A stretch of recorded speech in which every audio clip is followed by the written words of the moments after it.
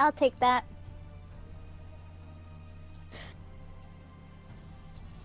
I'm dragging Alu still with my fist in their mouth.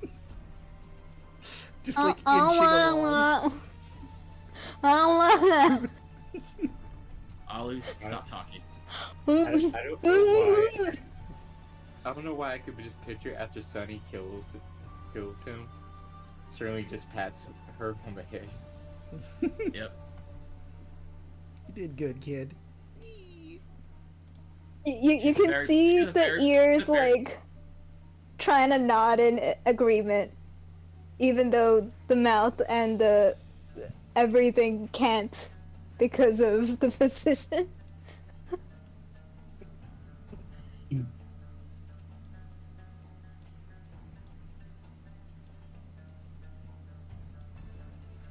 gonna spit up my Red Bull.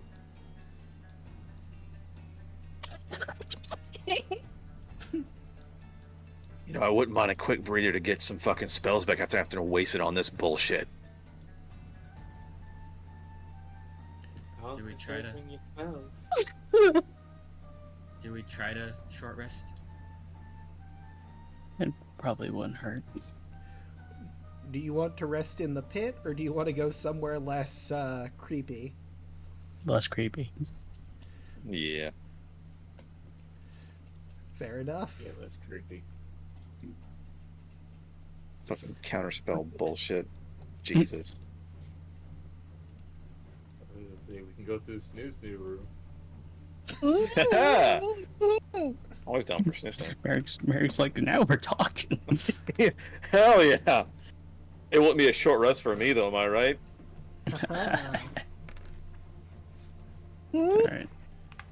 Ah, Merrick. What a card. What a card.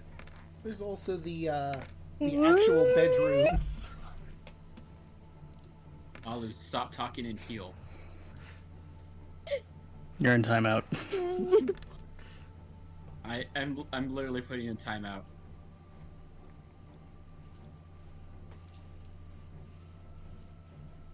So did you want to Sad go... bunny noises. So did you want to come to the pleasure chambers to rest, or the Empyrean bedrooms, so I can describe them?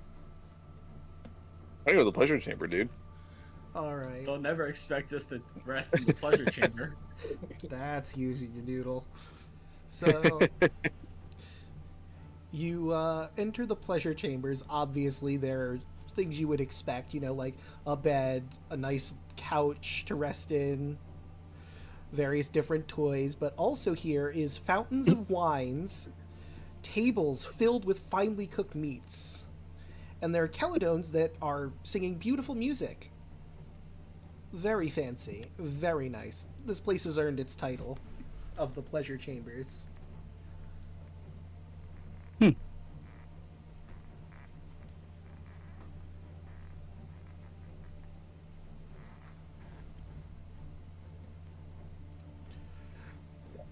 Okay, that's two gods down.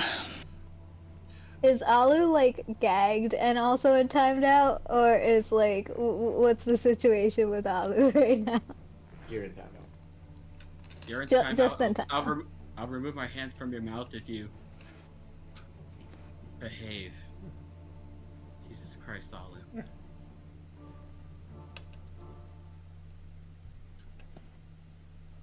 Sad bunny noises. You know what you did. You made things a whole lot harder. And not in a fun way. Okay, Merrick. Ew. I love how there's a very clear point being made here, and then Merrick's like, not in the fun way, and it just completely detracts from it. I mean, And then all I could think of, Luna says ill. Carla just like looks at everybody that like discussed it, and just like virgins. Alu's like, not a virgin. I have a I kid. was like, Andrew is also canonically not a virgin. what? I have a That's child. Dude, hell yeah. It's like I was like Tyler. debating on taking out like holy water. Luna looks. I mean, not Luna. Tara looks at you. Biology. Is it? Are you the father? Yes. Yes. Didn't you adopt yours, Tarla?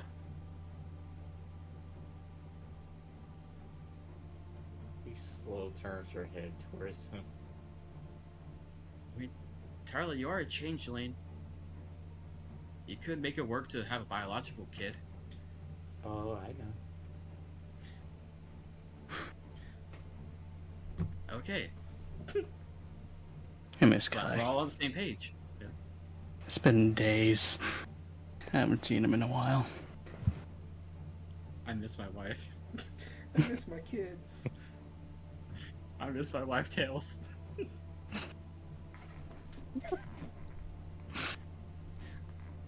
Would Kaya be Tails in this scenario?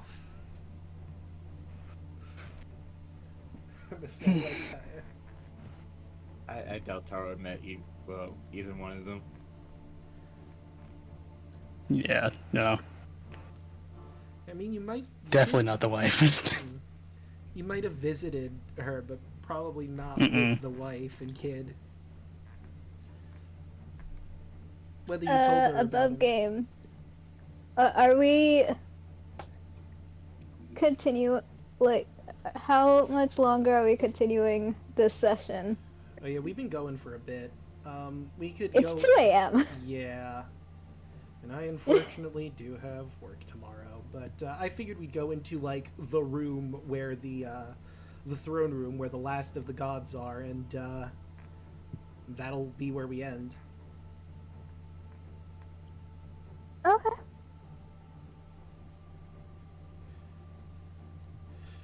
But Alu is currently in timeout for trying to bring the god of ghosts back.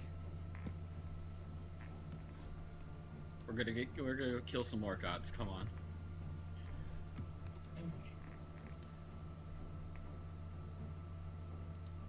But I think we're all recovered from our short rest, so.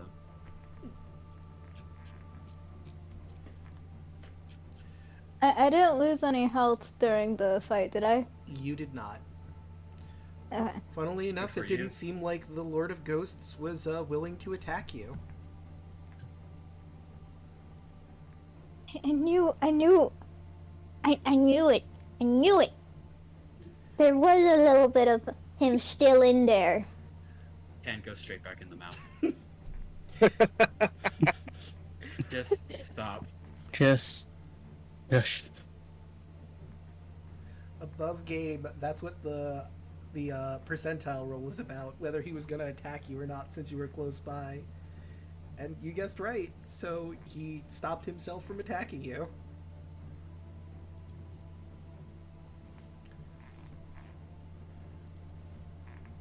But this time it will be from the north.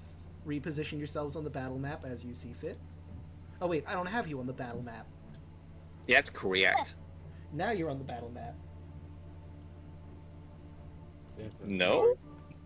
Where is that son of a gun? Where is that Oh, there we go. guy father? And with the short rest, that means Beacon of Hope probably is expired.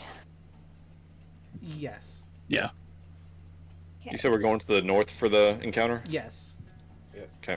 So Alu is currently dangerously close to where they're gonna be at the front. Okay, I'm gonna be over here. Mary can go in front of me. That's fine.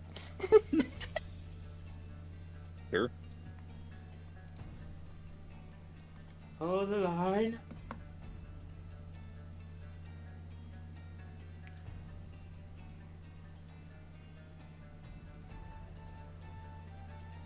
Oh shit. Oh, that's a lot of them. It is. Oh no. Eutheria. Why? Let's get into it. You make it into the throne room and you see 4 of the remaining gods left. The vile trickster, hunched over on his throne, chuckling lightly. The Sky Father, glaring down at all of you. The Sun Goddess, pompous on her chair, looking down her nose at these beings who would consider themselves gods. And the Fire King is just sort of sitting there a little bored, tapping his hand on the throne a little bit. Clearly doesn't really want to be here. And last but certainly not least, a goddess you're all very familiar with. Letheria, the goddess of death and madness, sits off to the side, holding a white sphere that has a blue light and a black light churning within it. A wicked smile across her face. Well, it seems immortal Samachi has come so far to die at the hands of the new Pantheon. What say you, Neo-Pantheon?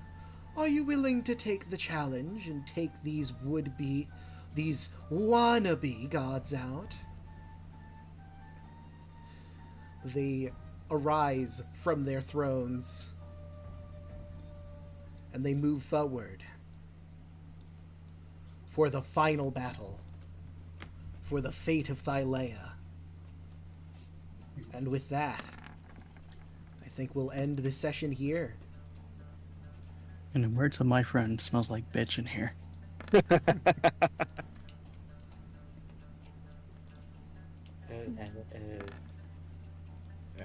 I'm not gonna go that route. Nope.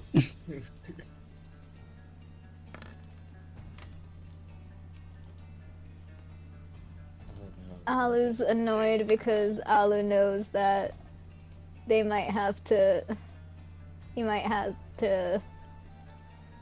use a certain spell on a certain party member again. Whatever could that be? Are we wonder. rolling initiative or? Oh, I was basically having you keep your initiative again, but if you want to re-roll for the final battle, I suppose we can. Oh no, do I'll that. keep mine. I'm staying at 20. I'm changing my 7. Yeah, I might re-roll my 8 Yeah. and see if I get lower. Hell yeah, let's A go. lot better than a 7. So what? I'll keep the 7. The 12. Okay, because I think you just rolled that 12, so it might have changed it. I don't remember what your original roll was. It was 12. Oh, Luna and Taro both had 12 before. okay. Then you rolled a 6 on another one. Okay, you know what, Merrick, if it makes you feel any better about your initiative, the Vile Trickster rolled worse. Good. He got a 4. I kind of want to re-roll, and I kind of don't, because I'm scared I'm going to get worse than an 8. Also, I think Do I it need to anyway. rework because we have like 3 people at 21. Andrews, what is your modifier to your Yes. initiative? It's 10, Plus right? 10. Kaya, what is yours? 3. And so you and the Fire King will have to re-roll, so we'll just do a quick d20. Just a flat d20, no modifiers, no nothing. Fire King rolled a... Oh, well, never mind. He rolled a natural 20, so I guess he's going first. Good. Waste that nat 20. Alright, but let's start going around the horn. Starting with Broaden. How'd you like tonight's session? Tonight was pretty fun. We've done a whole lot, and we're right here at the end. And now I'm staring at Lithera with lobsterous intent.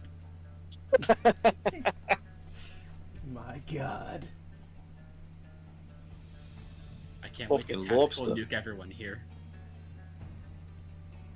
But, like I always say, support everyone else. Alright. How about you, Hoshi? How'd you like tonight's session? I enjoyed tonight's session. It was fucking funny. Got cracking, beat my bitch. Same with Moon Goddess. And now we're about to kill some motherfuckers. Hell yeah. Luna has it out for the Sky King. We all know Taro hates Letheria, so it's kind of obvious where she's going to be attacked. Right, Fan, how about you? How'd you like tonight's session? The sun goddess is mine. That is all I'll say. Alright. But I had fun. That's what I like to hear. I just don't like that she's looking down at us. I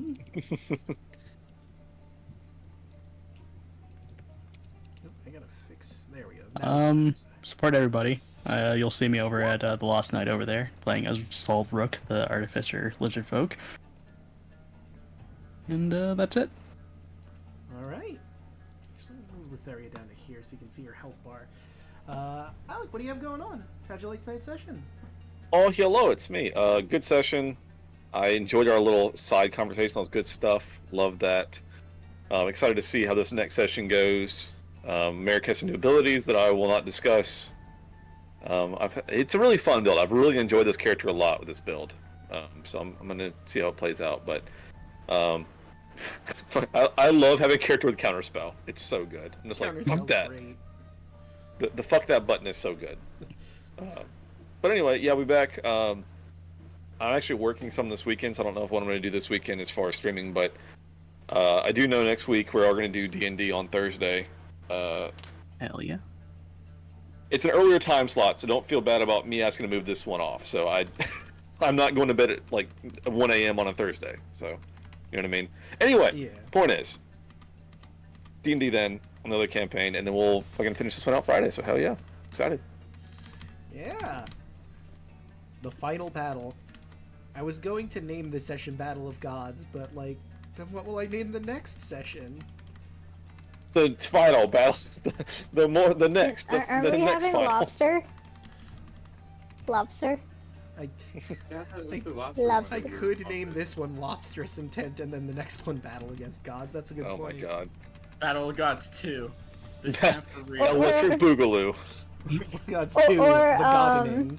We work here. Part 2. Round 2 on the moon. Alright, almost forgot. Moving right along. Youngling, what do you have going on? How'd you like tonight's session? I enjoyed the session. I think it's kind of funny, like, knowing Alu's convictions. It's interesting how things played out.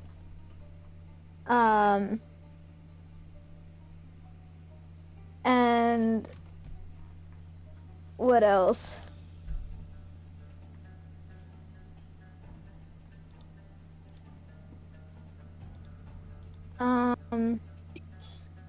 I really liked the interplay between the characters. And I may stream Monday. It depends on how close to finish I am on my own model for my streams. I am updating the appearance. I've been working on it since October. So we shall see how that works. And if the model's not ready enough, at least I may stream working on a new Be Right Back scene. So we shall see. Nice. And of course, you've already found me here. I stream Monday, Tuesday, Wednesday, Thursday, and Fridays. Monday, you can catch me playing through Dragon Quest Treasures, a whole new game that I've never played before, but it involves getting treasures, so I'm gonna love it, I am sure. Plus, it's Dragon Quest. I really like that series. On Tuesdays, you can catch me either over at Burnout Vaughn's channel, where we play Wild Beyond the Witchlight and Phase of Our Lives, but this week, Tuesday, we're going to be, well, technically it's next week, we're going to be doing one of our game nights. We will have to figure out what exactly we're doing, but sometimes we do Baldur's Gate, sometimes we do Jackbox and Rift Tracks and all sorts of fun party games. But Wednesday, you can catch me here for what is more than likely going to be the finale for The Wind Waker. We've gotten all 8 pieces of the Triforce. We're back in Hyrule. I'm sure Zelda is perfectly safe and Ganondorf didn't find her, because how could he possibly know to look in Hyrule Castle? Well, how could he figure that out? Crazy if he found out. Thursday, you can catch myself and Deluna here as we go through A World of All Time in Kingdom Hearts 3. Ariandel. We're gonna climb a mountain a bunch. Hooray! Also, we're going to talk about, like, the world at large, what they could have done to make this better, and I'm pretty sure it's Disney's fault that it's the way it is. But last certain not least, next Friday, Immortal Samachia takes on the Neo Pantheon. Will they survive? Will they rise to godhood and take down Lutheria? You'll have to tune in to find out. But with all of that said and done, how about we find someone to raid?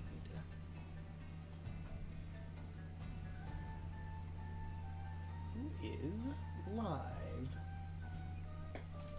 I'm pretty sure Lobster's intent is still going to be a raid message. Yes. Oh yeah. Lobster's intent. Let's go. Huh. There's not trapped here now. Hey, You leaving? say the thing. We leave Oh A. god. We leaving? We You leave heard A it this time? indeed. Yes. I'll have you autopilot the orphan if Oh, I have God. to. What? You heard it? Good. Yep. Autopilot the orphan, you what? You heard me. I mean, he is correct. Andros is an orphan still. Oh, Wow. I was just surprised. Hey, Look thank you for the resub. God. I don't even know. Don't bring it up. The clean slate. Please, slave. In an alternate universe, Andros becomes Batman. Except, I guess it would be Boarman? Oh god. Oh dear Jesus. He's just gonna be called the Tusk. There you go, perfect. I kind of like that. I'm not gonna lie. See, in our game, he's Scary Bone Man. Bone Swarm. Goddamn. I'm afraid to ask. Don't worry about it. I am also afraid to ask. Don't worry about it. See, when you say don't Yeah, worry about it, it makes me I worry just a boned little his more. character, it's fine. Yeah, he Oh. completely boned him. I see. Yeah. Death by Bone Swarm. It's always a good time. Bone swarm? Bone Swarm. Well, Boned. from God. context clues, I can figure out that it is a swarm of bones. Yeah, it's like So- a bone tornado, dude. Yeah, Pretty I had brutal. a feeling. That sounds unpleasant, yeah. Yeah. Is it like the what's it call it when Alu and well no right before the Knuckles we were no those are vampires. We were fighting vampires and skeletons. So, there were vampires, there were dread creatures, and there were, like you said, the Knuckles, and there was a room full of skeletons. Okay, Oh, I didn't yeah, remember the yeah. skeletons. I actually remembered shit. Yeah, I mean, I'd be surprised if you didn't remember the skeletons. You basically nuked the room with Turn Undead multiple times over. That is true. That is true. I Classic. did. You know, that makes me let's think, see. is it a war crime if they were already dead in the first place? Nope. Oh wow! Wait, you That's you an have answer a that point. some people don't want to know.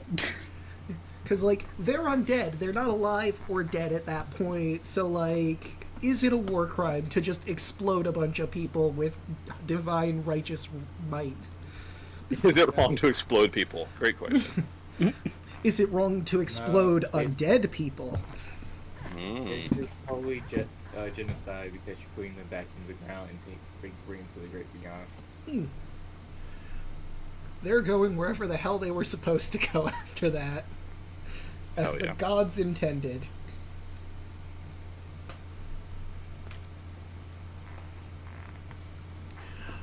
Oh, By the night.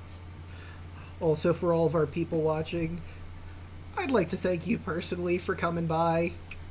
A lot of stuff happened over the past weeks. And you know, we apologized to that witch, so we were able to actually make it to stream this time. Been a while. Been a while. I'll do it again. Oh, no. I wonder if I actually sound normal volume for once. Oh yeah, you do. It's amazing. I do? You good. Yep. Even in stream? In stream. Check stream audio. sure our audio is perfect for the end. Yes. Finally get it right at the last episode. Good Hello, point. testing. Anyone in chat, please let us know if anyone's audio doesn't sound good. We Oh need my to god, make it's sure. normal. Testing. 1, 2, 3. See, Did it, Yelly. Did It took Is it till normal? it took till the end of the game. But we finally fixed your audio. The twist ending. No one So saw it all I coming. needed to do was not use the computer. Got it. I Wow. mean, sometimes that's all you have to do. Use your computer for the game, and use your computer for the Discord. I'm basically using my phone for the Discord right now. I should also probably grab all of the sheets I'm going to need for the enemies you'll be dealing with, huh? That'd be good. I figured I'd just free range this entire combat, you know, just come up with what they do on the fly. Hey, makes sense. Hey, if it works, it works. And you know what? The Sun Goddess goes supernova, and you all take, I don't know, 300 damage. Sound good? You don't want to do that. Drake, you say that, but that will not instantly kill me. I will still have to make saving throws. Lady, you 300 don't is want not to do enough that. 300 is not enough to instantly kill me. Fair enough. You are at 208. Which is insane Damn. to say that 300 damage is not enough to insta-kill you. Yeah, goddamn. Welcome to level 20. You have the most health? Do I?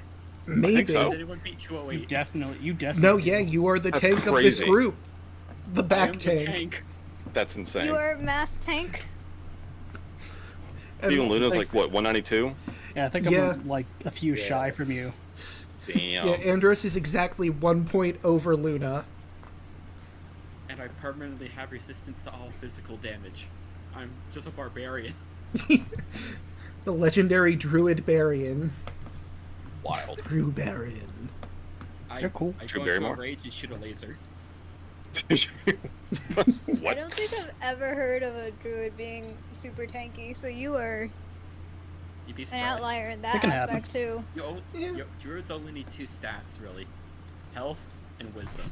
Mm-hmm. Nothing else matters. Damn. Sure, they're good at intelligence, but no one ever goes for that. And I mean, because Imagine having an intelligence stat. a theme Imagine. I often say with druids because of wisdom is they are the most perceptive of anyone in the group, period. I remember when I casually ran Curse of Strahd for some friends, our druid, someone sneak attacked one of the NPCs with them, and he's like, how the fuck didn't I see? I have a passive perception of like 20. And the guy who was assassinating the NPC rolled exactly one above his passive perception. It's the only way he got Damn. the attack out.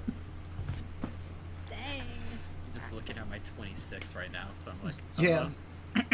Again, druids, the most perceptive class. I love Wow. them. You try to get something. I'm gonna miss this huge ass character sheet. Yeah.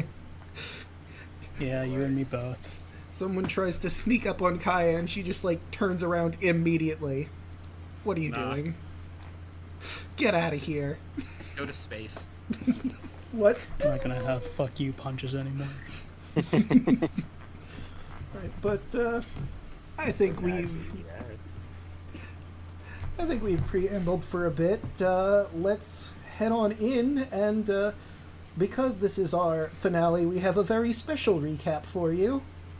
So, without further ado, who would like to start the recap? Not me, please, because otherwise I'll screw it up again and no one gets inspiration again. I mean, we just. I remember defeated- that much. I mean, last time we just defeated the Trask, and then the Great Hunter, the Skyfather, and the Moon Maiden tried to jump us.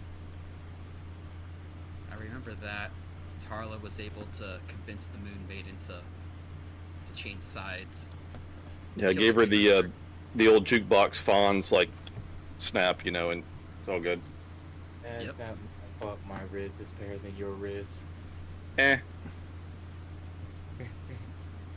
He doesn't care at this point. No, she doesn't kill me. You both rolled like nat ones, and you beat her with that. So let's play with that.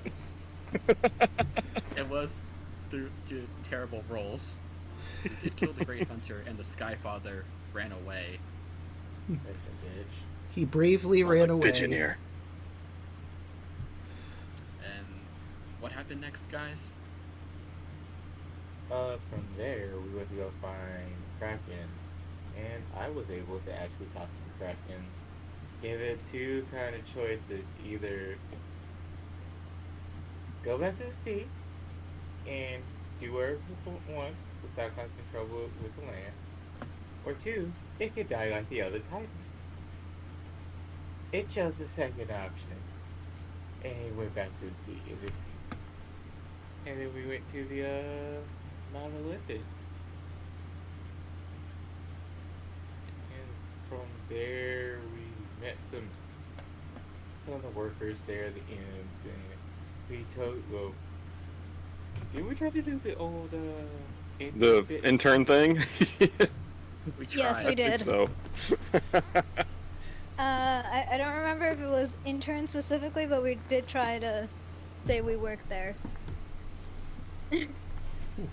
But they recognized you, so that didn't quite work. Eh. Yeah, then we ended up going in to find this area, and then we end up going to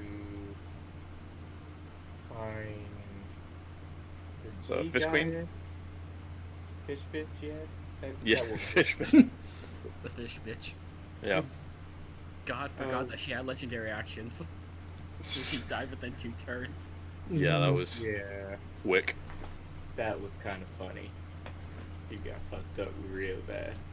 Sometimes you forget. Yeah. And after we got done with her, we went down to the pits. And Ghost Man. Ghost Lord. yeah, I found the ghost lord again. He had something going on with him, hazy looking, and he was kind of out of it because of some magic from Lutheria. Oh, you remember that, right? In character or? In character for the recap. I was not under the influence of Lutheria's magic. Okay.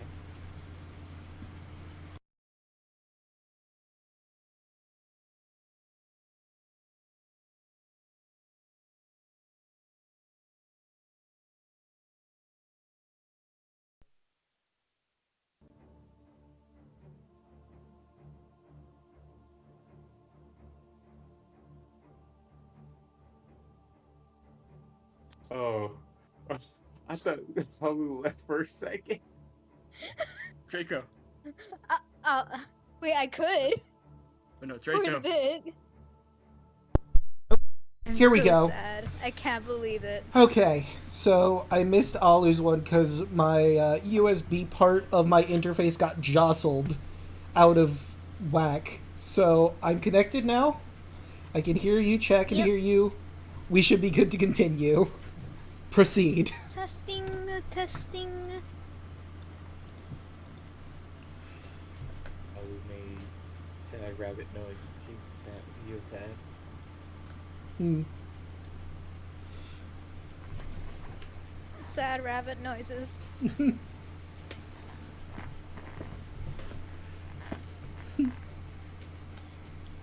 that it? And I do remember her dropping like a 70-point heal on the boss, and we're like, "Are you serious?" Yes. Yep, that did happen. Yes, Alu is serious. I think I tried to counterspell it, didn't quite get it or something. The whole thing.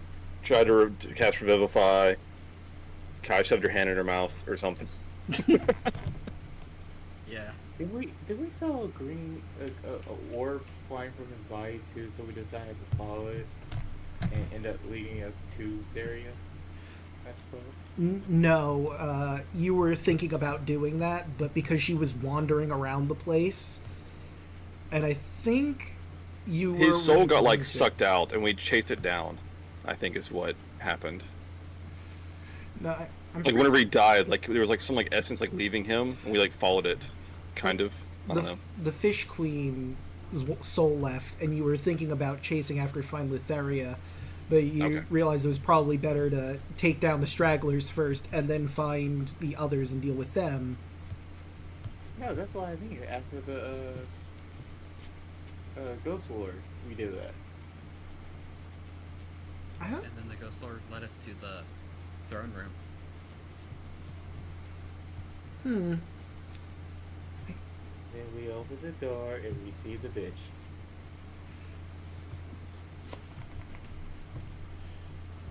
And one time I get to fight my boss and not get fired. Well, I mean, technically she let you go beforehand. Yeah, you didn't quit. You got fired. Fired is such Or a harsh let word. go. Let go is more accurate. Yeah. Your position is no longer needed at this company, said Litheria. Liquidated. I left on my own volition. She's That's writing what it they off all as beginning say. Layoffs. Listen, they didn't turn quite a profit with the prison cubes this year. They'd had to lay off some people. You know, But I I think had the that's- choice to join her, right? And we're glad you didn't, because now we have extra help to fight. You're not that crazy. Yet. Yet. I only say that crazy because sometimes you do scream when you wake up, but you spent several years in the Nether Sea, so that's understandable. Yeah. Yeah. Look, you have to Kind of listen part to of- it. You try to sleep with hear you fucking harass every night. Well, hopefully we survive this, and you'll be able to sleep a little more soundly. But we got some people to kill. All right. Well. The girls in the throne room. It's like Litheria and like the other gods, like the Sky God, and like who else? It was the Sky King, the Sun Goddess, the Trickster, and the Fire King. Gotcha. Basically, like the rest of the pantheon. Yeah. Yeah, we said we're not going to kill the Fire King as well. If I remember right. Wow. And if he surrenders, then we don't have to kill him. Yeah, I mean, I'm in the god killing business, and business is good. I mean, all I'm gonna say is that if he chooses to, surrender, we don't have to focus on him for a little bit. Now we could do this the easy way or the hard way. The choice is yours. well, hopefully he will get to that chance, but we will have to see. Everyone take your... Actually, wait, there's one more thing, I think, that wasn't touched on, but that was secret. So, Little turn. there's one thing... I was thinking about this. We could either have me and Merrick go off into one of the rooms so he could do that part of the recap, or he could very uncharacterly say, none of your business about Yeah, what that's happened. that's pretty accurate. Yeah, I mean, what's it to you, punk? Hop off my dick. Yeah. Hop off my grits. Right. Someone the other day said like, get off my grits, and I was like, what a phrase. That's a wild phrase. Keeping that in the old noggin. Yeah. It's bad that I heard that before, but I haven't heard it so fucking long. Been a while. Jacob, one last thing, because I messaged you about it like a while ago. Oh, I don't keep it. burned my old inspiration to transfer Foresight onto Andros, because I promised That's them at right. the beginning of the campaign, Yeah, and I was gonna, at the very beginning of the campaign, I'm fulfilling your promise. thank you for reminding me. I did allow Wait, that. what? So, I burned my inspiration because I promised Stan at the beginning of the campaign I was gonna Foresight Andros. and you didn't Oh, do it up to God. this It's point. gonna be good fun. And Wait, Yeah, why? so- look who's first, too. It's gonna be a good one. Why is it not... There we go. Let's move over here. I believe we have the proper music. Yep. Did we get inspiration for that? Yeah. Oh, I said you did. So yeah, Oh, everyone gets the inspiration.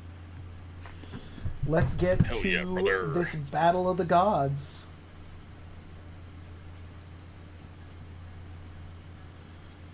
Everyone, it's been an honor.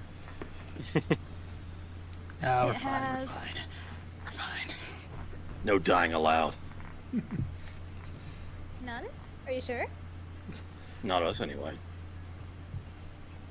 All right. You know, that's like very thoughtful, Merrick. I I whispered appreciate that. you saying that. 31. You did. Yes, that 31 will certainly hit. Let's see. Plus, wait, let me get the calculator out. So, That's a nat 20. goddamn. Damn. Oh my god. Did you whisper the first one? He did Yes, I whisper did. the first one. Okay. I was like, am I glitchy? 7 plus 12. Okay, so that's 64 damage total so far. Yes. Hmm. Yeah, sure. I'll do a stunning strike along with flurry of blows. Why not? You've got the points That's for another it. nat 20. Goddamn. What the shit? Endros What? is fucking ready. Andrew, This is our power Okay. foresight. he's coming in with the jack.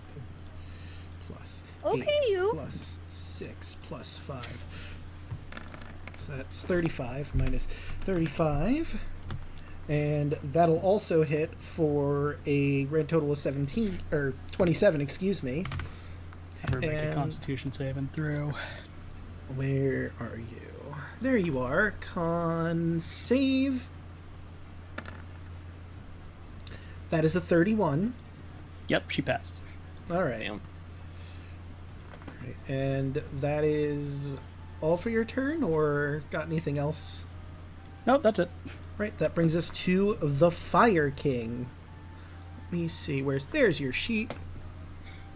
So like above game, it's really difficult for me to navigate the sheets here because their stat blocks are Empyrean. So I have like Younger Empyrean, Elder Empyrean, and they're like 4 different sheets I'm juggling that basically look identical because I can't see which one is which until I hover over them. So just give me a quick moment to... There we go. All I'm hearing is get good. Jeez, Does sound Merrick. like that. Just a touch, yeah. Interesting. Interesting. I can't believe that you you've would done say this. that. Wow, I suddenly died. Amazing. Get crit. Maybe not there. Also, I need the linger. They all attack Merrick? Wow. And Alu. Get that No. prick. They probably want to get the Moon Maiden in this. Talk shit, get hit. It's fine. Merrick is just out of range for this, and I mean, it will hit Andros, but it's not going to affect you because he's going to cast a ringed firewall, obviously pointed inward at everyone in there. So everyone in that circle needs to make me a dex saving throw as a ring of fire encircles Tarla. Serlene's in the fire at the moment. Alu, the Moon Maiden, You said dex? Sunny. Yes, dex. Okay, you meet it, so you beat it. You're only taking half of that, so 21 divided by 2. You're taking 11 damage, Alu. That one's Luna's. Ollie, don't you also have a ring of fire resistance? You do. Oh, yes. So you take half You of take that half. 11. So you're actually taking 6 damage. Okay. Cool.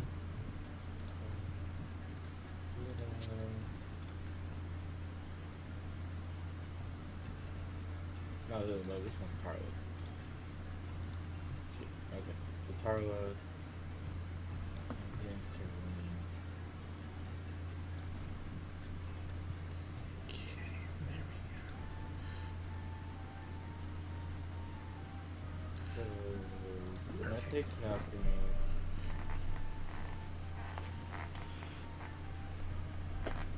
Serene takes half, and Tarla takes full. Okay, and I gotta roll the Moon Maidens. And then her dex. Just a flat dex. Well, she didn't do very well. She gets the full 21. Right. And... oh, you know what? Valid thing. Let's see, that was his action. He doesn't have bonus actions, I don't think. So that would be it for his turn, but we got a whole room full of people with legendary actions. So... he's going to use 2 of his legendary actions to cast Scorching Ray. And he's going to target the Moon Maiden, Luna, and Alu. Of course. Oh, wrong sheet. Fastball! Scorching Ray. So let's see, that is a 19 first for the Moon Maiden, which does hit just barely. So she'll take 8 fire damage. And Luna. That is a 2, that's not hitting. Alu, that is a 12. Damn, he rolled like shit. Oof. What save? Oh, it's not a save, it's an attack roll on his part. And he missed. Okay. Let's Sorry, see. my cat knocked over my computer mic. No worries. Let's see. I guess the Goddess of the Sun. Let's see, you're right in front of her, though, Andros, and you just kicked her teeth in, so I think she's actually just going to swing her weapon at you. Well, that's a natural 20 with a natural 1 on the other side. Heaven or hell. So that's absolutely a nat Wow. 1. That's absolutely a nat 1. Advantage. Wait, why is it a nat 1? Foresight. Foresight. I keep Crit forgetting yourself, who made it. Sight does. And you probably got the eye on you. I have advantage on them, It's but they have so disadvantage on broken. me. Oh. Foresight's broken, so. Let me see. That's why it's a touchdown 9th level creature. spell. For the duration, target can't be surprised at advantage attack rolls, blah, blah, blah. Additionally, other creatures have disadvantage. Oh, damn. So, let's see. I rolled a 7. Let's grab the fumble chart. Huh. Number 7. She's got a sudden illness for 2 rounds. She got a bit of a tummy ache. She's a little dizzy. She tries to swing at you, but you flash a bright Whoa. light in her eyes. Whoa, dude, I'm married. Whoa, dude. Disadvantage on attack. Oh, so she already has disadvantage on attack rolls because of that, but now on everyone. And disadvantage on dex-related ability checks and saving throws. I just picture Andrew just punch her in the stomach.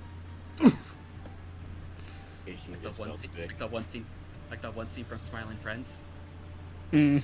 where Charlie just punches the demon. Swear to God, dude, if you do it again, I'm gonna punch you. No, like Goku punching Frieza straight through his stomach and Frieza was gasping for air. Do I want to do that now? Sure. Since you're like right up here, let me grab the free hand because Skyfather is going to, maybe not red. He's going to cast Spiritual Weapon and have that attack you. Orange. My amazing spear art right here. Mm. In all its spiritual weapon glory. No, that's the wrong one. That's sun. That's war.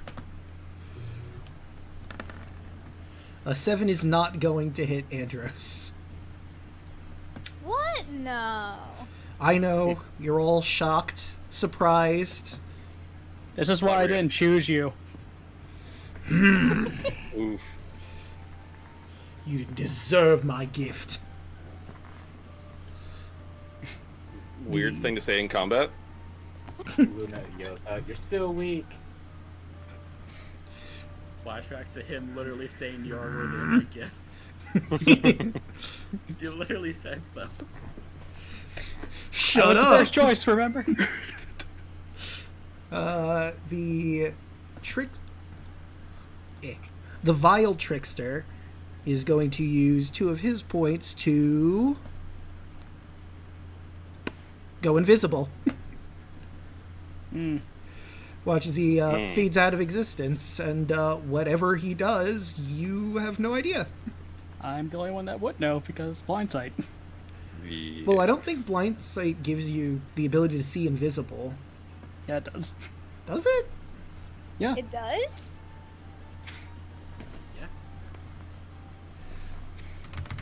Okay, you're just OP. Mm-hmm. I feel like everyone except me is OP this moment.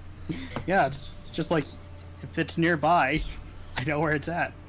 Effectively see Yep. without reliance. It's like Andros actually sees him, but he knows where he's at. It's the same. True with sight, like true sight is where you can actually see like everything. Blind sight is like you just know where things are at. Mm-hmm. Yeah, Sterling's the same way because Sterling has 60 feet of blind sight. Mm. And I have 30 of it. Right, so 2 of you know where the vile trickster is, but the rest of the party is unsure. Actually, let me look. The Moon Maiden might also know because she has true sight. Although invisibility is an still see it. illusion, so yeah, she can also see. Mm-hmm. True sight definitely got- sees through visibility. Yeah. And I have blind sight as well because I'm mounted. Oh yeah. I get the blind sight from dragons as well. Let's see, 1, 2, Yep. 3, Same as Tarla. and Level 20 characters. So half of the party just sees where he's walking. Joke's on you. Tarla's not level 20. Oh True. yeah. All right, and We'll prove everyone wrong. You don't need to be level 20 to kill a god.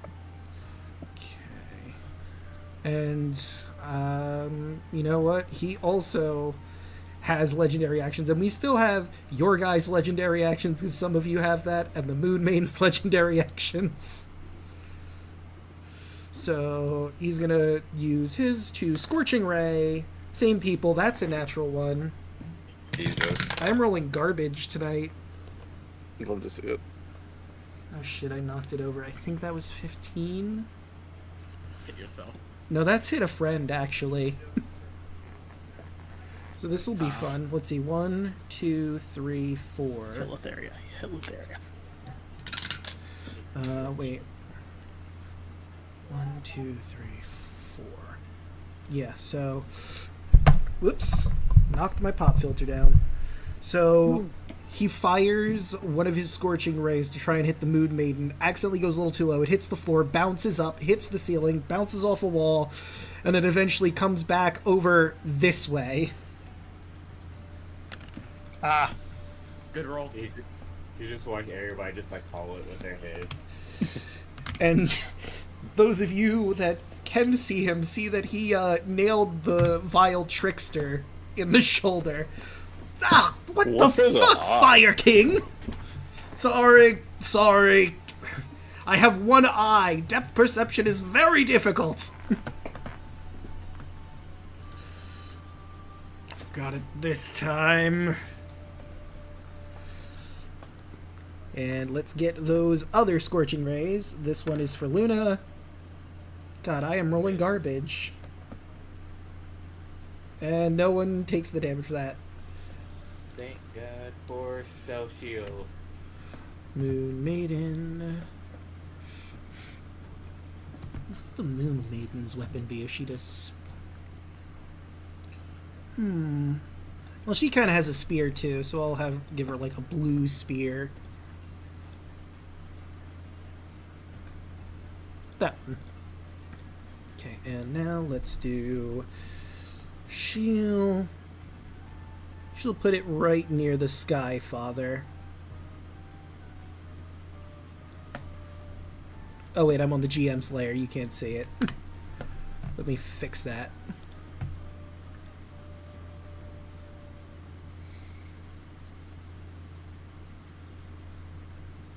Perfect.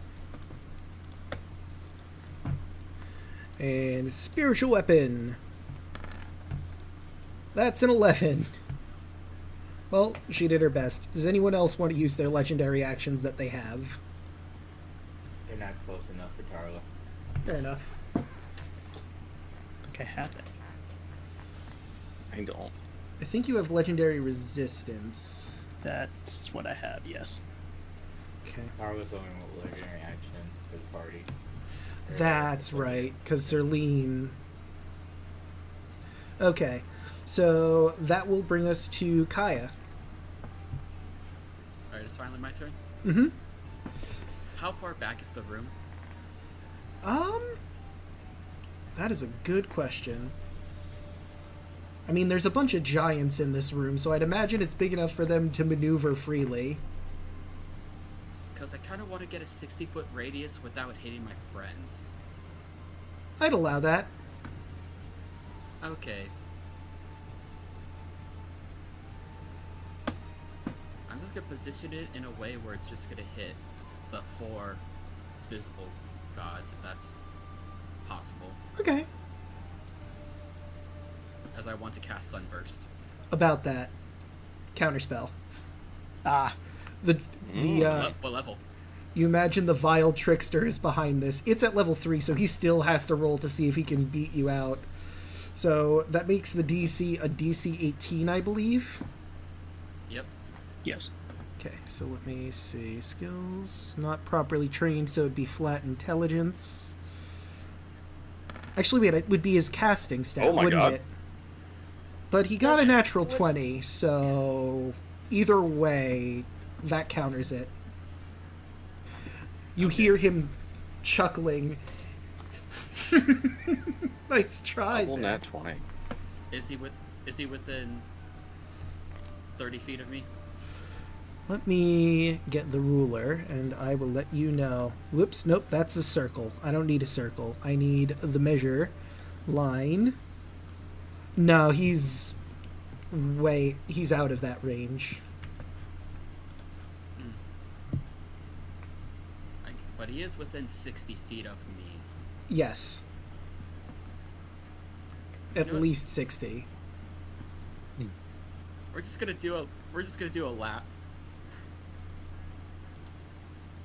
Cause I want to hit him in particular. No, that's fair. He did just I- counterspell Sunny- you. I have Sunny Dash, so I have 160 feet to work with. Just let me know. 30 feet this way. Do I ping him? Let's see. What is the blind sight again? 30. 30. Okay. But nope, not quite. What if I go 30 this way? Okay, let's see if you manage. Still not quite.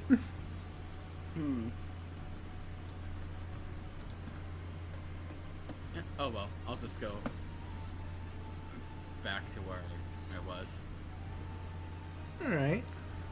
And fuck it, let's just hit I get bonus action, eeny, meeny, miny. Let's hit the Skyfather. Well, a 23 hit him. That will hit. 22 radiant. Right.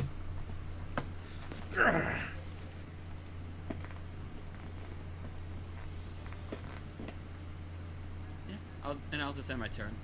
Right, that would bring us to Alu. Okay, casting Sword of Fate. Which one would be in range? 60 feet. Am I already in range for some of them? Let's see. So you can't see the Vile Trickster, so we'll take him out of the running, but the Skyfather, the Sun Goddess, the Fire King, and Lutheria are all within 60 feet. So literally everyone except for the trickster. Yeah, who might be within 60 feet, but you would have no way of knowing. Ooh, okay. It's gonna be you cannot harm us. And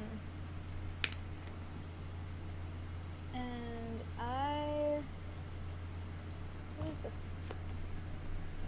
most tanky? Let's go you. I picked the closest one. Okay. Fuck you, Skyfather. Alright, I imagine the criteria is the same as it usually is. Don't attack us. Not my Don't father. harm us. We're gonna put the sword on him. Actually, wait. Do I have a better sword? Did I use a different one for you? Where is it? There it is. That's the one I normally use. Get rid of that one. There we go. Okay.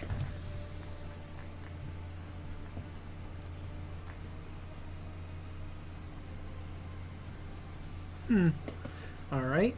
The sword is above his head.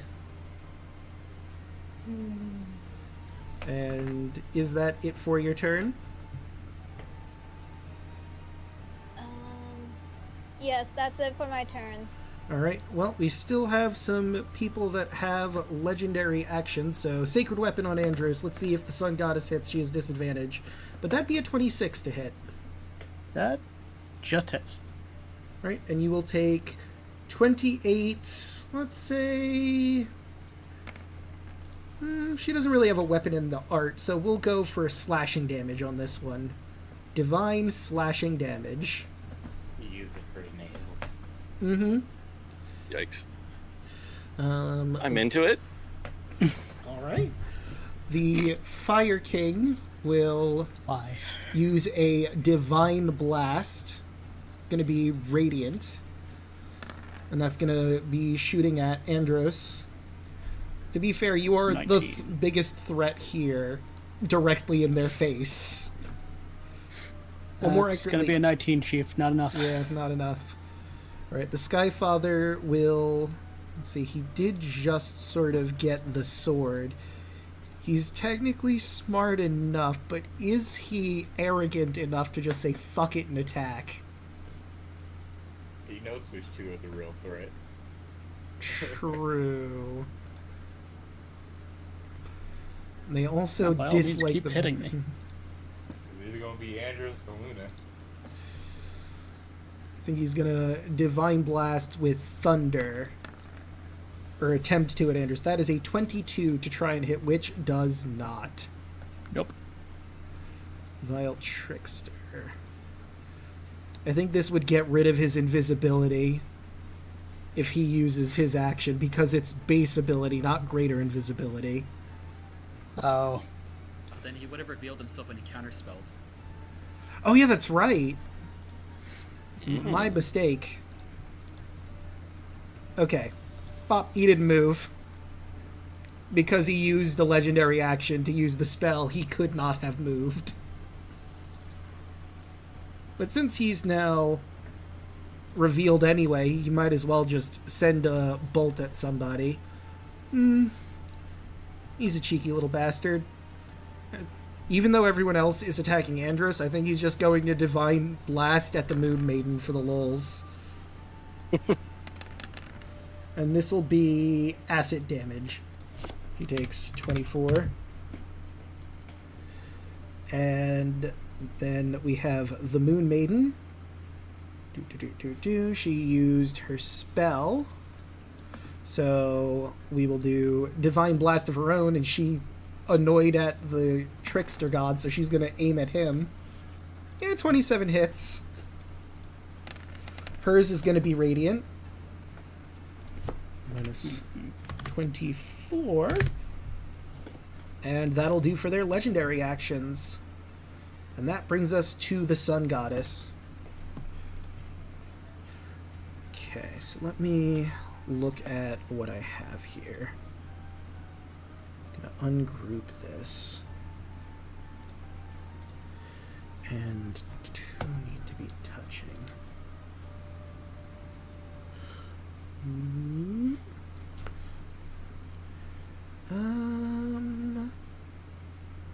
We'll get rid of that one. Okay. So, stop me if you've heard this one before. Fire rains down from the sky. Oh, that's a good spell. It's holy sun energy, so it's a little different from when the Yugoloth did it. But here comes Firestorm. Everyone in those yellow squares needs to make me a dex save or take 42 fire damage. Oh boy. That's great. Oh no. Whatever will I do with my fire immunity? I know. It's tragic for you. I mean, I have a certain number of squares that I Jesus. have, and like, Jesus Christ. they know that Andros is immune to fire. They should know that you are too, but I can only dish out so many, and I can only hit someone once. So, all right. So far, it looks like Merrick failed, Alu failed, Tarla has failed. Serene needs to roll it as well as Luna. That one's Luna's. Oh, okay. Yeah, So, it's just because I had the portrait of right. Okay. Okay, so Moon Maiden with her dex. Well, That's a 15. It's fine though because like even if I fail, I only take half dam, right? Yeah, because of Yeah. your ring of resistance. I'm going to use a legendary resistance for all the moves. That's fair. Oh yeah, she could also do that. So I'm going to give her back her health. She has a legendary resistance. Why would she not use it? So that would be 21 for anyone who succeeds, or Luna because of her spell shield taking nothing. Spell shield and shield master. Oh, She's a younger god, so she only has the one resistance. But I feel like the sun fire rating from the sky is worth making the legendary resistance for. 42 is a lot of You damage. said 21 for succeed, right? yeah, it's not great. Yeah, 18 is for a success. Or yeah, you have to roll an 18 to succeed. You take 21 on a success. Okay. Thank yous. No worries. Okay, so that was Firestorm, which is action. I don't believe she has any bonus actions in here. So I think that's it for her. I think all of the gods have expended all of their legendary actions at this point. She's probably not going to move because there's no reason to move with Andros directly in front of her. Bringing us to the Skyfather. Well, he can't move within... Well, he can technically move into the Ring of Fire. It's just not advisable, I feel, to move that way. Well. He could try to... Can't really get a good flank. Actually, he kind of... No. Spiritual weapons don't give flanking. Nah. So, there's no reason to do... Well, there is a reason to do it. Sure, he'll move over here. Not be in the Ring of Fire. So, which way did you go? He went... Because you can move through friendly spaces. He went around with the Sun Goddess. Okay. That way-ish. Yeah. Damn it. And... Well, technically, He thinks to I see a himself... reaction to hit. Thinks to himself, I wonder if this will beat out the thing. He looks up at the sword, and he's gonna cast, you know it, you love it, Spirit Guardians. Technically, he's not the one doing the attacking at this point. It's the Spirit Guardians he's summoning. So maybe it's a loophole. Well, his intent is to harm. But is he the one that's doing it? Yes. It's like... It's the letter of the law versus the spirit of the law at this point, I feel. Did he cast a spell? He did cast the Yes. spell. Then yes. Cast the spell, intent to harm. It's defensive. It's fine. Yeah. Puts it up, immediately has to roll a con save. Immediately. No, wait. You know Oh, what's even yeah. better? He does this, a fucking Mechon from Mechanist comes and begins to fucking state his rights and whether or not this contract works or not. Alright, so you cast the spell with intent to harm. I mean, yeah, but am I the one attacking? I don't think it works like that, son. Yeah, Damn it. Luna's gonna go ahead and, yeah, he's gonna get popped by Luna for her reaction. Are you around the firewall? Is that a firewall? That is a firewall, the Yeah. red circle. She's right in there. Do you have blind sight? Yes, I do. Okay. wanted to make sure you can't see through firewall. Well.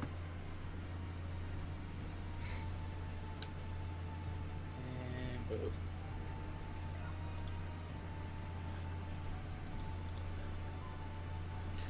Okay, let's see. I think a 37 will hit.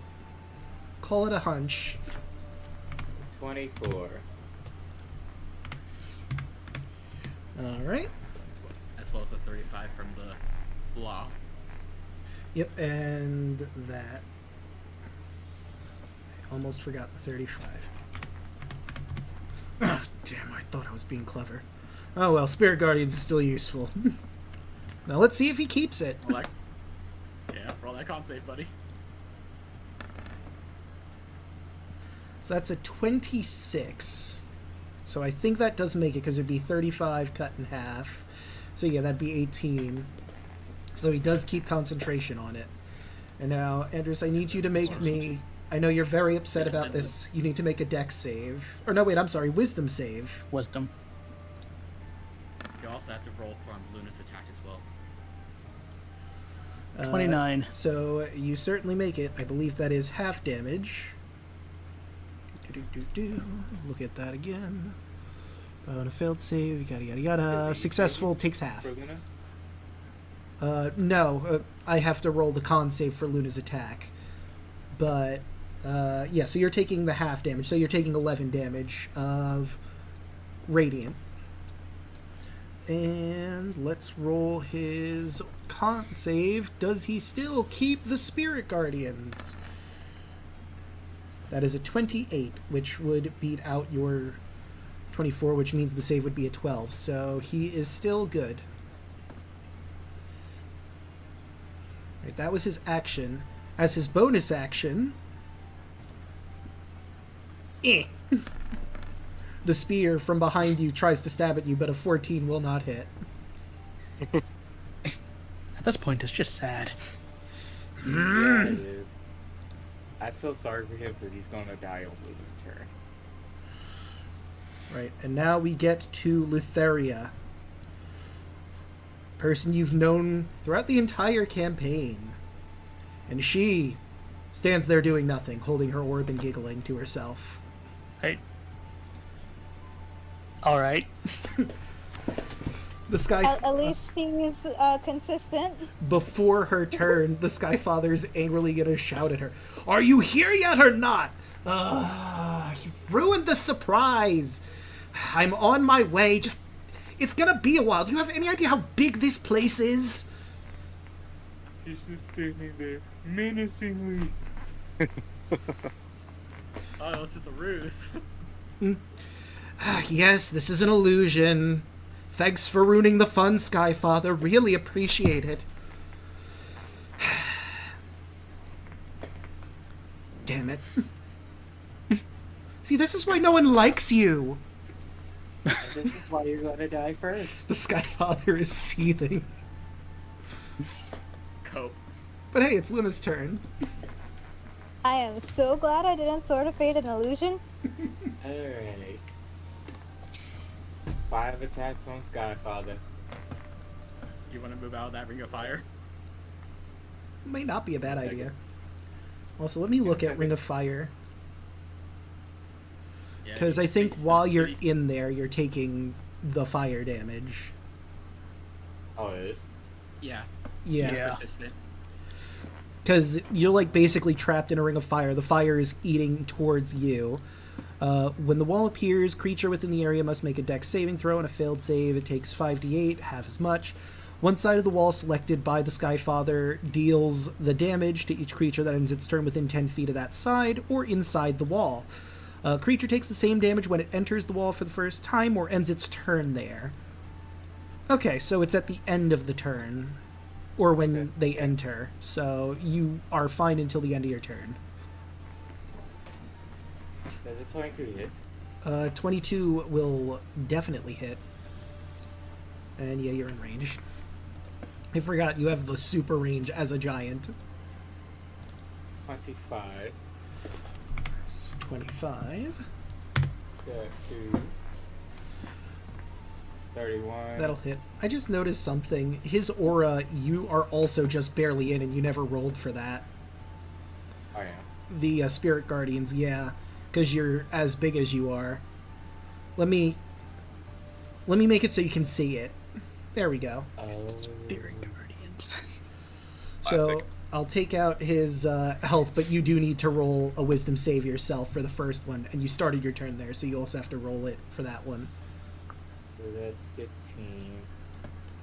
17. Not 15. Not 15. 25. 25. I calculated it up. Okay, so roll 2 wisdom saves. save. Alright, so the first one fails. Did you want to use a legendary resistance or take 22? Spell shield. Oh, right, Spell spell shield. shield. Gives you advantage, right? Yep. So that'd be the natural 20. So you are going to take a... No, you're going to take none because spell shield. So you're good for the first one. And wisdom save number 2 for starting in it. That, however, is not going to make it, so I will roll the damage for the second one. Legendary resistance. Alright, fair enough. And because you hit him twice, he needs to make 2 con saves to see if he even keeps his Spirit Guardians. Con save 1. Con save 2. He's good. Attack number 3. God dang. 21. That just barely hits. Will you be using the lightning? 26. I'm still fishing for a crit. Oh yeah, you still have more attacks. Attack number 4. 26. 21. And I will use the lightning damage onto this one. So that'd be 15. Whoops. 15. Plus 6 plus 11 for 32. Bonus action, Ponar Master. It 21 is going to hit again. for 13. Always so many 21s. 13. That's the number of the night. Apparently. 21. 21. Does anybody remember Action that? surge. Action surge for 4 more attacks. 35. Yeah, that's going to hit. Much to everyone's surprise, I'm sure. For 27. Minus 27. Ooh. That is a natural 1.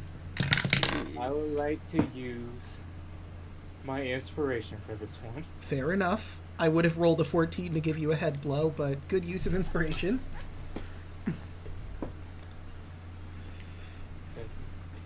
34. Alright, that'll hit. 26. Uh, Attack number 3.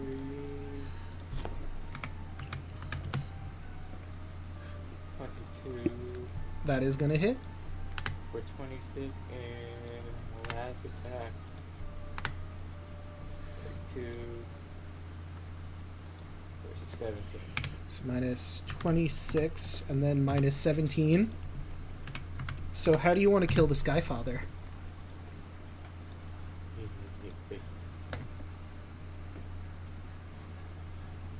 You just see Luna just like spinning the glaive rapidly in a circle, doing figure eights and everything, and then she slices off his head. His head comes careening off, blood pooling on the floor as his centaur horse legs start to fall underneath him and he collapses to his side. A red light shoots from his body and shoots down the hallway. Letheria rolls her eyes. Well, there's no reason to keep it coming through the illusion anymore if you know the joke is up. Good riddance, honestly. The sun goddess actually nods to, fuck the Skyfather. Jesus. That guy. You get very sibling vibes between the sun goddess and the Skyfather. I mean, there should be some love there, but evidently not. Not any. Fuck them. Apparently, you only either love your siblings or hate them. Apparently, there's no in between. Yeah. And then Luna is going to here. The vile trickster looks at you. I'm in danger. Yes, you are. And that will be Luna's turn. All right. That'll bring us to Tarla. Carla and me will move to here.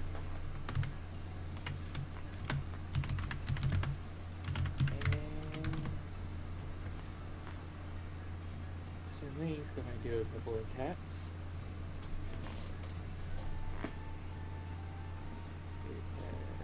Bite. 22. That will hit.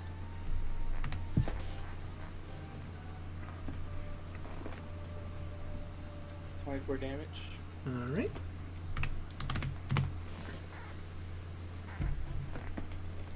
Well, 23. Wait, why does she have advantage? No, never mind. Wrong game. Okay, I rolled a 1 on the fumble chart, so... Well, she doesn't have armor, so that's just going to be a miss. So her scales fall off. Like, it's entangled in armor and clothes, but with lack of that in dragon form, there's nothing to really get caught on. True. Be graceful, Serling. Use the trip and just hit them again with your extra attack. And clock. 24. That... Oh, wait, hold on, I realized something.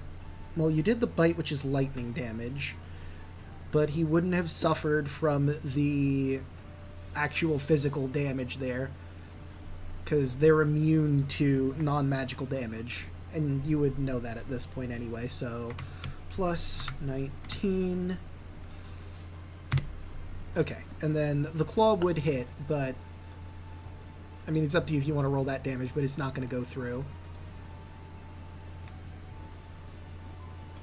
Alright, and then Carla will summon, use bonus action to summon Echo right here. Okay, let me grab your Echo. Bring her into the fold.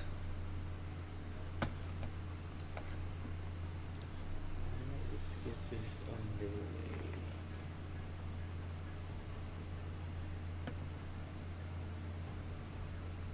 She will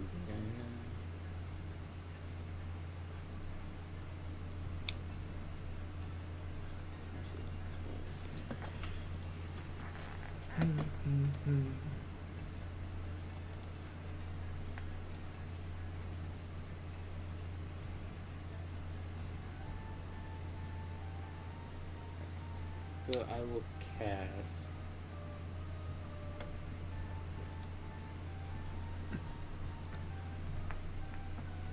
Second Lance on the trickster. Okay, and he needs to make an int save of 24. 26 actually. Alright. Dilute. Well, that's a 15, so that's not going to do it. So he's going to use his legendary resistance. Buddy. So he takes half of that, correct? Mhm. Yes. 13. Boop.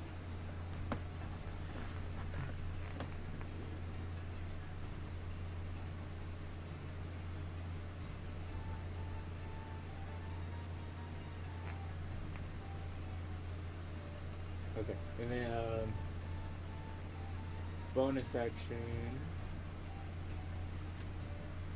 chakra.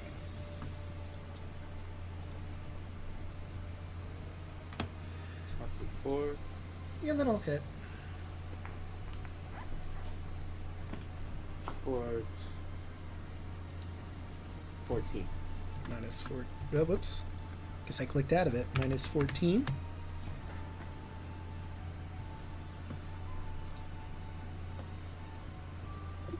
That's back actually. And that will be my turn. All right, and that will bring us to Merrick. Sweet. Me and my garbage initiative rolls always. Yeah. I don't see that I used it last time. So knowing this battle, like we walked into this room, I would assume that I used my Dragon Burst action when the fight began, essentially. To not burn an action in combat for that, if you'll allow it. I mean, you knew you were heading towards Lotharia, so I would have allowed you to activate Dragon Burst in the hallway before you came into the room proper. Sweet. It's like it's one of those like right before combat kicks off. It's only like a minute duration. It takes a whole round of combat if you do it during, which sucks. Yeah. So, okay. So Merrick's gonna move up to the Trickster, and we're just gonna do some good old melee. Haven't done that in a while, so let's just see what we can do here. All right. Yeah.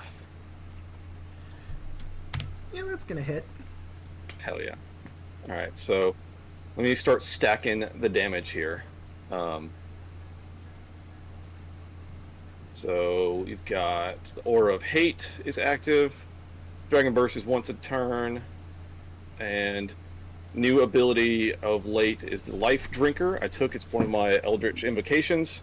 I get to add my Charisma modifier to damage. So stack all that on top. And we'll go for some... I think that's it. We'll go for some damage. Alright. Yeah. Alright. So that is 31 from all that other stuff, and the 14 from your base. Well, that's if you got a natural 20, so 9. This is the 9, yep. So that is 40 damage. Alright.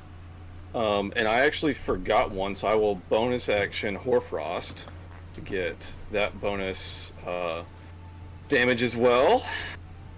So I will lose Dragon Burst. It's only once a turn, but I will gain Hoarfrost on this one. Let me swing again, see if I can get a hit. Question mark. Let's see what we got. Natural one. Wow. Oh my god. But you do have an inspiration. Shit. Yeah. I guess I will need to use it because I don't want to deal with that. So use an inspiration to re-roll. Let's try again. No nat ones, please. That'll work. That's better. Alright, so again, we've got Aura of Hate, zone within whatever feet. We've got Hoarfrost and Life Drinker are active. So, yeah. Nice. That is a solid 25 plus 9 for an additional 34. Hell yeah. And that's me. Alright. And that'll bring us to the Moon Maiden, who, let's see, I think she's going to do a little bit of setup here and activate a Beacon of Hope. So Alu doesn't have to do it. So, let's see. Choose a number of creatures within range for the duration. Each target has advantage on Wisdom saving throws, Death saves, and regains the maximum number of HP possible when healing. So, let's see. It is any number, so that will be a him. Alu and Andros and Merrick and Tarla and Luna and Celine and Kaya and Sunny and herself. Why not? As a treat. Oh wait, hold on. It's within 30 feet. Good point. It has to be within 30 feet. She could move. I mean, for one, she's going to want to get out of the fucking fire. First and foremost. That would be ideal. Let's see. She moves over to, like, there. That's 50 feet of her movement. And she can fly, so she'll just use the flying speed to hover slightly above the ground. And if she moves, like, right here, does that put everyone within 30 feet? Well, Alu's certainly there. Merrick is there. Andros is a little far out of it. It is concentration, so as long as you're within 30 feet of her, actually, you'll get this. So, let's put on that aura. Make sure everyone can see it. Yep. There we go. Just get in the blue light, and you can get your maximum healing. You have advantage on your wisdom saving throws and death saving throws. And as her bonus action, she does have her weapon right there. Spiritual weapon. Stab the trickster. 13 is not gonna do it. God, spiritual weapon doesn't really seem great. No, not at this level. I mean, it is an additional attack, to be fair. I'm just rolling absolute garbage. But Right, it's not their main bread and butter. yeah. But that'll do for her. Also, the other thing is, like, because you know her capabilities, they have legendary action to cast level 2 spells or lower from their list. It just costs 2 actions, so she freely got to do that on a legendary action instead of having to waste summoning it on her turn. So that is something. The vile trickster looks around, seeing everyone around here. You know, I don't vibe with this particular area of the field. I'm out. And he's going to cast Dimension Door to get the fuck out of there.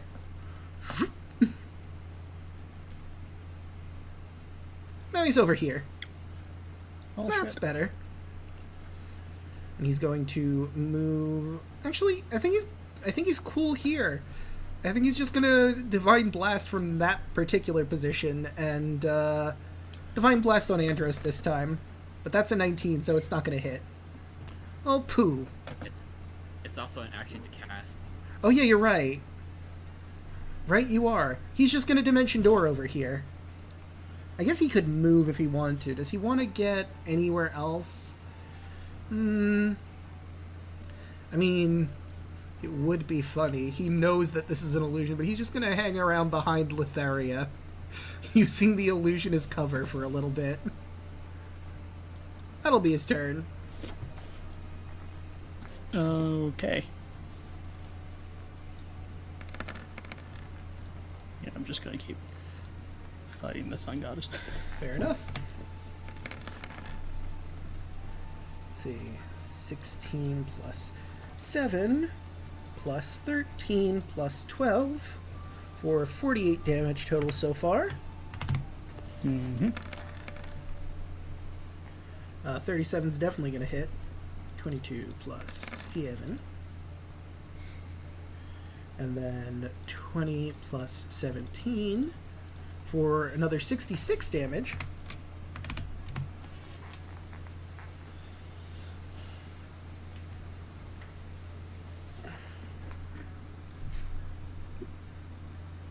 And is that it for your turn? Yep. Alright, that'll bring us to the Fire King.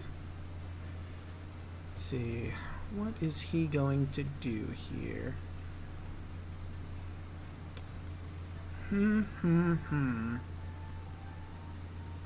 So that would do 76s.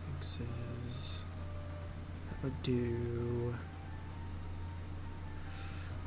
Yeah, I'd say it's more worth it to do that. You are a serious threat, but there's also this conveniently placed group of people over here. No, not there. There it is. Let's put the linger. No, not on that. We want it on Merrick because that will hit all of the people over there with a real classic D&D spell. The Fire King casts Fireball. Fireball. Fireball! So I need a dex save from Luna and Serlene and Tarla and the Echo and Merrick. Great.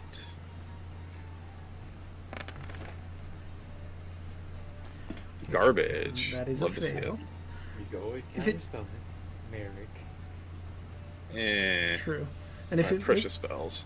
if it makes Don't you feel like feel it. better, he rolled a lot of 2s and a 1 in there, so this Yeah, could be much 21's worse. Yeah, not terrible. that's It could be kind of way like- worse. The saddest fireball. Yeah. Alright, so Tarla, minus 21. Tarla, um, Luna.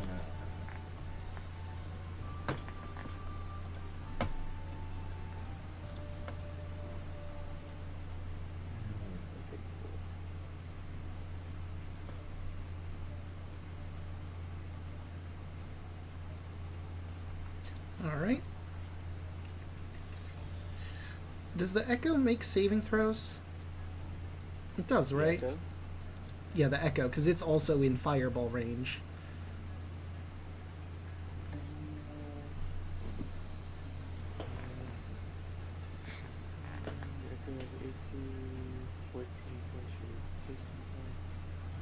Immune to all conditions. If it has to make a saving throw, it uses your saving throw bonus for roll. It probably just gets pooped from damage. Yeah, it has a hit point of 1. Yeah, so, goodbye, Echo. Whoop.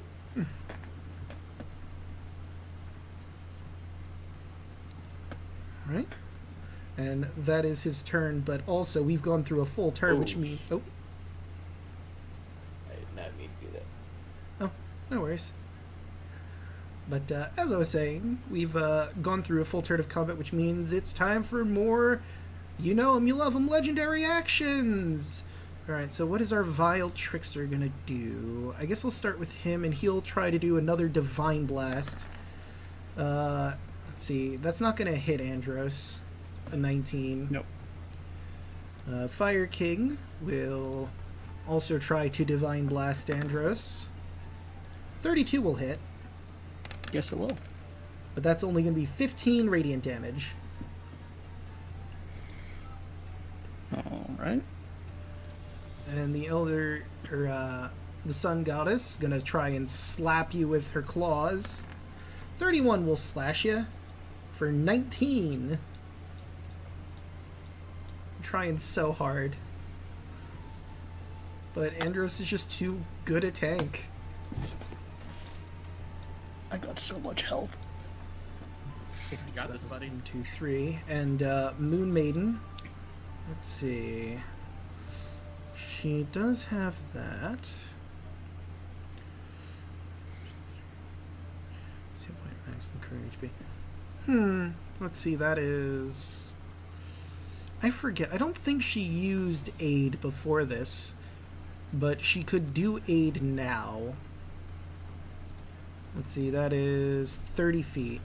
Well, everyone in that circle's in 30 feet, so Merrick, Alu, Serlene. She's going to use her legendary action to cast Aid, so your max HP is going up by 5, and your current hit points increased by 5 for the duration, which is 8 hours, so enjoy your 5 additional HP. As a treat. That's nice. And that will bring us to Kaya. Okay. Neo.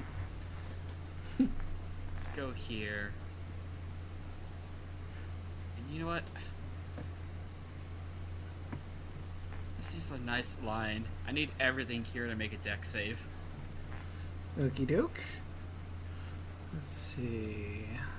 Oh, he's right here first.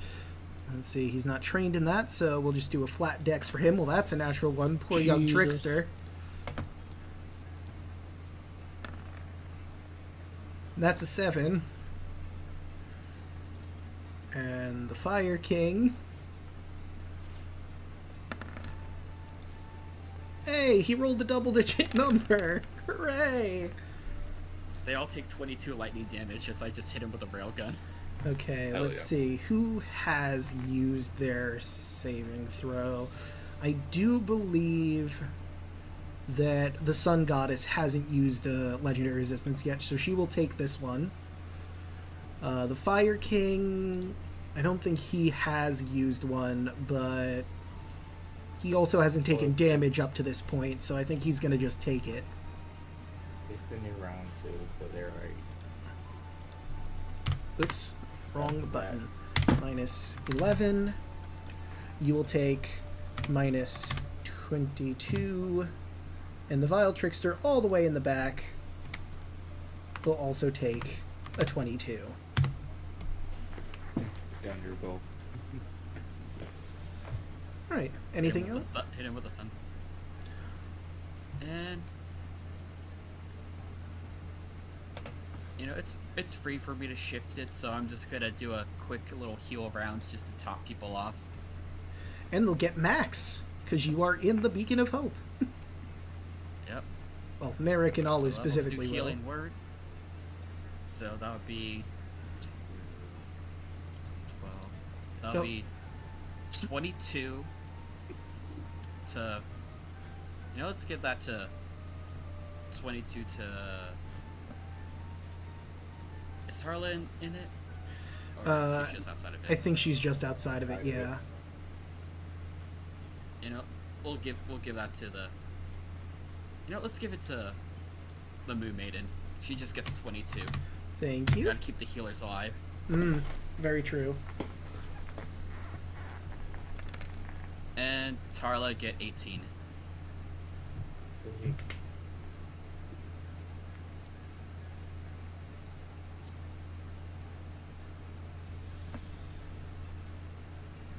Right. And you know what? Since I still had some movement, I'm gonna have Sunny pick up Alu and move them outside of the wall of fire. Doesn't he has to make a concentration check for the wall of fire since he got hit with the railgun? That is true. Hold on, let's see. It'll only be an 11 that he has to beat. That is a 21. Gets it. You know, I just you wanna move realized Alu out of the something, fire? though. The Sun Goddess hit Andros, but she would have had disadvantage. Because both Foresight and also she's sick. I forget what she rolled that wasn't that 31. It was 27, so yeah, she still hits me. Okay, so we're fine. Okay, phew. Alright, and is... Oops, sorry, go ahead. Yeah, that'll be the end of my turn because I had Sunny just pick up Alu and move them outside of the wall of fire. Okay, so...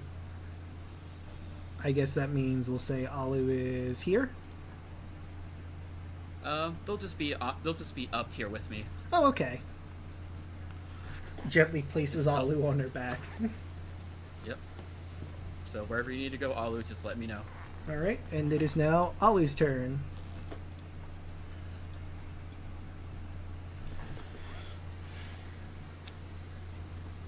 Okay. Let's see. And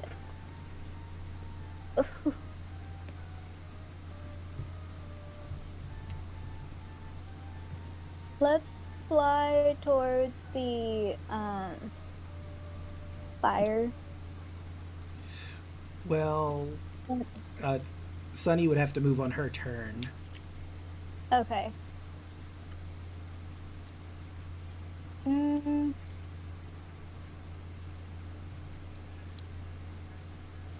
Wait, I need to get rid of that spear. It doesn't exist anymore. Boop. Or I can just sort of fade. I'm close enough, right? Still? Yeah. This is not a real... Ignore that. I meant to use the line. You know, you'd be in range still.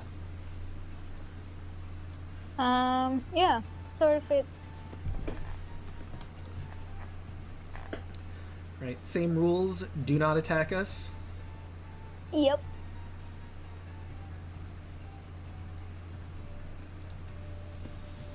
Alright. Any bonus actions to declare? I am out of action surges, so no. Alright.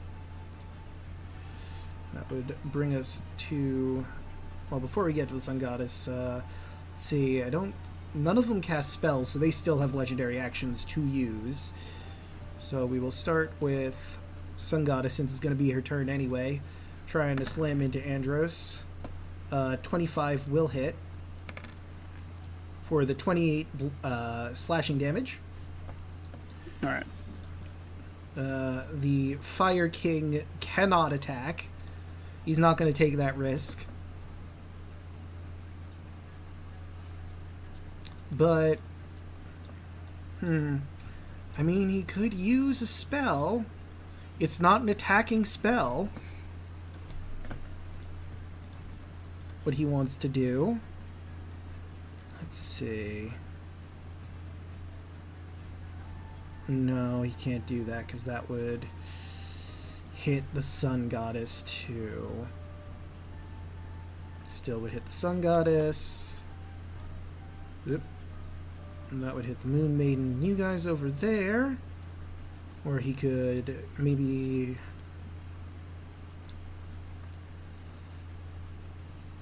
no, wait, that's 25. That will work. So, this isn't technically an attack. Fairy fire. He's just marking you. Ah. Yeah, that's fine.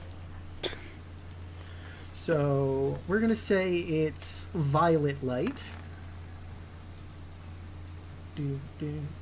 So, Kaya has failed. It is a DC 18.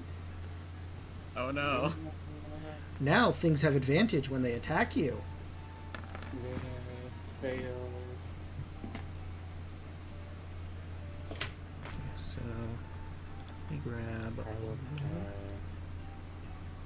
I'm gonna Oh no, Starling cast. Kaya. And then Harley cast.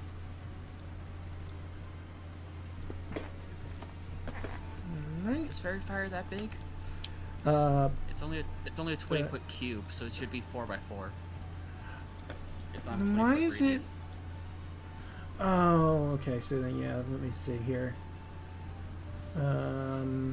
If that's the case, then yeah, let's see. I mean, so let's see if it's a 4x4.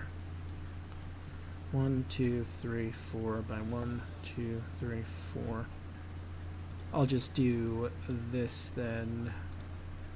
We'll do that, and then you will be purple. And we want rectangle. 1, 2, 3, 4 by 1, 2, 3, 4. Oh, so yeah, it's a lot smaller than I thought it was. It's Okay. only level 1s though. Yeah, let me... Well, if that's the case, I mean, I'll still keep it there, but Merrick will be in there and Alu will be in there. However, Luna is perfectly fine. Whoop, we'll get rid of that. And Serlene and Tarla are not involved.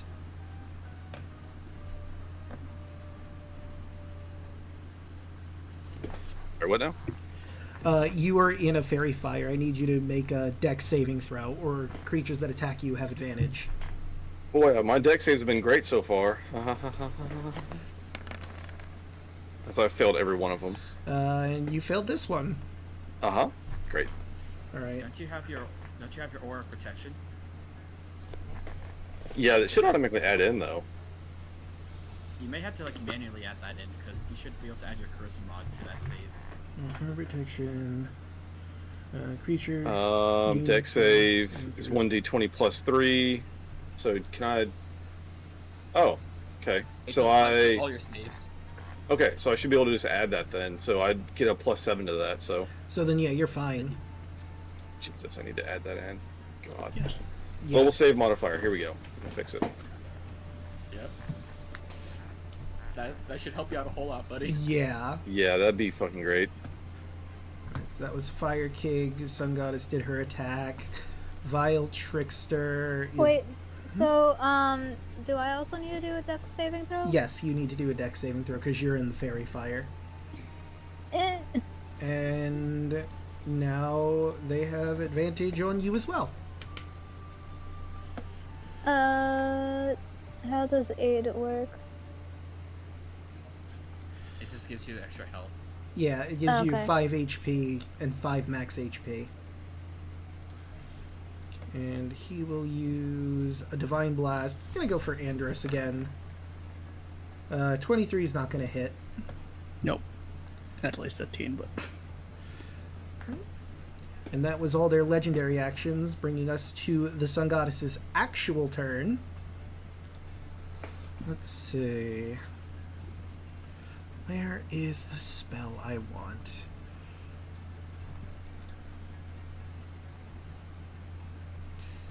Well, if she goes...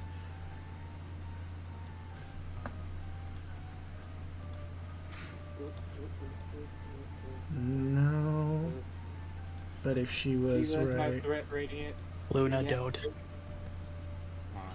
You want to kill her? Yes. Okay. Okay, and let me get rid of the linger. She wanna. Where do I put her for this shot? You this time. She moved like right here, maybe. Trying to get just right.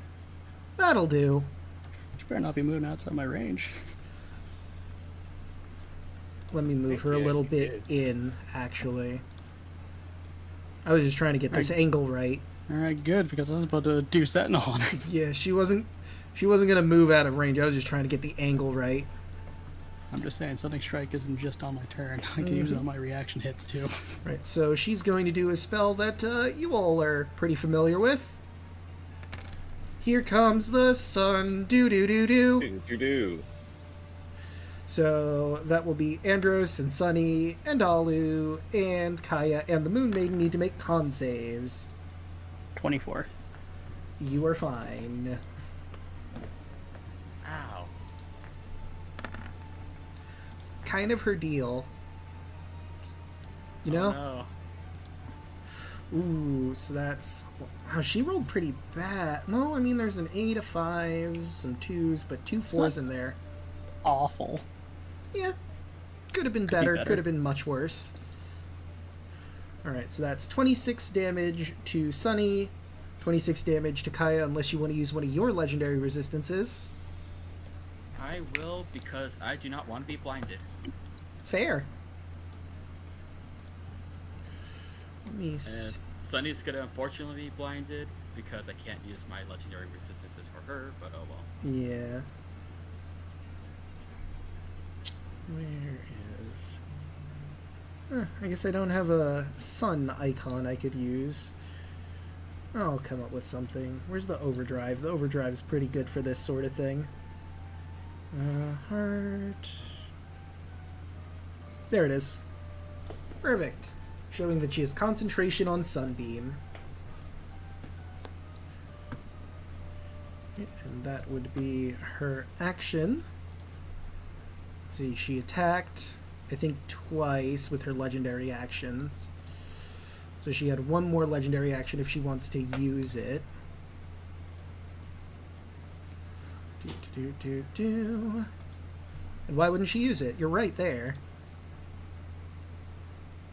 That'd be a 32 to hit you Yes. for 32 slashing damage.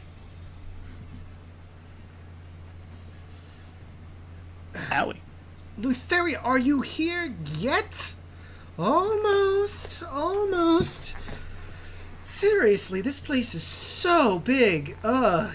I mean, I know we're all giant or whatever, but dang. Golly. You gotta invest in like faster paths or something. Insight? Oh, you Yeah. certainly can use insight. Harlow wants to know this shit. And I will roll something in the shadows. Oh, she rolled shit. That's a 12. Jesus, guy. Tell me your secrets. Jesus. So, Andros, Kaya... Well, we'll start with Andros and Tarla. You get the feeling that she might be hiding something. Kaya, she's taking her sweet-ass time to get here. There is no sense of urgency. You don't know what exactly that means or why exactly that is, but for some reason she's not rushing to get here. She's coming. Just eventually. Sorry, my sex life.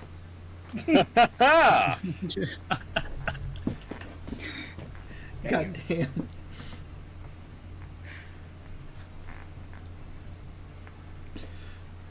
And still not. Shout out that she's plotting something.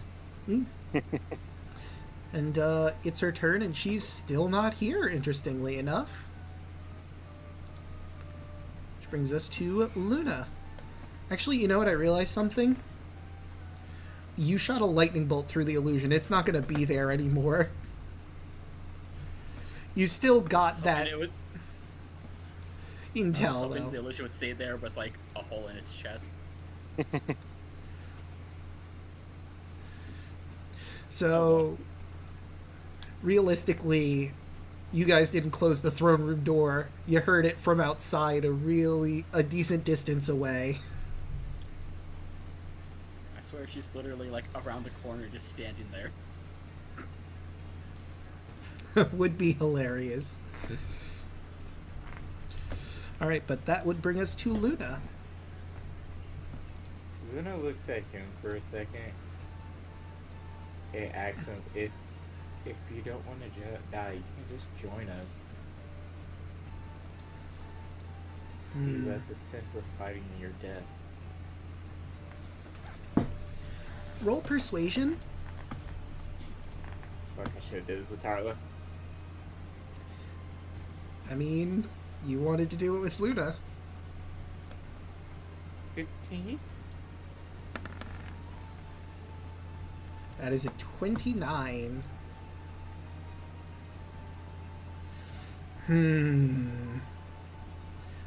You know what? Not even with advantage, it's not going to give it to you.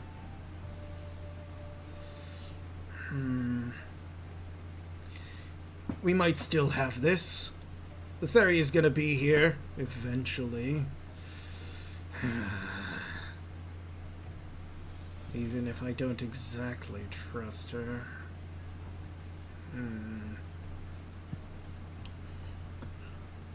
I'll give you a free insight on him.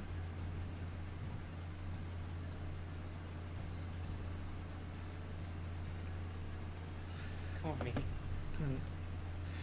You get the feeling he's willing to fight by the Neo-Pantheon. They still might have a shot at this. Like you said, Letheri's on the way, but he doesn't fucking trust that bitch. Like, not at all. There's definitely a possibility of getting him to turn onto your side. It's just... he isn't convinced yet. Luna sees his doubt and she is going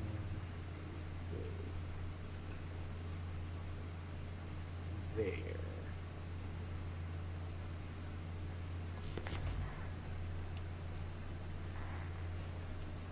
And then slow turns towards the trickster and smile. Oh! Was the persuasion was my action, wasn't it? Yes. Viltrix looks at you. Oh, it's you again. Fancy meeting you here.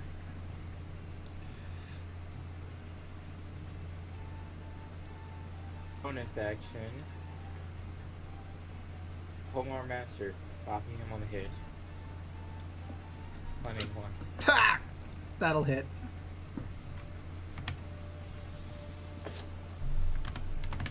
For 15 damage to the trickster.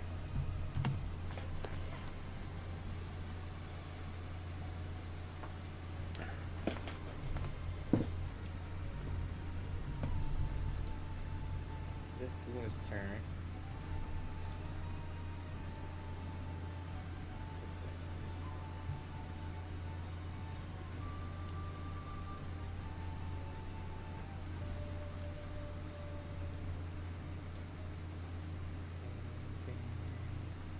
Tyler's turn.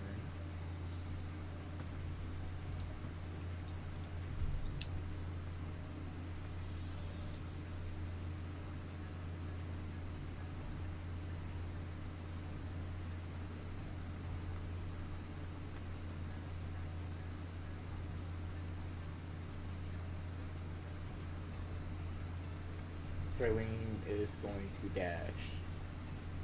All right. here. That would put her through the fire, so she is going to have to roll for the wall of fire. Fairy Fire's concentration. Well, yeah. Oh, wait. Yeah, So you would he have to jump ended the that. firewall. Fair enough. Never mind. Redacted. Retracted. That was the word I was looking for. You good. And Tyler is going to attack the trickster. Oh! You're still here too, huh?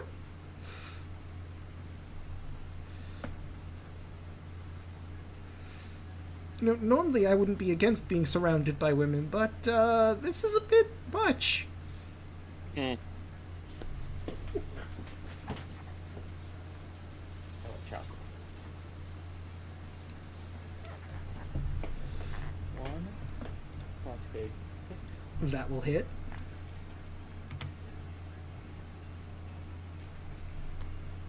For 12. That's 12.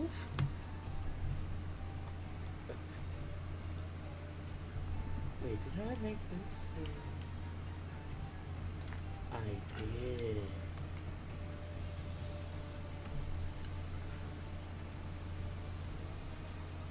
That's what made you a flame. I forgot I made it a chalk run. That's right. Okay, that 29 will hit. 1, 2, 3. So that'd be 11, right? 11. Yes. And then chalk run again. 16. That will not hit, barely.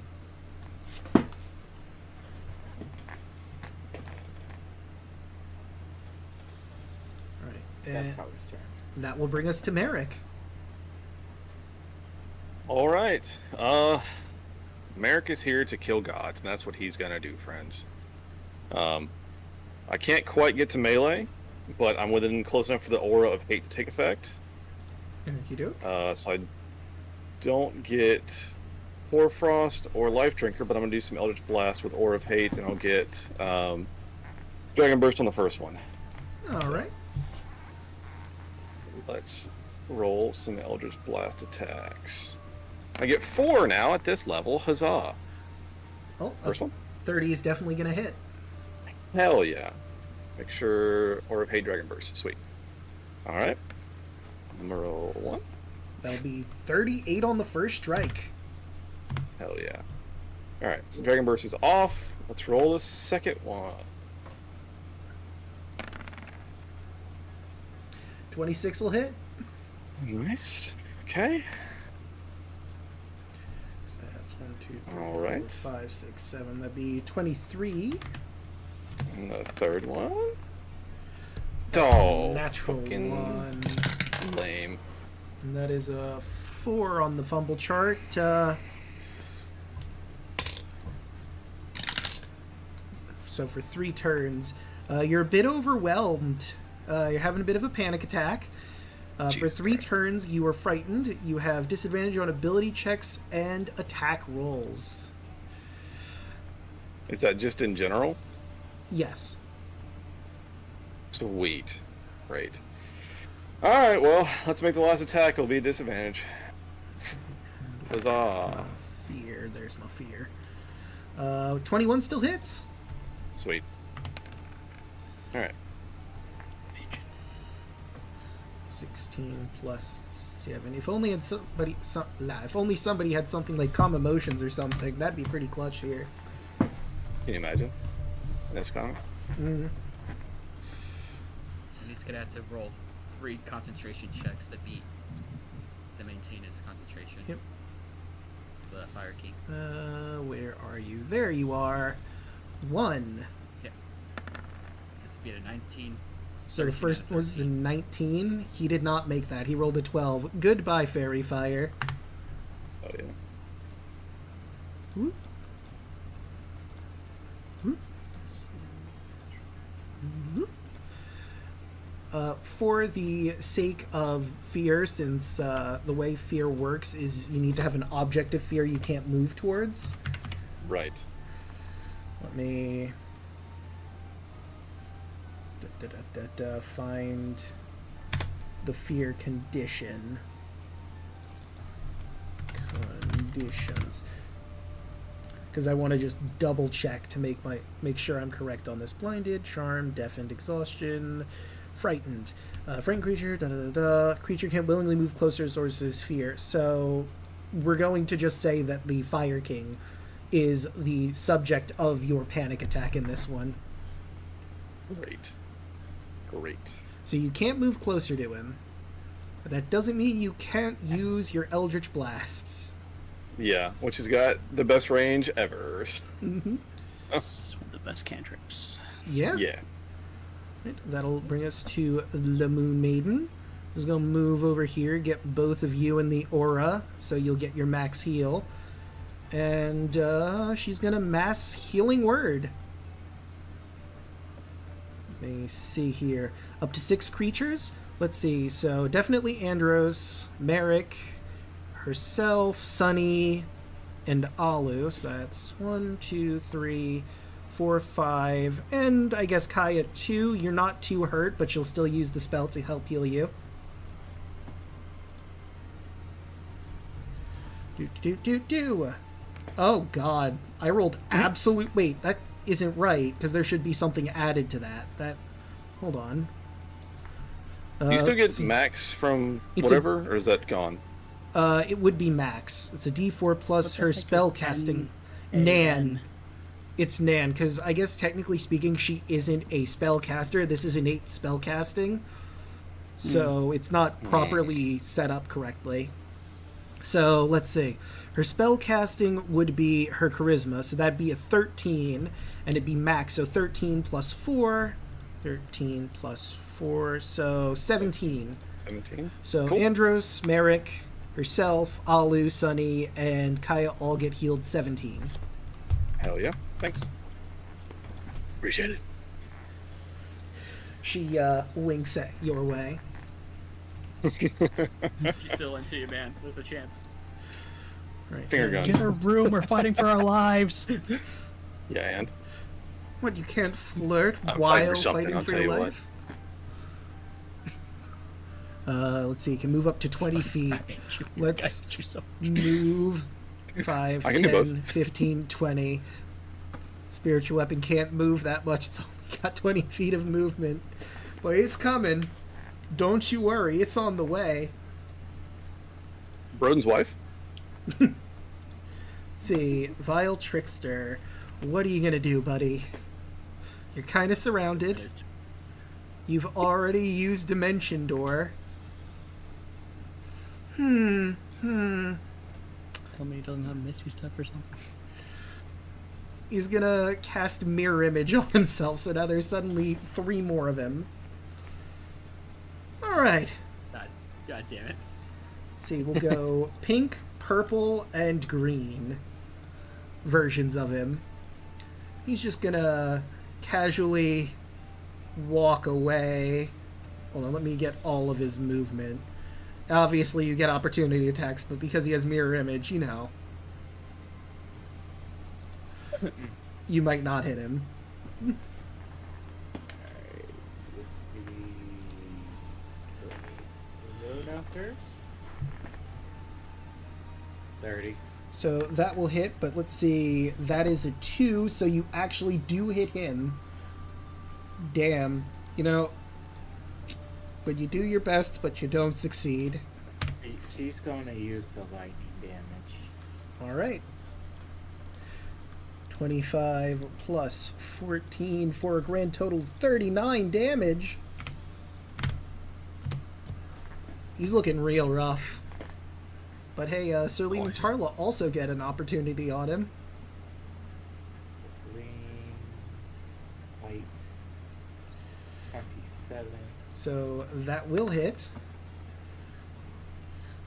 him because I'm rolling absolute dog shit. Oh my god. So that's 5 lightning. The Like, what does he need to get so he hits the duplicates? he needs a 6 because he has all 3, and I just happen to be rolling under the smallest number I need. That is Yeah, insane. it's 6, 8, and 11 that you have to beat for the 3 dupes. Yeah. And then Harla. Cha-cha. 24. And a 24 will hit. Oh my god! Him. It will hit him. Beautiful. Why did I even Okay. cast this spell? Ugh. You'll invest in a spell like Misty Step. You should have Oh, just look. disengaged. I should have! I thought this would be funnier! It Harla hurt! looks at him. For us, it is. It's hilarious. Harla looks at him. Rookie. Shut up! I'm the real guy who took the tricksters. But that'll do for our vile trickster, bringing us to Andros. Yeah. Let's see, that's my bitch. 21 plus 8 for 29. Minus 29. Bad man. Alright, so before you roll the next one, I'm pretty sure that does it. Plus, oh yeah, Cool. it does. How do you kill the sun goddess? Andros is gonna ready himself and pounce to go towards her face and grab her nose as he kind of just pulls her back and rips out her head all the way from her spine and throws it to the trickster god. That nose. The vile trickster looks mortified and Jesus. as even more blood pools to the ground and a yellow, let's go with like a faded yellow orb comes out of her body and shoots down the hallway.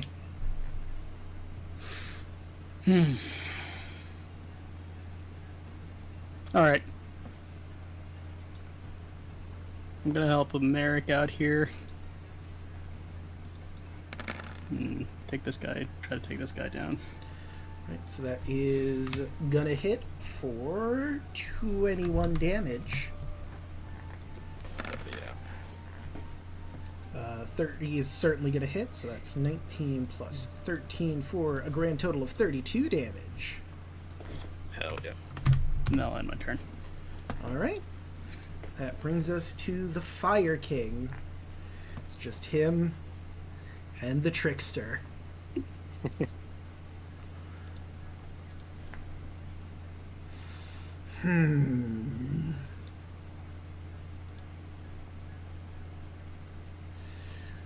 Let's see, how many of those does he have? He does have more of them. You're directly in front of him now, Andros, though. He's gonna try to fight for his life just a little bit longer, but you can tell there's some hesitance in there. Which is why he rolled a natural fucking Jesus. 1. God damn it. That is a 15. Oh god. Well, he would hit a friend, but there's no one around that he could hit. So we'll just classify this as a miss as he slams into the corpse of the sun goddess. Yikes. Do you really want to do this? Roll an insight.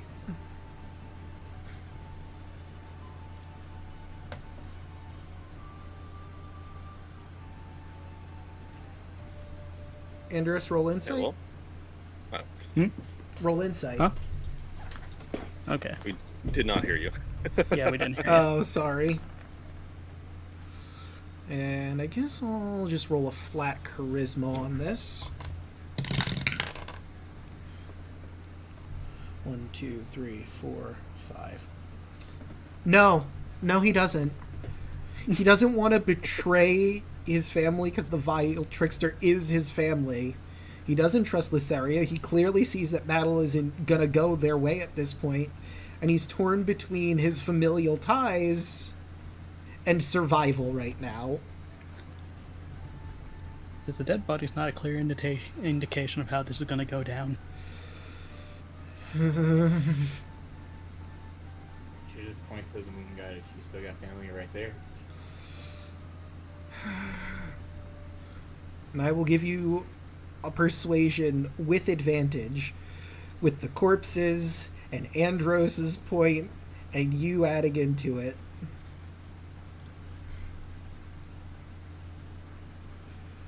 Alright. Who's rolling it? Technically, Andros, you're making the point, so you know what? I'll give it to you, and you do have advantage on this. Okay.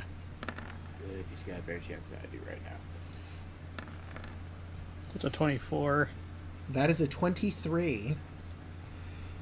You're right, fuck this. He drops his weapon to the ground. his forging hammer with a loud clang. And you hear this, Well, it's almost there. All right, thanks, man. Just kind of turns to the trickster god. Kaya, Okay, I made it back from my bio break. just in time. It's your turn. Okay.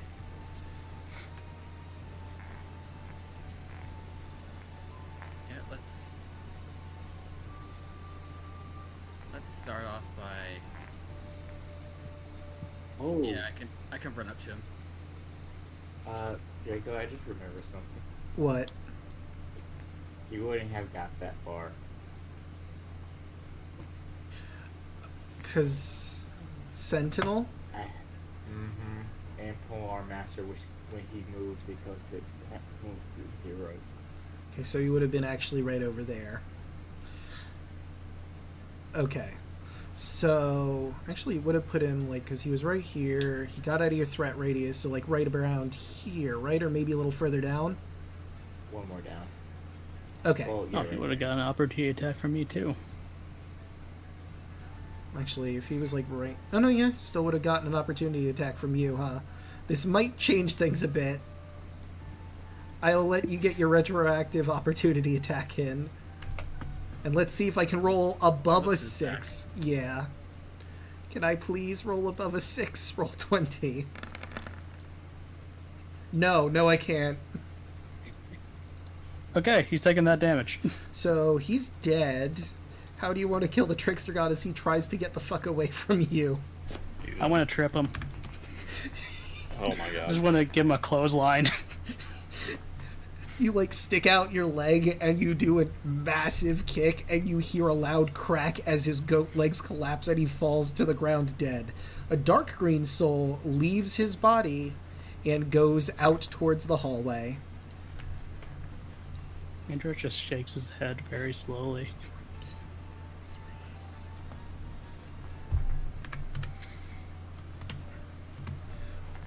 Okay. Well then. I guess Yelly, you can move Alu back over here because I don't need to move at all. Yeah, I'll just put you there. Alright, well. So... I'm just gonna do a quick heal. Yeah. Because Andros, you look a tiny bit hurt, so I want to heal you, give you a little heal. And it If that seems, is okay. Yeah, go ahead. for the most part, combat is basically done until Litheria actually gets here. And I guess I'll heal up 13 from my gloves. Heal 23. Cool. Again. We'll keep you. And who else around me is looking like more hurt? Arla. Yeah, Tarla's looking pretty bad. Tarla, you get chalice healing as well. You heal 25. Oh, yes. Alright, and is that it for your turn? You know what? I'm just gonna take the dodge action. Actually, no. I've had this potion in my inventory for the longest time. I'm The drinking heroism potion. the heroism potion. Yeah, I still have Okay. mine too. I still have mine too. Just like an elixir. We still have And the I just charm get at this level. And I get 20 temp HP, so I'm even harder to kill. Alright. Alu, what do? So, Caduceus can heal, right?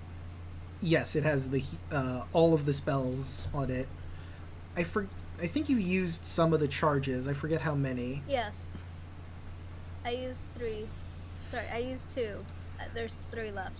Okay. So... oh, You said Tarla still needs healing, right?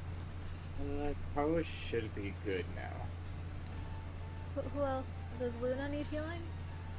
let's see. Let me see. I'll move her down so you can see her health bar really quick, and then move her back. Una, do you want healing? No. You know who could use some healing if you were honestly going to? Like, Fire King. I mean, he's basically surrendered at this point. If you want to heal him, you could. Or you could just not heal him at all. Totally your decision. So, you're on our side, right? For sure?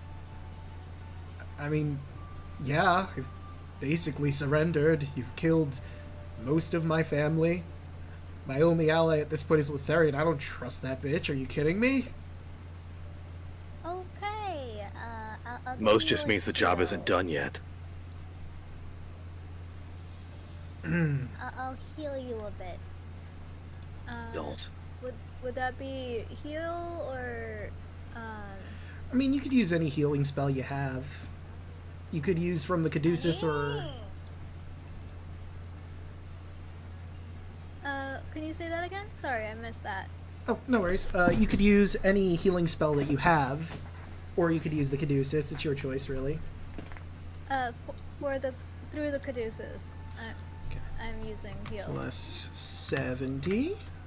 Okie doke. Right, and that it for your turn?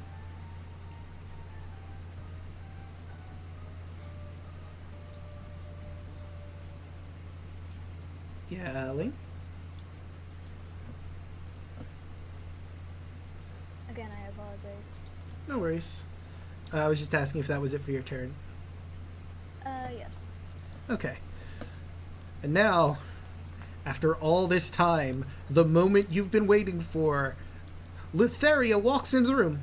Huh. I was honestly expecting more of you to be down by now. Looks like the Fire King's given up.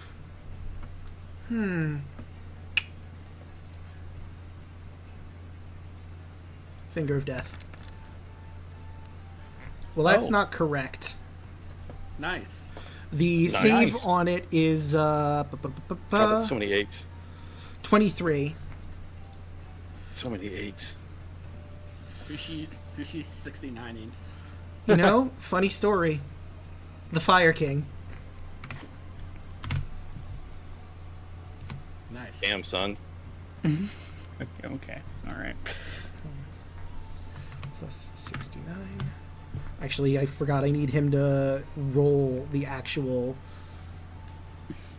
Oh, I That's accidentally closed his sheet. Whoopsie-doo. Okay, let's try this again. Con save. Okay, he succeeds.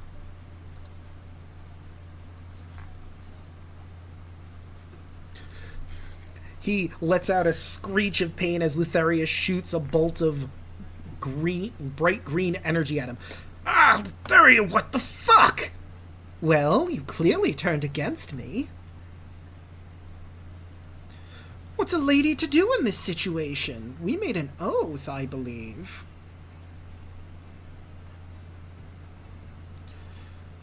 Okay, so half as much, half of a 69.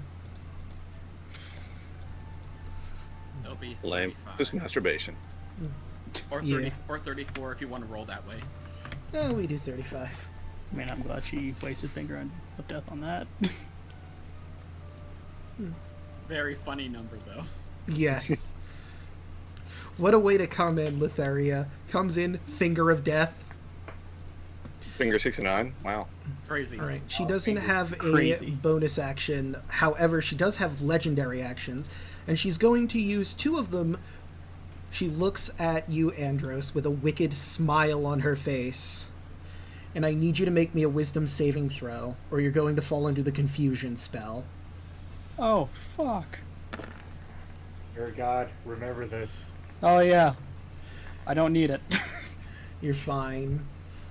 Damn. You see your vision like fading in and out, but you shake your head. You're not going to be slayed. Ah, well, that's a shame. Really going to try to take my mind after what you did to my family. She takes a moment, thinks about it, mulls it over, nods. Have you ever You know in Steven Universe when he interacts with Peridot for the first time and he does the shaking of his head and then switches to nodding? She basically does that. Yeah, yeah.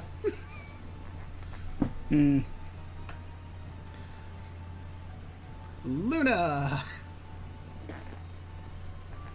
Luna is dashing. This bitch.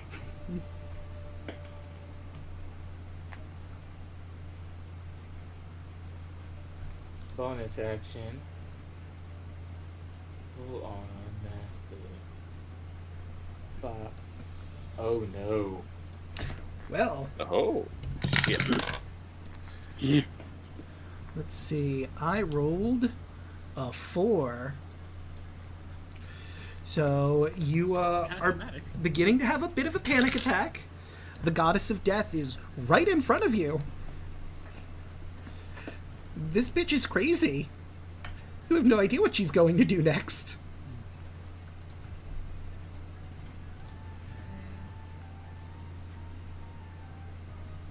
Wait. Get down. You can re-roll a saving throw if you Oh. fail. Oh, save throw. Oh. So, Yeah. yeah, you're just afraid of Letheria. You can't get any closer than you are. Can't help with a natural one, I'm And you're afraid. at disadvantage.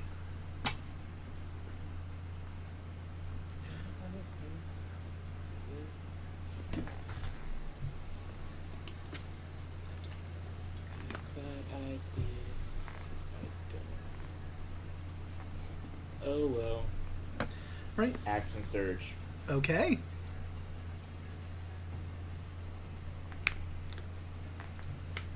I believe in you. 26. 26 will hit. Or 22.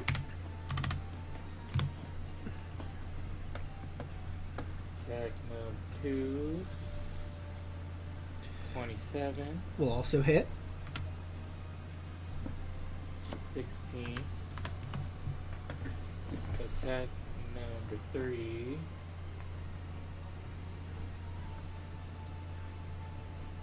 Another natural 1. Oh, wait, I just realized.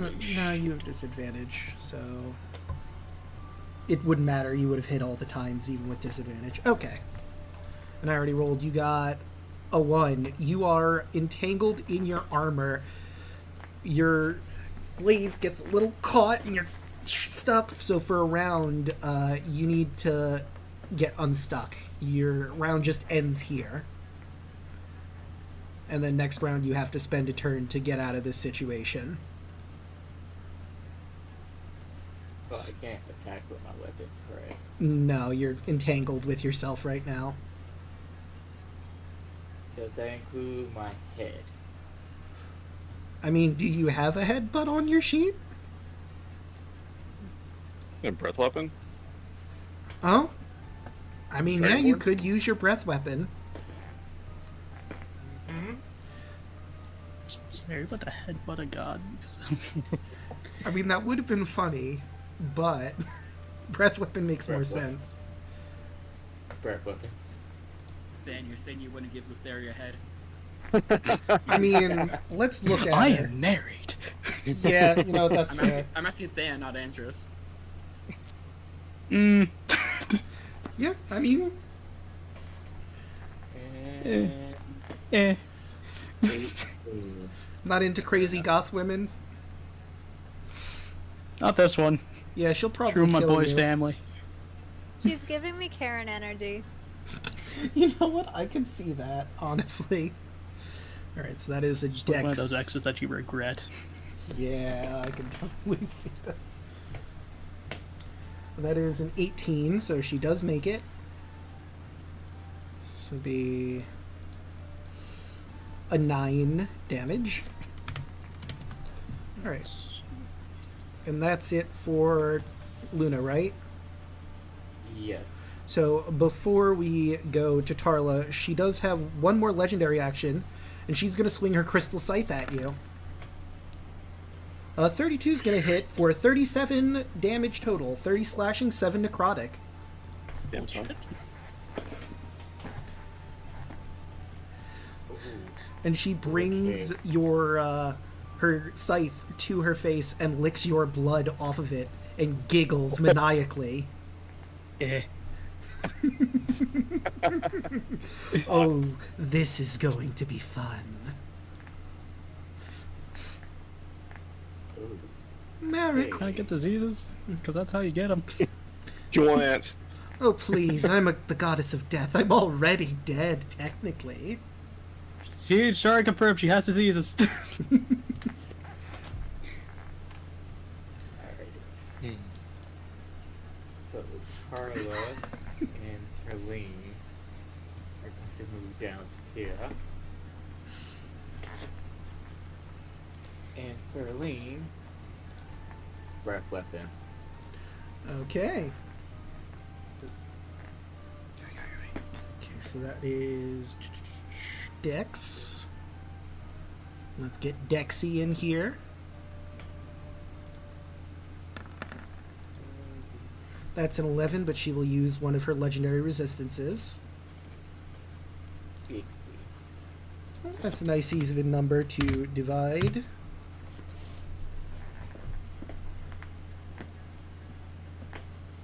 then Tarla is going to cast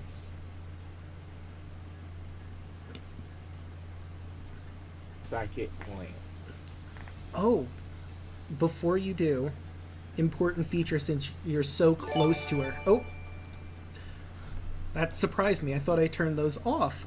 Thank you for the gift sub, Lost Nights, to Onyx. Appreciate it. Hey! Wow. Wow. Wow. And so, I did. point of order, since you're so close, you also notice, obviously she uses her scythe with both hands, but after she took the swing, she looks at an orb in her pocket that you recognize. That's the Sphere of Annihilation that you're very familiar with. You had the key to it in front of the Trask for a while, except now it's different. There's all sorts of souls, it looks like, swirling inside of it. The souls that have been leaving the gods and coming to her seem to be collecting in this sphere.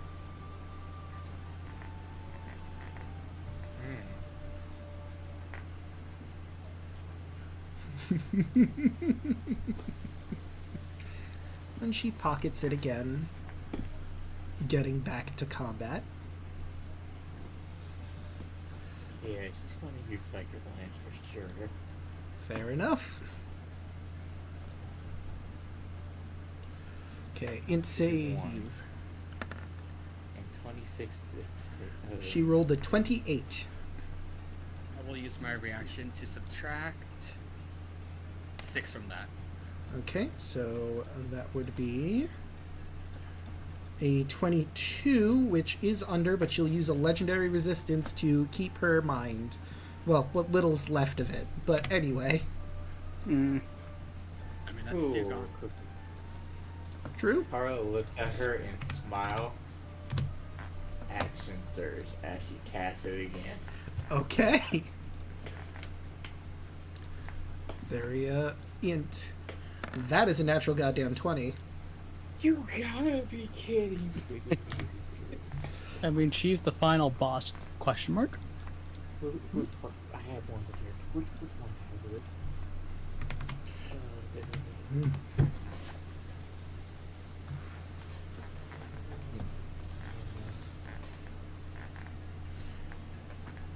has it? I know somebody who's a really big individual.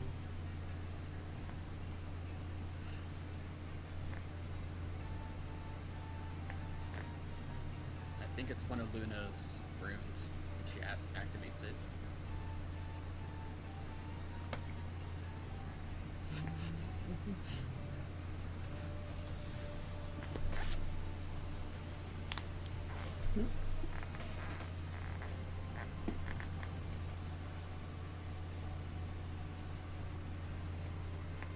Yes.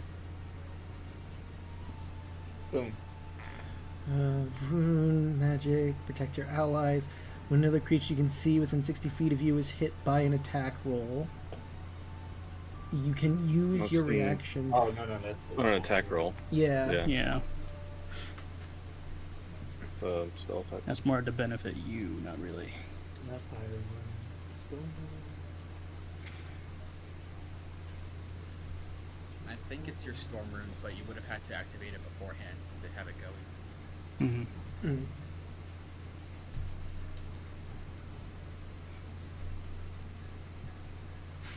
Unless it has like some sort of passive, which Is the cloud really? I think Cloud Rune just redirects attacks, unless I'm misremembering. I have no idea. It's been a while since I looked at them. You or a creature you can see within 30 feet of you is hit by attack or you can use it. Yeah, it's also hit by an Choose a attack. different- Okay, let's choose a different target. It was Storm.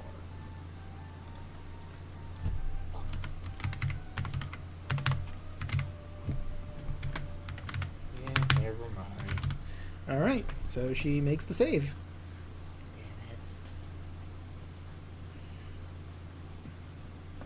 Damn it. It's Targa's turn. Okay.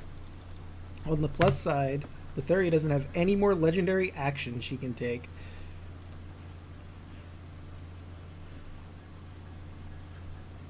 Alright. Maverick. Am I still afraid of the fire god?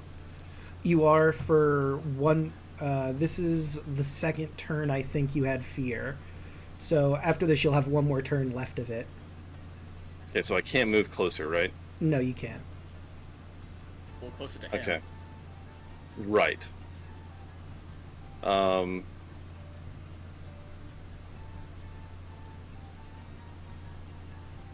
Just. Do I have any, like, arcana sense that, like, I think whenever I attacked him before, he took full cold damage, right? Like, he's not, like, resistant to cold because he's fire. It's not a Pokemon Yeah, he's thing. not resistant to cold. Okay. Alright, just wanted to make sure before I burn something hot or something high. Kind of cold on the fire god, dude. Okay. So let me find cold. And sun. Can... Oh shit. Minus. Actually, he's within. I don't know if armor or hate. Does that work on spells? Melee, so not the necrotic, but the cold. So he did roll a 24, so he's only taking half. Divided by 2. Oh, but I do get plus an extra 20 for Dragon Burst. Oh, okay. That's on a melee or spell once So around. that would have been 20 plus an additional 20 for 40 damage done to him. Yep. Why? I surrendered! I told you what I'm here what for. the heck, Merrick? I was very clear what I'm here to do.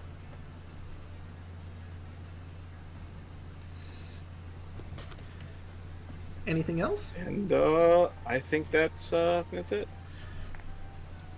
Alright, that would bring us to the Moon Maiden, who's now conflicted. She does like you, but you did just attack her brother, who surrendered, so I'm gonna roll high or low. Low. She's too conflicted. She doesn't know what she's gonna do here. She's a bit frozen. Haha. Also, because it's Cone of Cold, would that have hit anyone else, or did you aim it so it would only, It's like, a hit 60-foot cone, but I didn't aim it. Everybody else kind of moved out of the way, and I did not hit Andros with it. So Okay. it's a huge cone, but I would have aimed it to not hit Andros. Fair enough. So Everybody else moved, which was good. that'll be her turn, and that brings us to Andros. Merrick just unloaded into the Fire King. Merrick, what the fuck are you doing? I'm doing my fucking job. Then do it towards the actual threat. All gods are threats. He's right, you know. They are.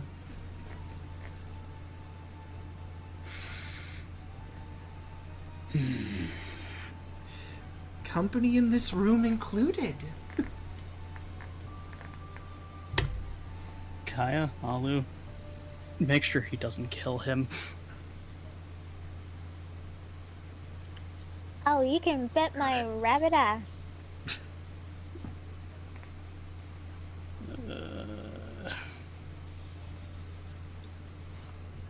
All right. Lutheria. Andros. Hit. Yep. That... Actually, no, that doesn't hit. Just barely misses. 34. Foresight. Oh, 34, right. Foresight. That'll hit. Foresight. Yeah. 32. Forgot about the foresight. I was about to say 34. Okay, 25 will hit. So that is... I believe that's 30.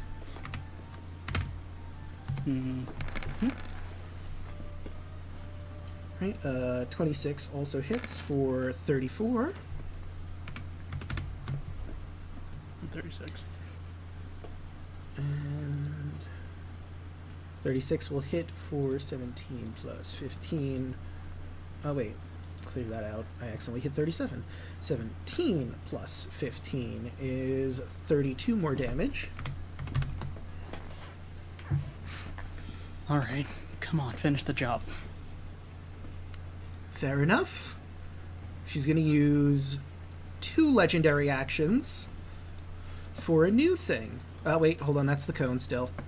Let's see. I got scared for a second. Is 20. That would be... you're not quite in range for that, but Serlene is. Serlene, Andros, and Luna are in range for one of my personal favorite things she has, Disrupt Life. I need Luna and Andros and Serlene to make a DC 23 con save. As a wave of dark, black, and green energy shoots out from her. I got 23. All right. 30. 30. Oh. Right. Okay. So that So is... Luna's gonna use her last legendary resistance. All right. So I'm taking half of whatever this is. Damn. Exactly, All 21. those 2s and 3s? Gah. Yeah. Certain- So that is 11. So everyone who succeeded gets 11. Luna used her legendary, so everyone succeeds. You're only taking 11 necrotic damage.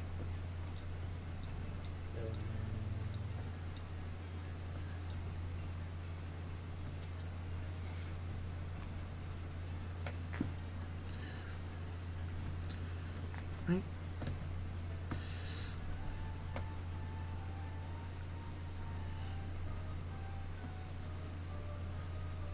And that would be it for her legendary action. Bring us to the Fire King, who will pick up his hammer, and he's going to turn to Merrick. He's going to try to defend himself. Yeah. That's what I thought. That's a 24 to hit. I'm going to... Hold on. I will, shield. Okay. So that gives you a +5, giving you 27, so he does not hit. Man's got to defend himself if he gets attacked. I'm sure you understand. Yeah, well. I'm sure you fucking understand. Kaya? So we're both going to knock some sense into Merrick, right?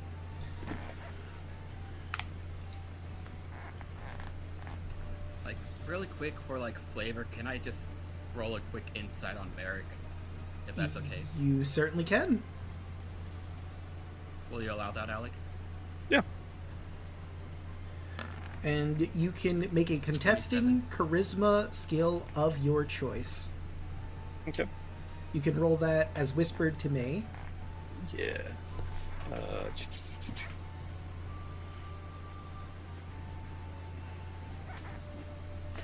Ooh. Interesting. I mean, Merrick has been hurt by the gods, and he is has a vendetta and they all must die. That's been his whole thing the whole time. So I will say you also have to consider exactly what you rolled if you want to give any more information. I mean, that's his job, if you will.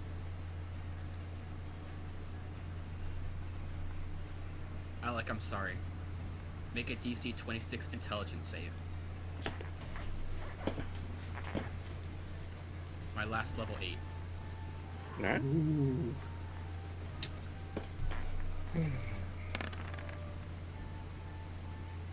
Nope. Why is it- I've already burned my reaction, so.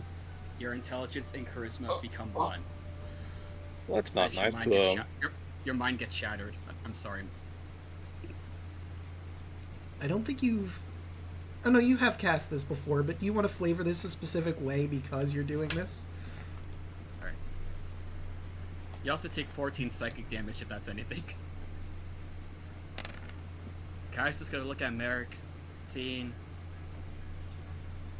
his own conviction. Can't really do much to change his mind. And she's just gonna whisper, I'm sorry. As one little tiny, like, speck of starlight just slowly flies, touches him on the head, and you just feel like, yeah, you just basically feel your wind shattered. This lasts for 30 days unless someone uses Greater Restoration, Heal, or Wish. I am sorry. It's confused. Dang, the only one that has a brain on it is confused. Let me see if I can find a better token. Or if that's the best we got. Oh no, wait, this is perfect, actually. The Broken Skull token for that. And bonus action, shoot Letheria. That'll be at 28. Which will hit. Oh, jeez. Takes 19. She takes 19. Attacking your own friends now. Here, I thought you were a cohesive unit. What happened? There's no words.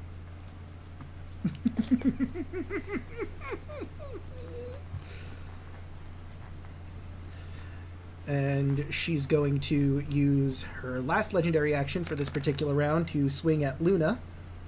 34 is going to hit for 27 damage.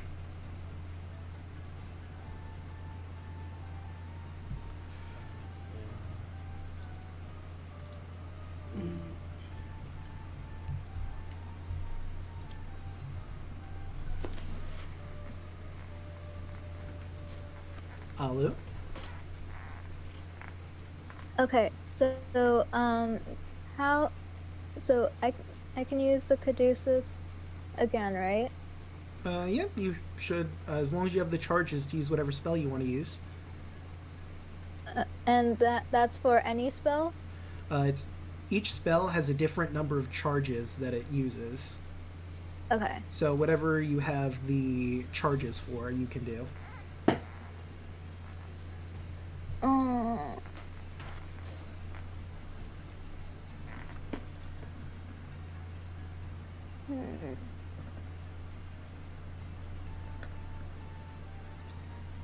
You know what we haven't done in a while?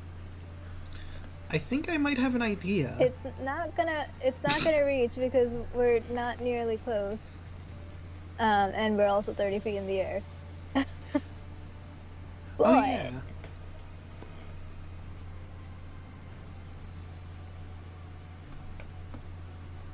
if we can get it like in this direction somehow, I might be able to use another spell next turn. Oh. I see you're doing some prep. Go for dark blue. I hope that works. You gotta be kidding me. It's Alu! When? You, Quick, end the fight before Alek sets it up. Oh, On a dear timer. God. I forget what size I went with originally for when you cast Food and Water. It just sort of splashes out like this. I think that was right. Eh, The back. probably okay. Luna, you get splashed with water and some food hits you in the back of the head. You Luna wouldn't knows know, but that it's feeling. Glenn. Luna knows what Alu's doing. Luna's scared for her life. I'm glad. Right, that would bring us to, unless you have anything else, that would bring us to Lady Lutheria. Let's see, what does the Goddess of Death want to do now that it's her turn? She could attack you, but Andros is also a threat in this particular instance, and it would be really funny if this worked. Let's see. Go right ahead. What is...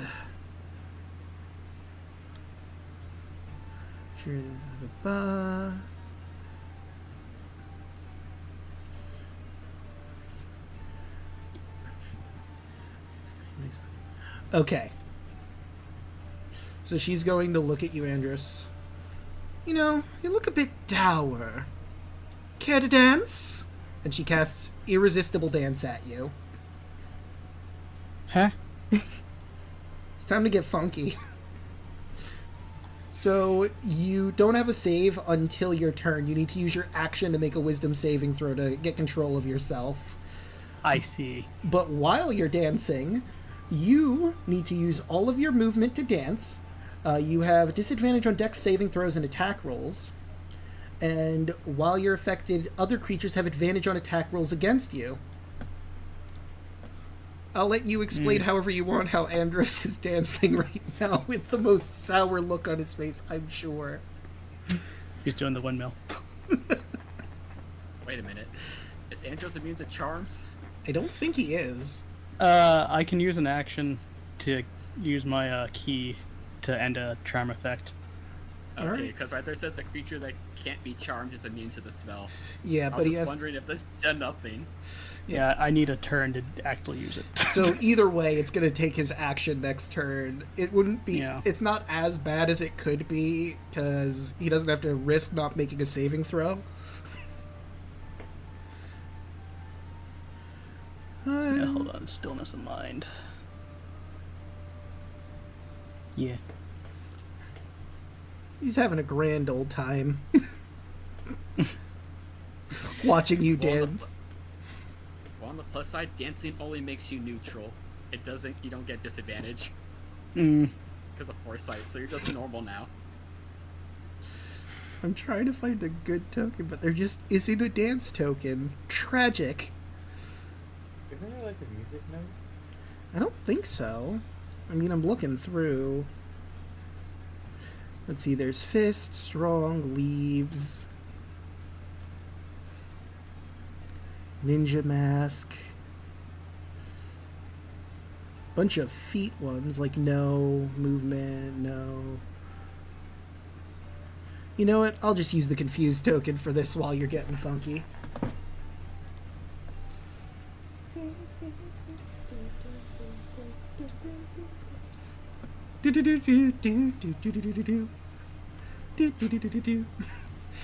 Actually, you know what? For funsies, that's the song that Andros hears in his head while he's dancing. Darude Sandstorm. I hate this. I know. They call this music. She says it. Some people do. Anyway, legendary action on Luna. 34 to hit, you take 29 damage total, 21 slashing, 8 necrotic. I am very surprised that she didn't try to attack me.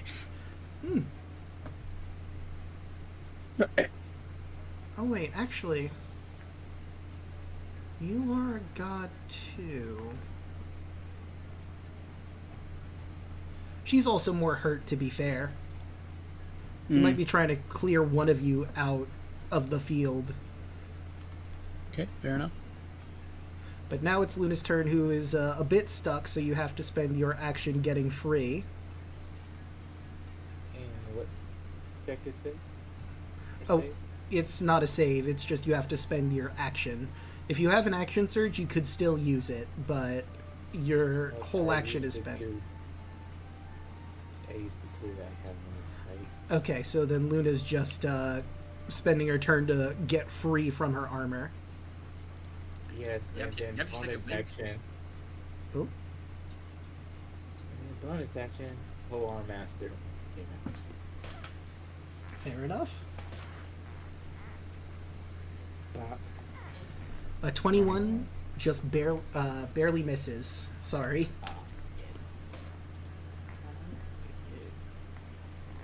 Alright, Carla, Sterling. Roll for breath weapon. Knock it back. Carla is going to cast.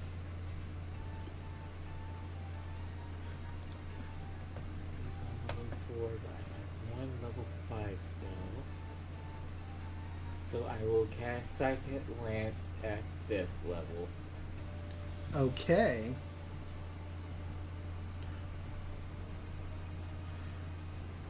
Oh, apparently we got raided.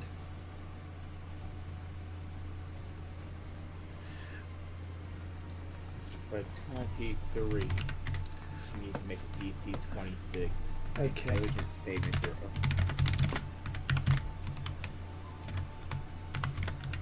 Okay, give me just a second.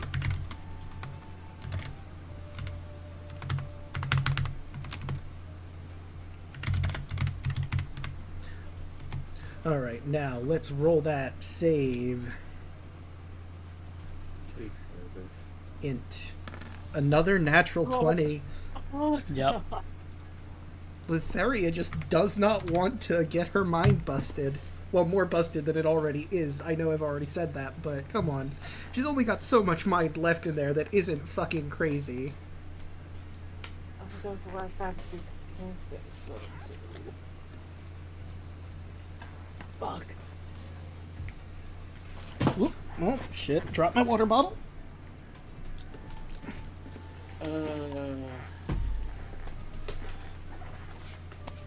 Bonus action.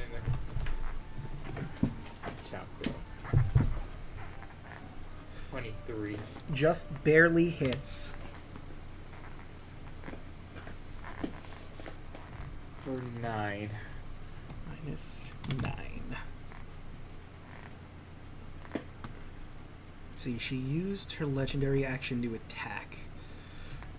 She does have another one, or 2 in fact. I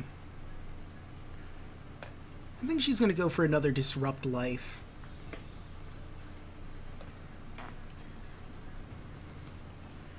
Or she could go for Madness on someone again. But who would she do? Andrus is currently incapacitated, so I think, I think Disrupt Life is the best option right now. So, Luna, Andros, Zerline, con saves.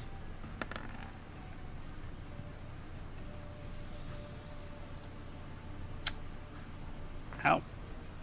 And let's see. You are a god. I know. Oh no. No, Luna.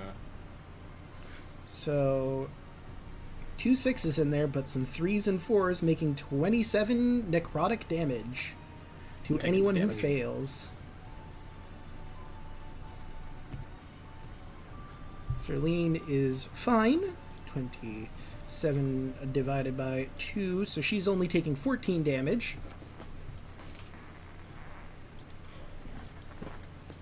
This is real bad. This is real bad.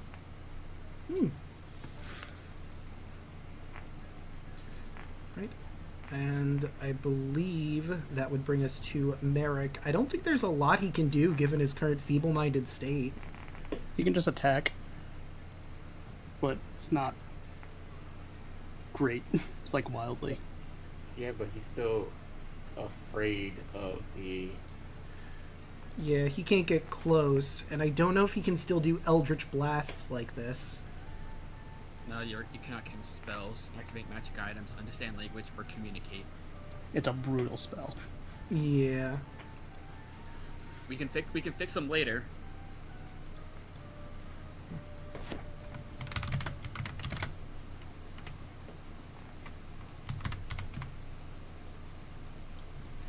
That's a good question. That is a good question, actually.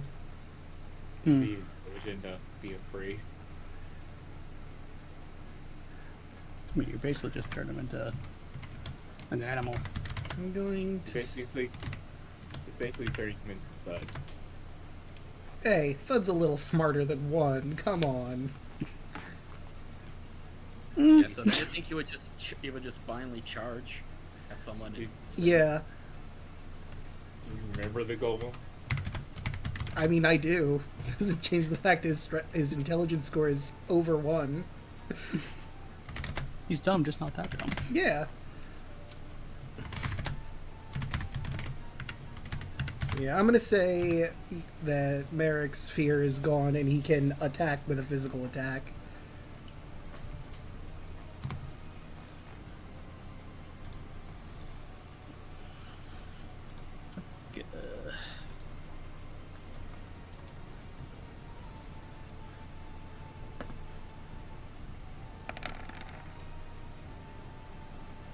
A 23 will hit. So, the necrotic and cold is coming from spells. I don't think those would be active anymore. Well, Dragon Also, Burst it's like is still, Dragon Burst. Yeah, Dragon Burst is still active. Oh, Yeah, alright. it's racial. So just take out the necrotic. So yeah, let's see. The Aura of Hate. So I would Aura believe? of Hate still be a thing? It will not do negative damage. I think if anything, he does 0. Because it goes off your charisma modifier. Yeah. Right. Okay.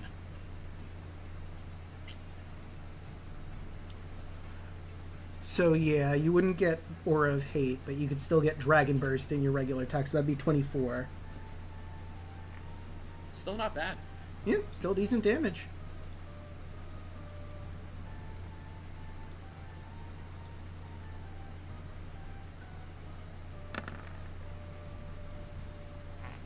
28 certainly hits.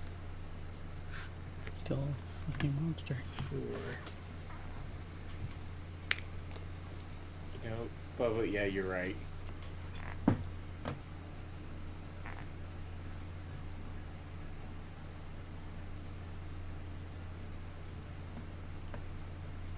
Just stabbing this guy's knees repeatedly. Wildly even. Yeah. Alright, that brings us to the Moon Maiden. Who... Let's see, I think she's gonna... 5, 10, 15... Move this over there. I think she's had enough of what's going on over here at this point. She's frozen for a little bit there, but... Well, that's a 10. It's not gonna work.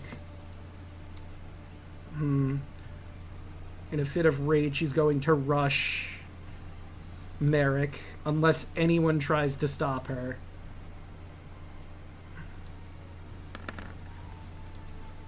Uh, 24 is going to hit for piercing damage. 29 piercing damage.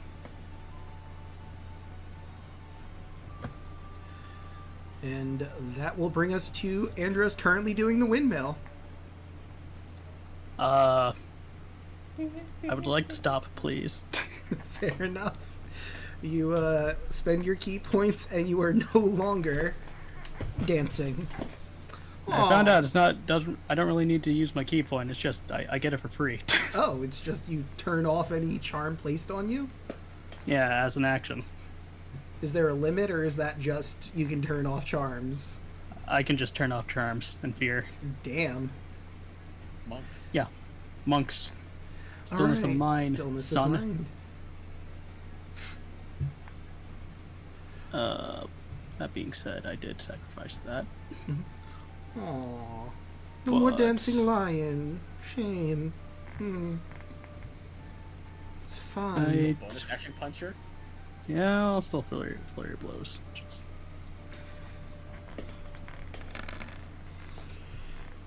Okay, 22 will... Oh, wait, no, 32. Foresight. I keep forgetting Foresight is active. Yep.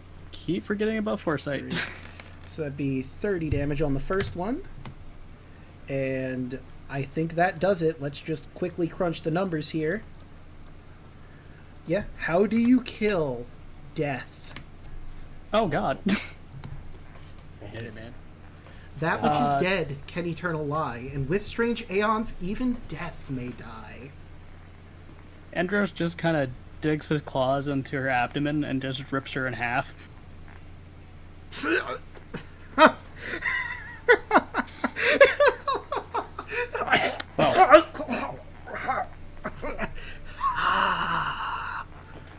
And she falls over. I feel really good about myself right now. You see a bright green soul travel from her body into the I don't feel orb good anymore. that she had at her side.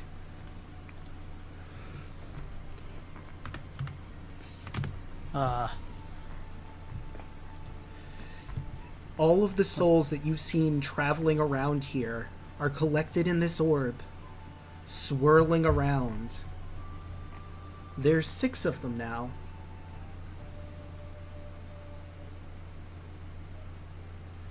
Okay. Question. Mm-hmm. Does Toa know what's going on with the orb right now? I would say no. This is out of your depth. You know what it's supposed to do as a magic item? It seems she's been feeding it souls, and you have no idea what the consequences of that are.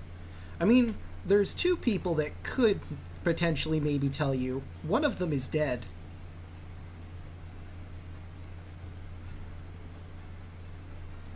And the other... doesn't really have the capacity. Draco, Mm-hmm. is it possible for you to roll for me a, what would it be? To check the orb. I mean, I think it'd be Arcana or Religion, but I feel like this is the sort of thing that might not be able to be figured out just from a basic observation. Like, you do have some knowledge on what it would be, or I could, you know what, I'll just make it a very difficult DC, and you could roll it. Are you able to roll for me for a second? Oh, yeah. I apologize. No worries. Well, let me get rid of some of my sheets. Because I don't need Lutheria's anymore. Do you think Legend Lore would work? To tell you what's going on with it? Let me look at Legend Lore specifically. So what's your channel divinity? Okay, let's see. Legend Lore. Name or describe person, place, or object. The spell brings to mind a brief summary of the significant lore about the thing you named. I don't think Legend Lore would, because it tells you more about the object's history. Wouldn't tell you its current state and what it's doing, I don't think. But what channel divinity does? Turn undead. Yeah, it wouldn't help. Just read thoughts and knowledge of the ages. ages. Yeah. Divine Well of Knowledge is an action, choose a skill. Yeah, that wouldn't really. Read thoughts wouldn't either. So yeah, I guess I'll just. Okay, right. I was gonna say, what about the higher level one, but you're not level 17 cleric? Because object reading would work. But I'll lose a samurai. Yeah. Yo. Sorry, had to. Anyway, we'll do Arcana. You do have a pretty tasty Arcana. That is a 33. Okay. No, too high. So, Alu, this is clearly a sphere of annihilation, but it's been fed 6 divine souls. It is possible. It's a crazy theory, But it is possible what Lutheria was trying to do was turn this sphere of annihilation into a god of annihilation. As just a practical joke, knowing what you know about Lutheria, this was probably her idea of one final joke, a god to destroy and consume everything around it. No purpose aside from destroy. And as you come to that realization, you see the souls merge for 1 second and you see a quick yellow flash, but it dissipates and goes back to a bunch of souls circling around in the sphere of annihilation. Not quite ready to become the god of annihilation it was destined to be. All it would take is 2 more divine souls. And Armageddon is here. Can we break this so it stops being a possible threat? So that's tricky, because magical items aren't very easily destroyed. Andros eats it. Especially Sphere of Annihilation. I mean, if you want to, I won't stop you. There might be consequences. Absolutely not. Can I roll an Arcana? Because above game I know something about how to get rid of a Sphere of Annihilation. I I'll don't. tell the party about the Sphere of Annihilation. As is.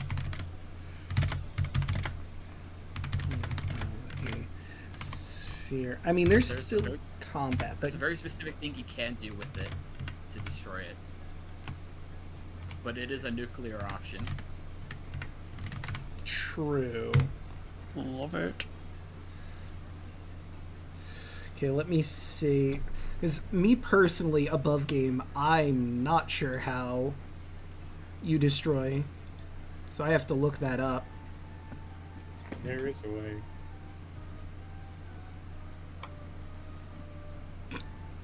Okay, I like this post on D&D Beyond, someone mentioning it. It doesn't reveal anything. You can definitely defeat a Sphere Annihilation without magic. Just don't walk into it. 10 out of 10, no notes. Just don't do that. I'll put the item description in general. Because in the item description it does say how to destroy it. Oh, okay. It's been a bit. Puppet made a nice suggestion of maybe a Dispel of 9th level. Sphere sanitary, attempt to control the sphere. D100. Comes contact with a planar port. Oh! Okay. That is a bit esoteric, that knowledge. So this is going to be another high DC, but you could roll it. Although I will say you are still technically in combat because Merrick and the Fire King are fighting. Alright, so Fire King's turn. Yep. So when it comes to your turn, you can certainly think about that, but he's definitely trying to kill Merrick right now.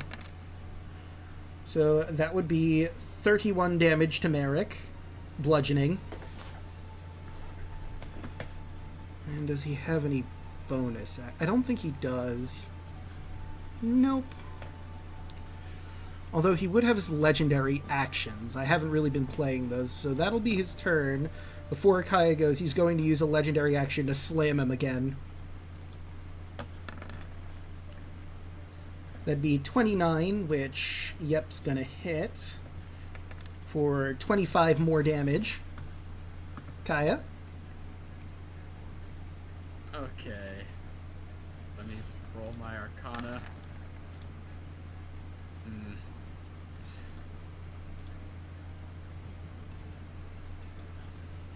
I'm just gonna put If the... only we had someone to identify a Sphere of Annihilation, then we would know how to get rid of it. Yep.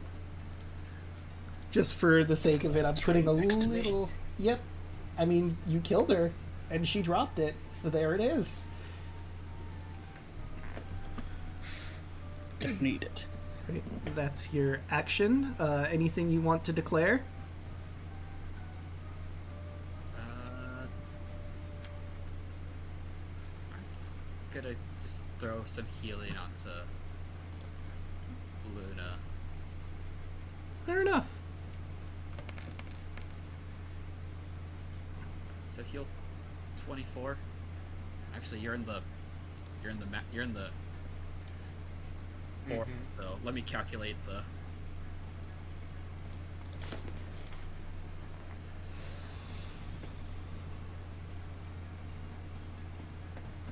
Oh yeah, Moon Maiden would That'd be also... 26. Yeah, just 26 healing onto you. And Moon Maiden's also going to attack Merrick. But that's a Try to natural non-lethal one. him. She couldn't bring herself to it. Look, they had a lot of fun together. What does she do? I'm gonna say that's just a miss, because she has like a divine magical weapon. It just suddenly breaking is a bit ridiculous. So that's just gonna be a miss. I'm And gonna use my movement to get closer to the orb, though. okie doke. Alu.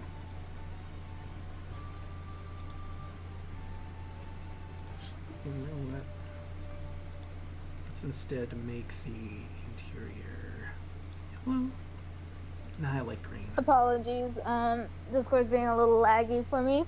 What was I gonna say for Alu? Alu will...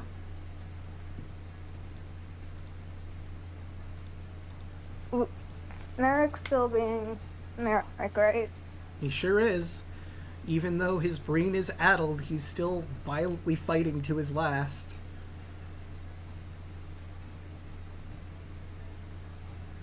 Can I Warhammer?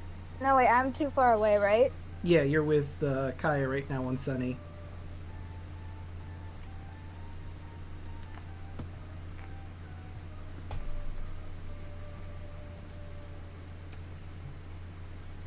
Sorry, where was I?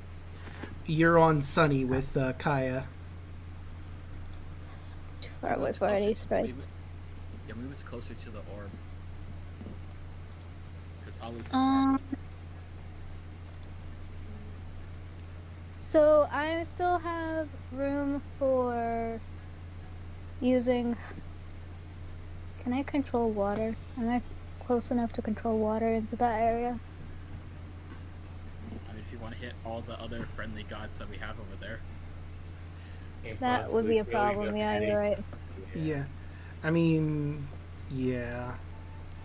And, like, your food and water is right here, so Luna's in the splash zone at the moment. Unless you wanted to use this water and flood and make the whole room covered in water. But that, I feel, would probably not be great. I think that would anger the fire god, yeah. So not that.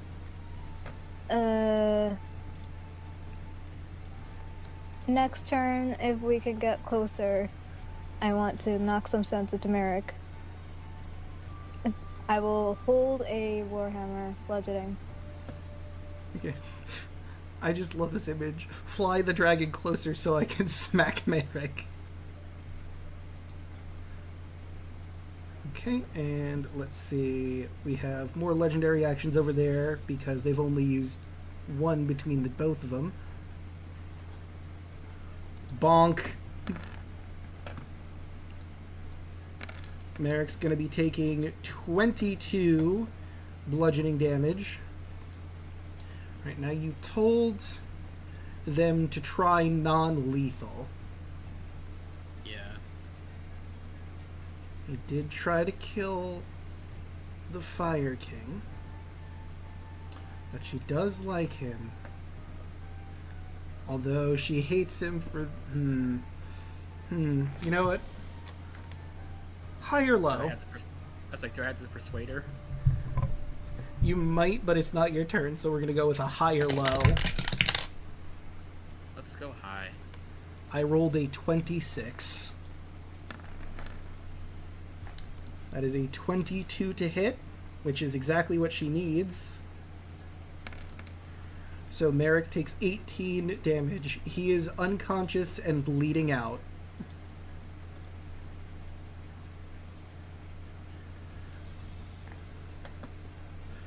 They didn't non-lethal.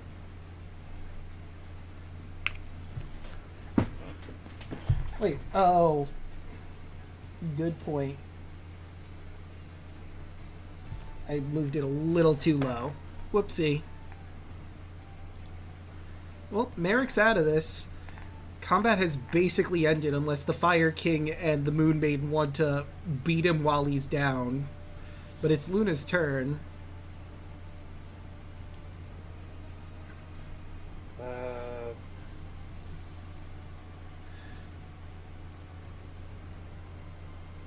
Luna is probably not going to do nothing, but Tarla will. Okay. Tarla? Tarla looks at the Moon Maiden and tells her, do not kill him. Go ahead and stabilize him, but do not raise him back up. And don't kill him. And then she looks at the sun god, him too, and said, do not kill him. And she squints. Persuasion? That is Luna's very, very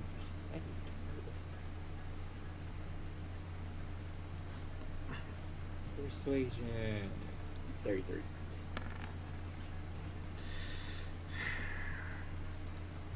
Fine. It's not a threat anymore.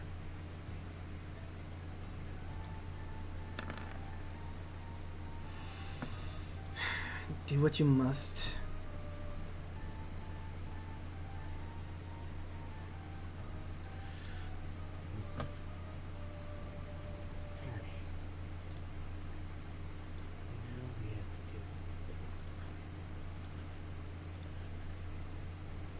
So wouldn't Tarla know more about the Tomb of Annihilation?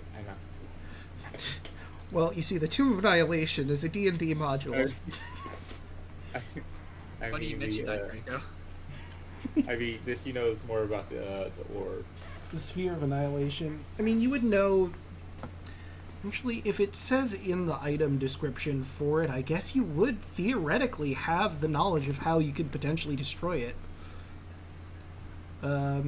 If you attempt to control a sphere under another creature's control, it's not under anyone's control at the moment, no one's attuned to it.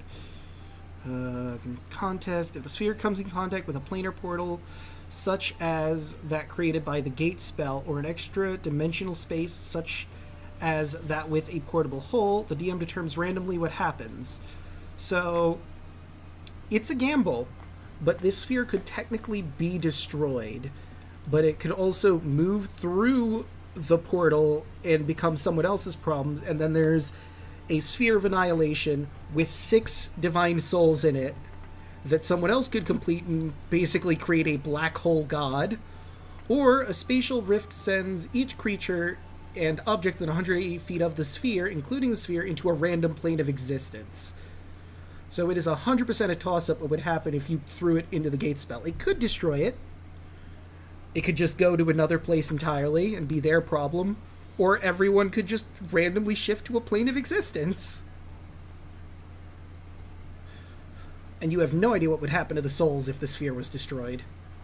They could be gone forever, maybe they'll go to where they're supposed to go. But the goddess of death is dead, so who knows at that point. And Tarla make a Arcana check to figure out how to release the souls from the sphere. I'll give you that.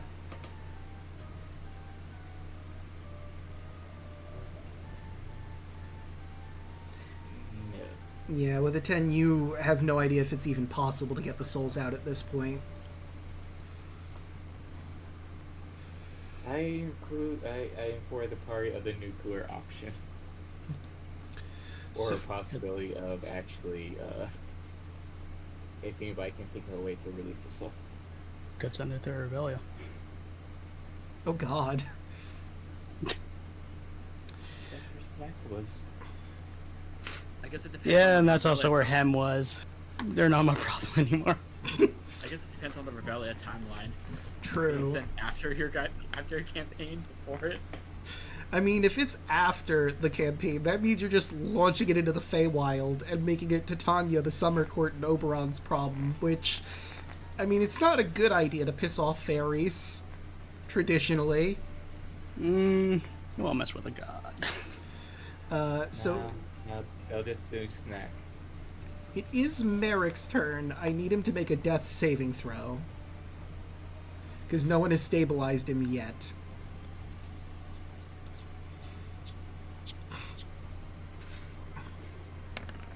So I could send it to That is one success. the Rebellion, Shadowfell, Fates, the Nine Hells, the Elemental Plane of Fire, which I am not putting it there. I mean, I can summon that elemental and just have it teleport somewhere, is what I was thinking. there is another option that I can think of. I don't know if you want to try that or if you would think about it, so I'm going to be quiet about it. But I will let... You know what? I will let Andros do just a flat intelligence check, and I might give it to him when it becomes his turn. So, okay. Yeah, alright. The Moon Maiden is just going to stand there. I could heal him, but he's probably just going to start attacking the second I bring him back. I guess I could stabilize him. Well, if I were to tell her to stabilize him. Yeah. Let me see. She's technically not trained in medicine, so I guess it'll just be a flat wisdom roll. Oh yeah, he's stabilized. Doesn't have to make any more death saves. A little bit of light radiates from her hand and his wounds close. Alright, Andros, want to make a flat intelligence check? You sure? Okay, with it. I'll give it to you for a 12. Andros, not a lot of things can swim through lava like you can. You could drop it in a volcano and then just hope no one ever gets to it. Yeah. Yeah, what am I talking about? Yeah, I could just do that. Fuck this. What am I thinking? Like, aside from you and other fire elemental creatures that are immune to fire, not a whole lot can survive lava. Yeah, sure, why not? Is there a volcano near here? Or do I have to go some... I mean, not near here, but you could realistically, with the Ultros and various other powers, go back to Typhon and just drop it into Typhon. Although Typhon has a portal to the Hells under it, so maybe not that one. But you could also go to Fire Island, which also has a volcano, and drop it in that volcano. Yeah, let's just go to Fire Island and I'll just put it in the lava. You tell the party that? Yeah. I look to Kaya, take him there, because I know you have a plan thing.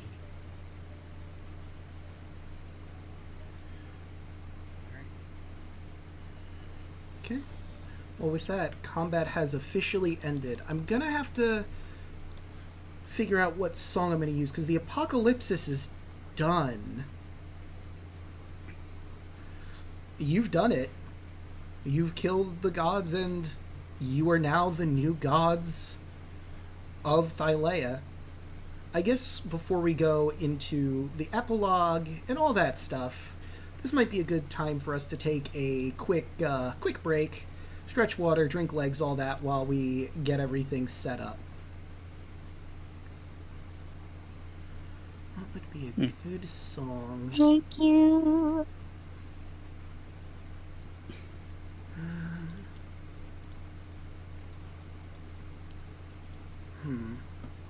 I guess I could do this one, maybe? It's a nice calm song.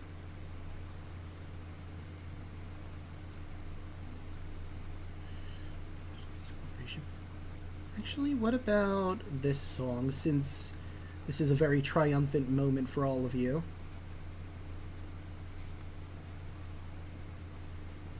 I think I have a specific suggestion for Andros. if he knows of a place to drop it. Hmm. What if it's a place only you knew? Only I knew. I could. Maybe somewhere in the Never mind, fire because I thought like, oh, take it to the fire plane, drop it in a volcano, but that requires it taking it to a different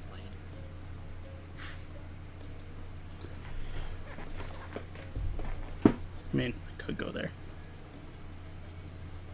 I mean, that's if the orb can actually go over into that. Hmm. Let's put the B right back up. And let's do that stretching water, drink legs. And I have a fuckload of puns apparently to read. Goddamn. Another fair case we could do to get to if we wanted to use the fire plane. I guess some in fire elementals.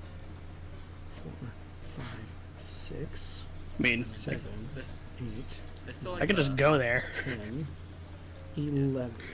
The Ruby Gate just sends me there. I mean, let's see, it looks like we have 11 puns, so I'll read through that before I get up and do my stuff. You know, this graveyard looks overcrowded. People must be dying to get in there. What time did the man go to the dentist? Oh, about 2:30.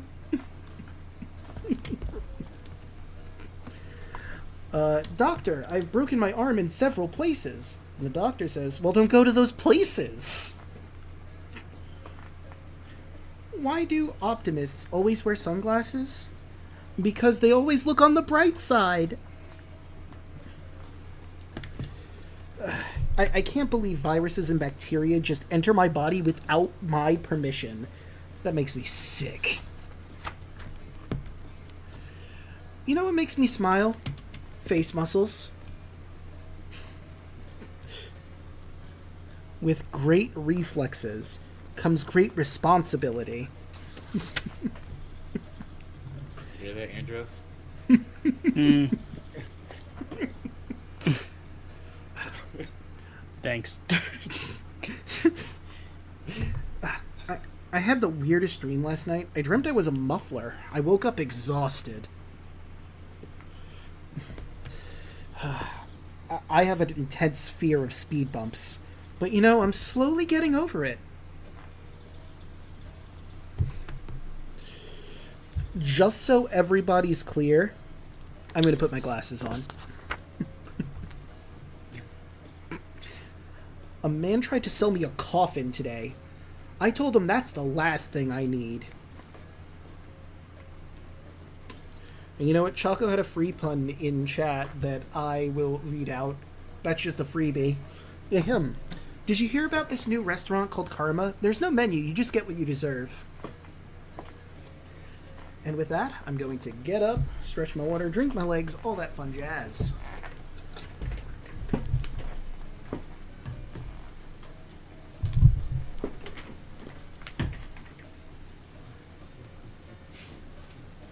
It's funny.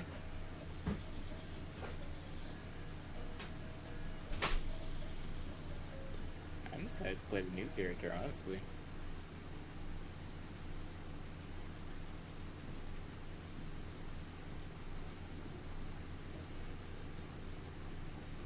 Yeah, Alec, I'm really, really sorry. That was honestly the safest way to stop you without just straight up killing you. But I have a feeling I screwed over Merrick even more. I don't know how to fix this. Just heal him. I Use the we can heal him. spell. I mean, we can heal him, but his emotional, mental state afterwards. Once again, a god has robbed him of of everything. Hmm. Oh. So it's like he's just got put back to square one. It's like, honestly, I was just thinking, like, do we just let him go out there? Like, does he just choose to die? I don't know. I don't know what to do.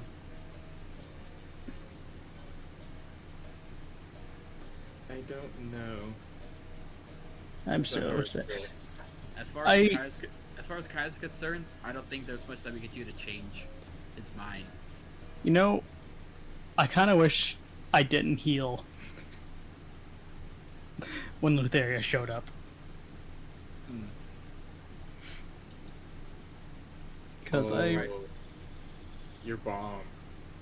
No, not my bomb. Something else. Which I guess I can reveal now because, I mean, we're not fighting anything as far as I know.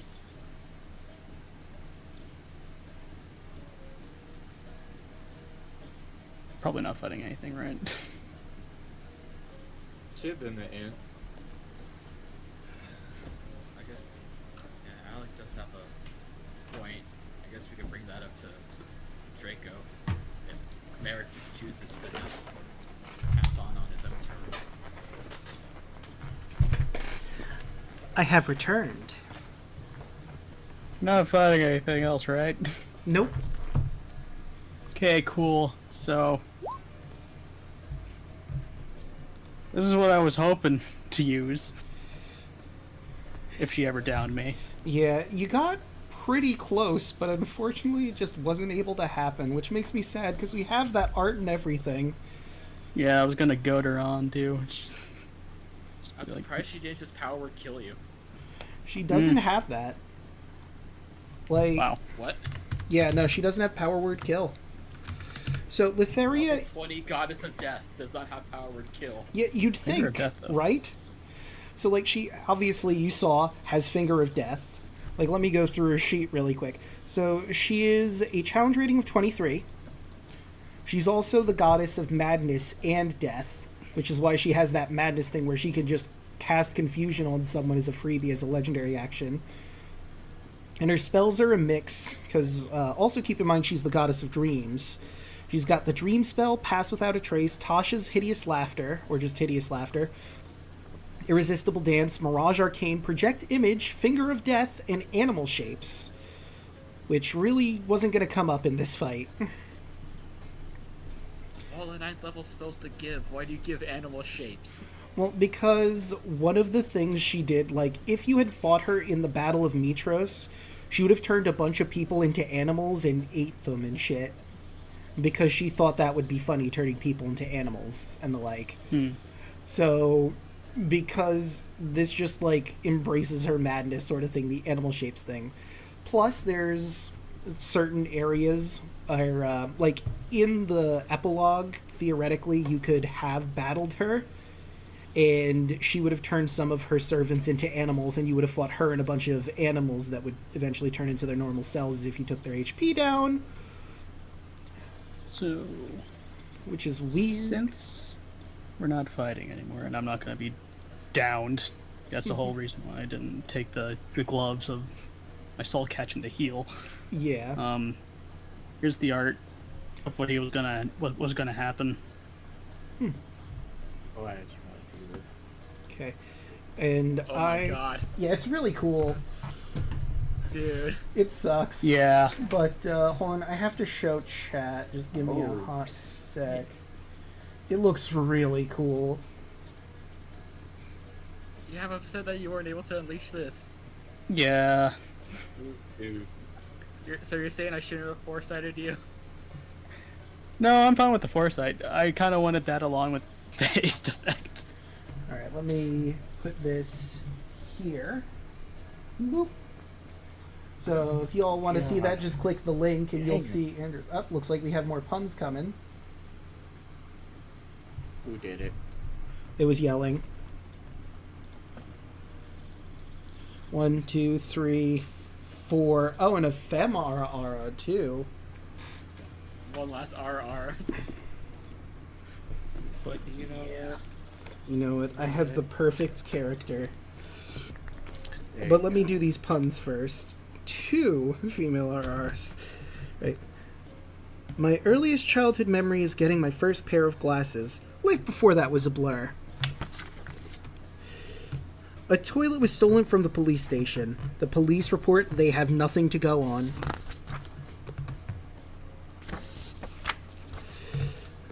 My recliner and I go way back. I don't trust stairs. They're always up to something. But now that we have 2 female RRs, though she has passed, tragically... Ada.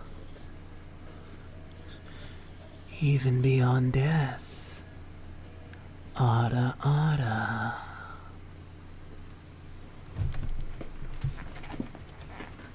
I find it funny that the music stopped when you did that. Unintentional perfect timing. Nice. Like, there's a lot of plans that obviously won't get to see fruition, and I kind of want to tell everyone, but we are going to do a Q&A next Friday, so maybe I'll save that. For all those what ifs. Mm-hmm. I mean, part of me does want to tell you about one thing. So, Letheria was obviously, like we've already discussed, trying to get there as slowly as possible, but there's a reason because she was trying to do that. See, she had made a oath with the Neo-Pantheon that she would help them fight you, but she doesn't technically break that oath if she wasn't in the room at the time. So she was trying to run out the clock, wait for you to kill all of them so that she could just waltz in and hopefully deal with you while you were injured and take some of your souls to power her god. If she had gotten there too soon, and there were still some left and she had to fight with them, she wouldn't have fought, and potentially you could have just waited out the clock until the Eren dragged her to the island of Oathbreakers. Because even the gods are bound by their oaths. Doesn't matter who you are. While you're in Thylea, you will stick to your word, or there will be consequences.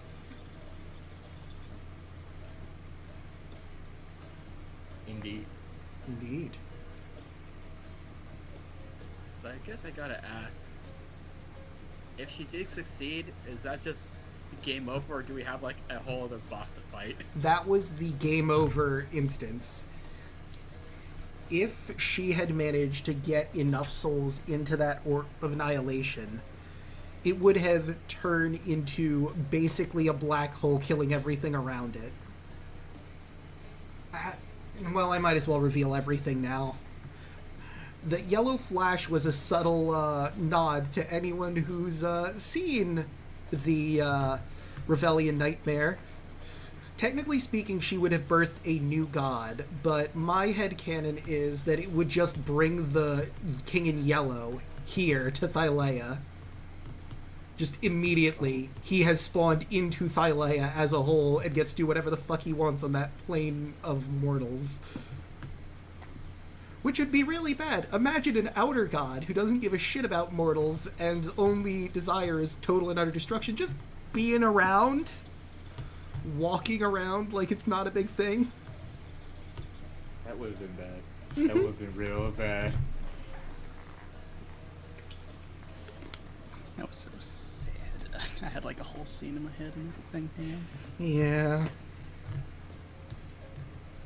You just built Andros too strong.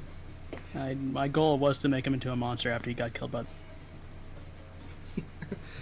I mean, I was honestly trying to take you down so we could see it, but alas, just wasn't meant to be. That's why I was telling Letheria to finish the job, or go to you, just be like, oh, I'm surprised you didn't hit me. Just as like a hint. I mean, I did think about it, but I'm like I said, Luna was a lot closer to death, and her main driver was to get that orb to finished. Yeah, I understand. She could have attacked you, but the likelihood of you going down from her attacks might not. I was thinking just like, if I'm dancing, like I am kind of a sitting duck. Yeah. I mean, like, the only two people in our party that were safe to actually kill and not have an effect on the aura is Alu and, no? It would have been Alu and Merrick, because those two aren't gods. But damn, it's just like, half my HP gets the effects of haste on me without the drawback. Oh, excuse me. Is everyone back? because we do have 2 people muted, but Yelling said she was going to the basement for a moment. isn't back yet. I'm running. Oh, okay. Alec, yeah. And Merrick's here. Okay. He's still just broken, so Gotcha. I don't know if you and Alec have been like chatting in the background, figuring out what that result is. Well, I mean, we're gonna have to see what you guys are gonna do with Merrick, but he can't. Words is gonna be a problem because you're not gonna be able to really interrogate him. Or what is your plan exactly with Merrick? Because you didn't kill him.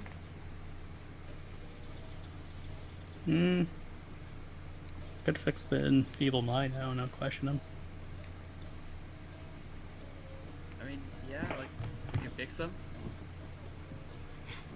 Oh, we also broke Alec Yeah. because, to be completely honest, Kaya screwed over Merrick again. A god ruins his plans and goals. Yeah. So even if we brought him back, it's like, well, you're just gonna want to kill us again. Yeah. I mean, you've it's proven like- his point at this point. I mean, It's like- Carlos was going to look at all y'all and say, well, this is y'all divine intervention, so it's your frame, so you guys can figure it out. I mean, it's like, do we just let him? Yeah, gods take what they want.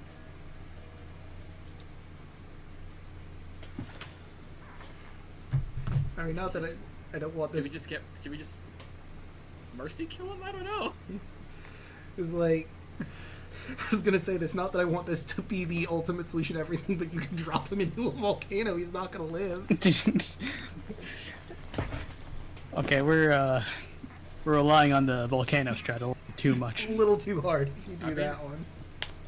I mean, with the whole like death saves thing, that's technically just Merrick's own will choosing if he wants to actually go on or not. So technically he would have gone out on his own terms. But he is stabilized now because you told him this. You told the Moon Maiden to stabilize him. Well, I guess we're just gonna have to kill him. I guess I don't know. Okay. I feel awful. The Moon Maiden is confused why you wanted her to stabilize him just to kill him. I don't know. Tara looks like, so this is your decision?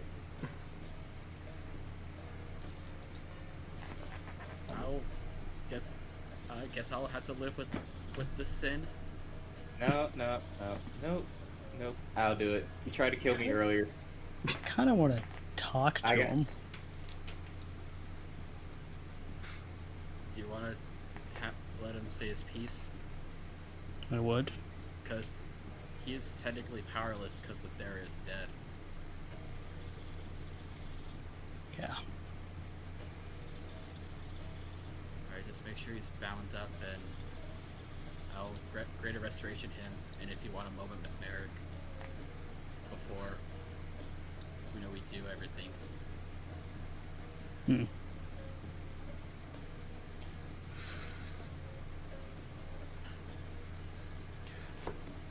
So Yeah. So I guess we do that. We, make sure he's all bound up and fix his mind. So above game, Alec, if you want to type what Merrick would say, I could do my best Merrick impression and read out the text for this conversation, if you would like. Look, here's blue skin.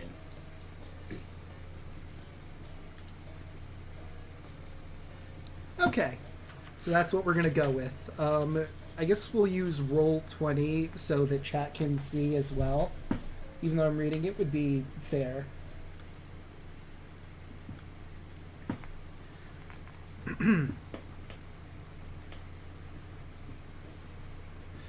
So, Merrick's mind is restored.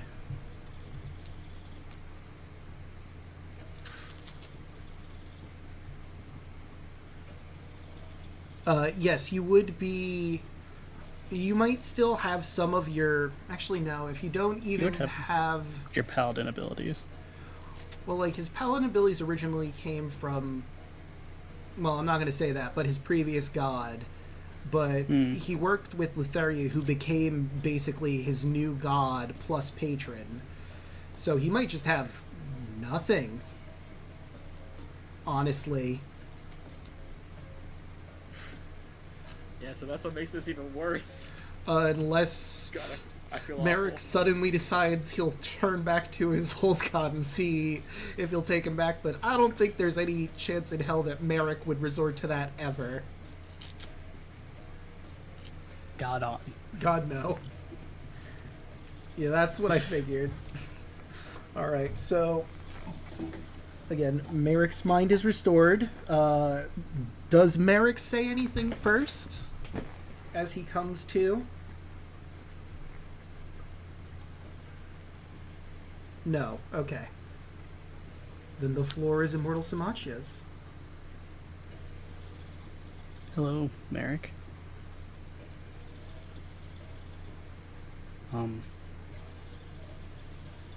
Do you want to explain what that was about?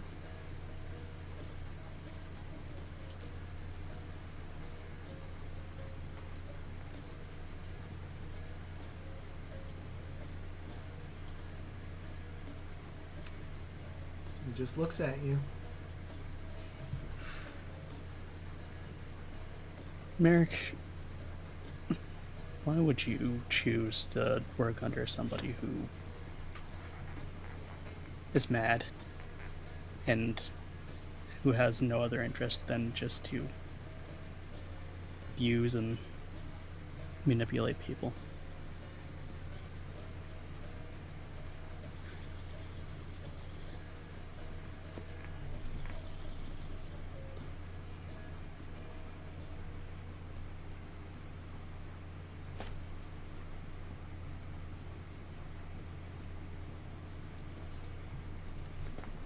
Alright, I guess I'll... it's gonna be too hard to type all this shit out.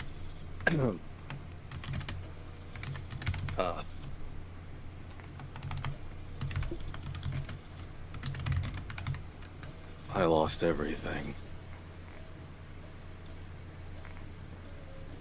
The gods just take what they want.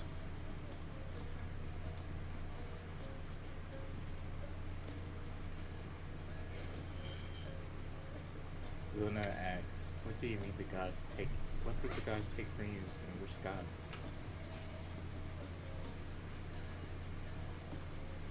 Every single one of them. All of you.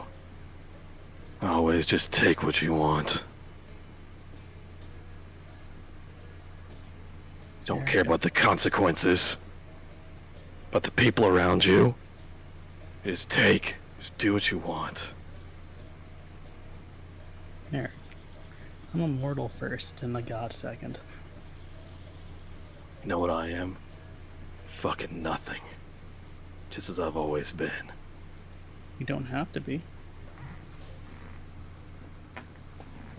I'm not one of you. I never will be. You don't have to be.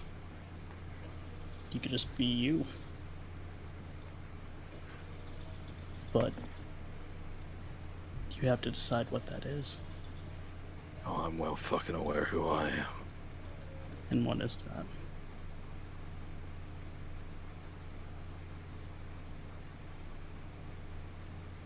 Not your fucking friend.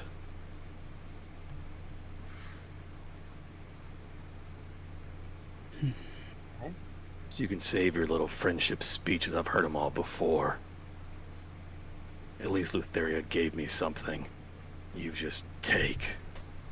I have nothing now again. I might as well be back on that fucking beach. Abandoned again.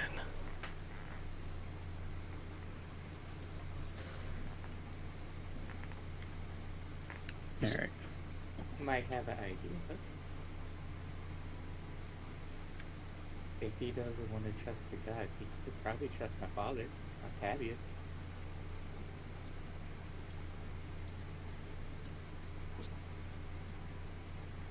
Who do you think fucking abandoned me to start with?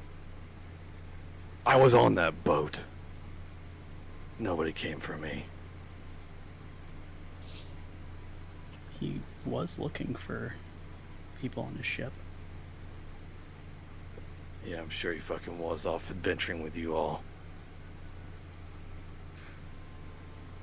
Well, he found most of you.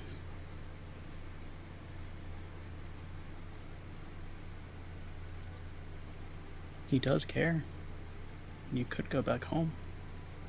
I have no home anymore.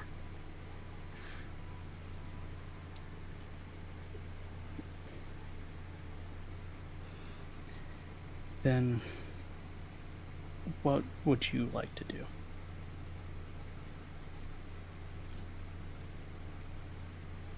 I'm not going to just blindly kill you or send you to prison or whatever. I'm letting you choose this. As if I've ever had a choice. I'm literally giving you the choice right now. Yeah. As I'm sitting here bound, you're giving me the fucking options, huh? That's some fucking free will to gods, right? Well, knowing you, I probably assume you would swing on me. I'd appreciate never seeing any of your fucking faces again. Especially the fucking druid.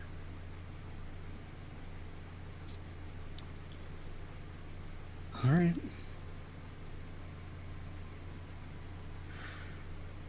Let him go.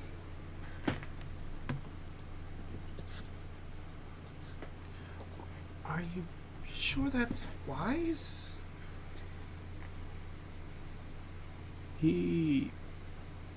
Unless he can somehow get Lutheria, I don't think he's getting any power to try to destroy this realm or anything.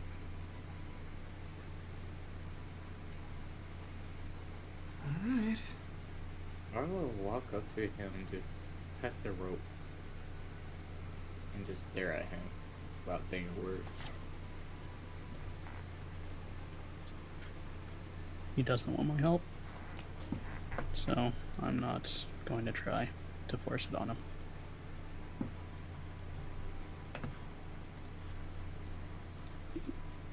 I can't help everybody.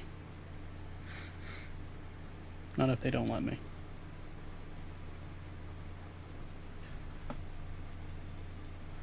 Very wise decision. You all turn around and you see an old man surrounded by 6 gold canaries. Merrick would recognize who this is immediately, thanks to his past. Sorry, I'm a bit late, it seems. Do we know you, or? Oh, well, we've never properly been introduced, but thanks to Octavius, I have a bit of a foothold in here now, so I can properly show up in areas where the gods are in control. Couldn't really help all that much, because I think Lutheria was blocking me from entering here the entire time. In this form, I'm known as Fizzban, but you may know me, and he opens his eyes a little wider, and you see them glint with a platinum gleam. As Bahamut. Luna's eyes widen as she gets on both her knees and bows. You can rise, child. Andrew just kind of squints his eyes at him and imagines just like this most terrifying platinum dragon in his head. And man, I mean, I could show you my true form if you want. This is more of a form to walk around in. Plus, it's amusing to see people's face when they imagine all the stories and see little old me. right. Alek does not know how to take this. So, Mohammed, sir, what are you doing here? Well, I came here for 2 reasons. I'll start with my first one. He walks over to Merrick, and he kneels down so he's on eye level with him. I wanted to apologize to you. Letheria had been keeping me from you this entire time. I had so little a foothold here originally, and I couldn't properly connect. She stole me from you, but that's no excuse. I wasn't there when you needed me most, and I am truly sorry for what it's worth. Obviously, you don't have to accept my apology. You have free will. But I wanted to make it clear that I am truly sorry. That I wasn't there for you when you needed me most. That I was forced out of your life completely.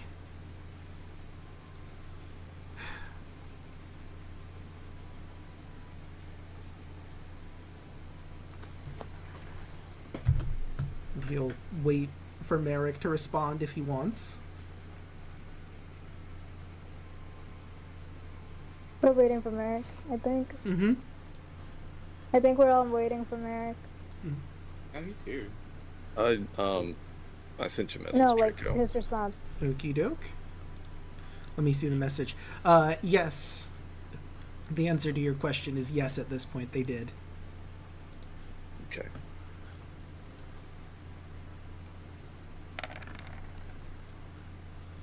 I'm assuming directly on Bahamut. Yes. Right?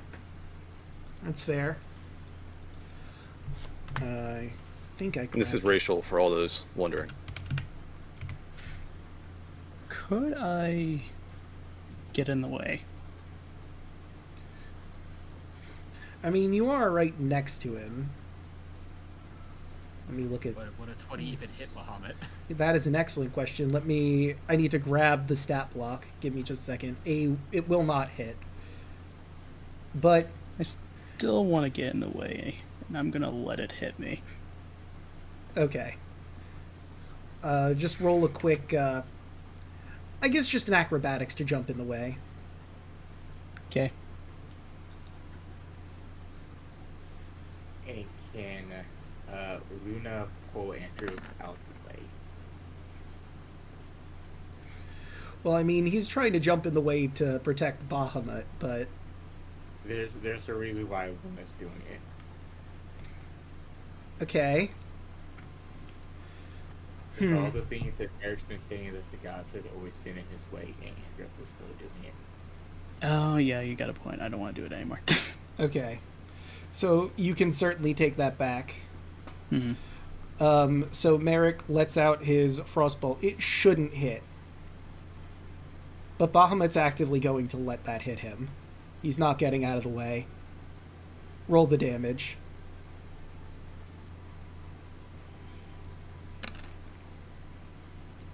He takes the shot.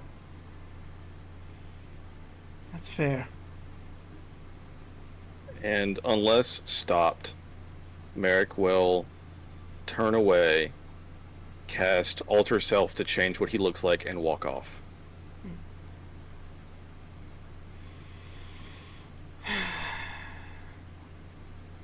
Some people can't be helped. He has every right to be angry.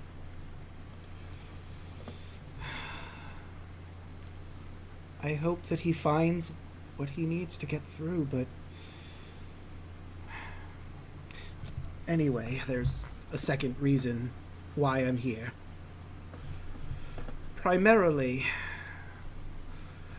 I wanted to avail my service. Since I'm a god in the realm, I technically could be part of this pantheon as well.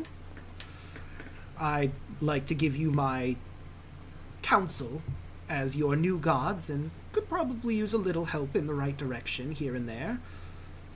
And also there's a very critical thing that we need to consider. Luna begins fading. She looks translucent. It's fading out of existence, it seems. Like, what's happening? Luna isn't from this time originally. She came from the future, if you'll recall. And you've stopped the cataclysm that brought her here in the first place. So she's returning back to whence she came. Now, it's very important for us to make sure that her mortal self, who should be getting born around this time, becomes a proper goddess in her own right.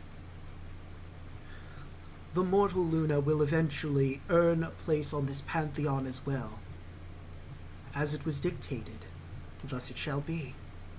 I'm sure the fates are spinning their various prophecies for this, but we need to make sure that the Luna of this time can grow into the Luna of now. Once we get to the future, I understand this is a bit complicated. Time travel is always... He, shakes his head, waves his head, a little messy. But she will return one day. We just need to make sure that she becomes who she's meant to be in time. Right. Well, it was good meeting you, Luna. I get to totally see you again. It was good meeting all of you again. Well, actually seeing you when you're younger. Actually, Larry glances at Andros and Kaya and Carla. Please go a little easy on the training. Who, me? Well, If she has a deadpan stare at you. Never. besides, I think your father will be the one taking over your training. Although I'm sure Andros will have a hand or two in it from time to time. I'll have her and many other at this point. Halu is conflicted whether or not to screw up the timeline. Alu. Bahamut looks at you. Copper for your thoughts. What? Don't worry about it. He squints at you.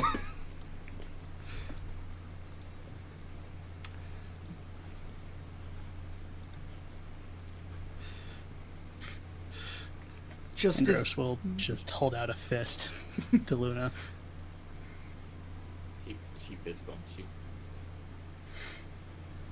Make sure to go easy on my kid.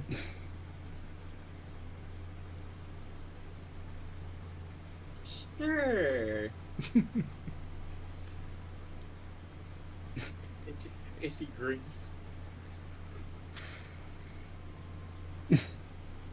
He just steps back. And soon, Luna fades. I will give Luna a hug. Oh, of course. She hugs her back. It's It's not goodbye, it's until we see you again. She nods. It's weird. While you're hugging her, you definitely feel she's there, but significantly lighter. Your arms don't go through, of course. There's still something to properly grab onto, but slowly but surely you feel your arms beginning to sink down. It's almost time.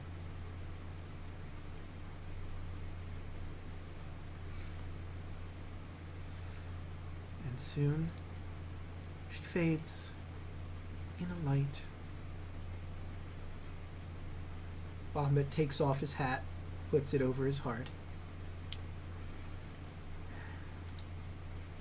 We will meet again.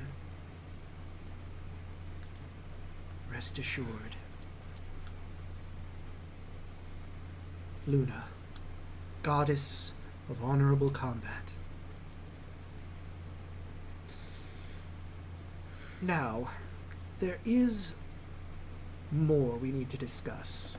Obviously, the castle here on Olympus would make a great place, a home base as it were for the gods, but right now you are fledgling gods, and there isn't too much of a problem of you existing here on the mortal plane.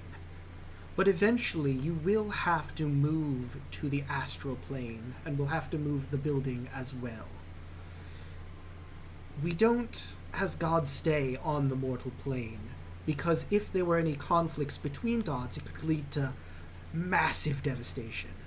You've already seen what can happen through the 500, or you've seen what could happen between recent events, the war 500 years ago, and Lutheri and Sidon were just that, fledgling gods at the moment, not quite up to where you will eventually become.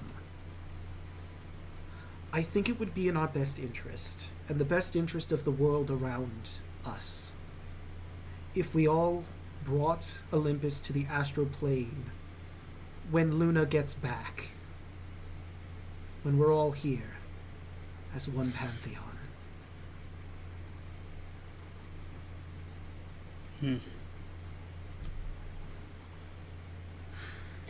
Well, that certainly seems like a good idea. Though I will be spending some time on the material, because if I do, my wife will kill me. Of course, of course. It's still some time. Luna has to grow back up into her self as you've known her. Get properly into her slot in our pantheon. This will take years at least. Plenty of time to get all of your affairs properly sorted, train some people, make sure the mortals that we leave behind on this plane will be taken care of, and properly ready for anything to come their way.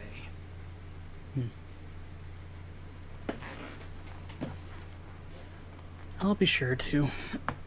And I know that Kaya will too.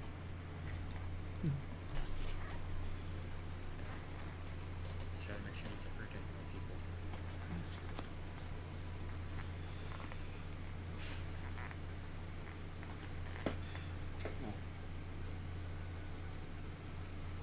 We can only do our best.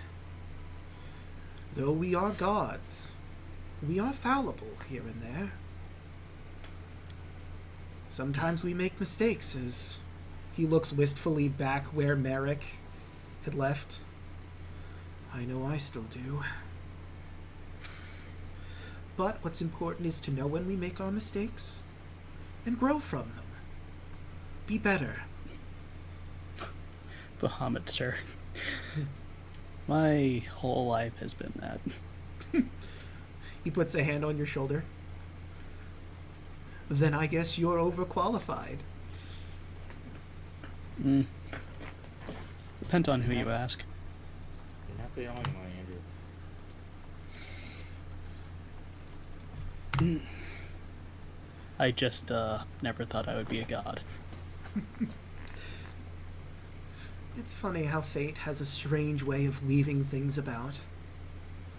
For good and bad. I'm certain you'll all make wonderful gods.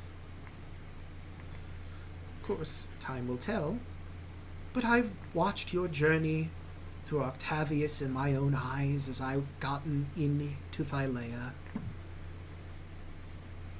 We will do an amazing job for these people, and make sure that Thylea stays a land of light and happiness for as long as we can.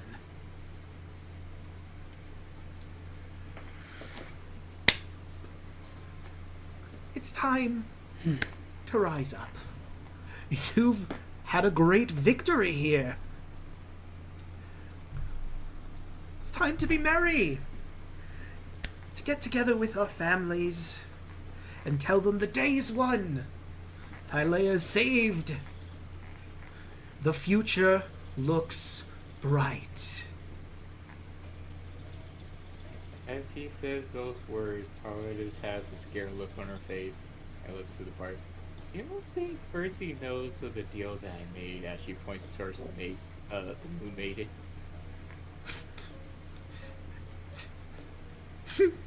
I think it's best not to dwell on it. As he just walks out. I'm going to go see my child now. Absolutely.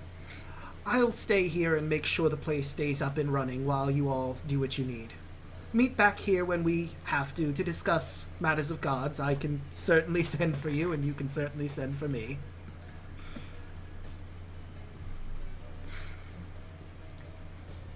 Andros is already gone. He's running. Oh, to answer your question, Tarla, I mean, you've married an oracle. She certainly has the means to spy on you. Do with that what you will.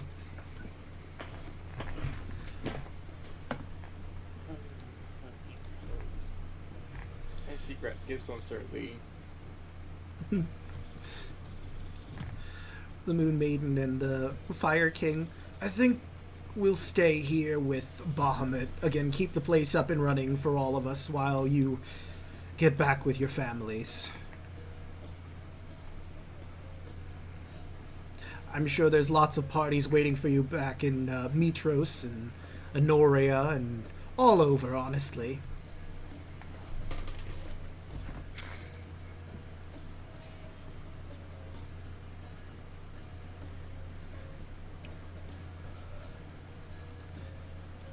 And with that, our heroes Immortal Samachia set off to roars of applause and cheers throughout the lands, back to their families.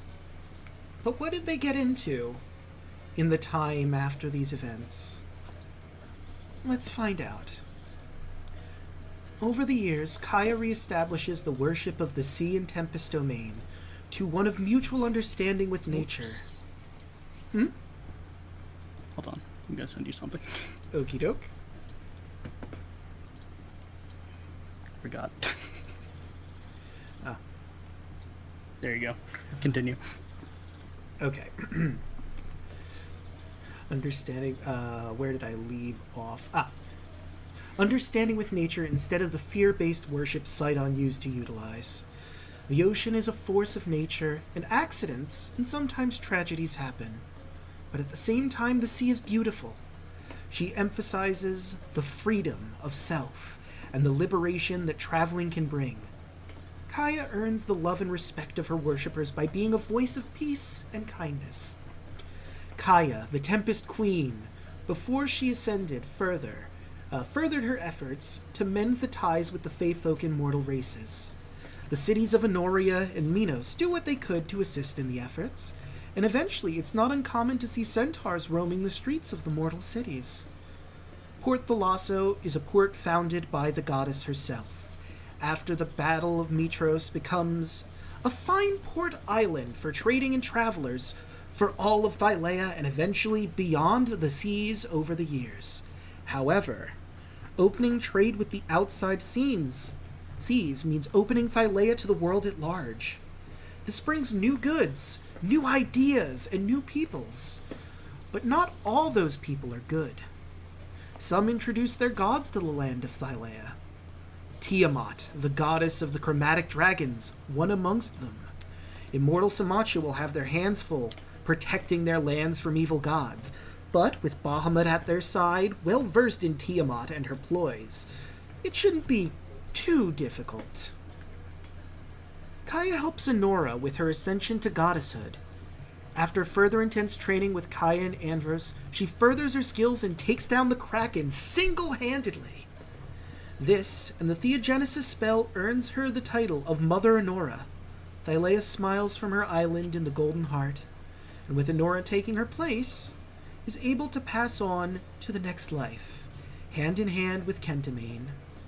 Poems are written about the love of Mother Honora and Kaya the Tempest Queen, a love of land and sea, and how the two are in perfect balance. With Honora's help, the lands heal, and Honoria and Minos work in tandem with each other to thrive, becoming both becoming the next big cities of Thylea, becoming equals of Mitros and Aricia. Of course, Aricia needs a king or queen. Sunny takes over as Queen of Aricia, For quite some time, dragons are long-lived, and being the daughter of the Tempest Queen puts her in a very good position as ruler. I will move to this message I just got. After the battle with the terrifying and unstable Letheria, Andros goes back home to help rebuild the damage that the four Titans caused, and not long after would have 2 more children with his wife, 1 girl and another boy. He would give his wife the ambrosia and eventually his children, when they were mature enough, to choose between taking it for themselves or remaining mortal to live their lives. Andros would spend the next 50 years raising his children, building multiple temples of his martial arts, and traveling the world to help those in need, no matter where it may be. He wants to be a better god than the ones before him, but once all of his children were adults, and all his children excelled to their highest rank, Andros felt as though the realm he was leaving was in safe hands. Although his temples and the material plane would not hear the end of the god of the sun, he would leave a small piece of his divine essence for those who have reached certain rank of his school. And some say, when you pray hard enough in times of danger, a shining light will descend from the sky, with the silhouette of a warrior that runs into action to save those of the less fortunate, and leave as soon as he's done. Or perhaps you'll find a cloaked figure with a hood meditating on a mountain to accept any challenge that would reach him. But one thing is for sure, Andros, god of the sun, the boar slayer, the beacon that shot the Tarask and the scourger of death, is a god that will help those in need as the new main god of Aresia. Speaking of Aresia, Narcissus returned. During the conflict with the Nether Titans, along with his new wife Echo, he had to explain that Immortal Samachia assisted him in matter of dire importance. And of course, he always planned to return. However, he would not explain what the task was Immortal Samachia assisted him with. Echo was to be crowned new High Priestess of his order and new Queen. The people of Aresia did not take kindly to this sudden and drastic change. Narcissus may have been their god for centuries, but he was asking a lot, and the threat of the Nether Dragon, along with his clear disregard for them in their time of need, was enough to get him demoted to as a lesser god of the city. His order still exists, and has its followers around Dylea, but Andros, Dawn of Redemption, is the primary god of the city. For Andros was one of their own, an orphan who challenged every Grand Master and failed, was taken down by a white boar at the beginning of his journey, and got back up. He's an inspiration to all monks of the city, regardless of their path. A master above all masters. However, there is one order within Aresia with sinister plans. The Shadow Monks still plot in the background, their original plan thwarted both by the return of Narcissus and the death of their goddess Letheria. They seek a way to possibly bring her back and bide their time until they can. Could Merrick have possibly joined up with his old gang again? Hard to say. Was he even going by that name anymore? Octavius eventually returns to Mitros. After properly reforming the Church of Bahamut and taking his place on the throne, he rules alongside Valis, raising and training his daughter Luna for her trials to come. He learns of her future self's adventures from his friends in Immortal Samachia, and of her destiny to become the goddess of honorable combat. This, of course, confuses him, but if it's Bahamut's will, who's he to question it? However, Octavius, unlike his fellow members of Immortal Samachia, is mortal. He can't rule Mitros forever, and Mitros needs a ruler. Eventually, Valis gives birth to a baby boy, giving Luna a younger brother named Ares. Ares, when he rises to power, rules Mitros with an iron fist.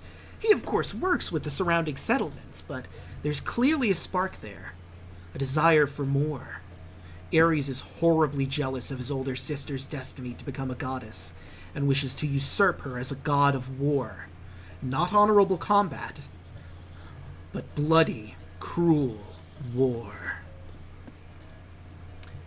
After an awkward conversation with Versailles, Tarla convinces her that the deal with the Moon Maiden was only to get her on their side, and there was no love whatsoever between them.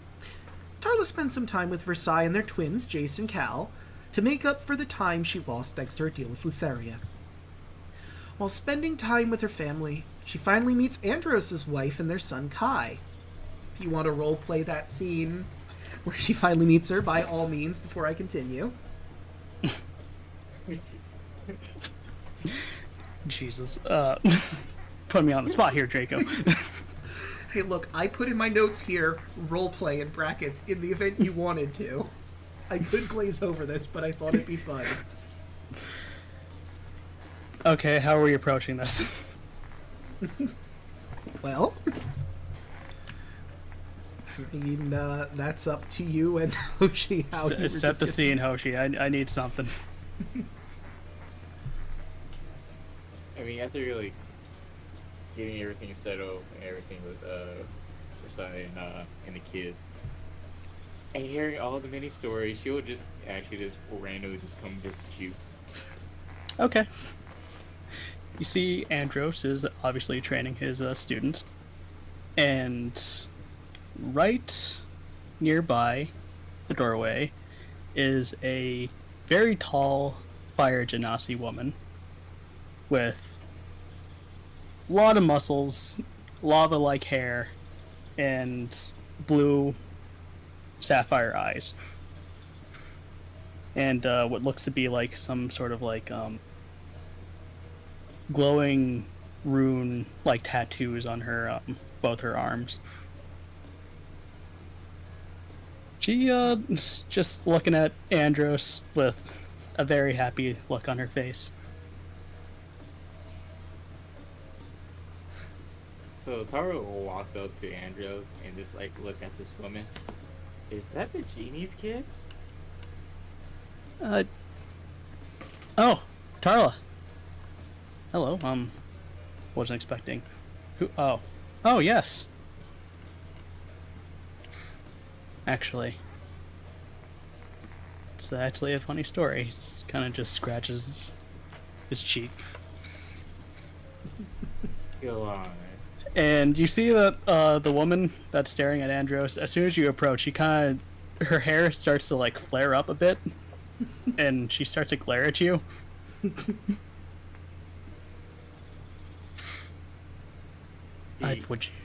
Would you like to meet her? Yeah. I ain't come all this way for nothing. He walks you over. Hello. Hey. Hello, Andros. As she just picks him up in a hug.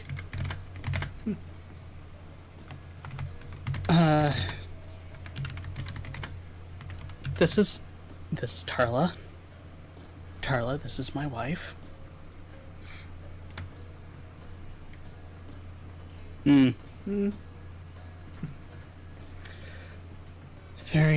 It's a pleasure to meet you, I guess. What brings you here? I just came to visit. After Kaya actually told me all the stories between you guys while I was stuck at the prison queue. Oh, you're that Tarla. Yeah. I actually want to come meet you guys before, like, I start doing training with kids and everything. Well, she holds out a hand to you. He goes for a handshake. She squeezes it, but very tightly. As she pulls her in. If you ever plan on casting a spell on him, you will not be recognizable.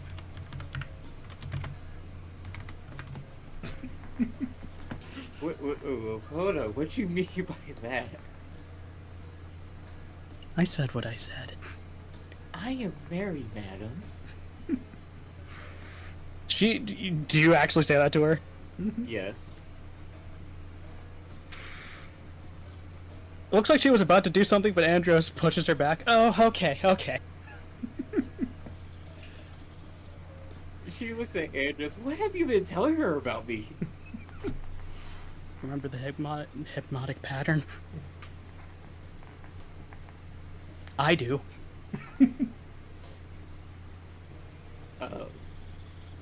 And Rocky? Look, Rocky wasn't my fault. I've told her a lot.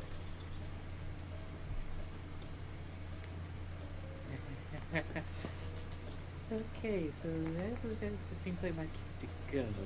So Oh no, by all means, stay.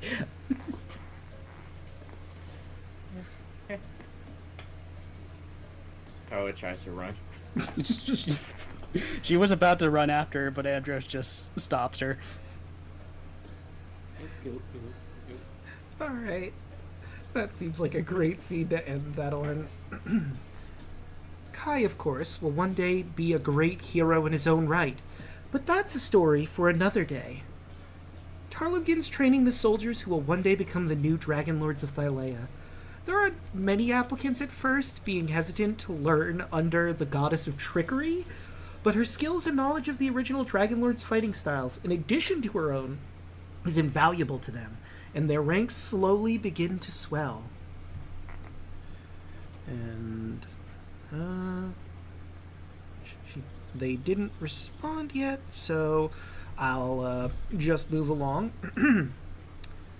There it is. Alu continued to be a dedicated follower of Valis, the goddess of wisdom, becoming a high priest of her order and teaching. I messaged if Yelling wanted to read this quote, but they are muted, so I'm going to put on my best Alu impression. I can. Alright, you got it? Yeah. So, let me read back through. High priest of her order, and teaching.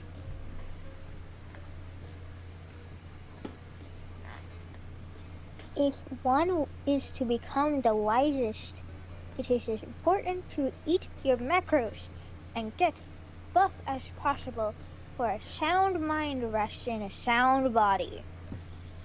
Wise words. The worshippers of Valis have some of the most buff followers, second only to the followers of the Dawn of Redemption. But they are the most learned of all the religions, and of course have create food and water prepped at all times. Dear God. Oh, What have we done? what has Alu done? No, we let him on this adventure. So Yeah, you certainly did.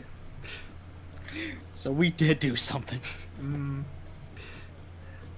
After Luna, goddess of honorable battle, vanished from the timeline, her mortal self was born from Valis and King Arctavius. He trained her until she was ready to set out on her own, to earn her proper place in the Pantheon, as she was fated to do. She sets out on many adventures, working her butt off with a little help from the gods that once knew her. Thanks to her great deeds in the past, as part of Immortal Simachia, and her deeds as a mortal, she has earned the title of the Hero of Time and her place in the Pantheon. Historians will later argue whether or not she actually traveled through time, and students of the Academy often lament how time travel makes the story a bit confusing. Once Luna earns her place in the Pantheon, again, the gods of Immortal Simachia prepare to ascend, taking their palace on Olympus to the astral plane. It is at this time Luna, from the battle against the Neo-Pantheon, merges with her present self, and she remembers everything from her journeys, from the time traveling with Immortal Simachia to her more recent adventures. She exists in both past, present, and future. That's a lot to take in, Luna. How do you feel?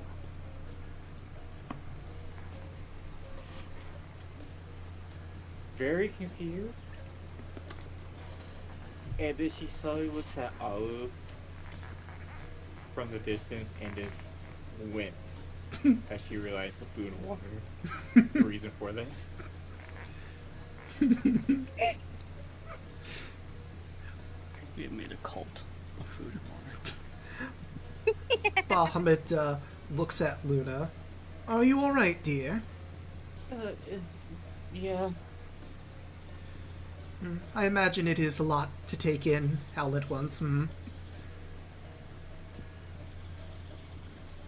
Yeah. Yeah, it is. Yeah. Yeah. Well, don't worry. You'll have a lot of time to adjust. It's time for us to be heading out. Isn't that right, everyone? And he looks to the rest of Immortal Samachia. As ready as I'll ever be. Cora gives a thumbs up. Time to go. And Nora wraps her arms around you, Kaya. I'd say I'm ready as I'll ever be.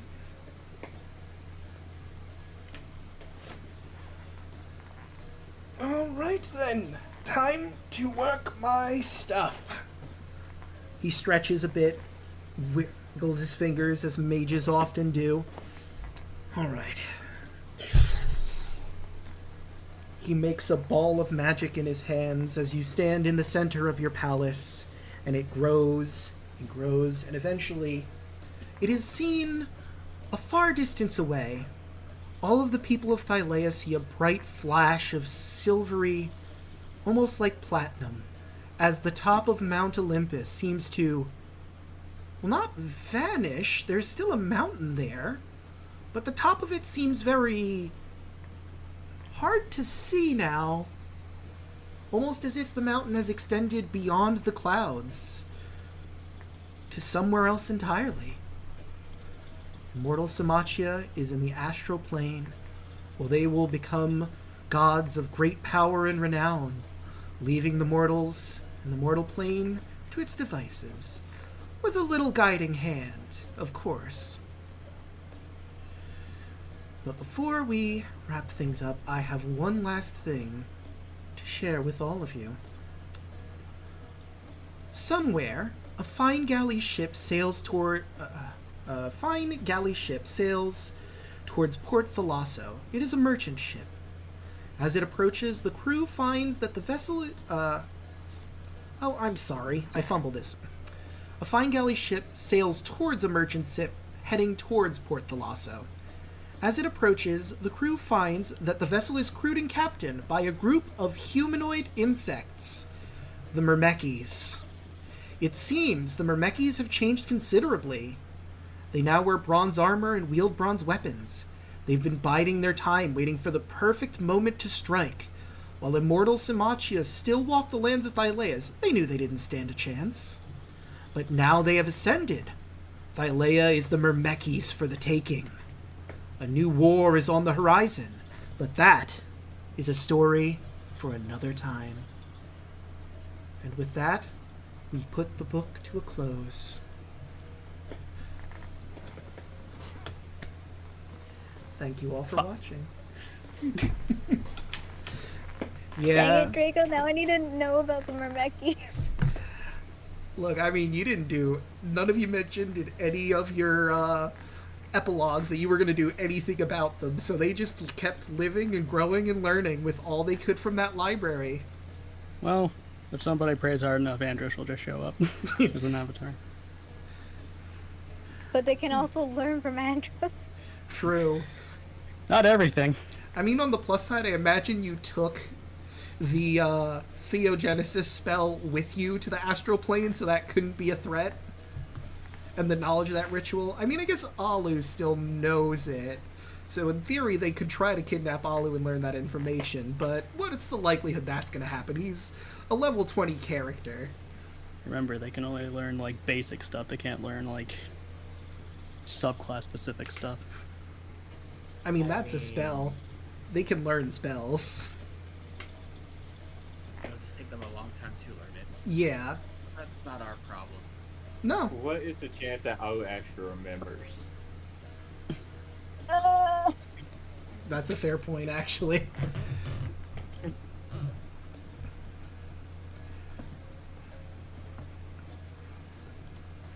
Well, this kind of gives me ideas now. Yep. Yep. So, there you have it. that was the Odyssey of Immortal Samachia. From beginning to end, levels 1 to 20. And of course, everyone watching, I'd like to thank you all for stopping by this past year to watch us go through. And of course, I'd like to thank all of my players here. It's been a blast DMing for you. I take a bow. Yeah. Take a bow. Oh, my boy. Thank you, Draco. It was a pleasure playing with all of you guys. Oh, I'm gonna miss my boy. Hey, we have a whole nother campaign coming eventually. Hmm. And I might have a bit of a promo to release at some point of what that will be. And of course, next week we're going to do a Q&A for any questions anyone might have. Feel free to post them in the YouTube comments or anywhere really where I can get a hand on them. And of course, you could ask live when we get there, of course, about this campaign, maybe a little bit of the next one. We probably won't answer a lot about the next campaign's questions. But that'll about do it. Let's start going round the horn, I think. Starting with Rodden. How'd you like the finale? Finale is pretty fun. I still just feel really conflicted about what we done to Merrick, but you know what? That was just how playing the character was. I'm sorry. But overall, throughout the whole campaign, it's been fun playing with all of you guys. I hope you enjoyed me and my antics. And I hope you guys all get the support you get. Hell yeah. And, Hoshi, how'd you enjoy tonight's session, the finale? Oh, I enjoyed it a lot. It's been a long time coming, and hope everybody enjoyed Tarla and Luna's little antics. Especially Tarla accidentally taking part with some certain magic. You sense wife danger. Now she got to worry about 2 different wives. Yeah, she's only in a relationship with one of them. She was gonna pull a Bane on you. I kind of figured that's why she ran. Fair. I was about to bring out the hoverboard on that one.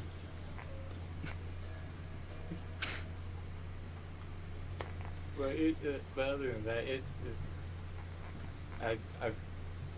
I'm so excited for upcoming campaign, and I want to see how well this build works, which will be fun for me. Well, we'll have to see. I think you might hate it. I don't know. Again, we'll have to see. To be fair, y'all have a very unfair advantage with your team comp, considering all the things there. The way it is, whoever's a melee will love my character. And that's all I'm going to say. Alright. That's it for me. Then, how'd you enjoy the finale? It was bittersweet for me, because with Andros being gone, it's kind of like it was a roller coaster playing as him, you know? Yeah. It's like he had his very low moment at the start, but his very high moments towards the end. I had a lot of fun though.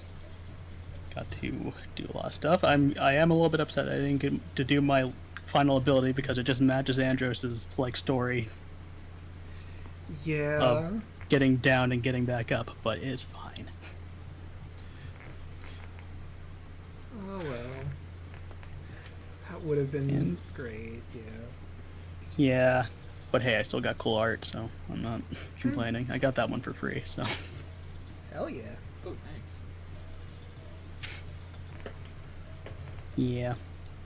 Alright. Anywho, you'll usually find me over at Alek's channel playing as Solbrook, the Artificer, Lizard Folk, and that's really it. Maybe you'll see me next time as someone different. Maybe. Alright, and moving along. Alec, how'd you like tonight's session, and what do you got going on? You don't expect the heel to win, but instead of a blaze of glory, going out in a disabled is heartbreaking for sure. Yeah. The story moment was good on him being once again screwed by the gods, but boy did it not fit in the cards with what I had hoped for. So bittersweet for sure, and one hell of a note to go out on for I'm not just scheduling in life. I'm unable to continue with the group going forward, but I really appreciate you guys for what is my first campaign that especially one that I've finished. Greco, again, great job. It has led me to DM my own campaign that I host with Than over there as well. Hello. And which I've already killed him once, so Yeah, that's great. it was great. So, but yep, very like I said, bittersweet finale for sure. I do like the epilogue for Octavius. That was a very good. I told you, I was like, I definitely want, if he's gonna have a son, it's definitely gonna be Ares. Keep the Roman theme going. But yep, poor old sunset for Merrick. He still didn't learn anything. Yeah. I mean, So. it's really appropriate for Greek tragedy, to be fair. Certainly. I mean, he was almost proven correct in his own way. Although he did it to himself, but he was still like, well, this is what I expected to happen, and it happened. So, very interesting. I mean, But, yep. I did leave a little grain of hope, question mark? He could have joined back up with the Shadow Monks and tried to build himself back up and bring back Lotharia to become who he once was again. I didn't specify this at all, but he definitely at some point probably assassinated Octavius. Just as like everyone let him live, and he's gonna make everyone regret it at some point. Just as like a interesting fuck you. So he still lays the blame at the kind of elder of this group that went off and never didn't look for him or what have you. So definitely took that to his, Yeah. stuck with him. But anyway, good stuff. I appreciate everyone, and catch you guys. I'll see you around. Yep. Love having you. And, Yelling. How'd you like tonight's session? What do you have going on? I really enjoyed tonight's session. I wish I didn't have a time crunch outside of the campaign, which kind of affected my ability to take part. But in general, I really did enjoy tonight's session. Oh my gosh. I'm just so grateful that even though to take part in this opportunity, and also for the gag, how Alu ends up having a group that ends up using Create Food and Water for the gag. It's just perfection. I mean, there's no way it could have gone any other way. Let's be real. Yeah. If he gets into a It position needed of to power happen. in the church, he's obviously going to preach food and water. I could not see it going any other way. I really appreciate everyone for taking part. I also really enjoyed all the sessions leading up to it. And I'm excited for a possible next session of a different campaign.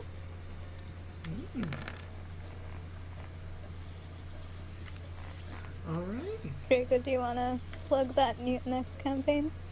Oh, I'm holding off until I'm done with the promo. I'm going Okay. to keep some secrets. Let's just say the next campaign is going to be a little darker. Gothic, one might say.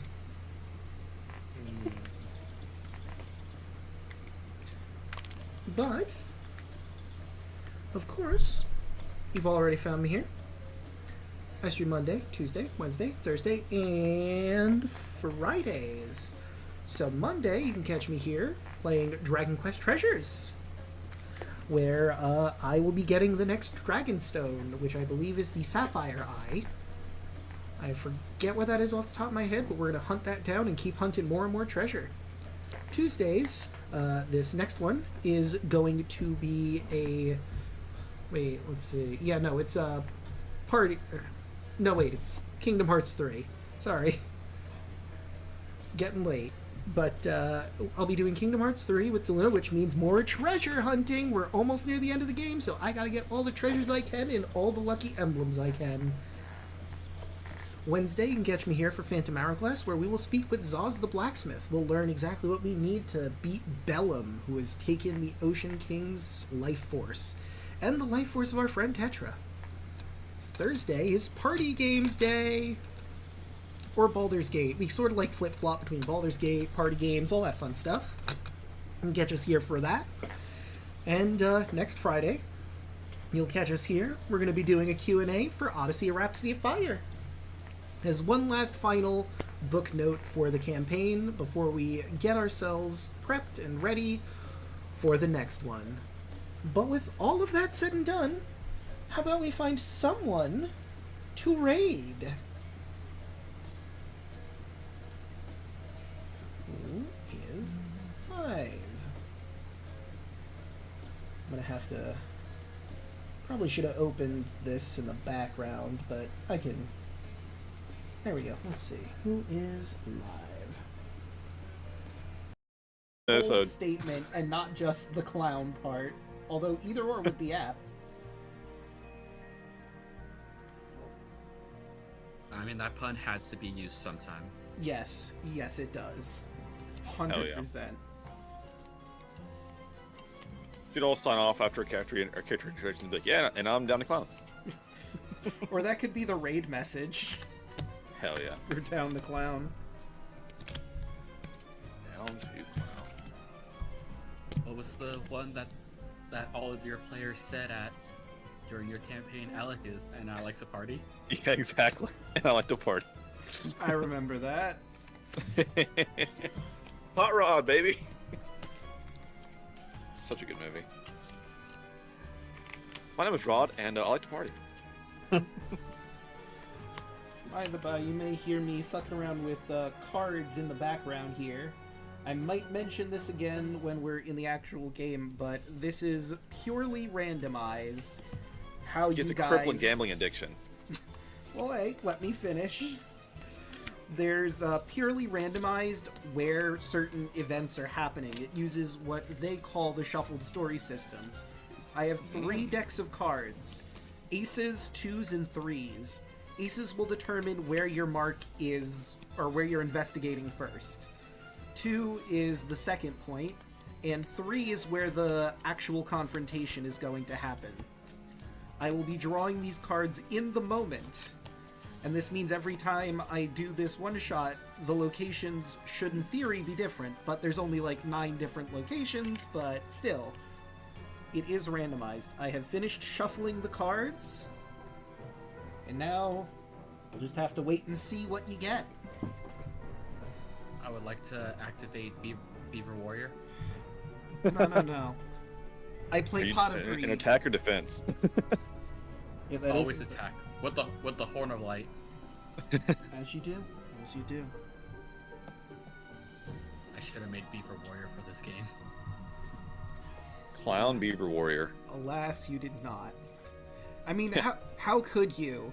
Beaver Warrior is the most serious character. He can be a clown. Right? Come on. Honestly. That's ridiculous. That's what I forgot to do. Oh, a thought I had. Above game, the the introduction that I wrote has a lot of gobbledygook.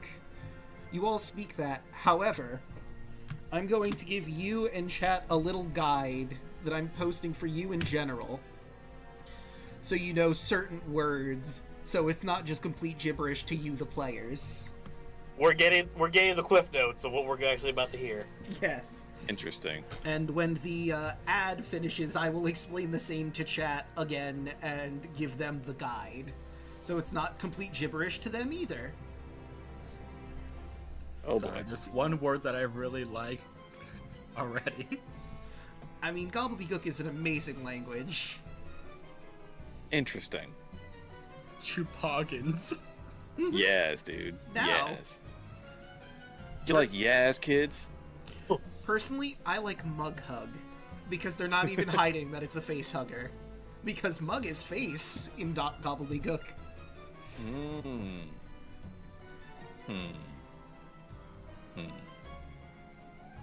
You know the one thing I'm surprised at for gobbledygook, they don't have a word just for boss. Yeah, that was weird too, because I looked for that. Because I wanted to refer to Heckna's boss a couple times, but it just does not exist. Like, if there was a word for boss, I would actually call Heckna that instead of Heckna. Yeah. Like, I feel like that's something that I think everyone would be doing. Yeah. Well, he might just like his name better than, like, boss. But, I will now explain again, now that the ad is over, for everybody here. So, our introduction is going to have a lot of the clown language gobbledygook in it. So, for those of you watching on Twitch, here's a guide to some of the words that I'm going to be using. Feel free to refer to that to, understand the gibberish I'm about to spew. Because I really wanted to make this intro in gobbledygook for one part, because it just made the most sense. But without further ado, I think we're ready to properly dive in now. Let us come to the Revelia. Uh-oh, why are you doing this again? Oh wait, what if that should fix it.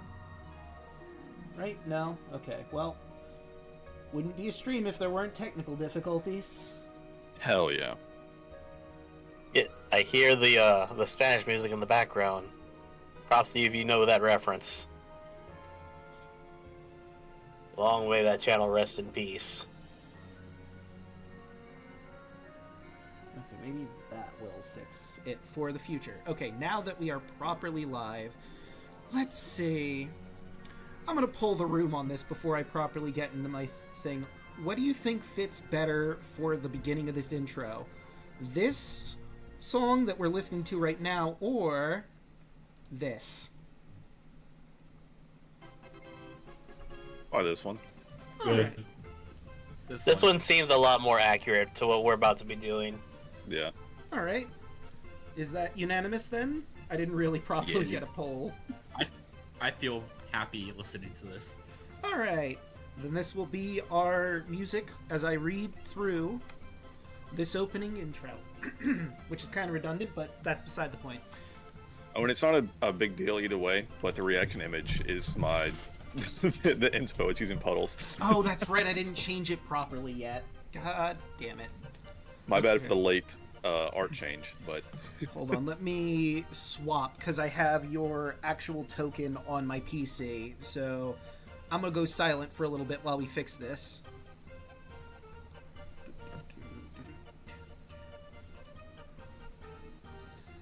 Okay, and send in the clowns. Why is it... Okay. There we go, that's now fixed. Let's go over to here. And easy enough. Wait, did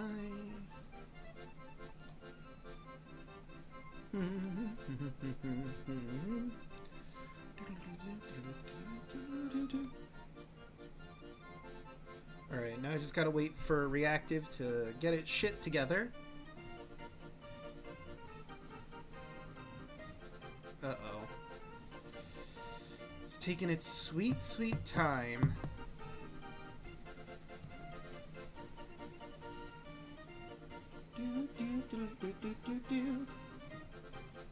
Why is it taking so long? God damn it.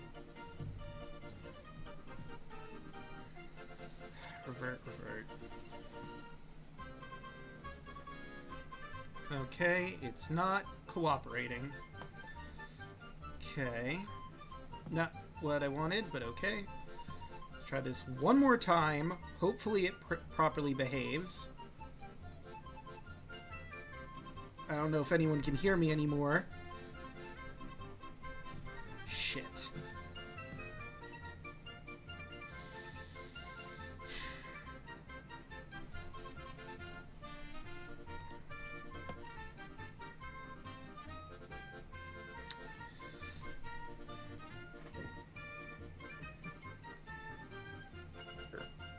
Okay, so it's not properly working. Sweet! I'm glad I broke it.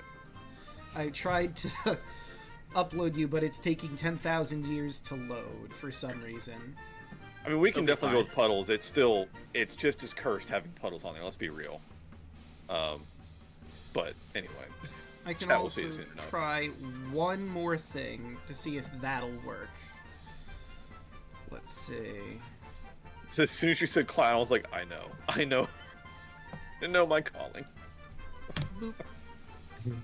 Okay, so now that I've posted that there, I should. God, be it's able to horrendous grab it. every time. So, Just the face. I can't get past. You are down to clown. Down to clown, dude. don't worry, chat. I will get you puddles. Don't you worry. Before we get properly started. Again, wouldn't be a stream without some technical difficulties. I don't know if you guys are gonna love this character or absolutely hate it, but I'm all in. That's all I gotta say about this. Who, us? Had a certain twist, and I'm all in.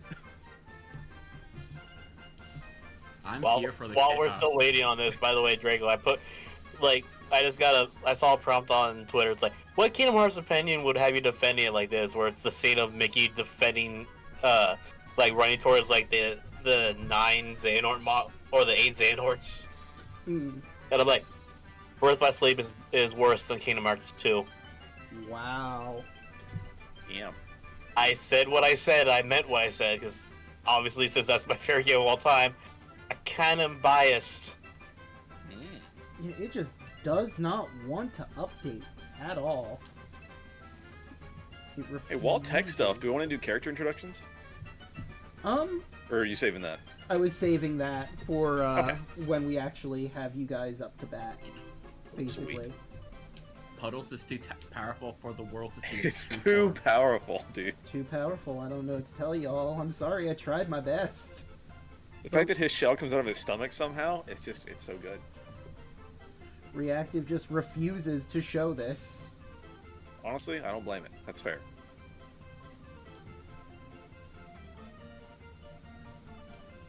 Could it be the name? That'd be dumb if it was the name.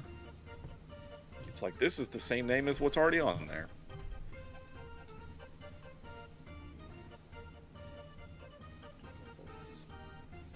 New token. Let's see if that changes anything before I finally give in. Jesus, I could add my charisma modifier to that. Charisma. If you can Imagine. imagine, my modifier is 0 for charisma. Okay, Let's see, yeah. charisma. Damn. Charisma is actually my main stat. That one I have an 8. I have a 4 in. I'm dropped down gorgeous. So yeah, it Like- sadly refuses to work. So Good. no token reaction image yet. Let's go. Let the curse continue. Perhaps next week. Hell yeah. But I digress. Because now we are finally able to get started.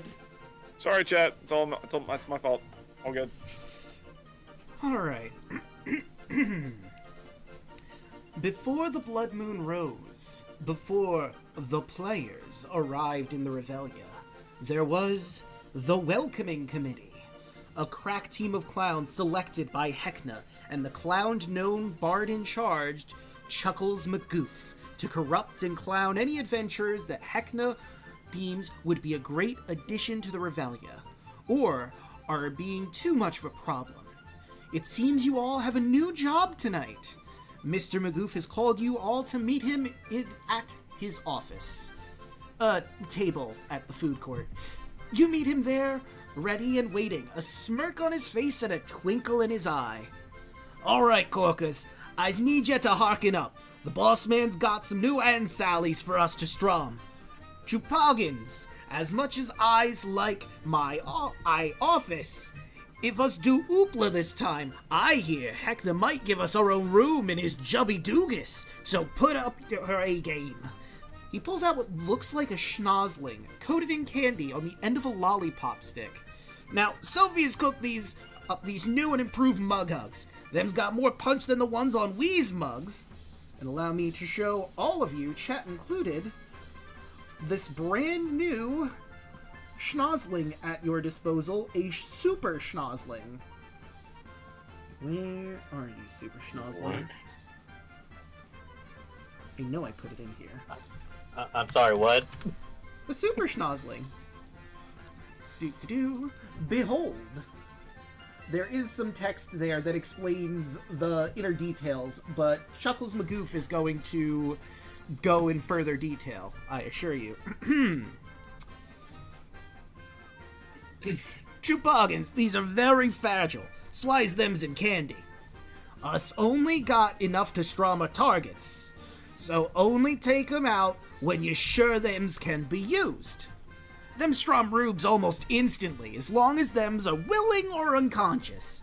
Us got 6 targets. Professor Von Splat's a wizard, Slick Silvertongue a bard, Sneakers a rogue, Lord, Goodson Two Shoes a paladin, his babysitter priest, Sister Liara Scuttlebutt, and his squire Marigold.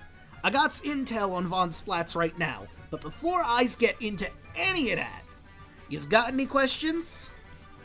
And I think now would probably be a good time for us to describe your characters. If anyone has a question, you are free to go first. If not, we can just go in whatever order anyone feels comfortable with.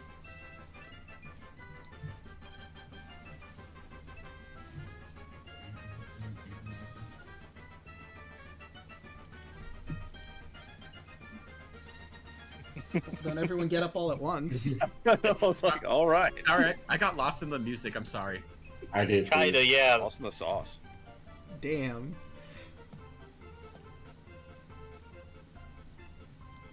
I guess. Roll I'll have my initiative? characters- I would say, do you want us to fucking roll initiative, everybody? Alright, you know what? Fine. Give me just a hot second to get the turn order thingy up. Boop.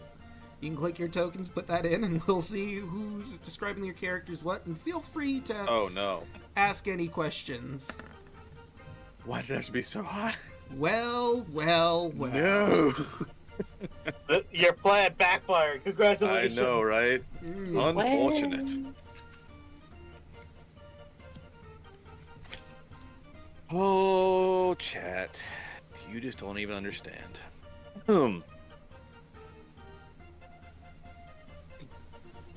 Sorry. So dumb. Hello, everyone. My name is Puddles. I am a turtle clown cleric. I had kind of a rough life and was kind of always downtrodden, but ended up here in the Revelia. Now I can be happy all day long.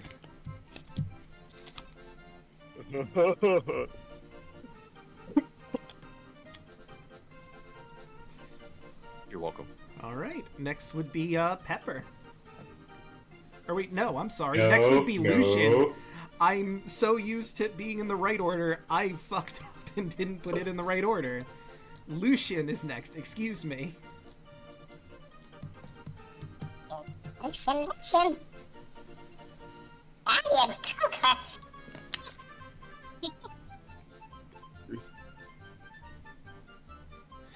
I mean, what else do you need? That says it right on the tin. There you go. Yes, Chad. I'm gonna be saying that the entire time. So, if have fun, interpret it however you see fit. All you see before you is an elven guy hunched over, wearing all blue, including a blue face mask. I realized I could do this to show everyone your art when I've done. So that's Oh, Puddles. Oh no. God. Oh god. And this is Puddles. Lucian. I just flipped tabs and I just got Puddles jump scare. Yeah. Luxon is his name. Doing something that you'll see in a second is his game. Actually, wait, should we just say what we are? I mean, you could. After Yeah, all, he's Puddles like- said what he was. He's a fire mate.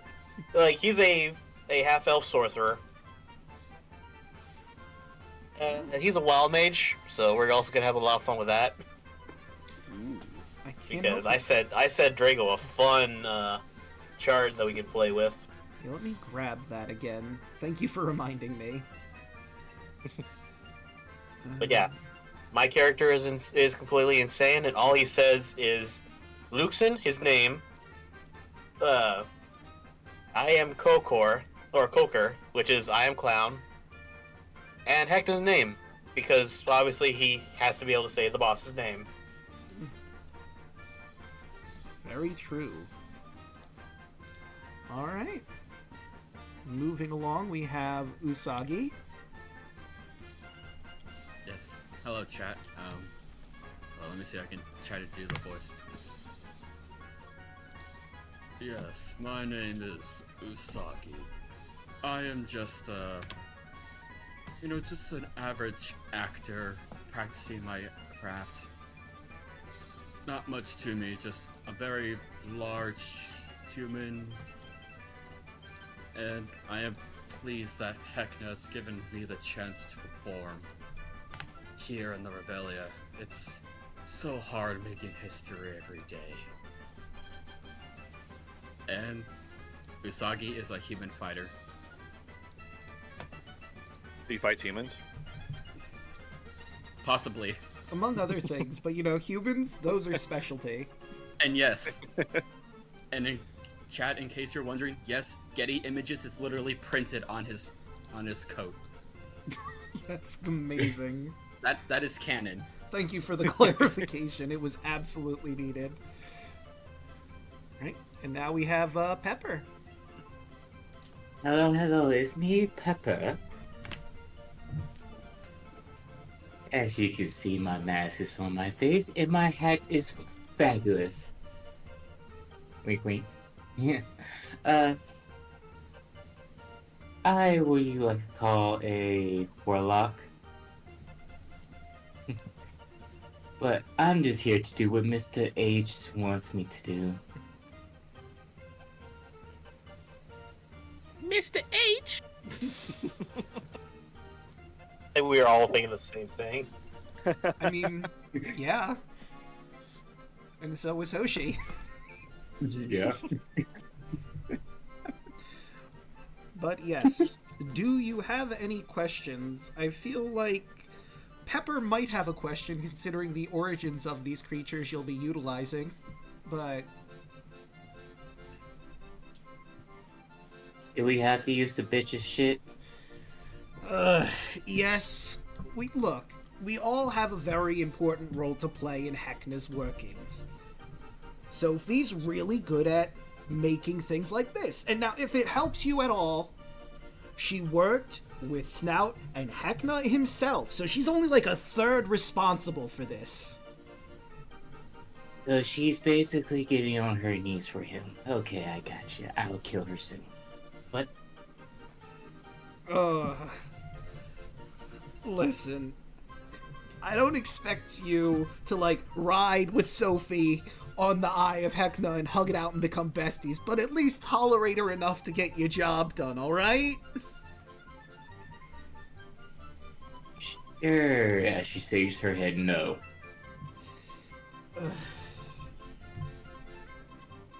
I'm Kokar. I'm Kokar. Oh, well... I mean, maybe. You all have the same rate as normal. 10 red tickets per person turned. And, you know what? That brings up a good point. So, obviously, We don't want to kill the people we're going after because then we can't turn them into corkers.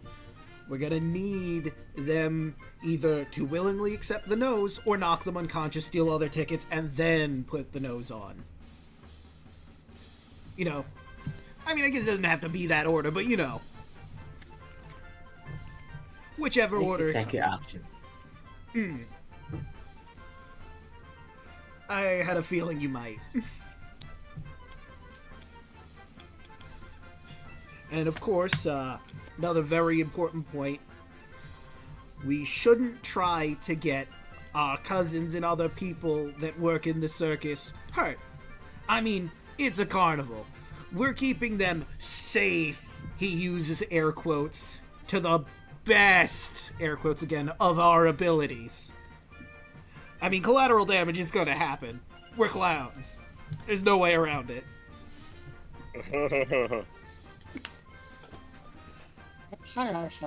But try not to, you know, destroy a ride in the process, or...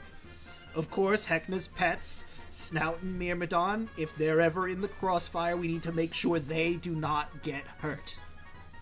Or eat our targets, I guess. Of course, I would never hurt Mr. J. Goddamn. Mr. H's pets.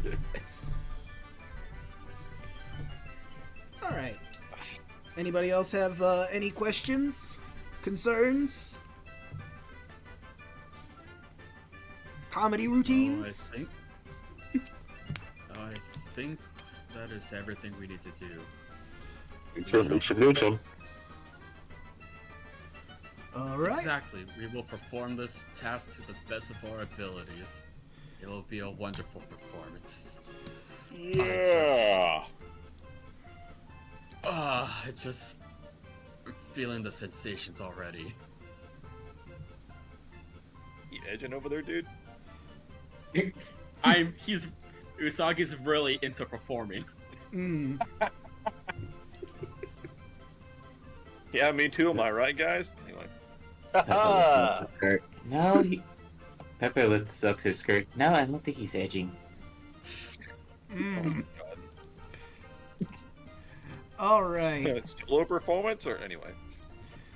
So, like I said, our first target that I have information on is Professor Augustus von Splatz, the wizard of this group. He's an older dwarf, goes by they, them. He's a bit of a con man. I don't have to tell the rest of you how a con man would be very useful in the circus. Exactly.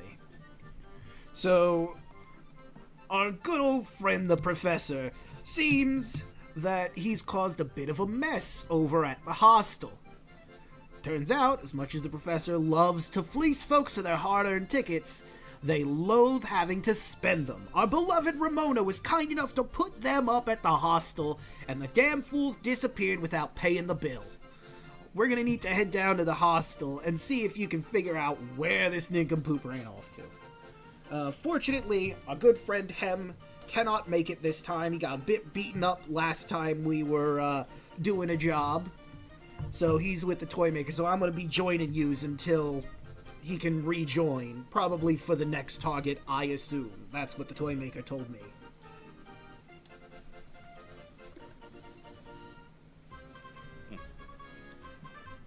Rather unfortunate, but, you know, everyone has to be at their best for the performance. Absolutely, you cannot perform if you're not in your tip-toppest shape. There's nothing wrong with taking a break now and then.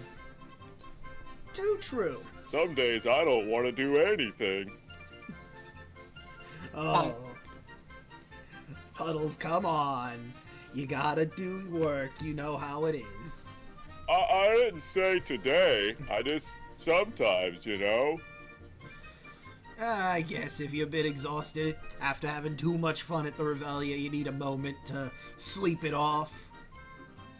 Yeah, fun. I mean, he is a turtle. If he goes too fast, he gets tired. He can beat a rabbit, but, you know, he'll be immediately tired afterwards. Consistency is the key. Mm-hmm.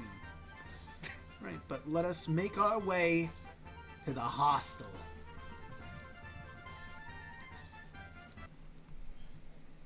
Right, if you scroll... Okay.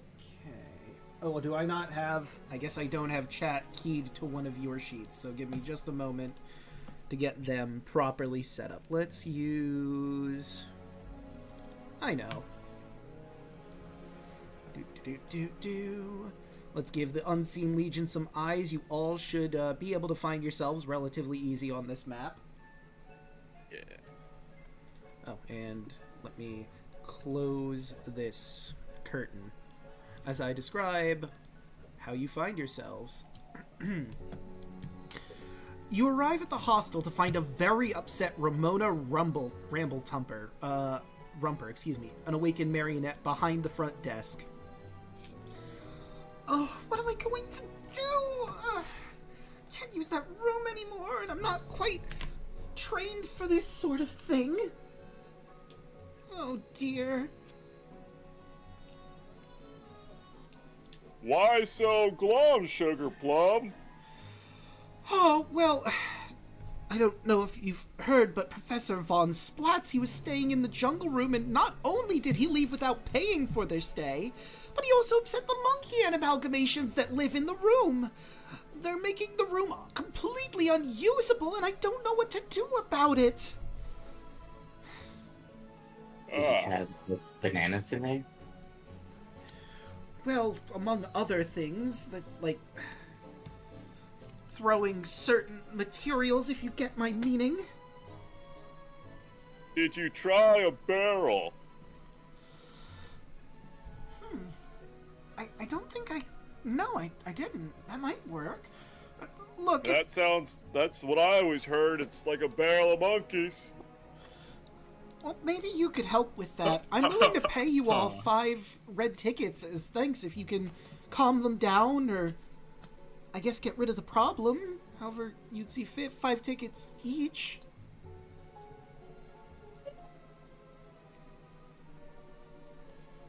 Yeah. Alright, That well, It sounds doesn't like a matter. very good- Doesn't matter how they get away. well, I suppose not. I mean, if you do take them out, I'll have to get new monkeys, but that's fine, I suppose. I mean, the shepherd might be a little bummed out about it, but I'd prefer if you found a way to calm them down, but honestly, any way we can get that room back into usage.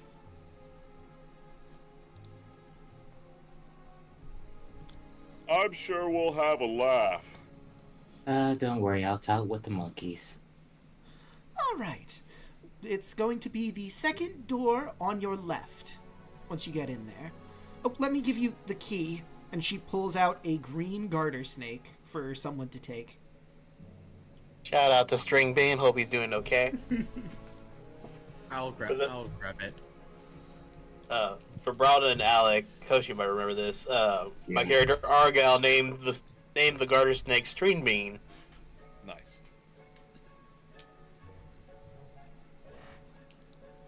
You're just gonna have the little snake just crawl across my hands, just like, hello there. He flicks his tongue at you, wrapped around your arm. Alright, gentlemen. We have some monkeys to calm down. Hopefully this doesn't turn into a shitstorm. There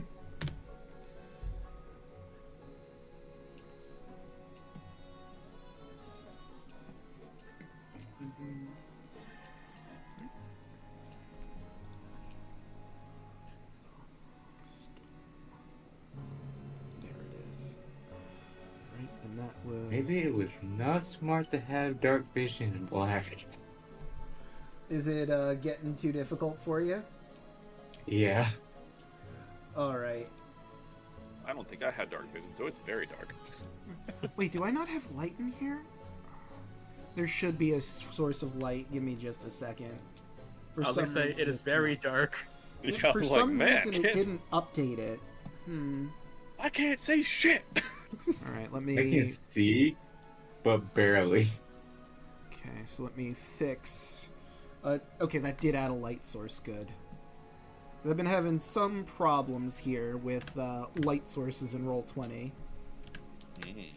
But yes, this area It's should been like this be ever lit. since that, like the update. Yeah, maybe. The fickle bitch that is Roll20. Okay, layer. I can see. Lighting. I can fight! Yes, my exact thought. Hell yeah, everyone. Team same brand, let's go. Same brain We all- cell. We all were children of the 2000s. We remember this shit. Yep. Mm-hmm. Well, children of the 90s and 2000s, mainly 2000s for that quote. Okay, and alright, I think I've properly gotten the lighting everywhere. And not a big deal, but if we can swap my token when you get a chance. Oh, right, it's not correct on this one, because I laid this out a lot earlier. Yeah, again, sorry for the late art. Puddles. Bundles! Boop, there he is. There's that beautiful boy! Alright, and now... Puddles, looks like you came out of your shell. Delightful.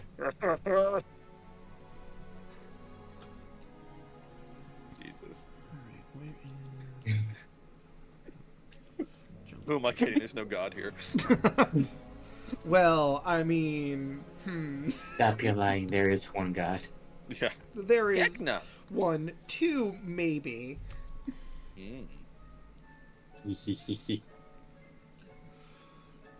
Alright, so you make your way to the jungle room. The door is a mahogany door with an intricate geometric pattern of a snake carved into it. There appears to be a hole in the top left corner, which the snake, upon getting to the door, immediately begins slithering into. After a moment, the door unlatches with a click. And sure enough, the door opens before you. You find yourselves in what looks to be a jungle inside of the room.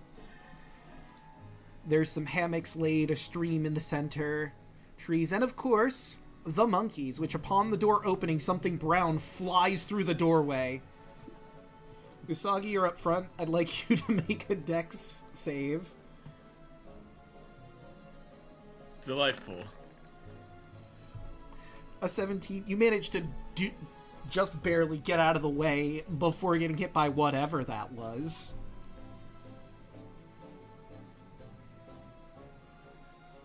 Quite the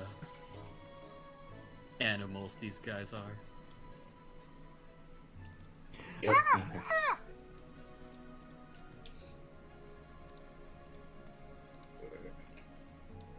I'm gonna go ahead and do this to the monkeys. And she's gonna say, cut the shit. The fuck's wrong with you? Level. Gives you the ability to touch your mind. As a creature, you communicate telepathically. 30 feet, you don't need to share language with the creature for it to understand your telepathic utterance, but the creatures must be able to understand at least one language.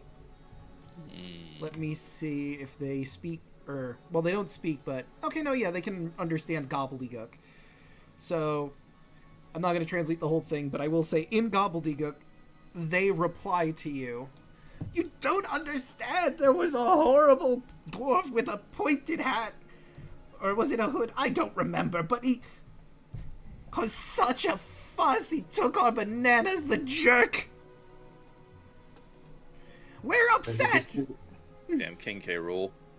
So we give you some more bananas, you'll calm down. Maybe. You know what? Candy. Probably have an easier time finding candy here in the Revelia. We'll be nice. Reasonable. Banana-flavored candy. And you'll stop writing the shit in here? Yes. Okay.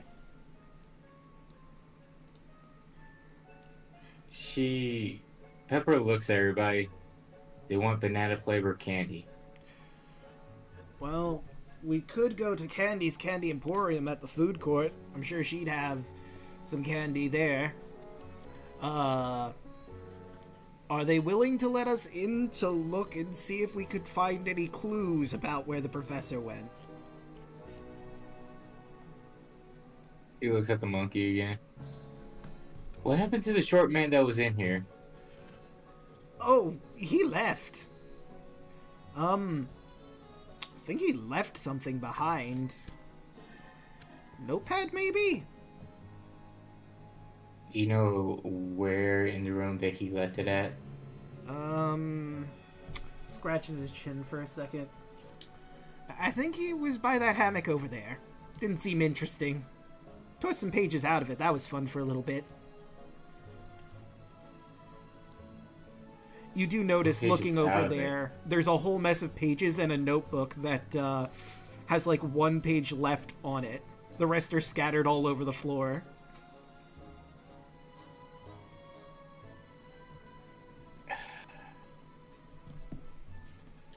If we walk into the room, you're not going to do nothing to us, will you?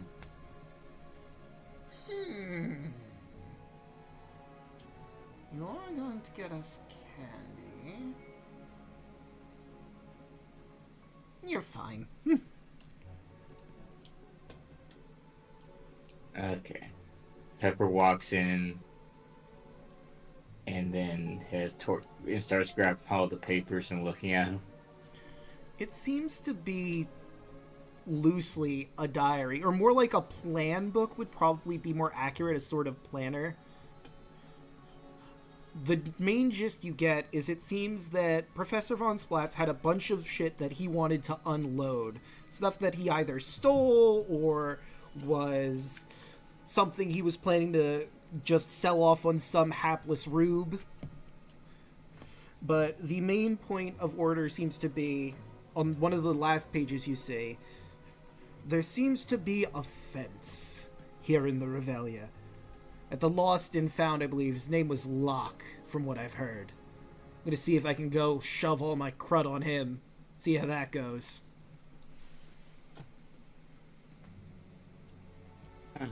Okay. Well, we'll make sure you get your candy. We should be back. And I take the papers and stuff with me and walk out. Gentlemen, our work here is done. Let's go. And then she passed the book back to everybody. He went to Locke's. The snake comes back out the door as you close the door, thinking it's time for it to go. I'll just keep the little snake with me. Right, be sure And when I get to Holly, I tell her they will stop throwing poop and everything around and destroying the room if you give them banana flavored candy. Oh, I could arrange that, yeah. Thank you. Hold on 1 second. And she digs around behind the desk, and you all each have 5 more red tickets. Hooray! Delightful. Yeah, they were going bananas in there. That's a good one. Aha. Like a monkey. Do we all start with like how many did we start with? I didn't get that.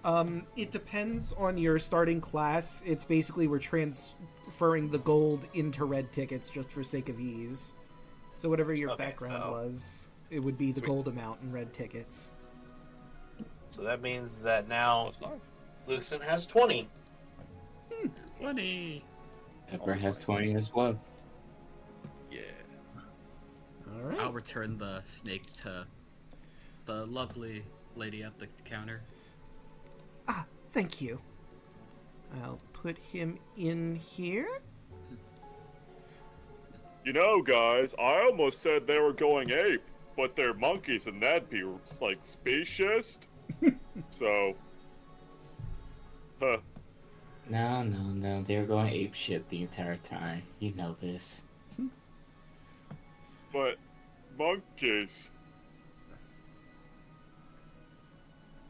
I mean, does have a point. I don't know what they how say offended about. I get. You do know what they say about monkeys jumping around. They weren't might jumping on the bed, were they? There was a hammock. Good thing we helped them, otherwise they would have fallen down.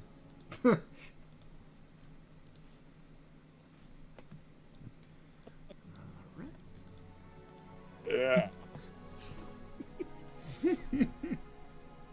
I heard a chuckle. It's not picking up all my laughing, honestly. I tried to hold it together. I've been laughing this entire time. Like, this is just great already. You know what you all did. You know what you've done. Work here is done. Right. I will move you all to the world map really quick, and we'll go from there. Oh, it's on Blood Moon in here. Hold on, let me change this.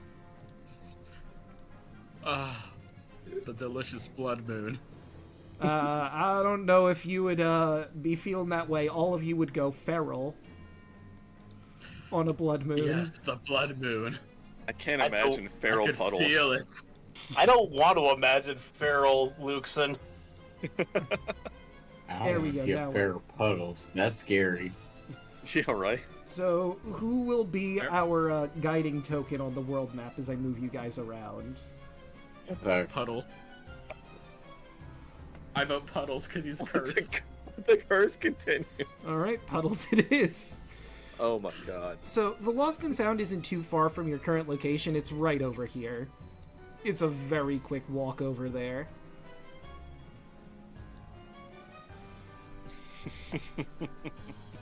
And the... Oh, sorry, go ahead. I was gonna say on the walk over, Usagi will say, do you think we will need any supplies for these potential acts that we're going to commit? I mean, might not be a bad idea to pick some stuff up from the food court, or... I mean, Locke has some stuff too we could probably get from him if nothing's going on by his neck of the woods. I could always eat. True. I mean, we could also wait till after everything's said and done and we could have like a celebratory meal at the food court, but I suppose if you think we need some goodies before heading in, we absolutely could. Luxon. I agree. Always down for a snack. Alright then, let's head on over to the food court then. Yep. Let's grab So some the snack. Hoshi. So you make your way to the food court, and as you can see in our chat here, there is a channel called the food court. You can look and see what we have there of the various different things you can get. There's Bab's Meadery, who sells all sorts of meat products. There's Felix's Elixirs, which is where you can get all sorts of alcohols, potions, and whatnot. And last but certainly not least, there's Candy's Candy Emporium, where she has all sorts of candies and sweet treats for you. The Chocolate Whoopsie could be fun. But feel free to just peruse through there and see if there's anything you want and let me know what you're grabbing. And deduct tickets accordingly. It is a lot to sift through. Just a little bit. Yeah, probably just mainly suggested this, like, hey, do you guys need any heal pots? Well, Some heal pots would be good. there are some cream heal soda? pots. The cream soda potions. Yeah. I will say, Usagi's addicted to the cream soda, so he's going to get some. Alright. Do read He up. loves orange. He loves orange cream soda. I would recommend looking at the cream soda, what it does, because you drink too many, there is an effect that you would all too well know, because you were at the food court drinking them as much as possible.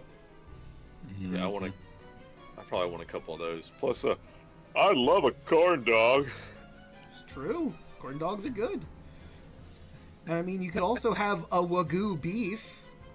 That's a common healing potion in beef form. in goo. What? Delicious meat goo. That's hilarious.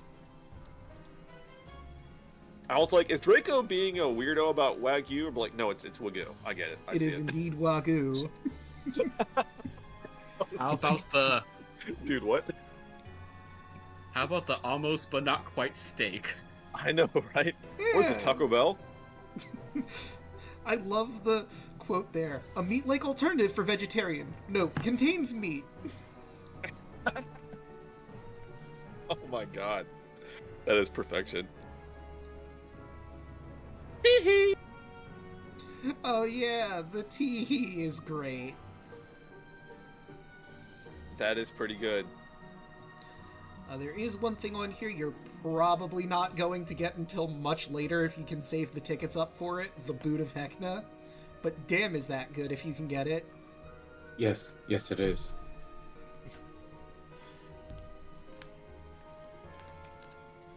I'm just here to grab sodas and I'll grab a 2 sodas and a corn dog.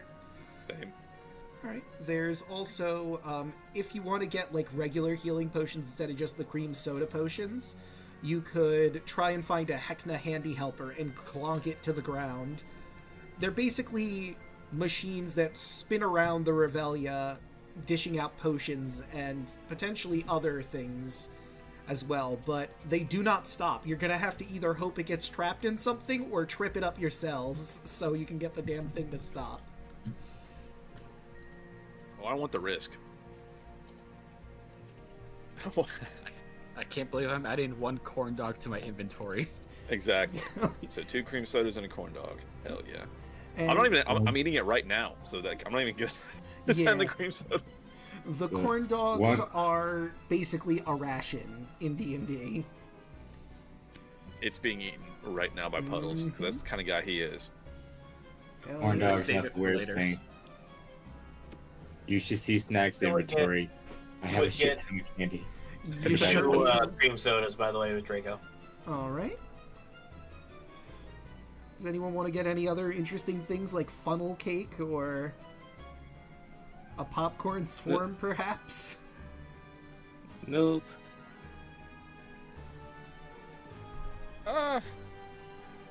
You're okay for now on this stuff. I don't know how. All this stuff's like within an hour, so I don't like, Yeah, so bad. Even if we don't know what we're gonna do next. that's fair. I guess you could like take it with you and consume it later, right? Yeah, you absolutely could. I mean, the only Oh, one okay. that's time sensitive is the snow cone, because, it's a snow cone. It'll melt. Right. I want to get a moonshine shot. It's kind of cool. Right, he will pour you out a wonderful moonshine shot in a nice little shot glass that he puts a lid on so you can put it in your bag if you don't want to have it now.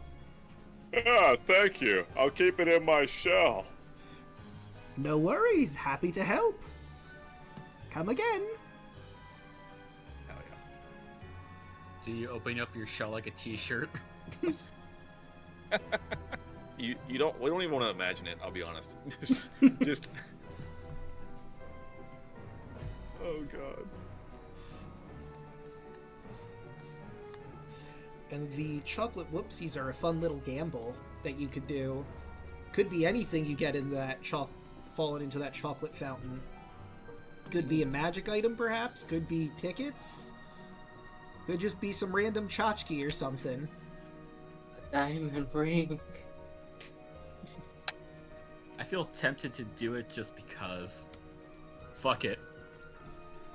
Do it. 1, 2, 3, Give me a chocolate whoopsie. Alright, let's see what you find. You, get a weird rectangular thing. Like, I say weird, but this seems like the most normal thing. But you're in the Revelia, you know what these chocolate whoopsies normally look like. And after chomping down on the chocolate around it, you manage to find a ticket booklet with 25 red tickets in it. Whoa! Dogs. Usagi's fighting back his gambling urges. About game. So you want to go to you just want to make a beeline straight for the casino. Yeah. Listen, Look, we can... I created this headcanon that I love drinking and I love gambling. Look, we can go to the flop house after the job is done, alright? Or maybe it'll lead us there. I don't know where the hell he went. As long as there's food. Gentlemen, why don't we just make our way to Locks? Yeah. I definitely can't be outdue by Sophie.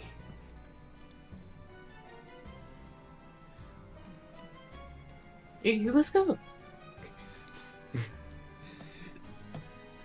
make your way to the Lost and Found. Locks haunt around the Revelia, and as you make it there, you see Locke screaming out of the window of his wagon at himself? I'm besides myself! Please slaughter this dupe so I don't have to see myself like this! There's a lock outside of the Lost and Found, and a lock inside the Lost and Found. You've been here long enough to know that Locke cannot leave his wagon. He was punished for trying to escape the Revelia, so the one outside the wagon is probably the fake. That lock is breaking character. We must defeat it. This some kind of 2-for-1 special? Now, gentlemen, let's punish the bird for leaving. Alright, I will take you over to the battle map. Feel free to change the positioning you guys are in. I just sort of have you arranged in a line. Oh, this way. Oh god, the colors. I have not drinking enough. I'm not drinking enough. Why? Oh, Jesus. I mean, look, I needed a circus battle map for any situation, and this seemed like the perfect one. But like I said, feel free to reposition yourselves while we're rolling for initiative, because I don't know what your actual marching order would be. It probably wouldn't be this straight line.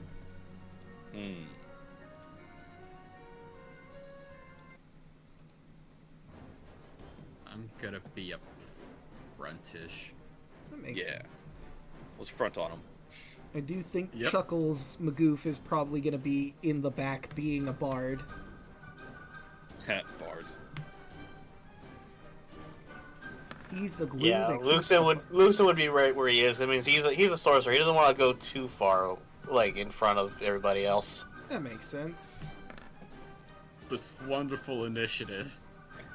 Okay. Don't make me go first again. Don't do it. Well, hold on. There's also Fake Lock. Maybe he'll roll more. He did. He did. Right. All right. Descending order. Is everyone rolled in? I believe so. One. We're mixing Luxon. Oh, yeah. Deluna, we need you to roll in. Oh, wait. No, you did roll initiative, I think. Hold on. He ain't cook his token, I think. Let me try it again. Here you go. What is this, amateur hour? There we go. Alright, was it... what did you roll originally? The return. Wait, one... Oh, it didn't... I rolled it. It didn't actually click out. So, yeah. So that was on me. Sorry about that. No worries. I guess I didn't press the button right away. Or right on. No worries. Right on. But damn, those initiative rolls are low. God damn.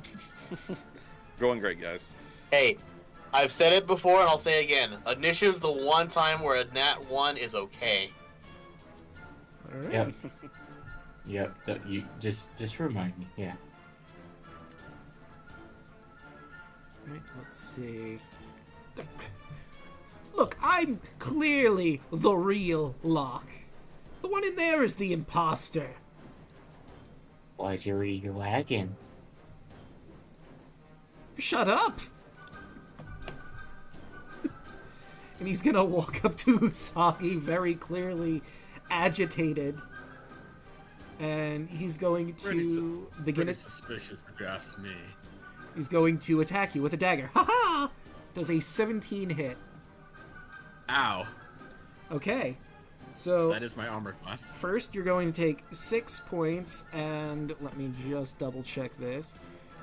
Attack and has person in fact he doesn't have allies, so then he would not get that. Okay, good to know. A 13 won't hit. And he Ow. pulls out a short sword, and that also will not hit. Interesting. So he's not doing very good. I reduced that damage. All right. Wait, let me. Does he have? He does not have a reaction. Good to know. All right. So that is it for Locke, meaning it's Puddles' turn. Okie dokie. We're gonna start with some cantrip action here. I think. Well, I don't know. I don't want to see his health bar before I start digging into my spells here, but Oh. Should be there. Give me just a hot sec. I mean, I can see the bar. It's not like no, I don't know what the number is yet. You know what I Oh, mean? Like I don't gotcha. know if I hit him, like how much. I don't know what we're dealing with yet. So That's fair. going first sucks doodles. Anyway, okay. So bonus action. Hoarfrost will give me cold damage to my weapon. It's a 2d4 cold at level 5, and I will hit him with my warhammer. Make an attack. What's the +2? Oh, I don't know why bless was on there. Sorry. So it's a 12, which probably misses.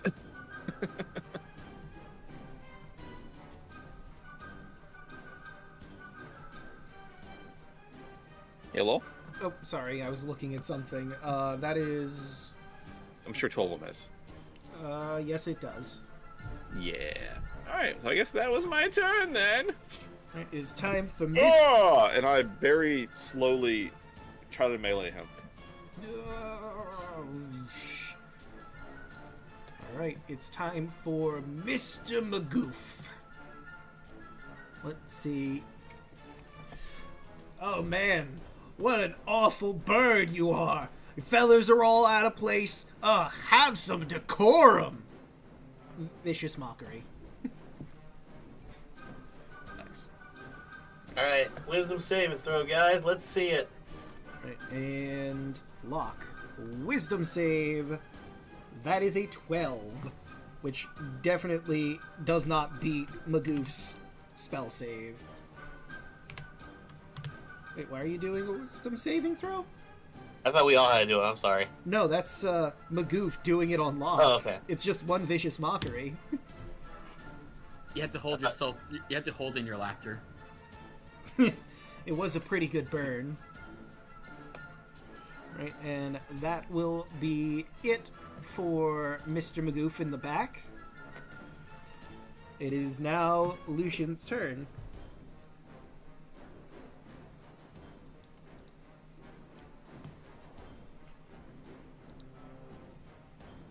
DeLuna.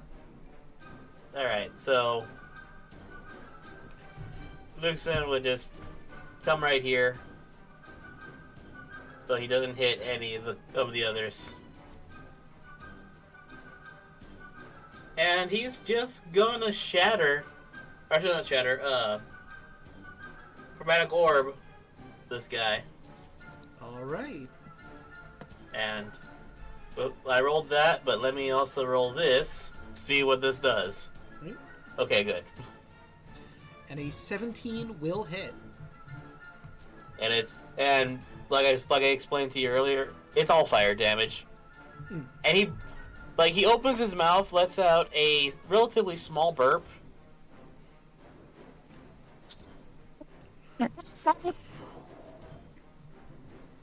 Alright, so roll that chromatic damage.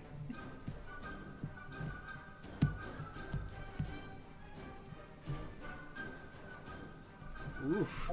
Fire damage. Nice. Oh yeah. Goddamn.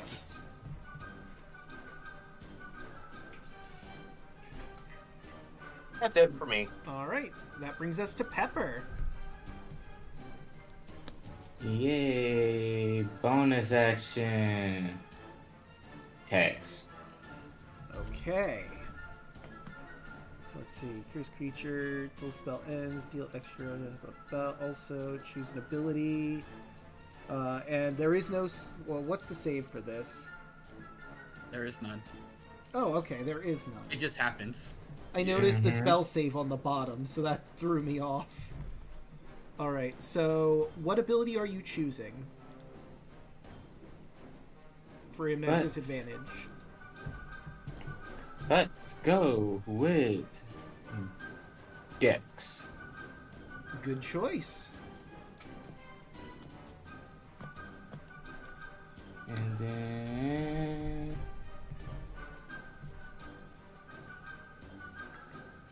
that along with what is this?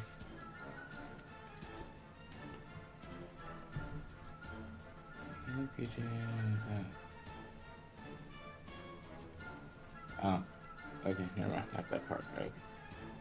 So I will now cast with cantrip Eldritch Blast.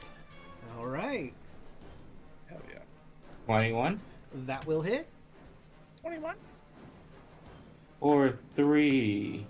Plus, Plus, I also have Agonizing Blast, so I can add a 5 to that. so that would be an 8. And don't you have 2 blasts because you are level 5? Yes. I believe you get another Yep. bolt. Also, you have your D6 from the Hex. Yep. D6 from the Hex. Oh. 1. Damage is damage. Hell yeah. And then Let's second see. one. 25. Is definitely going to hit. 6. Right? And roll that D6. 6. Max. Nice. Alright. And I believe that would bring us to Usagi. Okay.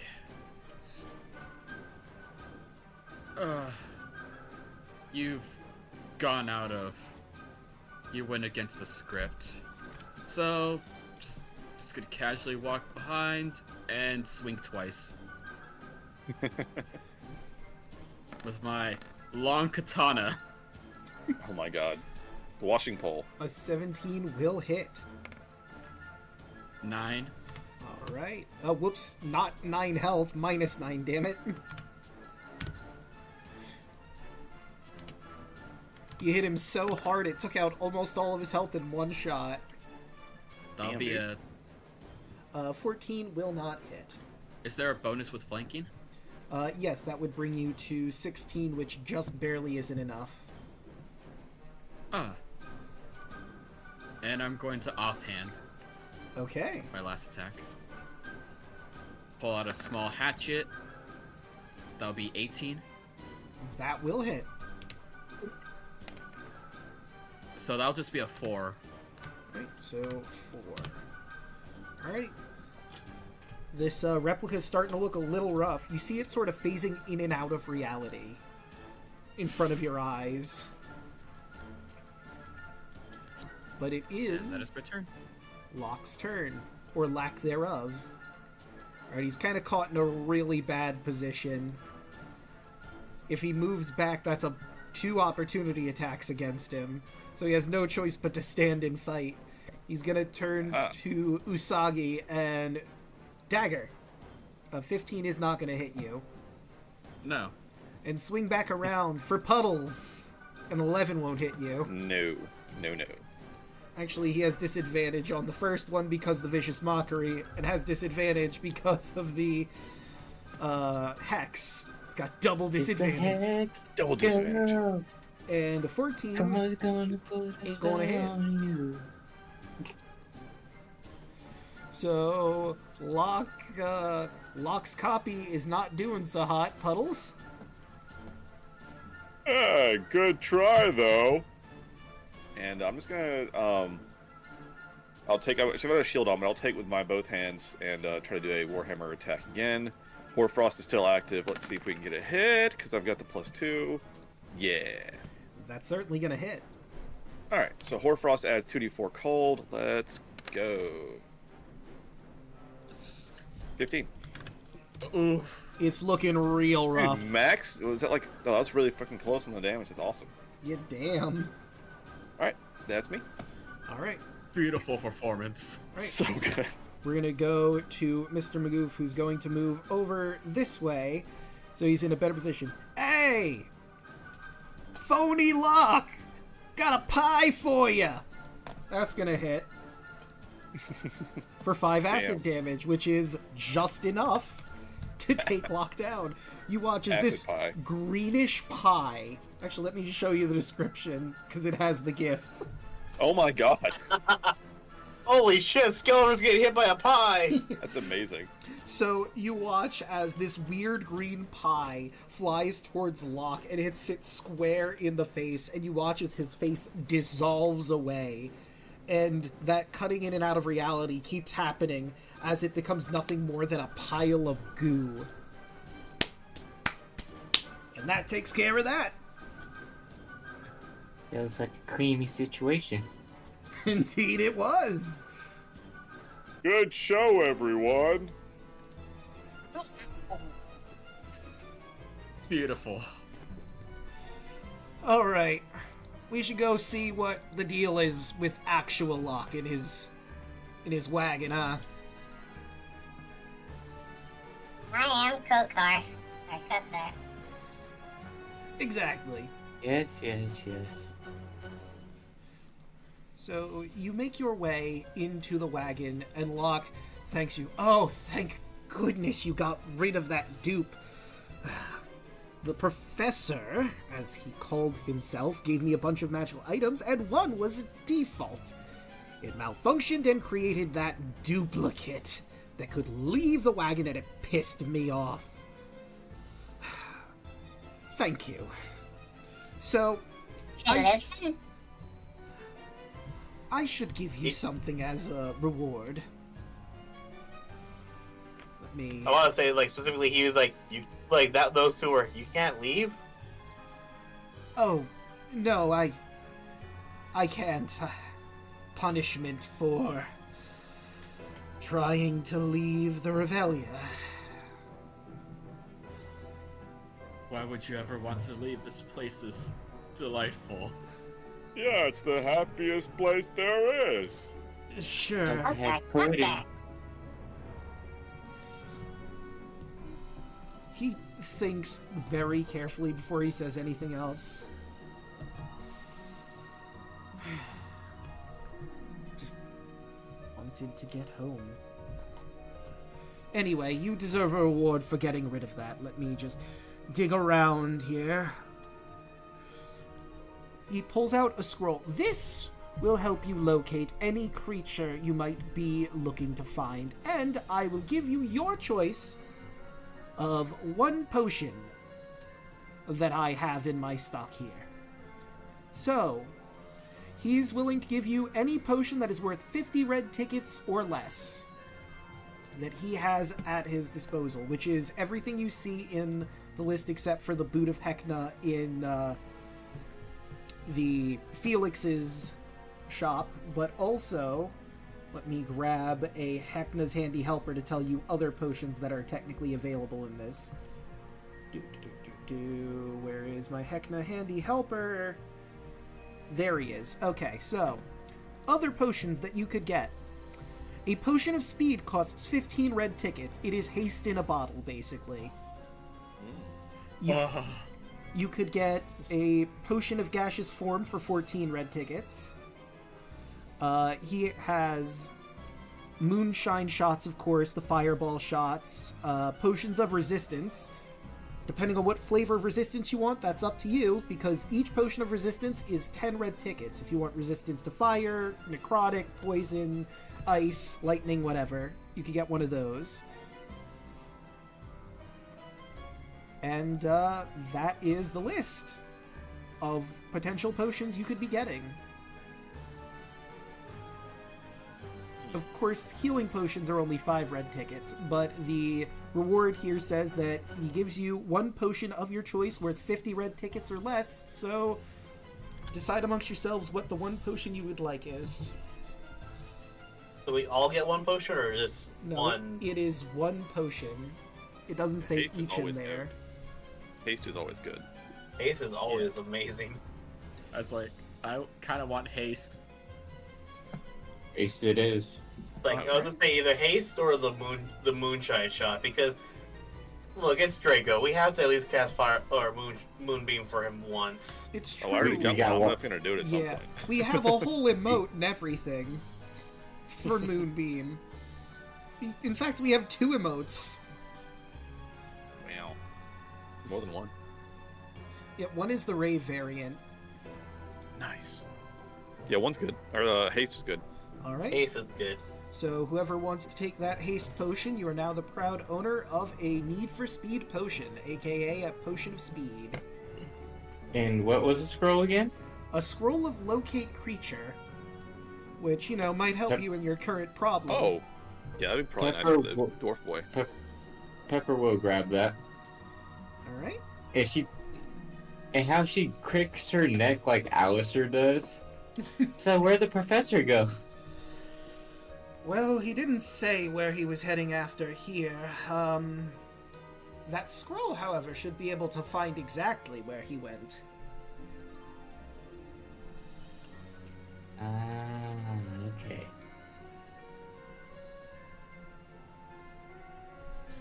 She looks to the scroll. All right. Simple enough to cast. You unfurl it and you speak the words, and I'm going to let you flavor how exactly the spell of locate creature works as you cast it from the scroll.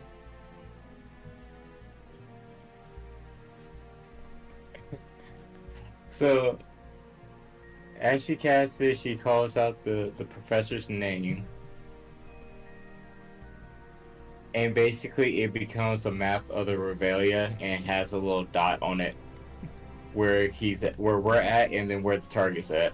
All right, let me grab his token so I can show everyone in real time what it looks like.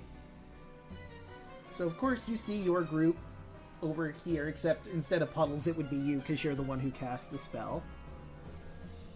Where are our special targets? Here you are. You notice that he seems to be in the funhouse right now. Boop, boop, boop.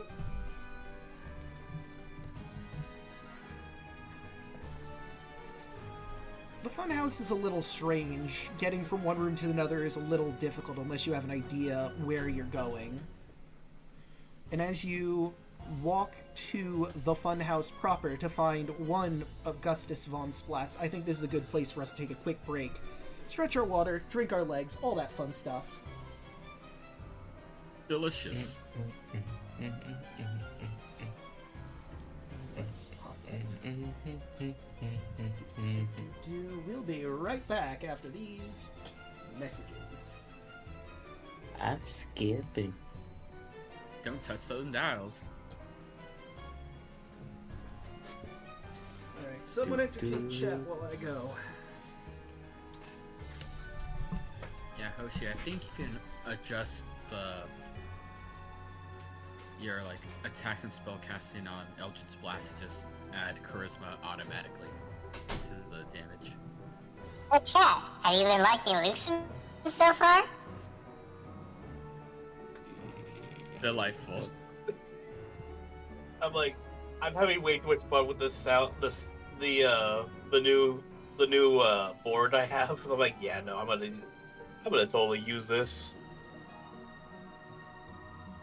Also apologize, I realized I still needed to do one homework assignment for this week that's due right now at midnight, and I just wanted to get that done, so that's why I wasn't really talking that much. It's fine. But that is done now. I got an 85 on it, so I'm good.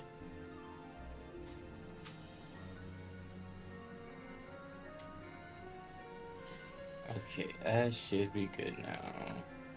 This water.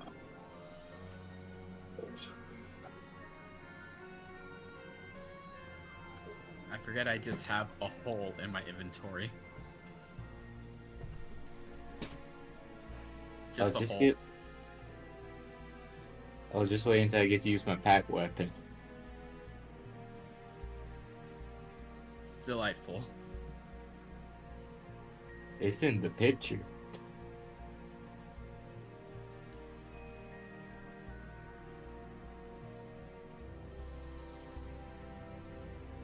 When she gets to be a murder hobo, then it will come out. Until then, no. I've returned. Apologies, folks. I have also returned. It is fine. Oh, good timing. We are on break. Oh, nice. Okay. Well, thank you. Rally Rouge, the pumpkin boost. I'm back. By the way, we were apparently raided by Beowulf the Bounty Hunter. I don't know if he's still here or not, but thank you for raiding in. Hope Thank your you, stream friend. went well. Hope you... Yeah, same. So, you know what's fun? Like I told you, I've been drawing cards to figure out where exactly you guys have been. Both the first one and the second one were heart cards. Only the last one was different. Are the cards, Draco? It's true. Heart the cards. Beaver Warrior!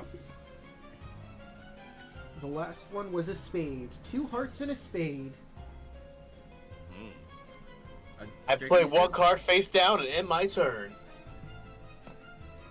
Draco, you said that lock sold some things, right? Is there like a little sheet somewhere?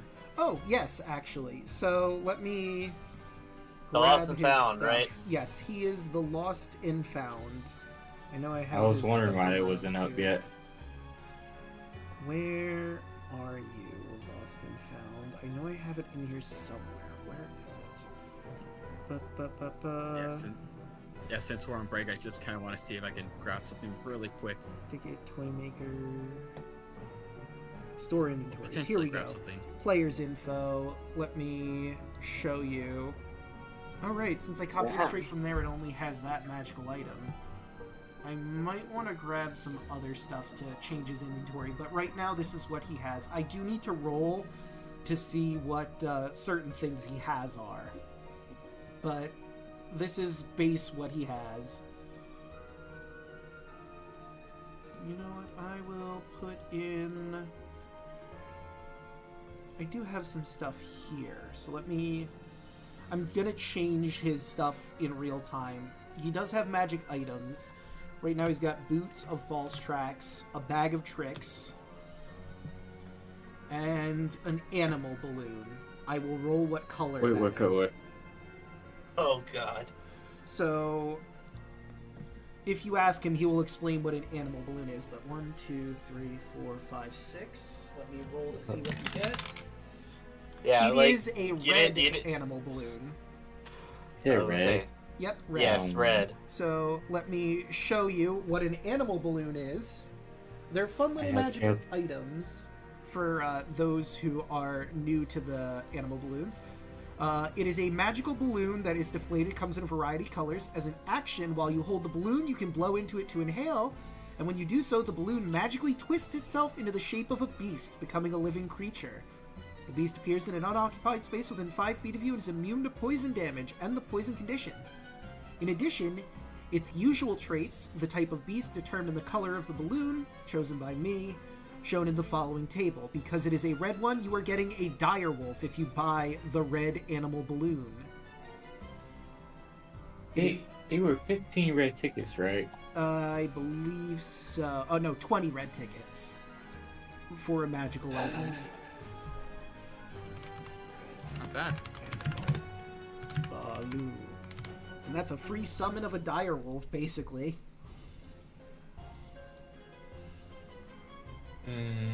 What do the bag of tricks do?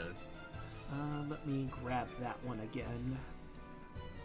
Copy. Bag of tricks. Bag of tricks. The bag of tricks. This is an ordinary bag made from gray, rust, or tan cloth. It appears empty. Reaching inside the bag, however, reveals the presence of a small, fuzzy object. The bag weighs half a pound. You can use an action to pull the fuzzy object out of the bag and throw it up to 20 feet. When the object lands, it transforms into a creature you determine by rolling a d8 and consulting a table that responds to the color. That's right. Let me look at them and I will tell you what color of bag you're dealing with. Let's go with... Another one. Let's go with Gray. The creature's friendly towards you and your companions. It's very similar to the animal balloon, except instead of knowing what you're going to get, it's pure random chance what you get. The Gray bag can summon a weasel, a giant rat, a badger, a boar, a panther, a giant badger, a dire wolf, or a giant elk. They are in the order that I said them, so that's 1 through 8.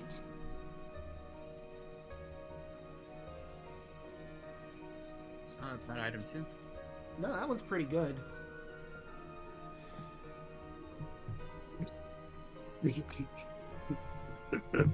It is a uncommon, wondrous item.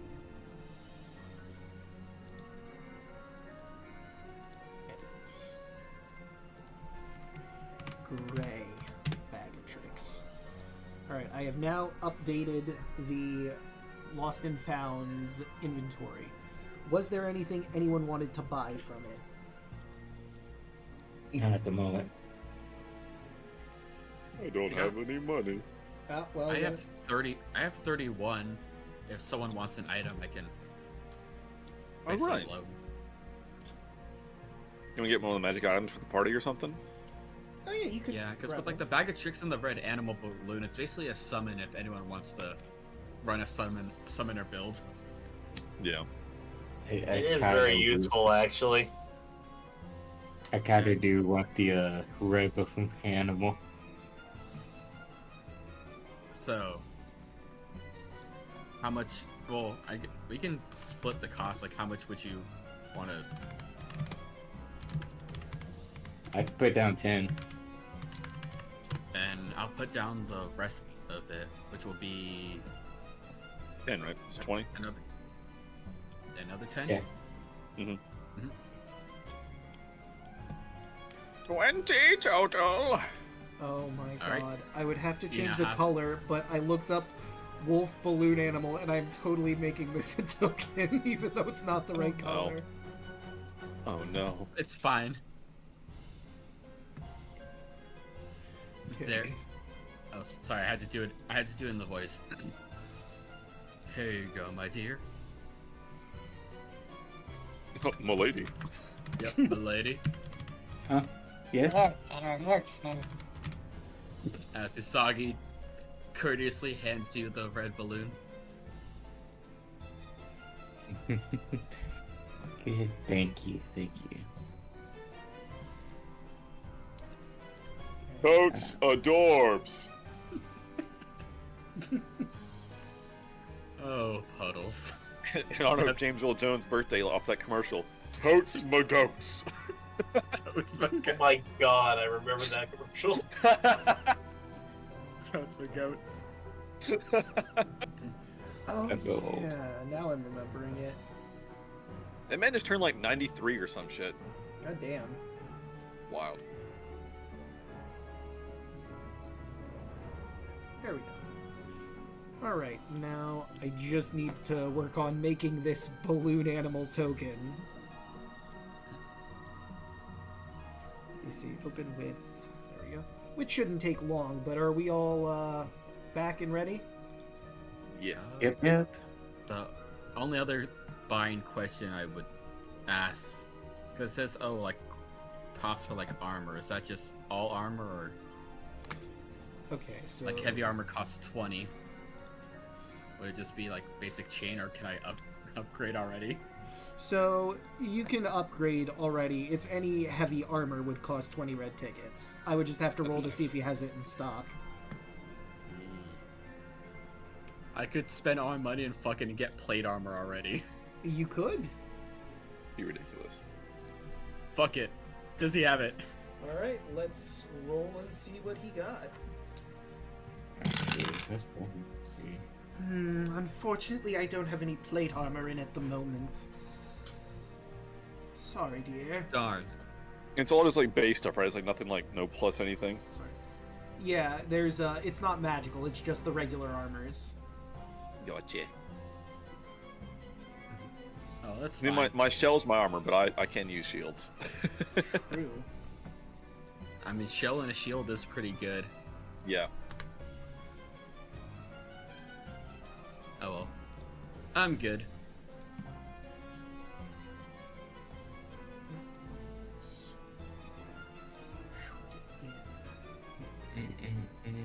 Maybe he'll have some more fun stuff next time. Yeah.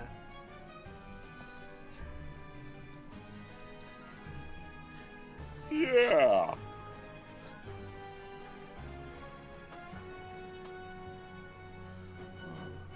I guess when we're all ready to go, Drago, you could take down the BRB and we'll continue the show. All right.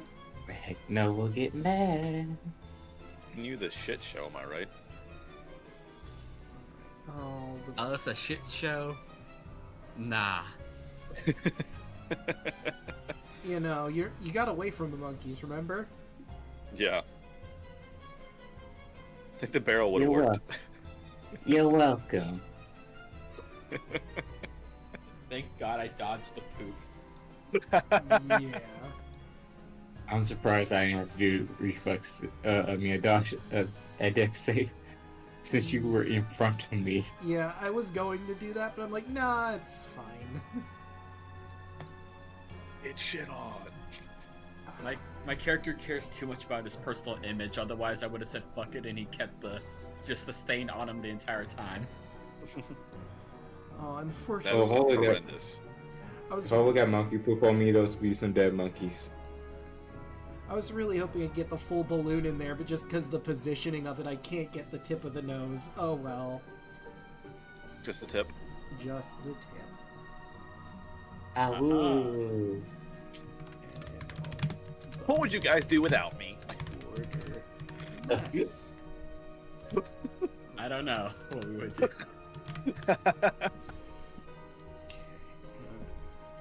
I don't know, Maxie. You're dead for cook. Fucking goofy. Oh my god. Your dad doesn't make love, son. Your dad for hook. Oh god. Why would you say such a thing? I mean, I didn't even use my normal goofy voice I used for your Mars stream, Draco. yeah. Gosh. Like, I would have been able to talk the rest of the day if I had. Your dad. Oh, I'm just a basic bitch.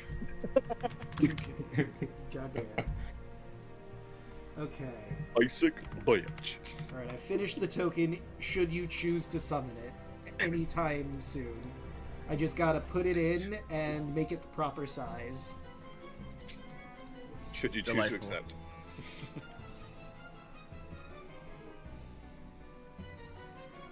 Okay, it's in. And you all make your way into Heckna's Funhouse.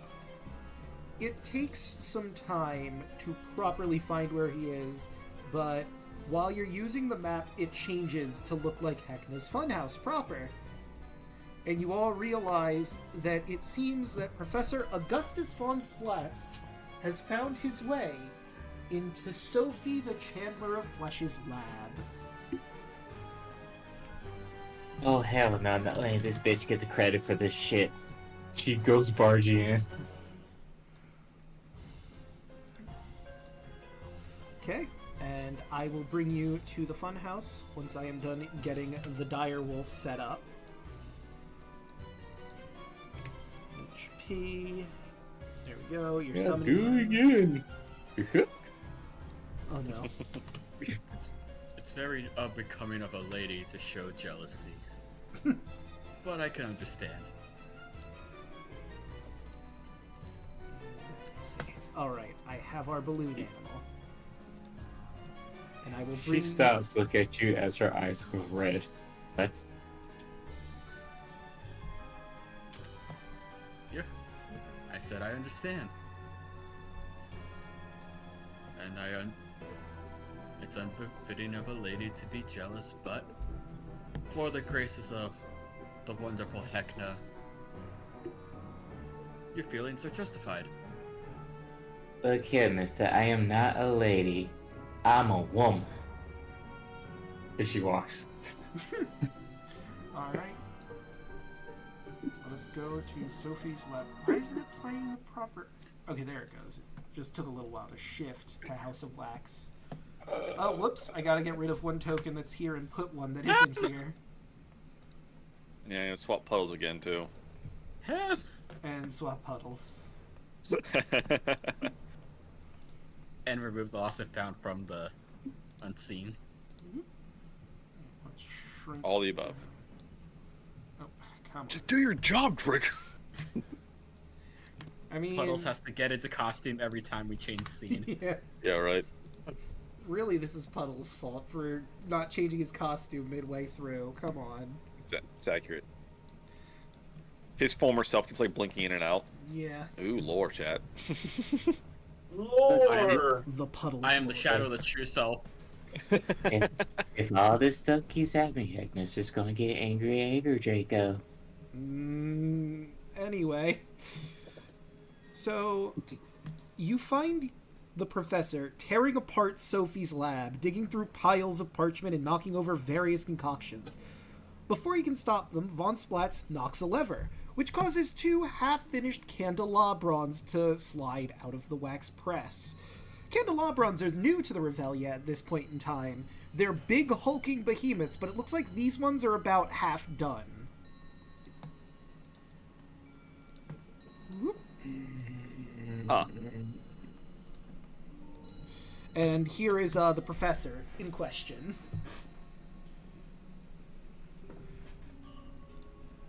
But it is time for everyone to roll initiative.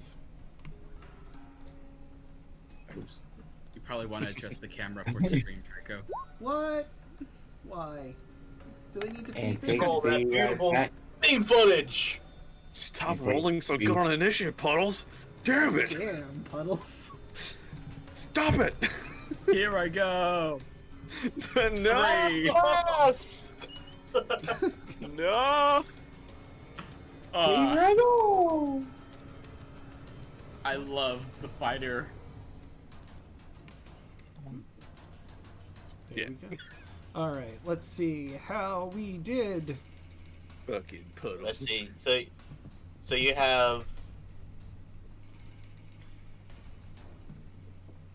So the clown bard would actually go first because it has a better dex. Yes, Chuckles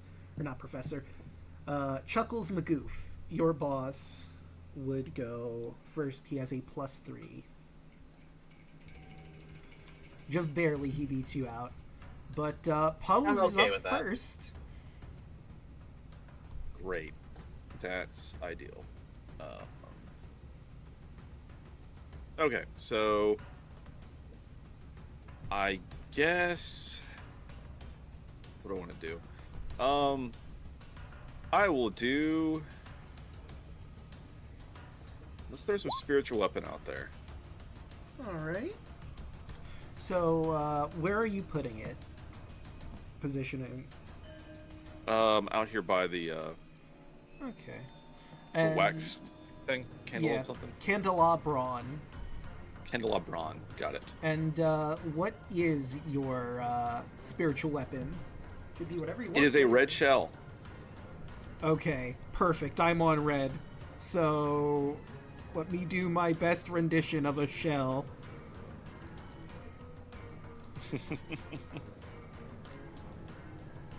Hell yeah. I'll take it. There we go.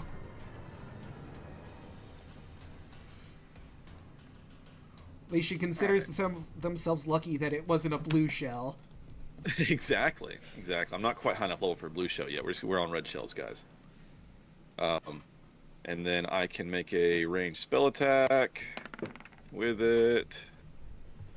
16. 16 will hit. Hey, nice. And then that was level 2. Yeah, sweet. 7 damage. Okay. 7. Alright. All right, and that's a bonus action. It is. So I'm gonna run in and hit it with my warhammer too. Okay. Running right here, and actually, this is very interesting. Now I have a conundrum. Wait, before you run in, I realize there's something that triggers when it hits that you would see happening. Okay. So let me first move you back a little bit, And as the red shell hits, wax explodes out from him. Mm-hmm. Since he's combined, basically the body is mostly wax. When it gets hit in a 10-foot radius sphere, wax bursts out from it. So, let me measure that out real quick. Boop, boop. Actually, it would be towards the center. Interesting. Snap to corner. So let's do like... Doo, doo. So that didn't hit your shell because your shell doesn't have health. But you do know now that when they get hit, wax explodes out. And that's not a good time. Not a good time. I feel that. Okay, so that will change things a touch. So I will instead, I'm going to... So am I on like line of sight right now? Or am I kind of behind the door? Let me see. Let me give him some vision and see what he's working with. Yeah, he can just barely see you. Okay, so I can see him, so I will do... I'm gonna push in the room right here. Just to move in a little bit, to get out of the doorway for everybody. And I'm going to do... So I did a level spell, now I'm going to do a cantrip. I will do... I'm going to try this one out. This is Starburst. Mode of Starlight to appear. And... It will do 2d8 damage unless they make a successful charisma save. Interesting. Alright, let me see. You know, I'm sure this will be shocking to you, but this wax-covered monstrosity, not the most charismatic. That is a 12. Sweet. Like, look at this man. How could you say that's not charismatic? Oh my god. Horrendous. But, alright, so face. 14 radiant. And it's 14, and how would you like to flavor your Starburst? That's a very interesting question. That's So... a good question, Mega Man. yeah, right. So Puddle runs in, kind of runs in and is like, let's lighten up the party. And a burst of light pops behind or on top of this wax creature, and then it explodes into confetti and does radiant damage. All right. And that's my turn. Now it's time for the Candelabron. First, this one just got hit a bit.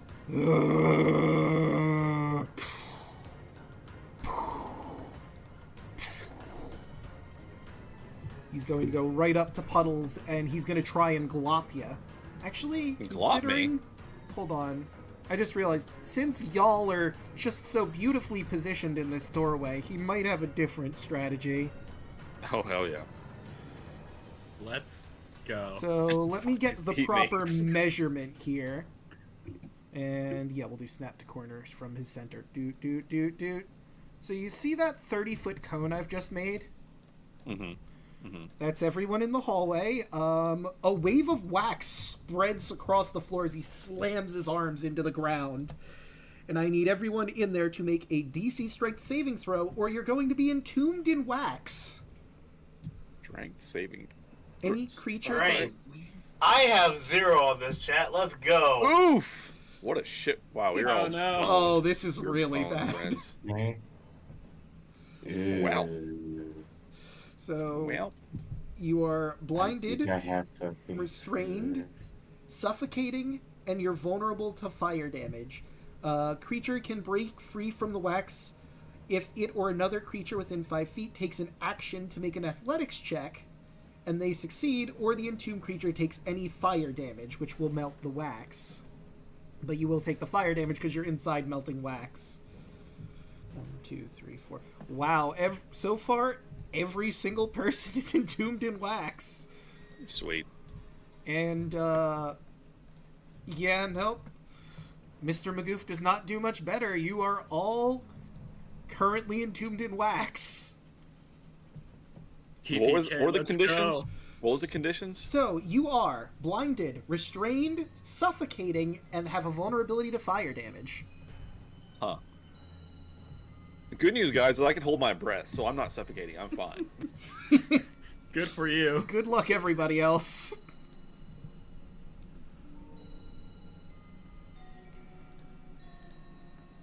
Yeah, Chad, this is for you. It's really dumb. Anyway. Let me get everyone marked with their current problems. Who needs to breathe, am I right? Yeah, air is for squares. It's for stupid. And there we go. And of course, puddles. I mean, on the plus side, you don't take damage yet. That's true. My eyes! You just are currently entombed in a giant cocoon of wax, which probably isn't good if you have claustrophobia. Wow, it's like a second shell! Look, my character is too crazy to care. He's just more annoyed that he can't burn himself out. You're gonna kill yourself having fire damage. Yeah, you're gonna like crit yourself. I mean, yeah, you can certainly do that. You'll just do the damage to yourself, being inside the thing you're trying to hit. That seems fun. It is a way to escape, though. It's totally up to you if you want to do that. Crit yourself. And now we have the candelabron that is right near the professor, who's going to attack the shit out of him. A 10 will not hit. Even a wizard isn't going to get hit with a 10. And that's a natural goddamn 1. Candelabron over here just cannot hit to save his life. Although, to be fair, he was just born like a few seconds ago, so cut him some slack. That's what they all say. Let's see what I rolled for him. That is a... What was... Okay, so for 2 rounds... He, swings his arm, and the professor ducks out of the way. The arm bounces off of the machine behind it, and he smacks himself in the head. For 2 turns, that candelabron is stunned. I kid you not. Motherfucker stunned himself. Nice. Stun yourself. Oh, also, another very important thing. Let me grab the candelabron. It was at the start of their turn, so... Before you were entombed in wax, you notice as some of the wax of their body started filling in the wounds you created. Oh. Boo. And that does it for their turn. It is now the professor's turn. He doesn't like being in this position that he's currently finding himself in. Let's see, what does he have? Well, he's got that.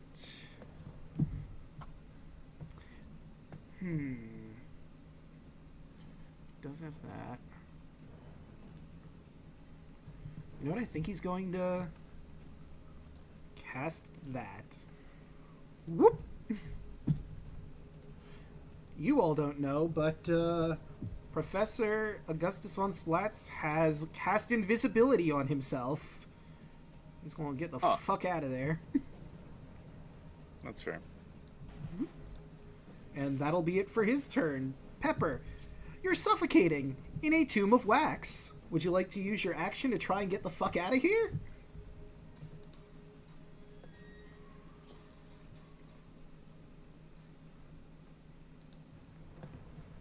Hoshi?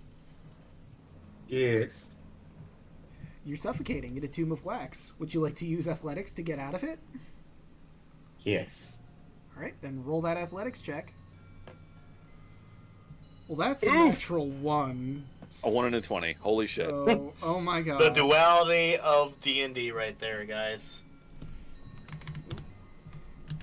And so there isn't much you can do in this position now, so we're gonna move on to Magoof, who, let's see, does he have any fire-based spells to get himself out that way?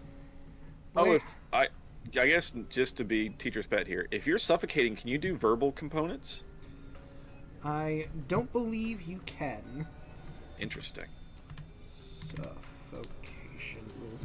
Let me grab the rules just so I can be sure on suffocation.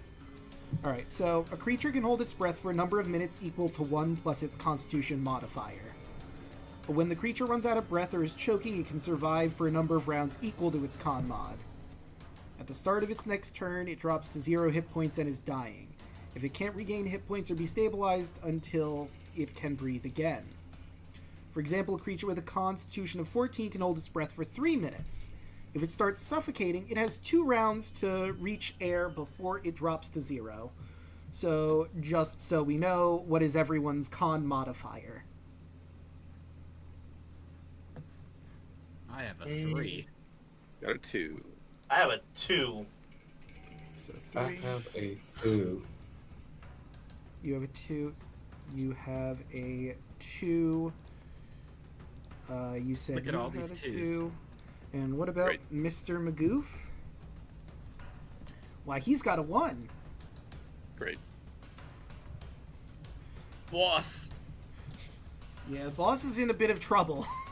TPK incoming. So we'll see if he can manage to break free from this. Okay, 18. He breaks free from his wax cocoon.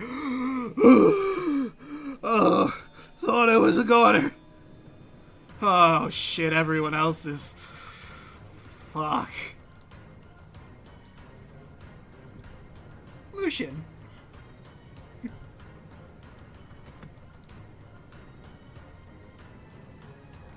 All right, so I'm doing the risk. He's gonna cast Firebolt, Okay. which I believe, yep, that's a cantrip. So there's no or Wild Magic Surge. Does it have a verbal component? Let me. Yep. Yeah. Yeah, it does. Actually, it doesn't have a verb. No, it does. Yeah, VS. Verbal Oh yeah, it somatic. does. Shit. I'm sorry. Imagine everyone. being a I had to ask. spellcaster. It's I fine. know, right? Yeah.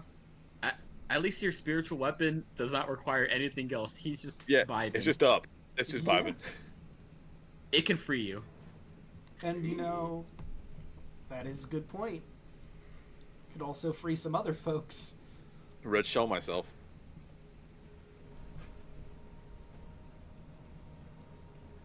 Alright, so since that plan won't work, would you like to roll the athletics to try and break free? Yes, let's try that instead then. Athletics, strength of 0. Let's go! Oof. Yeah. Alright. So you have 1 round left before you're out of air. No pressure. Oof. Usagi? I gotta try to flex. Oh. Oh Oh my god. my god. No way. I end my turn. Alright. You just killed the Puddle, party save breakdown. us. Oh my Yep, god. TPK. You got 2 turns. TPK. TPK. God damn. Well, I guess I should try to. Is it an action to try to make the athletics? I guess is that Yes, that is your action to do the athletics check. okay. Is it better to bonus action attack myself to free myself and then use an action to free someone else? I don't guess it matters. Either way, I can still use a. Yeah. Okay. So let me try athletics, I guess, to see if I can bust out, and if not, I'll use my bonus to hit myself. Okay. 18. You break free. Ah, that was a good nap. Oh, shit. Yeah, we have a bit of a problem, Puddles. Rest of the party's covered in wax. That's a bit of a sticky situation. I'll say. And I will bonus action use spiritual weapon to, I guess, try to free Unagi. Alright. Yeah.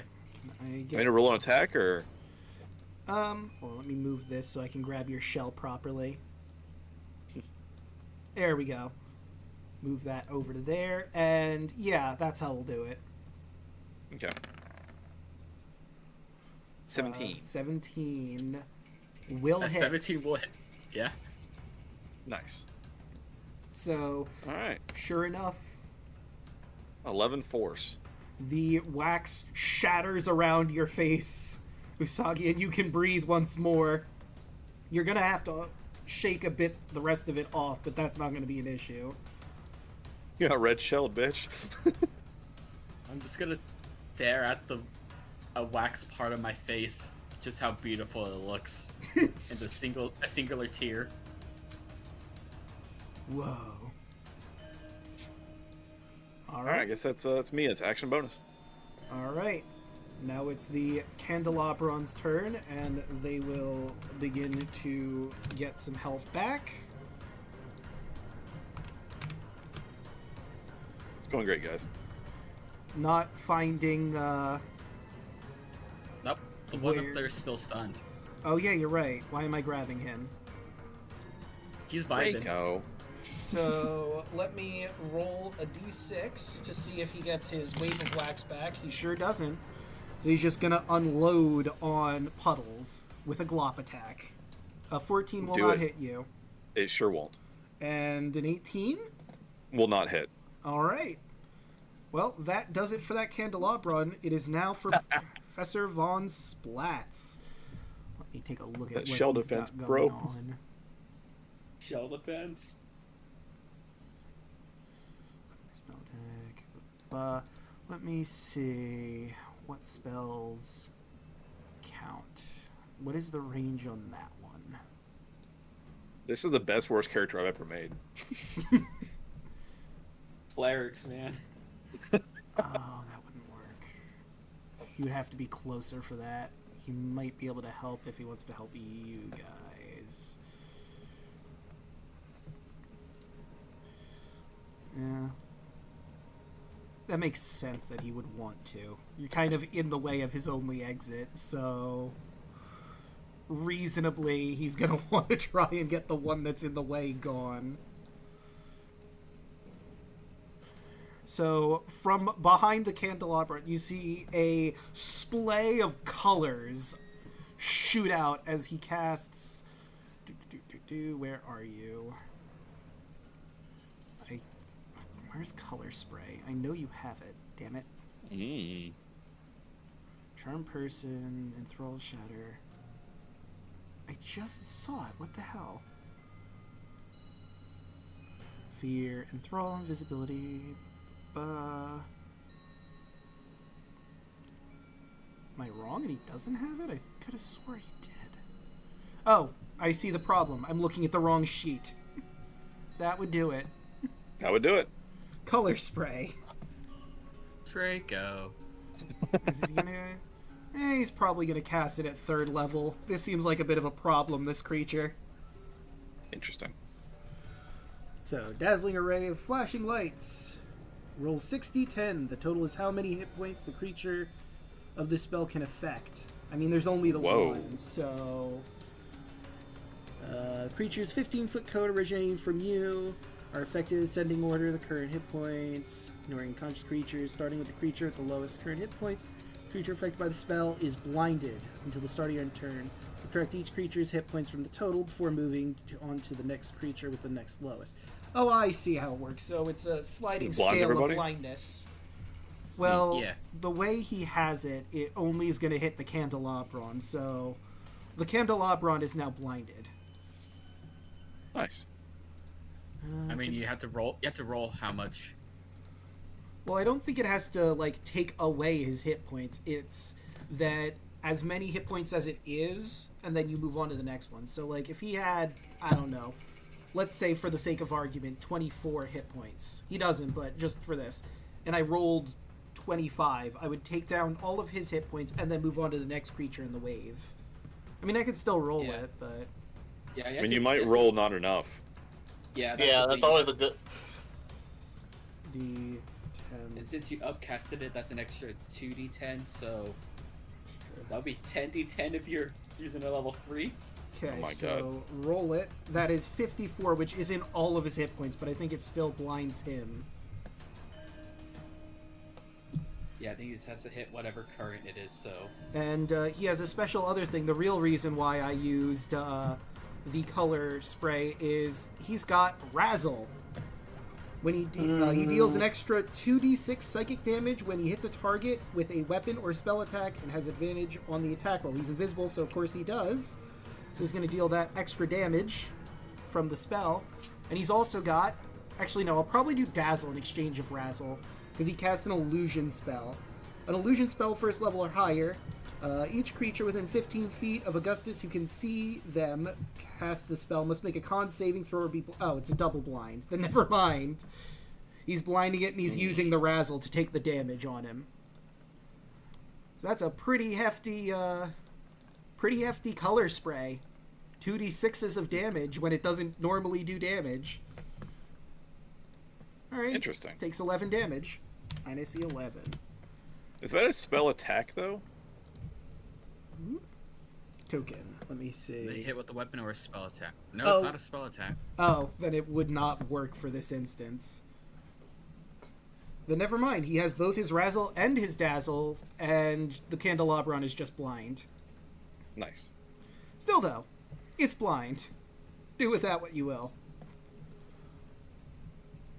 Sorry, newbie DM is like reading rules. He's like, what does this spell do? Maybe I want to use it. I know, I was like, ooh, interesting. Well, Razzle and Dazzle are specific to this NPC. Right. Still, I just To be pay fair, more attention now. I should have been reading through his sheet before we started, but I did not have the time, unfortunately. Dude, I feel you. I don't begrudge you at all, man. I feel that. But now it is Pepper's turn. You are still in a bit of a sticky situation. No strength saving throw? It would be a athletics check. Athletics.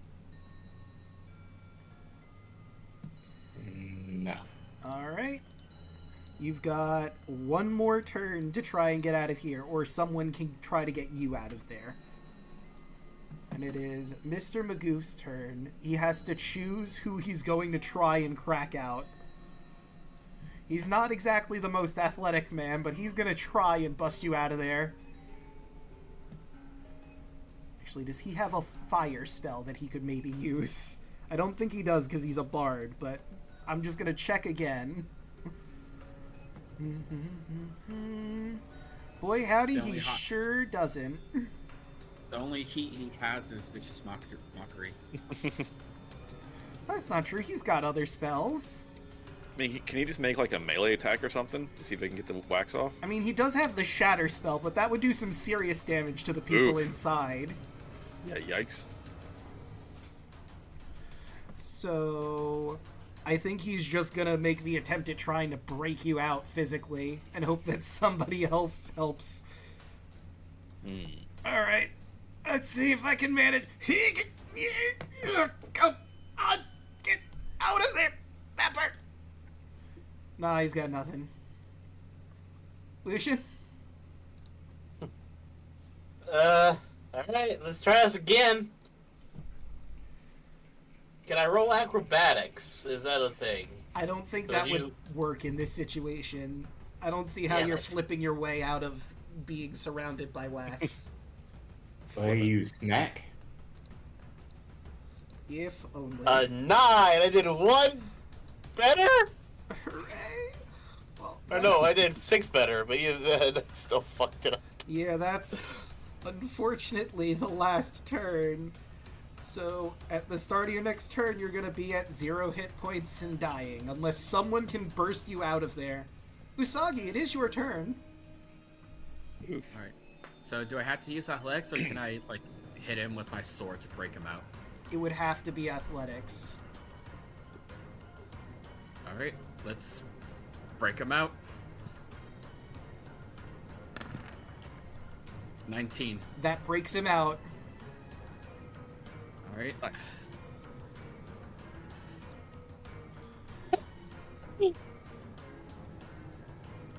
And that's my turn. Right? Puddles, it is your turn. I hope that actually came across me doing that huge ass sigh.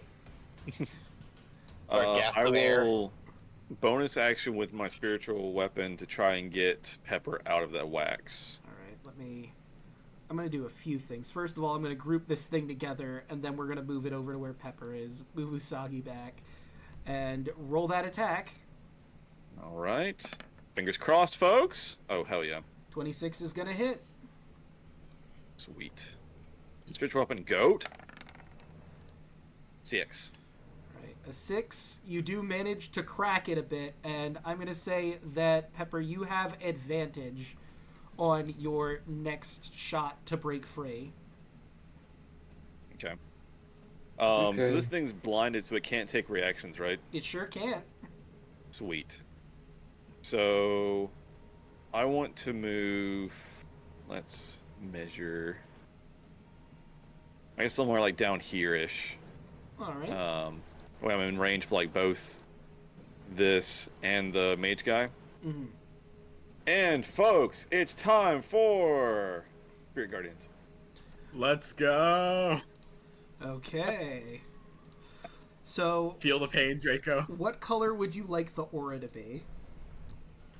Well, let's go red. Let's keep the theme. Let's go red. All right, red. And do you consider Augustus von Splatz an ally, or is he actually part of the people getting attacked by the Spirit Oh Guardians? no, he's taking the damage too. All right. Whether or not it's intentional, I feel like. And then my last question for you is, what are your Spirit Guardians? I think they're little. You know what? Let's go blue shells. They're little blue shells with wings. Oh my god. All right, so Let's keep the theme going, folks. they both manage to save, so they take half of that, which would be 7 damage. Mm-hmm. Ah, what the hell's... Whose side are you on? I was helping. Yeah, but you ran from the hotel. Oh, Lurkson, God. lurkson, lurkson.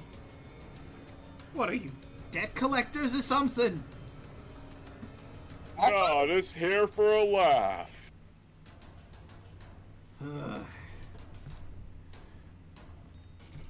And that's me.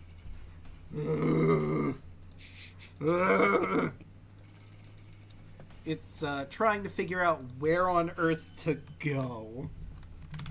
So let me see. 1, 2, 3. Or 1, 2, 3, 4, 5, 6. So 2.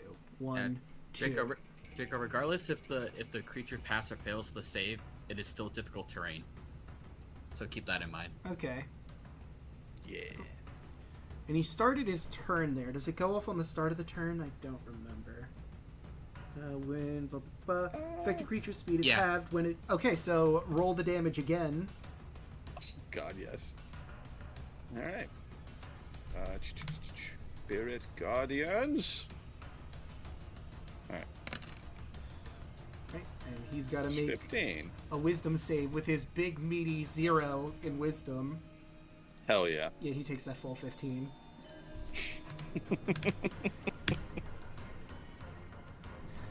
And he's going to blindly swing. Oh wait, I also need to check. Does he have the wave? He does. He gets the wave back, but he's not going to use it here.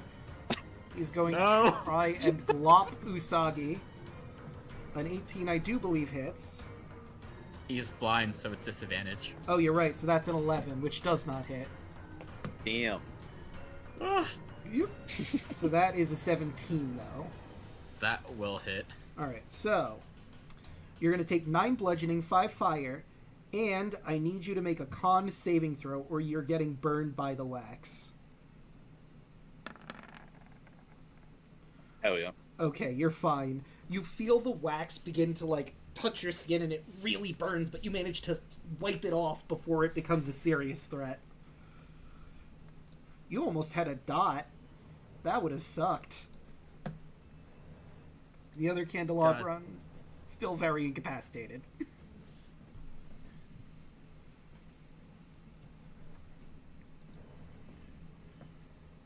Right, it's the professor's turn. And he's also got to do a wisdom saving throw. That is a 13. So he's taking the damage. Oh, sorry. Let me. Sorry. I was It's just so good. I'm caught up. I'm Yeah. raptured in this. Spirit Guardians is fucking great. Dude, wild. Not that I would know or anything from any recent Right, events right. that Not might that we have didn't happened. get fucked by it last time, but Mm-hmm. Right, so Puddles, a very important question. Is it radiant or necrotic damage? that is a it good is point. radiant. Okay. It is radiant. So that is 10 feet to get out of it. And now that's 15 feet. And let's see, what does he want to do? Could do Ray of Frost. Yeah, let's do just a nice little Ray of Frost. That is a natural fucking 20. For 1, 2, 3, 4, 5, 6, 7, that'd be 19 ice damage, and now he can use. Let's see. The Razzle. Additional 2d6 to that. Oh yeah. For additional That's 7. beefy. 26. Yep. And that candelabron is looking pretty rough now that he's hit it. Might want to finish off the big hulking monstrosity before you deal with me. Throwing that out there. Why not both? 15, 20, 25. 2 for 1 special. Okay, so he can move like... Well, he doesn't want to move right up next to the fucking thing. So he'll just end his turn there. Pepper? Yay. So you have advantage on your save. So roll that athletics. Yeah. A 10's not going to be enough. Oof! That- Right? Damn it. So unless someone can break you out, you're going to be at 0 and dying. Can... Usagi! Help Pepper! I don't think I'm beefy enough to do it. Right. I did, and failed. I know from experience I'm not good enough to do it right now. Oh my goodness. Then put the curtains on this wax thing. Hold on, let me get over. There we go. This seems like a good position. Let's see. Do another pie? Sure, why not? Ooh, that is not gonna hit. He throws another acid cream pie that goes a little wide and hits the wax press over here. Ooh. Is there anything with blinded? Yeah, do you have advantage to hit How many a blind? takes Oh, on so that is advantage? an 18, which actually Yeah. is enough for 9 acid damage, which takes this half-baked candelabron down. Hell yeah. It becomes, once again, a pile of ooze as it melts Blind into bitch. the floor. All right. I mean, we got that one in the corner that's just sort of sitting there, but that might not continue. So that's a bit of an issue. Lucian, you do have fire. You could get Pepper out that way. It would just hurt her a lot. This will only hurt a lot. What? It'll only hurt as much as you let it.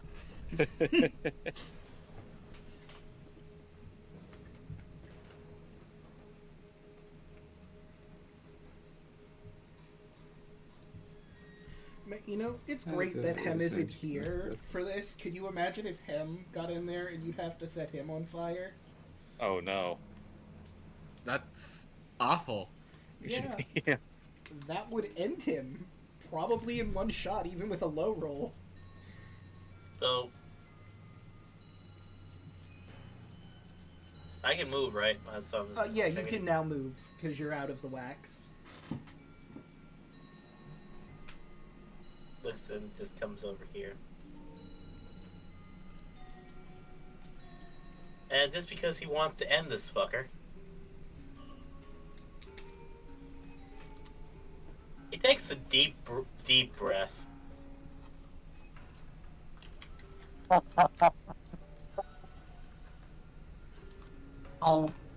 okay.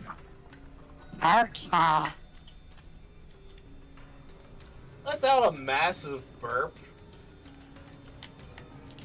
And yeah, this fucker's getting incinerated. So is that the Shit. candelabron over here, or the professor? Yeah, or the professor. Okay, so you are aiming at the professor. Yep. Right, I thought he's right here, right? yeah. So Yeah. keep in mind, you do need him alive to some degree. That is a 19 he saves, so he's only taking half of that 28. Let me roll this real quick. Ooh, it's almost a crit. Almost, but not quite. Alright, you know, I get the feeling that we might not be friends. That is 14 points of damage he's taking. I would hope. I don't think you are. No. Ugh. Luxon. I have no idea what you're saying. Anybody who wants to translate, he literally like that one was literally, you're an asshole. It's probably better you don't know. I guess I'll take your word for it.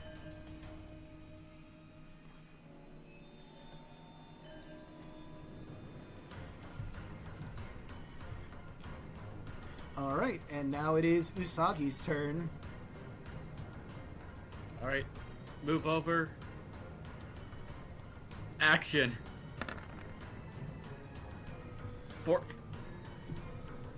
You know what? I'll say because it was dented in before, you do have advantage.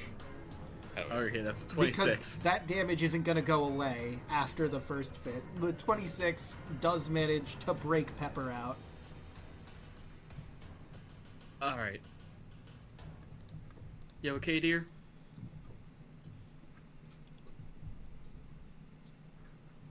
Uh-oh. Yeah, I'm sure she's fine. Hoshi? 10, 15. Did we lose Hoshi? I don't know. Maybe.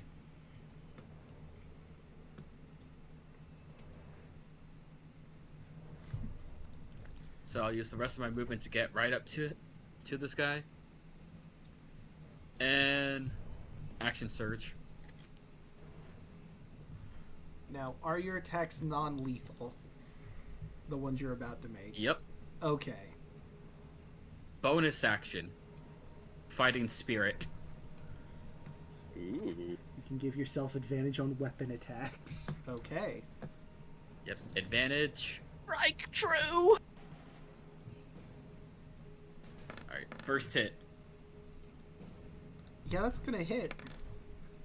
12. Okay, minus 12. Second hit. 19. For 10. 10. Yeah, he's looking And pretty rough. bonus action. Crit. God damn. I don't think he's gonna live through this. Well, he'll live, but he'll be unconscious. And that's 8. That is enough to take him down. How do you want to do this? Whenever Usagi does his fighting spirit, everyone's vision kind of goes dark, as if a black bar appears on the bottom and top of the screen. Cherry blossoms flow through the air, and you just see him quickly sheath the sword. We'll pull out the sword, sheath it, and then all the swift cuts happen later. He falls a mess. Of course, you held back a little bit since you know he needs to live, but He looks really rough. And he is KO'd. Now to address the wax Marvelous monster. performance. And Usagi's reveling in the display. Right. It is now Puddles' turn. Okay, well. I guess I'm going to move over here-ish. I didn't broadcast that. Let me over here-ish. So that way my radius can get him whenever he goes to move next time, and then I'll move the spiritual weapon. I think it can only move 20 feet, so it will just come to here next to me. All right. Okay. And I will, because it's funny, I'm going to do shell defense. I'm going to withdraw into my shell. Okay.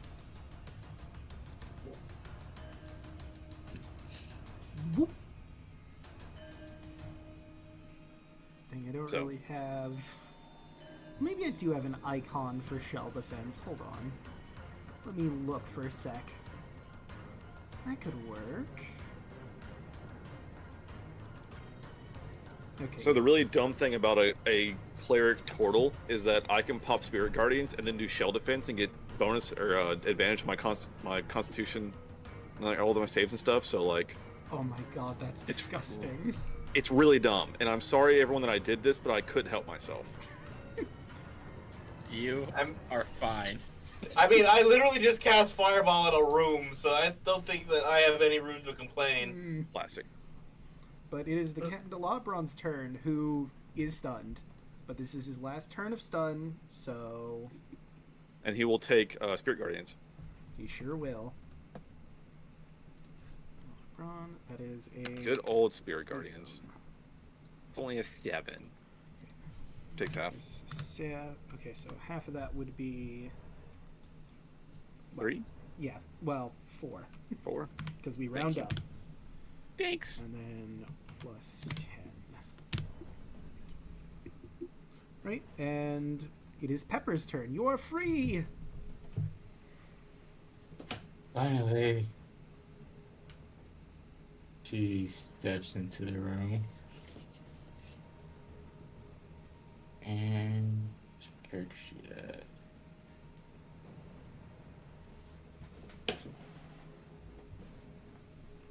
What was the spell?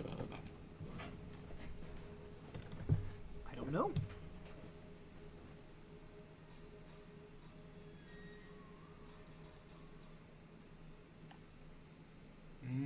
I am going.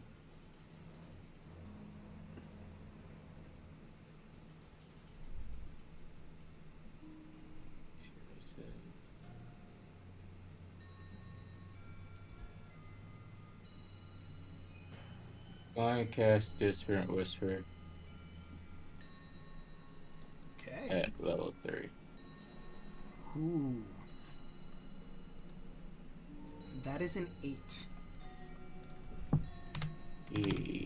Yes.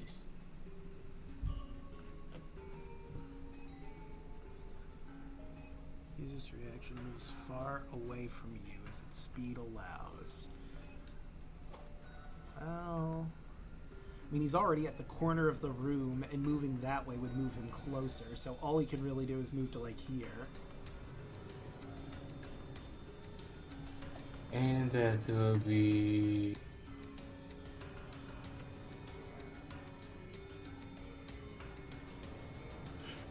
Yeah, that'll be my turn.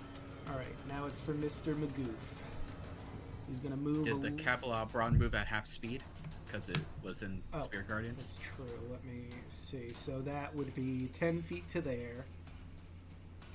That would be 20 feet. And then that'd be 25. Which I believe is still, it's under its full movement. Yep. But Mr. Magoof moves up to here, and he is going to use Shatter. Ugh. Nobody tell Sophie if she comes back that I'm the one that did this. I don't give a fuck. I just don't... Listen. I just don't want to deal with the fact that she's going to be pissy about how fucked up her lab is. Hopefully we miss her. He is KOTOR. Alright. Alright, let's see. You know what? Fuck it. He'll do it at level 3. Why not? Candelabron is con. Oh, and he rolled garbage. So that would be minus 21. Alright, and that will be it for Mr. McGoof. Look, Lucian.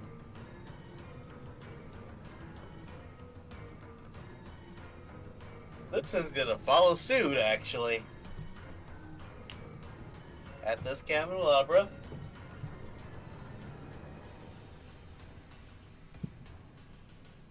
And here's the D20 for the thing. Okay, Alright. we're good. Let's roll his wisdom. Or no, con save, excuse me. That is a 19. He makes the save, but he'll still take half, which is 7 damage. Is this thing a construct? It is actually an undead. Ah. Just wondering. It's actually amazing that it has a good enough constitution. Oh yeah. No, it's got a pretty decent con. I mean, it's a big man made of wax. Well, technically it is a corpse covered in wax, but, you know. Any bonus actions? Nothing for me. Alright, Usagi. I kind of want to do something a little silly. I mean, if now is not the time to do something silly, when is the time? Alright, gonna walk over here to Puddles. Alright, Puddles, let's go. I'm gonna push Puddles a little bit. So he's still in his shell. Just kind of slide you forward a little bit. This is amazing. Is that okay? I'll allow I it. consent. Alright. So, you just pushing him across the floor then, over to here? Yeah. So... Yep, just push him across. Puddles is gonna consent. So, I'm gonna say this is athletics with advantage. Because he's helping you out. 22. Oh yeah, you sure as shit push him all the way until he bumps into the wax press over here. Ding! Oh yeah. That is glorious. Right. And is that it for Usagi? And I'm just gonna kind of go right here and, just crouch behind the table and turn. Alright, it is now Puddle's turn. Sweet. Okay, so let's see. Spiritual weapon is going to move over. I guess, yeah, it should be able to get close enough to be able to hit. Alright. I guess question on the wording too of shell defense. So you can't take an action. The only action you can take is a bonus action to emerge from your shell. So I can't cause it to attack with a bonus action, I guess.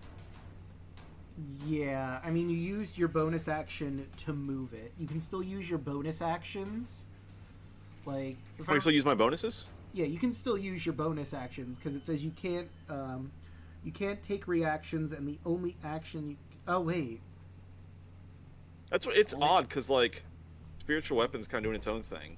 Yeah. I think what that mean, what the shell defense means, is that your spiritual weapon can still do its thing. It's just that if you want to do anything else, you have to get out first. Yeah. That's kind of what I was going for. Is that I can just hide in the shell and let spiritual weapon and spiritual guardians do their thing.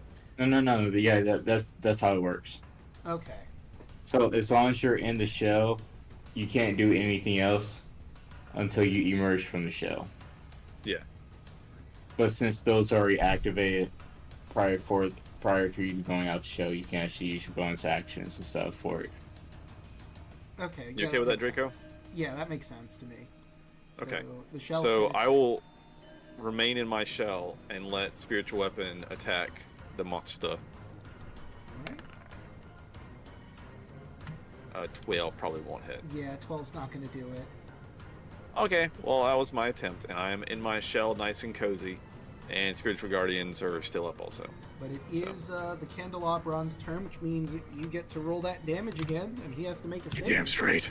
Spirit Guardians, go! Candelabron. Let's go. That is a The 6. worst build.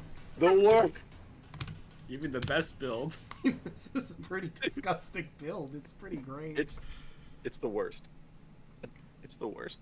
All right, let's see. I'm gonna make some consideration. Oh yeah, this thing is stupid. He's gonna walk on over to you and try to hit you. Do it. Hit me. Flop. 21. No. Not with my +4 to AC. 14 certainly won't, and that's all it can do on its turn. Yes! Pepper. Beautiful. Glorious performance. That kind of tickles. Bonus action. Hex. All right.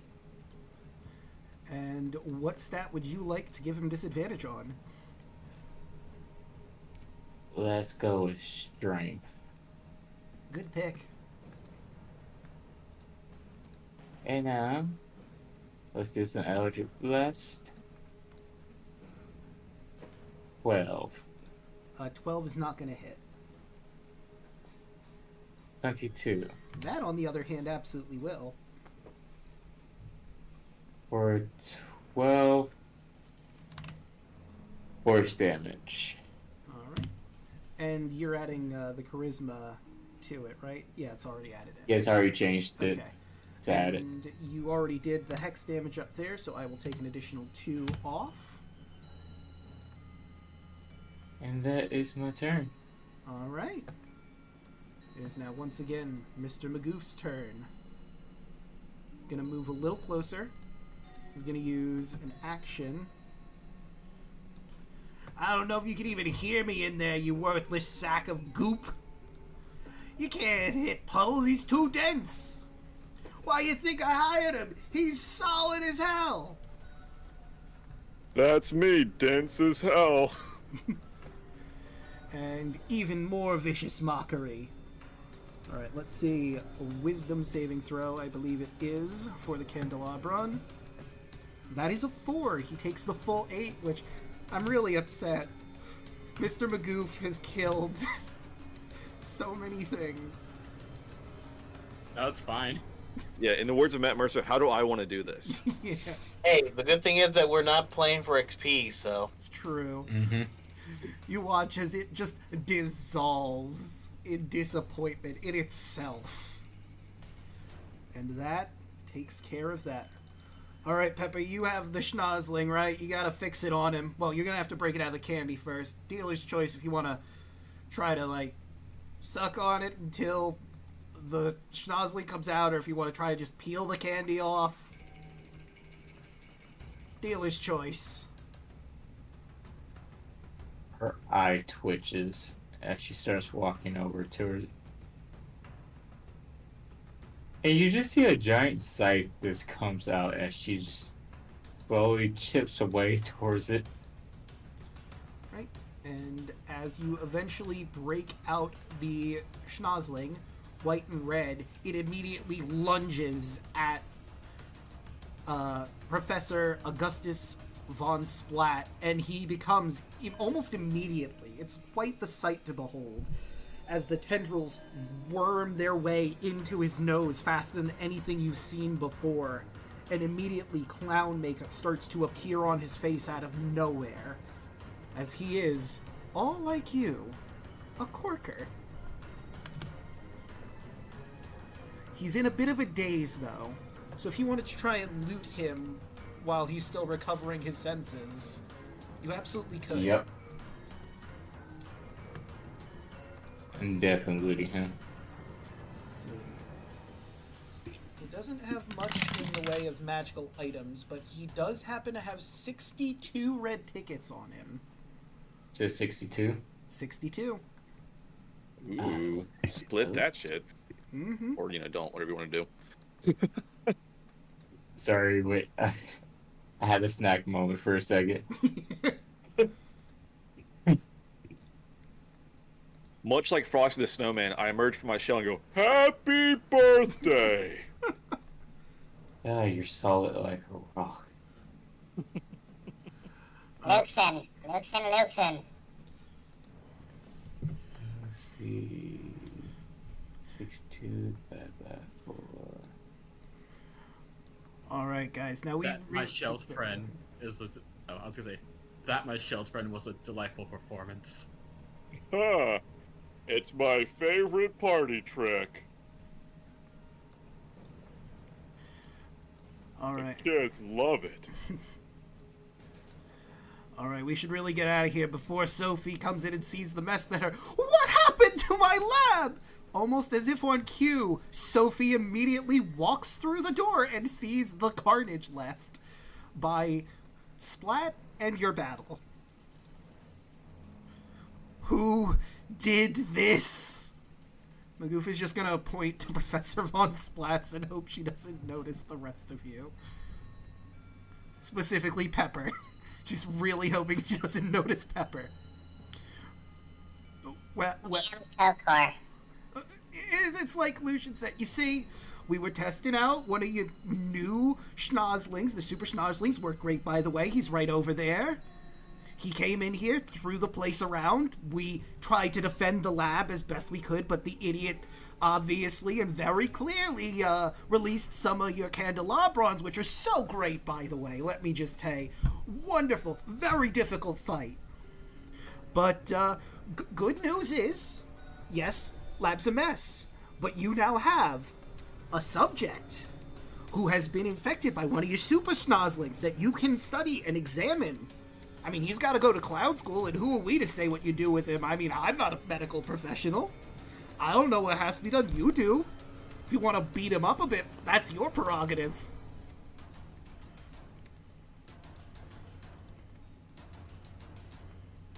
So if he's gonna... I'm sorry, go ahead. Luxon, acting like a hype man, just points over at Scooter. Luxon. You mean Mr. Magoof? Chuckles Magoof. Mr. Magoof, yes. He's basically like, yeah, no, look, listen to him. She's going to walk towards Splat, eyeing Pepper as she goes by. Pepper's just leaning on her scythe. Well, if that is the case, I have some business to attend to. Make sure everything took right. I have work to do, and I'm sure you all do as well. Good work. Oh, Pepper, I didn't see you there. Hello, dear. Hello, you twat. Oh, shit. Colorful language as always, I see. Well, as fun as it would be to give you a verbal thrashing, I'm afraid I have some work to do, she says as she drags him over toward the wax press. I could turn him into a candelabrum, but no, Yeah, you're man-stealing hussy, and she starts walking away. As she's walking away, the rest of you notice as Sophie sticks her tongue out at her. Son. Well, another job well done. I'll be giving you all your red tickets, and we're free to go wherever you'd like while I try to get some more intel on the other subjects. Would you like to go to the food court to get some food, or we could hit up the flop house, maybe some games in the jamboree? Hi. Oh, Pepper will pass out the tickets, and everybody gets 15. Hell yeah. And on top of that, you all get 10 for one person turned. Ooh, nice. A meaty 46. Damn. Mm-hmm. 37. What time is it? Let's change to... Oh shit, I gotta get dressed. So, above game, where would you guys like to go to just celebrate a job well done? Honestly, like Luke's would probably be like wanting to go to the bar at the casino. Probably casino. We already went to the food court, so. True. Let's gamble. I mean, there's also yeah. all of the carnival games in the Jamboree if you'd prefer to play carnival games, but the casino is literally right over here. Oh, well, hold on, let me scroll What's up to the check difference? and see. Well, the casino has traditional casino games. The carnival games are all sorts of fun, wacky, fun carnival games. Oh. But the casino's closer. It's true. Casino is closer, and you can certainly step over there. So we could do like some out of the proper stream. We could do some of the carnival games there, but I do have in our Discord group the Flophouse games. There's all sorts of fun stuff you can do there. There's slot machines, there's a roulette wheel, there's Heckna Hold'em, which is basically blackjack. Or no, wait, I'm sorry. Heckna Hold'em is the finger one. There is literally blackjack here at the Flophouse, but it's called something different. Give me just a sec to look it up.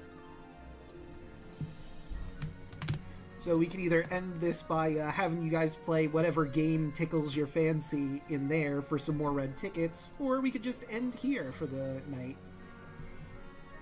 I say end here. I say that this is a good, perfect way to end. Yeah. And we could just, like, out of stream at some point, do the games to see how many red tickets you pick up or lose here. Yeah. That'll work. Is card table. Feathers, heck and decked. Ah, that's what it was. Heck and decked is the blackjack. But let me change from Full Moon to the Jolly Jamboree. I feel like this is a better one, music to end on. Yeah.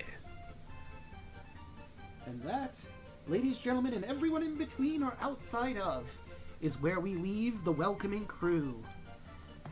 Welcoming committee, as they spend the wonderful time at the Flophouse to celebrate the newly christened clown, Augustus von Splatz, who's going to spend lots and lots of time getting tortured by Sophie and some time in clown school also getting tortured, until he eventually is the perfect clown for the Revelia. But let's start going around the horn. Let's start with Hoshi. How'd you like tonight's session?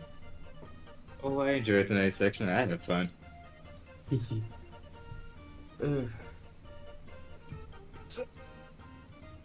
I'm glad we did stop where we were because I know I need to get myself a little bit ready to go for a snowboarding trip today.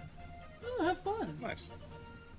I'm supposed to be at the bus stop in probably like 45 minutes. Damn. Ooh. Sorry. I'm already pre-packed. I've just got to change my clothes. Alright. That's me. Alright. Rodden, how'd you like tonight's session? Who? Rodden? Hello? Sorry, you always cut out whenever you say my name. Weird. It's been fun. Vibing. Glad I was able to have a cinematic moment. That was so good. And fucking puddles. You know, you know I what? love puddles. I'm gonna be nice. Both Usagi and Puddles get inspiration for that scene. Hey, thank you. Both Oh my the God. cinematic ender and the pushing Puddles across the floor. So good. that was the moment of the session, honestly.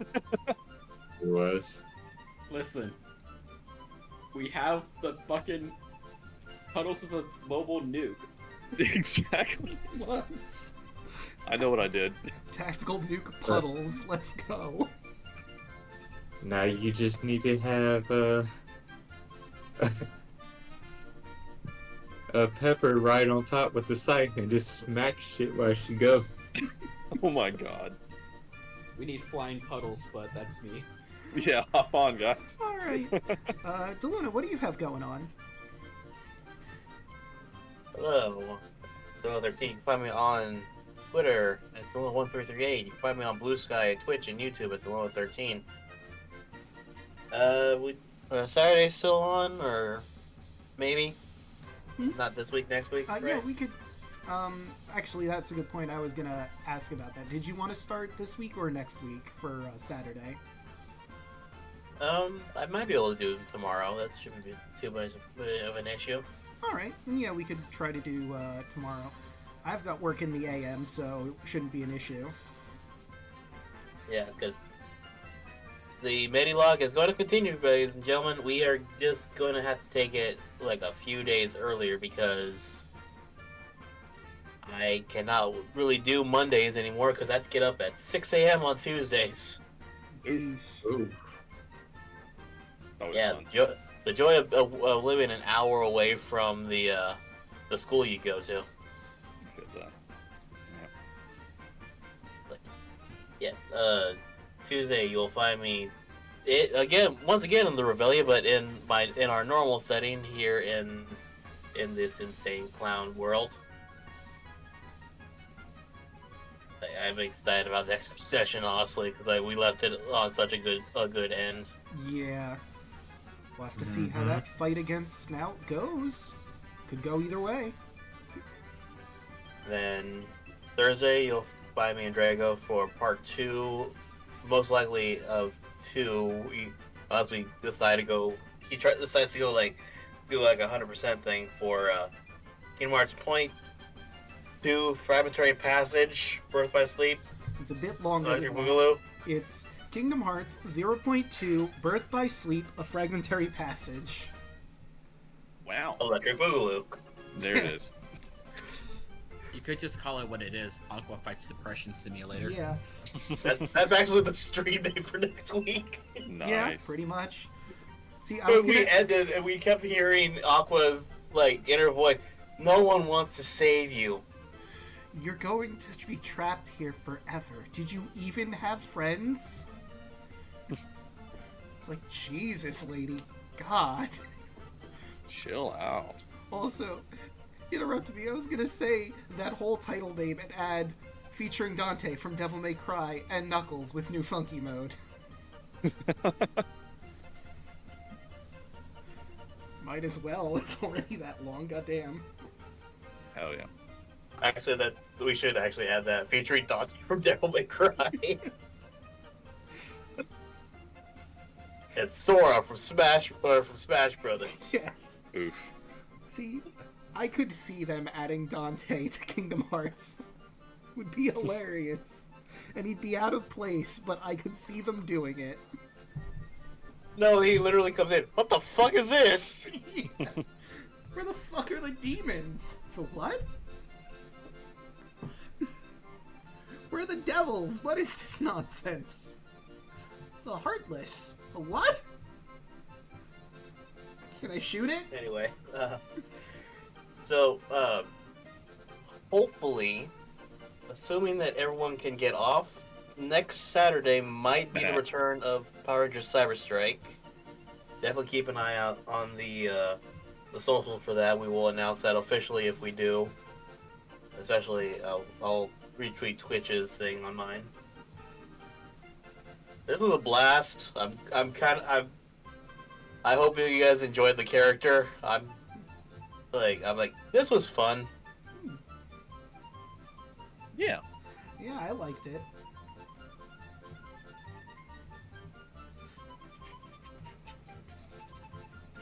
Alright, that's it for me. Alright, and Alec, what do you have going on? Oh, hello, it's me. So yeah, I fucking had a great time. First of all, because I created a monster. You did. I knew what I did. All right, I'm just gonna say that I knew what I did. Oh god. Yeah, I also stream. I'm probably gonna be live. I think Sunday. I was gonna do tomorrow, but I think I'm gonna spend some time around the house. I had a hellacious week at work, so I didn't get to stream much, but I'm gonna try to finish out Quantum Break Sunday and then back to normal schedule probably next week. Also, I'm DMing another campaign. The last session was last Sunday. The VOD post tomorrow. Our group it's getting wild, guys. I'll say that much. And then I play one of Draco's other games, the Odyssey game. So with a new character in that game too. But I'm having a great time. I'm just loving the D&D. I'm just getting more and more, and it's consuming my entire brain, and I love it. So Hell yeah. having a great time. Yes, join the dark side. Boy, it's happening. I can't think about anything else. Yeah, that's how it starts. Exactly. Okay, and of course, you've already found me here. I stream Monday, Tuesday, Wednesday, Thursday, and Fridays, and also Saturdays now. So Monday, because we are swapping to Saturday for the Metalock, I'm probably going to be doing Crosscode. Picking that up once again, seeing what Lei's journey is going to be like. It's been a bit. See where she goes. Tuesdays, of course, you can catch me here with Deluna 13, Royal Hoshi, Milla Ninja, Hey Mr. Rabbit, Chocolate Zombie 101, as they battle with Snout, one of Hecna's pets. It's a fierce fight so far, and they're dealing with Scooter on Snooter as well, the Warlock, and their betrayed former friend Conrad, who's not quite in control of himself. Can they get out of this one alive, or will the good place be where they meet their end? You'll have to tune in to find out. On Wednesdays, you can catch me playing more Legend of Zelda Link Between Worlds. We've saved a good portion of the sages. We still have, I think, 4 more to go? No, we have 3 more to go and Zelda. So we're getting there. Probably going to be going into Skullwoods next, and then the Dark Palace. Or did we go in the Dark Palace? I don't remember. There's a lot of dungeons. They're very short. No, yeah, it's Dark Palace and Skull Rock that are next. Or Skull Rock. Skull Forest. Skull Woods. We'll see what those dungeons have in store for us. On Thursdays, you can catch all the people here and Onyx Lockett, who was in chat for a little while. Don't know if he's still there. But they will be taking on another target. The next target on the list is Slick Silvertongue the Bard. What wacky shenanigans will the clowns get into as they try and pursue him and have him join the circus? You'll have to tune in to find out. Oh wait, I did that early. That is on Friday, not Thursday. Yeah. Friday. Thursday. I was gonna say, like, Thursday's a double stream then. Yeah, my bad. Thursday. Surprise, gentlemen, you're gonna join us for Kingdom Hearts. Yeah, Thursday, Kingdom Hearts 2.0.2 Birth by Sleep, a fragmentary passage featuring Dante from Devil May Cry. And Knuckles. And Knuckles. A little bit, New funky. little bit of everything. Yeah. And then Saturday, you can catch me and Deluna for our Metalock race. Right now, we're going to be doing some grinding before we head into the Pokemon League. But with all of that said and done, how about we find someone to raid? Hmm.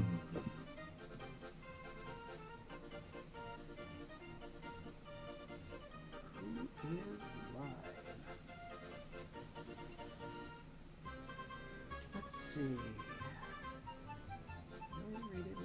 Rabbit, another day. Monty's on. Hey, come on, you missed me. Yeah, I do, dude. Yeah. Always. Bad joke's on you. We're already live. Ha ha. Damn it. Foiled My again. nightmare. But I'll be laughing next week when I'm playing as Andros.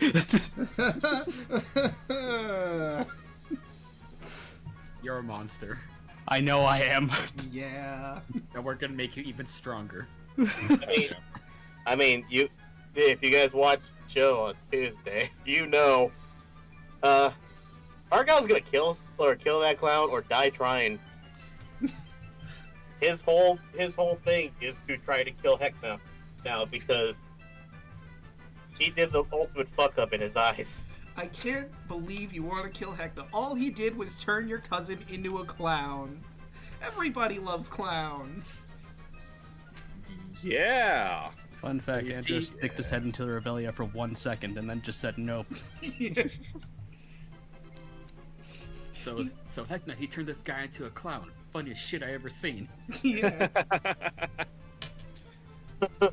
Yes. Hilarious. I gotta really pick up the energy on my voice. I ordered DoorDash from Arby's, and apparently they are out of roast beef. So they don't have Is that Yeah, I was just about to say. is that They should even just close. possible? They should just close. Like, They- why even I be don't open? know if it's possible, but that's what they told me. Arby's. That's like going to KFC to find out they ran out of chicken. Yeah. Yeah, close your fucking doors, dude. I have I been mean, in thankfully that situation they before. have the meat, so they have something other than roast beef. I have been in a situation where a KFC almost ran out of chicken. But it was just because people were taking so much of it. Oh God. The Boondocks episode. Yeah. Imagine Japanese KFCs around Christmas time. I would die. Like, people put their orders in, like, people put their Christmas chicken orders in, like, 6 months in advance. Broaden would know. Yep. Damn, 6 months in advance. Yeesh. Yeah, fried chicken is really, really popular in Japan in Christmas. I mean, who doesn't love fried chicken? Yeah, that's like their traditional Christmas meal is KFC. Yeah. No, the funny thing was that my parents, like, my dad was the military, so he was, like, I was born in Japan. And my mom's like, I have no idea why everyone were freaking out about getting fried chicken. So I just made a bunch of fried chicken for everybody, made like $300. Goddamn. Nice.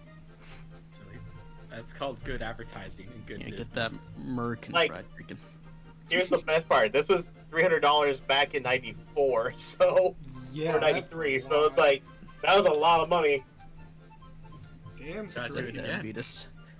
I mean, to be fair, we got hibachi Christmas Eve, so it all comes around. Fair What? enough. My Christmas tradition is like I'm gonna get a pizza, and I'm gonna go most likely to a movie. Nice. I usually go to my parents' place. We do all sorts, well, the usual fare, as it were. My Christmas tradition is usually, if I'm not going to see family, it's usually sit at home, game, and probably like order food. Yeah.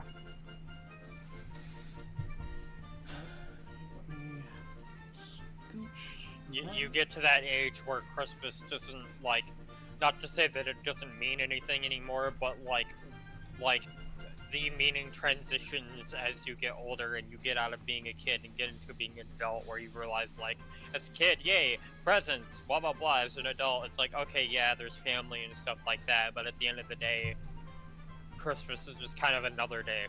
Yeah. I mean, it's more like, yay, presents. As an adult, oh fuck, I also have to give people presents. Huh. No, for me, it's like as a kid, God damn, I got socks. As an adult, I got socks. I don't need socks, but I got socks. I think I'm the odd one out because, like, of course there are adults that are so happy about getting clothes. I'm just like, okay, I've got them. Hooray, I guess. I'm just not big on getting clothes. I mean, it's not like I'm upset about it. Like, as a kid, I probably would have been. It's more just, alright, this is a thing I need. But, anywho, we've been rambling on for a bit. How about we get into the swing of things? There's a swing.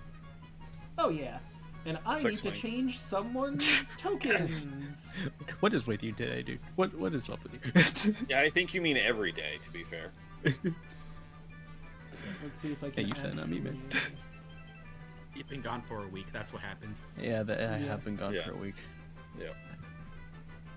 Haven't I just even- DM'd a steampunk one shot, so there you go. I did see that you streamed, but I didn't, like, listen Yeah. in. Good. It's gonna be a surprise for you tomorrow. I just kind of left my computer on so you can get those views. Hell yeah, thanks, dude. Nice. No problem. Alright. I have now finally updated Alex's token. It actually worked today. My god, it's Puddles! The fucking menace himself. I mean, you're a cleric. You're supposed to be a problem. Chalky, Oh, you might want Puddles to is update a your problem. token. And let's update Choco. I mean, have you seen the last VOD? You would know how much of a menace Puddles was. Yes. Yes. Yes, you I would. was very impressed. Congratulations. Thanks. I made the best worst. So,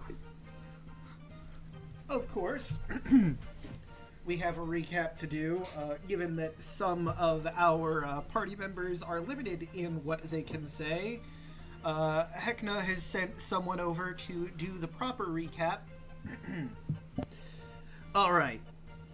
So Hekna has me doing the recaps for this project. Apparently he's very busy right now. Happens all the time. Hi. My name is Chuckles Magoof, and I am the leader of a group called the Welcoming Committee.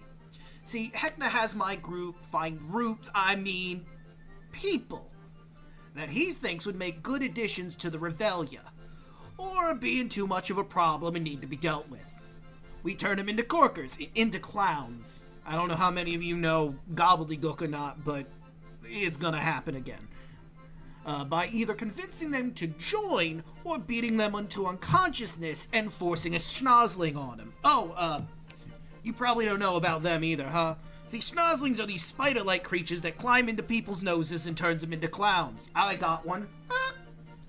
As do the rest of our team. See, we got a new type of schnozzling recently, a super schnozzling. These guys work crazy fast. Normal ones take a few days, but these take seconds. Anyways, me, Puddles, the Turtle Cleric, Lucian, the half-elf sorcerer, Usagi Boingo, the human samurai, and Black Pepper, the Hexblood Warlock, set out to clown our first 6 targets. Professor Augustus von Splatz, the Dwarven Wizard, and a con man, if there ever was one.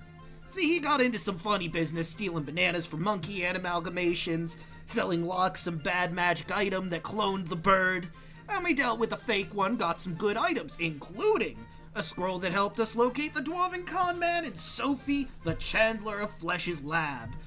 We found him, wrecking up the place, and he accidentally summoned 2 candelabrons, massive waxy monsters, but hey, they were only half-cooked, so we were able to take him down, and Von Splatz.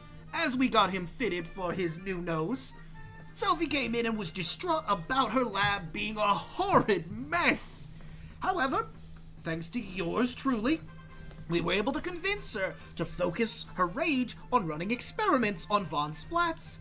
And Pepper and Sophie didn't kill each other. They both have a thing for Hekna love triangles, am I right? Anyway, after a job well done, we went to the Flophouse to celebrate with some gambling. I got intel on our next target, and a friend of ours who was out of commission is coming back, as well as an additional friend I happened to just get in touch with. What wacky shenanigans will our clowns get into? Will our next target be more than my crew can handle? Let's find out. Take it away, Draco. Was that good? Yeah, you're good, Chuckles. You can turn your mic off now? Huh? Oh, right, I gotta get to my crew. See you at the food court! Sorry, everyone, he's just getting started. I'm sure he'll figure this out by the next recap. Hell yeah. But without further ado, let us head back to the world map.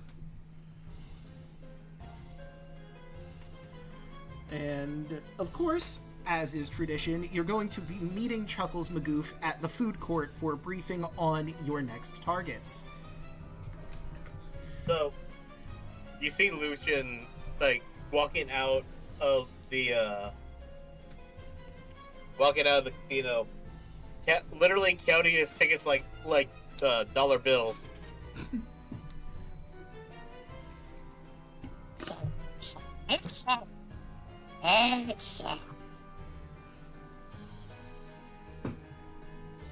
Beginner's luck. No, I'm not salty because I broke even. Shut up. I mean, you don't have to use that kind of language. They say scared money doesn't make money, but it also doesn't lose money.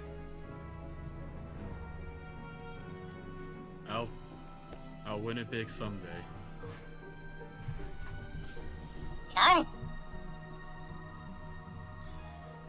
Yeah, just give me your luck. I'm pretty sure we'll win. Right, and you make your way to the food court and you see, of course, your boss, Chuckles Magoof, sitting at the table. He is joined, of course, by your good friend who's, of course, been out of commission for a little bit, Hem, as well as a goblin clown that you haven't seen before. He appears to be laughing a bit as he sees you approach. You guys are back from the Flophouse. All right. Before I get to the intel, I need to introduce you, of course, to our new friend here, Frank. He's been brought in. Heckna recommended him specifically. Hey, how you doing, Frank? Frank Faltos. Good to meet you. Well, hello. Puddles!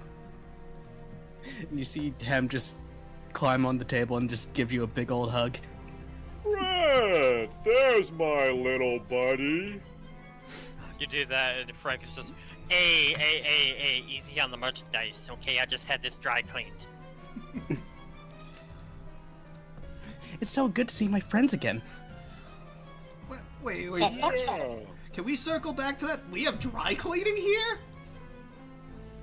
That would have been very useful to know. Kelkor? Yeah, you guys don't know about the dry cleaning? How else do you keep your outfits so pristine? Oh, that's easy. I just wring myself out. I mean, I'm a turtle, so wet cleaning's kind of my go-to. Just see him climb on Puddle's shoulder and just sit on it. I mean, prestidigitation is an amazing spell, let me tell you. Also, for chat, let me give them a look at him. Oh yeah. Salutations! And Frank Fortos. What a fun guy. Alright. There's a reason they call him Four Toes, because he's missing both of his big toes. Interesting. Look, such is life for a goblin. That actually doesn't make... That's not the craziest thing I've ever heard for a goblin backstory. Fair enough. Alright, let me tell you what our current target has been getting himself into. Oh god, it's funny. So, Slick Silvertongue is a Dragonborn bard. I believe he's brass? Yeah, he's brass. You know, typical bard affair, very charismatic, master storyteller, blah blah blah, bit of a sleazeball, perfect clown, right? Of course he is. So, oh my god. He's certainly gotten the attention of some of our female starlets. You know what I mean? He was telling tall tales to a gaggle of starlet jawbreakers at one of the tables over there, and he makes a vague gesture at where there's some ladies that seem to be in a heated discussion. And he made off with their tickets. Seems he offered to pick up lunch if they paid, and then he skedaddled. Now the starlets are fighting over why he left. They are too bright, but one of them must have some sense of where Slick off to. So, best place to start looking is with them, if you can get them to stop trying to rip each other's throats out and give you that intel. You see him kind of stretch out his arms to kind of just raise his hand as if he was in a classroom. Yes, Hem. He's a Dragonborn, right? He is indeed, yes. Can I take one of his scales? I mean, yeah, if you can get it off him, sure. Yes!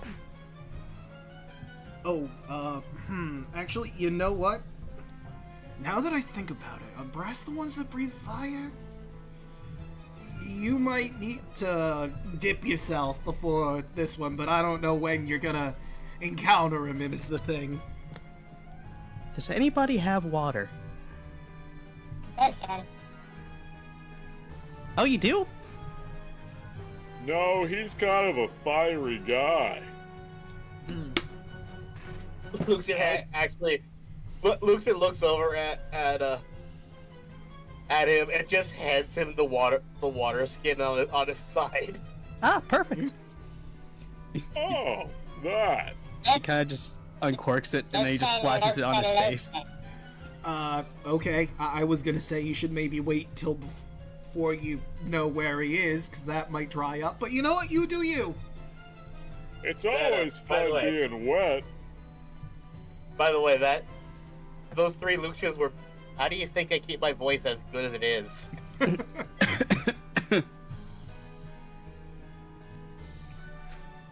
Alright, so you head over to the Starlets. I'm great with ladies because nice guys finish last and I'm real slow. Oh, puddles. Ba-da-ba-ba-da-ba. Alright. Oh. So you all make your way towards the table, and immediately you can hear them as soon as you get even a little close to them. And just for everyone not in the original campaign, Starlets look roughly like this. They're, you know from being in the Revelia that the Starlets are a clique of the Jawbreakers, who aren't necessarily clowns, but they do work for Hecna, and each clique has its own unique personalities and traits. The Starlets are very charismatic. They love to be the center of attention, and are the best of the performers.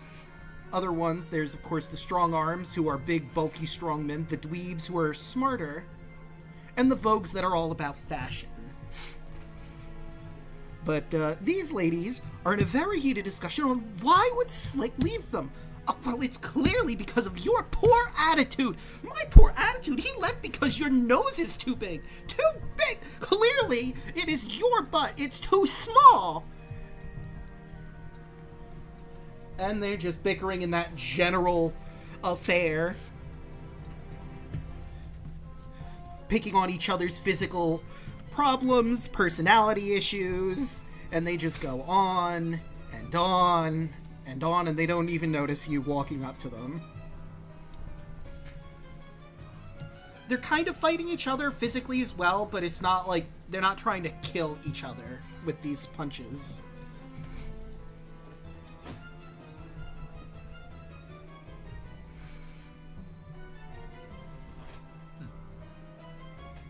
Hello, ladies.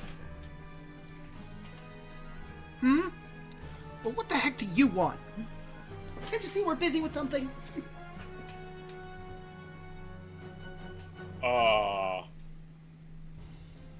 Guys? Lucian. They look like they need a hug.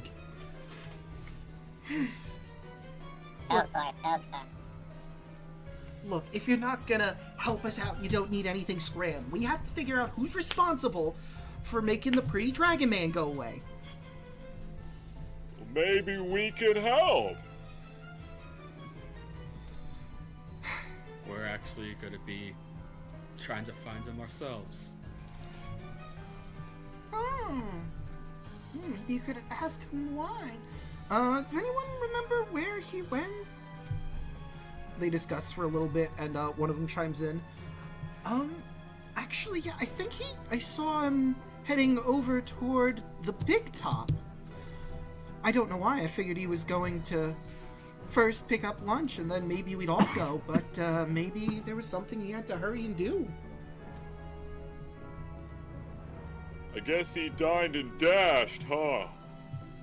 No, clearly he left because he was busy with something. It's like, no, he clearly dined and dashed because one of you said something or did something that made him go away, and they go back to their fighting. Ladies, you're all beautiful. Just give a wink. Roll me not persuasion, charisma, just flat charisma.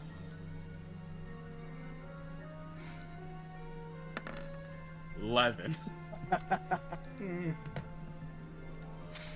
Alright, and I guess just a flat wisdom. Wow. Well, they rolled garbage, so One of them's twirling her hair. Oh, well, thank you for noticing. Maybe after you're done finding Slick, we could spend some time together. Of course.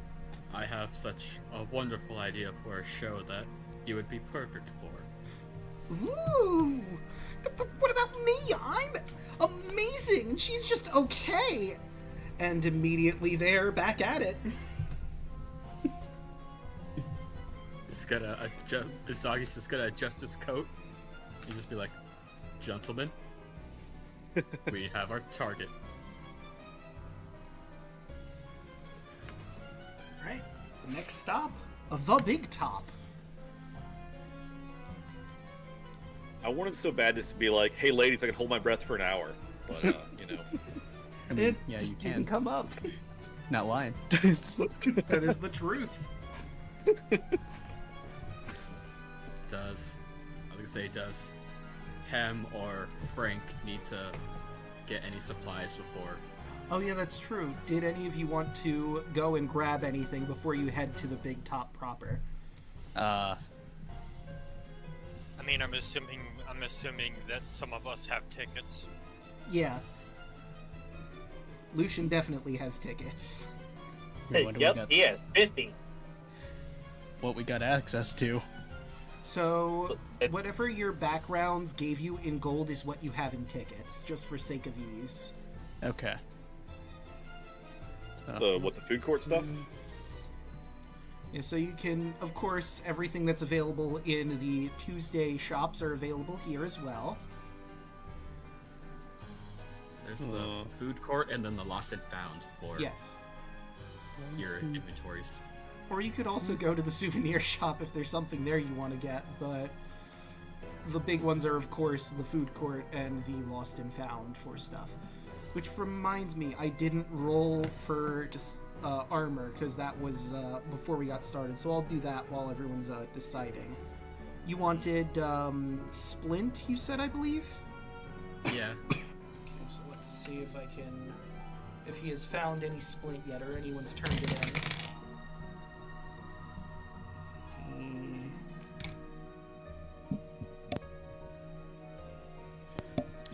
Turns out, yes, he actually did have some Splint in, which, of course, being the Revelia, is covered in all sorts of various different paint splatters and is very garish looking, but you're a clown. It's a circus.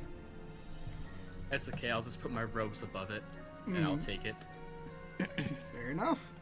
With the completely canonical Getty images. There we go. So good. Alright. Does anyone else want to pick anything up from the food court or lost and found before we head on off to the next?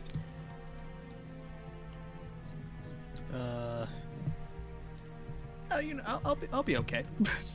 Alright. Want a cream soda for a healing pot? Oh yeah, you're right. I should get a healing potion, actually. It's true.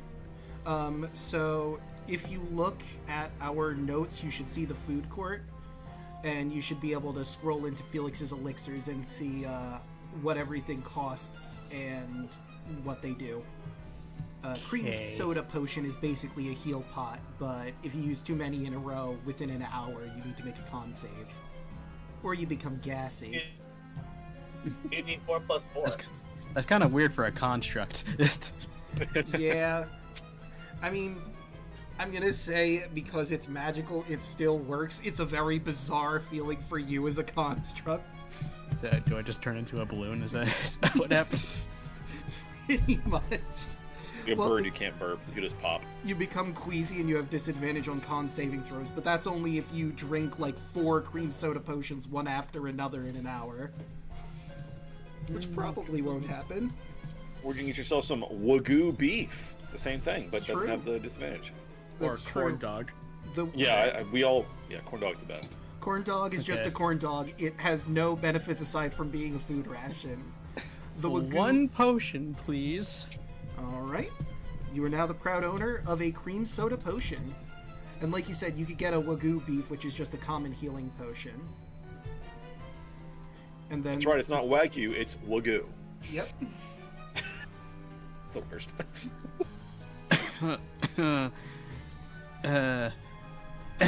Okay. There's also Hekna handy helpers that sell healing potions and sometimes other stuff. But you have to find them and stop them from moving if you want to try to get anything off of them. It'll take a little hunting down for one of those. I will just take the cream healing potion just to save us some time. Fair enough. Yeah. Frank will get 2 of the cream soda potions as well. Alright. Then, after you've stocked up and ready to go, you head over to the big top. You find 4 were-spider acrobats blocking the entrance, each one carrying a picket sign written on it, "Let Slick Shine." Arachne, the head of the were-spider acrobats, is watching nearby with his arms crossed. He's shaking his head and then beckons you to come over.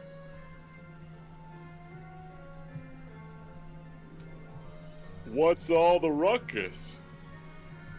Oh, well, you see, we had a performer here a little while ago. Slick, I believe his name was. He was, well, if I'm being honest, I found him a bit annoying, but he really got some of my were-spiders to take a shine to him. And now they're on strike because they really want him to have a show.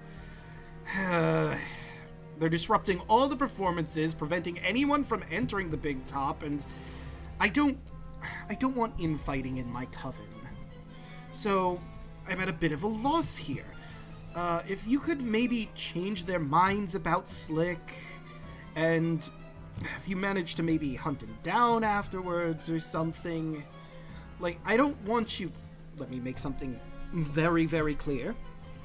I don't want you to kill my were-spiders, but if you could persuade them, or, I mean, I guess if you have to hit them, just to knock out. But if you do a really good job, I will give you this. And he shuffles around and pulls out a stage light. It's a magical item, and I'm sure you could use it to great benefit. Real quick, I also want to say what that one was. That was Luke's debate. Well, that's no fun. Look, I understand, but I don't want my people killed. Because I need them, and we are a family. What if we just tell them that he stole money from women? I mean, that might work. It impugns his character. I mean, it might be worth a shot if you can persuade them that happened. Oh, also, I forgot, this is the man you are currently talking to. Arachne, the ringleader of the were-spiders. The guy in the center. This whole time, I was just waving at him very quickly. I said it. I think I said it during the actual campaign. I'm gonna say it again. This man is way too good looking. Smash. Hate the legs. Hate the legs. Well, you know, I mean, if you think he's too good looking, this is what he looks like when he transforms into hybrid form. Oh, I remember. Yeah, I know, but this is for everyone else. Look at the dome on him. Still smash. Okay. Yeah. It's the eyes, man. Fair enough. To each their own. I don't judge.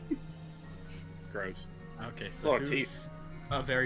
who's most persuasive?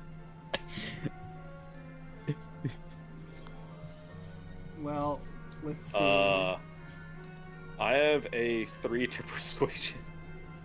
I got a 4. Persuasion, you said? Yeah. Yes, persuasion. I have a 7 to persuasion. Oh, wow. And get it. About looks it in. Frank. I whispered that. Okie doke, let me see. It wasn't great. Yeah. Also, are you walking over and trying to get them to see reason? Yeah, I'll bring my little buddy over to him. Yeah, I haven't left the shoulder, so. I just have to say above game, Alex, I love the Patrick Warburton voice you got going on.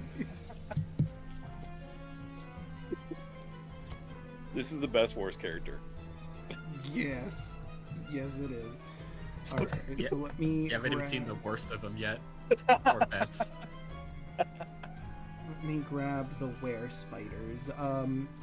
And what are you saying to these men and lady were spiders? Which, by the by. Wrap those legs around me. Wait, what? In game. She definitely got legs. It's true. Why all the frowns, friends?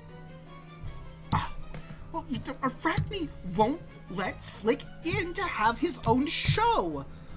He was amazing when we let him perform. We just don't understand why he wouldn't, and so we are on strike until Slick gets put in. Oh, I'm sorry about that. I understand the frustration, but we shouldn't ruin the fun for everybody else outside the show, right? And do you want to use that persuasion roll, or was that like a test? It's up to you, man. Didn't count. That's fair. All right, we'll let it ride, and they'll roll. Can I chime in and maybe? You could give him advantage, but yeah. I mean, I think he got it. Oh. Yeah. No, they. I was just gonna loudly proclaim, "Yeah, the show must go on." You know, their signs droop a little bit.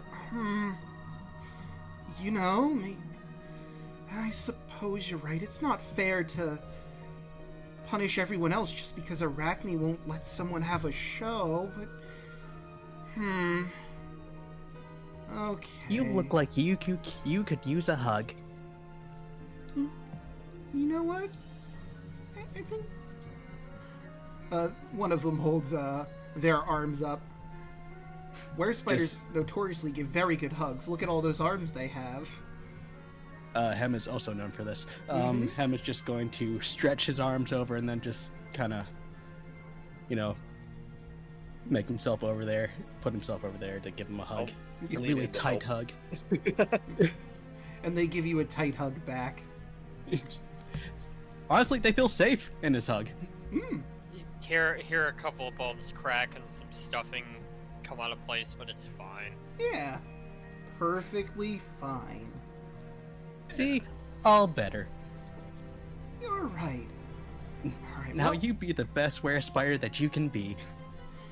Yeah! They all cheer, and Arachne begins to clap. I'm very impressed.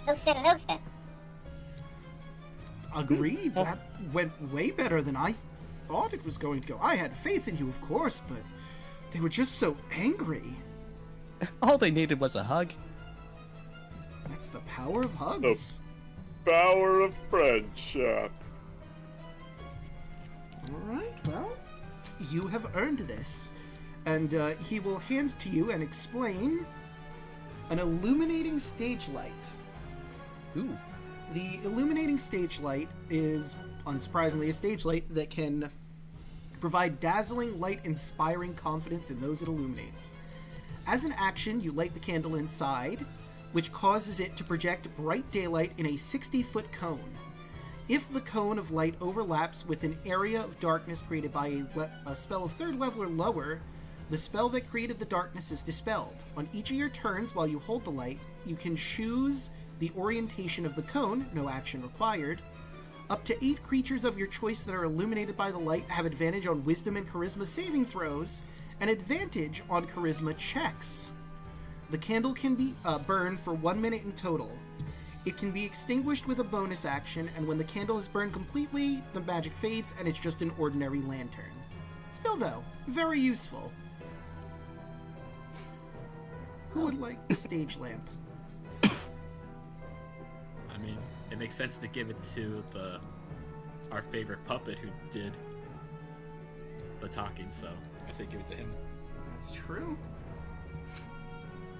As long as it doesn't have fire in it. The thing is, That it is does true. have, because you're gonna have to light a candle. There is Oh, fire no. involved. Give it to Elixir then. Fire mage himself. Yeah, that's funny.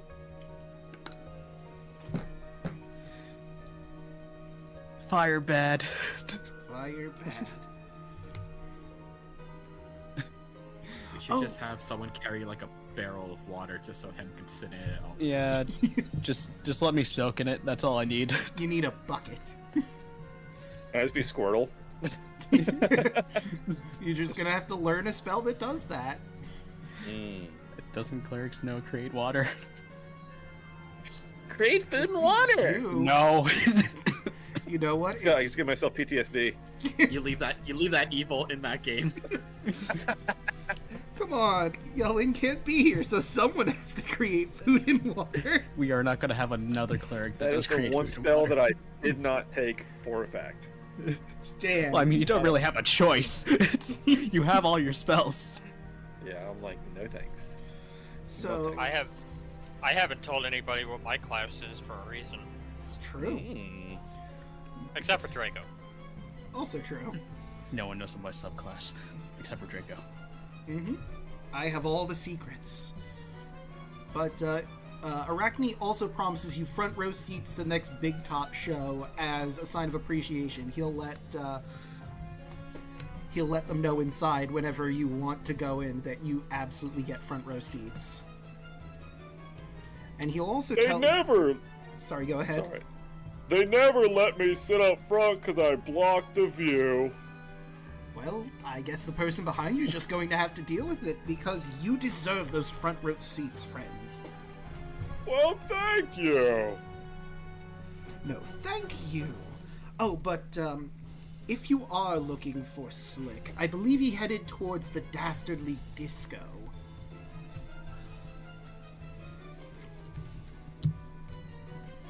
Time for a dance revolution. Do you see him take his fingers and pretend to have a drum? Just.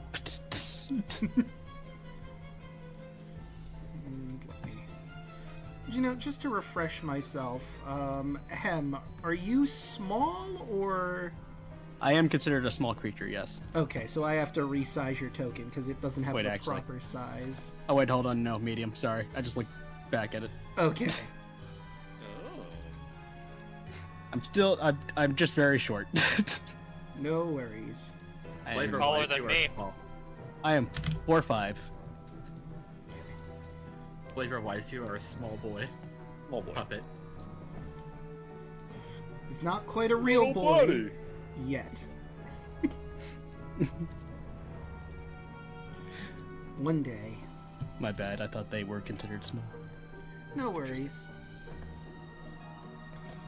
I'm going to need to grab one thing before we head right on over to the Dastardly Disco.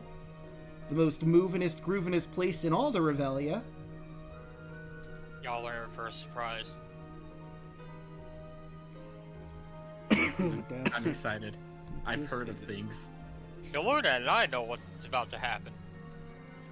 One. Oh, yes, we do. I've heard, and I'm excited, and I'm keeping quiet. In our game, I might have made a special deal with the guy who runs the place. Draco, I have an interesting question. Mm-hmm. How many months does this take place before the main campaign? Because, well, we could find somebody in there. Wouldn't you like to know? A little bit, yeah. But that'd be a nice nod, is all I'm saying. I mean, it What could is he take gonna any tell amount us? of time. Between years or months. Who could say, A week. really? Could be literally just before you guys come in. Literally just. Like, this is going on. It could be one day after you leave. I'm just imagining this is like. They're just walking into the Dastardly Disco. You guys are walking through the gate at this exact moment. Yeah. I mean, considering everything still works, it's probably before we started causing havoc. Oh, 100%. But, let me grab The Dastardly Disco sign now reads The House of Slick Beats. When you step in, you see the entrance walls have been painted over with lyrics from the Bard's songs. In one corner, 4 groupies are talking excitedly with Slick Silvertongue. "Oh, the place will be better than ever with you in charge," one groupie shouts. You currently find yourselves in the Dastardly Disco lobby. And let me move you over there and bring you over to the battle map. Not necessarily saying a battle's about to happen, but it might happen. I have them set up like that, but feel free to position yourselves in whatever you think your actual positioning would be. Hey, question real quick too. Is this the same, like, day as far as before? No. I'm gonna say that it took him a while to find the intel that he gave you. Okay, so we've had a long rest. Yes, you've had a long rest to Okay. get all your slots back and anything else. Thanks. Oh wait, I don't have this token set up properly for Frank. Whoops. Let me fix that really quick. What are you doing, Frank? And AC. And there we go. And What about the boss? there we go. Oh no, the boss isn't coming with you this time. He's collecting intel while you're doing this job. Now that you have a full party together. It's alright, you got Frank here. Yeah. Boss is more useless than Kyra. Well, Kira, that's anyway. that's not true at all. He helped you fight in the last one. Boss has 2 confirmed kills. Oh right, that's right, Drake. Forgot you Yeah, got the finishing blow. You got a finishing blow on 2 really powerful enemies. Oh my god, I forgot, dude. I think Kira had 1, and that was a skeleton. Yeah. Yeah, Kira was the worst. Oh, and let me show you Slick Silvertongue. What a cool guy. Yeah. Stay. Yeah, shame he's about to get clowned. Well, maybe you can Oh. convince him to put a nose on. You never know. Well, he's gonna, whether he wants to or not. But they are chatting and they haven't seemed to notice you. They appear to be talking about taking over the Dastardly Disco. You know that Helvis runs the show here. Maybe he's out at the moment trying to get some people to come in. He's known to do that from time to time.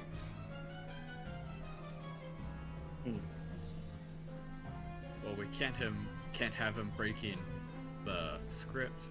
This is Helvis's place. Listen. Exactly, it'll be one hell of a time. You know what? Just Hey, man. Hmm? Did you steal money from women? I mean, you'll have to be a bit more specific than that. I've been known to acquire goods and services and funds from all sorts of places. Yeah, well, the boss doesn't like dying in ditches. Oh, that's a shame. Do you work for someone at the food court and you've come... Because I paid for food. I may or may not have taken money from some individuals. We all like clowning, but consent is important. He looks at you with like a sidelong glance. Really? I mean... He points directly at your nose. And was that consensual? You'd be surprised how I got here. Oh, I'm sure. And don't we have a deal for you? Well, I believe I'm going to be taking over this place. I'm pretty happy with that deal. But I suppose I might be interested in seeing what you have to offer. Listen. Kokor. He blinks. Okay, someone's going to have to translate that for me, because I don't. Above game, he's like, you can try. Elvis is powerful. I'm just making the bit. He's from outside the carnival. He has no idea what you're saying. Other people I know, that's just do. for everyone else that I want to... I mean, you can try to take on Helvis, but you seem like a smart gentleman. You would know that would be a very foolish decision. I mean, I've won the hearts and minds of his groupies here, and they're willing to give me the reins. The power's in the hands of the people, not the person at the top, really.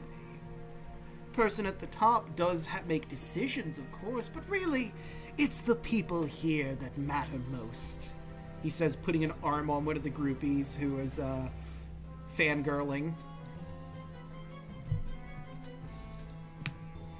Hellcore. He'll look to one of you for a translation. Frank shrugs. Right. A bow game that one was very egotistical.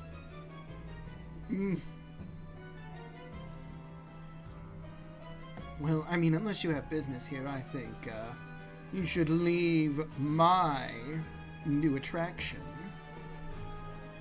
Unless you want to make a problem of it, I suppose.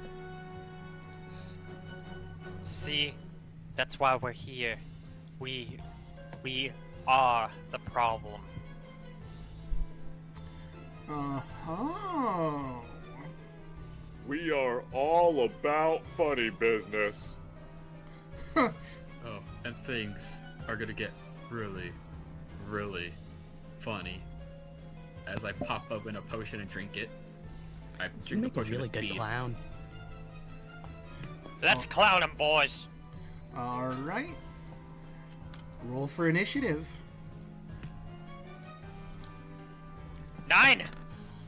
Ladies and gentlemen, 18. send in the I'm clown. not first, thank God. I was first every time last time. Darn. I was really hoping I would get a better initiative. Dang. Alright, so 60. apparently I'm first. Yep. And they're just in such a wonderful arrangement, huh? Fuck him up. I'm okay with this outcome. Let me check before you start your turn, because I noticed that Usagi rolled the same as Slick, so we just gotta figure out who has the better initiative.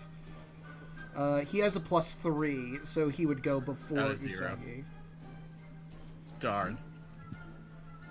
And Puddle's all the way at the end. Now let's get to clowning, boys. Poor turtle man. Trust me, if Puddles went first, this battle will be over in an instant. You're I right. mean, well, Lucius is gonna take a step forward.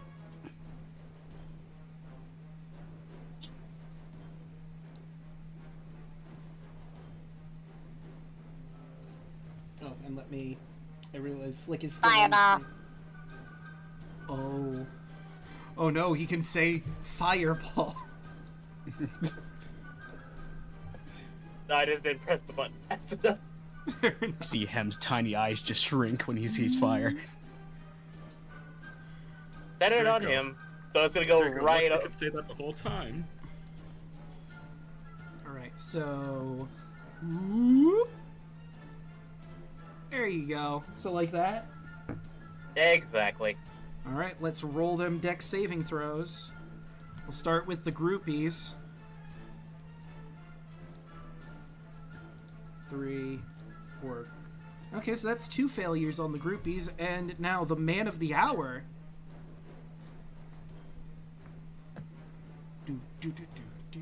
And that is a 19, so he does succeed. So let's start deducting these. Let's see, that was a 13, so half. Jesus, that's so many ones. Oh yeah, that was. Yeah, that's Wow. actually very disappointing. Let's see, he would take that, but that also gets cut in half. Jesus. That sucks. 5 ones. The duality of the fact that I got that 20 of my initiative. That Yeah. sucks. Oof. I feel You're- so bad now, you're good. kind of. You're gonna have to pick up Elemental Adept sometime, buddy. Okay, Oh, well. Failed. So, I mean, He look has on the another bright one. side. That groupie is dead. And Do you get to roll for wild magic or whatever too? you sure do. Oh man, we shouldn't be standing this close. Oh, look! Oh, we should not be standing this close. Let's That's find one. out. I rolled Hell yeah. 28. So as 28? the fireball explodes... Oh, interesting. For the next minute, all of your spells with a casting time of an action allow you to move an extra 15 feet when cast. Your movement does not provoke attacks of opportunity. So for some reason, you just feel imbued with speed after that fireball lets loose. An aura of red energies just radiating around you, and you have a need for speed. Gotta go fast. Gotta go fast. I'm so happy. I was hoping I'd get at least one. Gas, gas, gas. I was I waiting. I was basically- like, oh no. Did I basically just cast haste on myself? I mean, it is in haste because it doesn't give you the additional abilities. You just get to move an extra 15 feet whenever you cast a spell that is an action. Nice. You got inspired by my potion. Got happy feet. Look at Happy him. feet. Wombo combo. All right. That ain't Falco. It sure ain't. Thank you. But anything else for your turn, Lucian, or are you good with that? I'm good with that. Hem. Yes. Gonna move just a little bit, just slightly. And let's see, am I in range? Yes, I am. Ham is gonna pull out a card from his hip, and he's gonna look over at Slick over there and just say, "Do you want your fortune told? I'm really good at it." And he throws a card at him. I will deal your card to you so you can see what effects that has.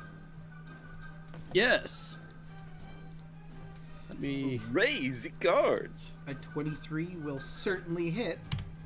That's 7, and then I have to. So- Are we rolling, or did you already determine what kind of effects I get depending on what the card that I draw? So I think it mentions what the cards do in there. So whatever suit the card I dealt you is. You should see there's like a little card above your name, and that'll tell you what it is. Also, he does have a reaction. So... Oh boy. Careful where you point that thing! Oh wait, that's a melee attack. Excuse me. This is a ranged Ah, attack, this is not a weapon melee. attack. Go ahead, Aha. never mind. So, what effect did you get it added on? Let's see, I got diamonds. So let's see what that is. Where's my wild cards at? Wild cards gambits. So fancy. Oh my god. Let's see. There's blades, shackles, hearts, and wild ace. So what would diamonds be in this scenario?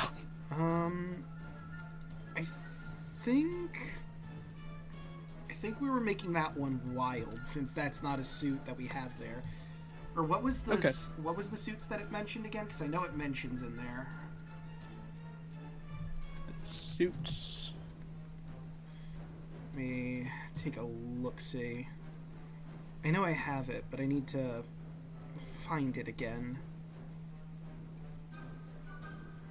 Where is it?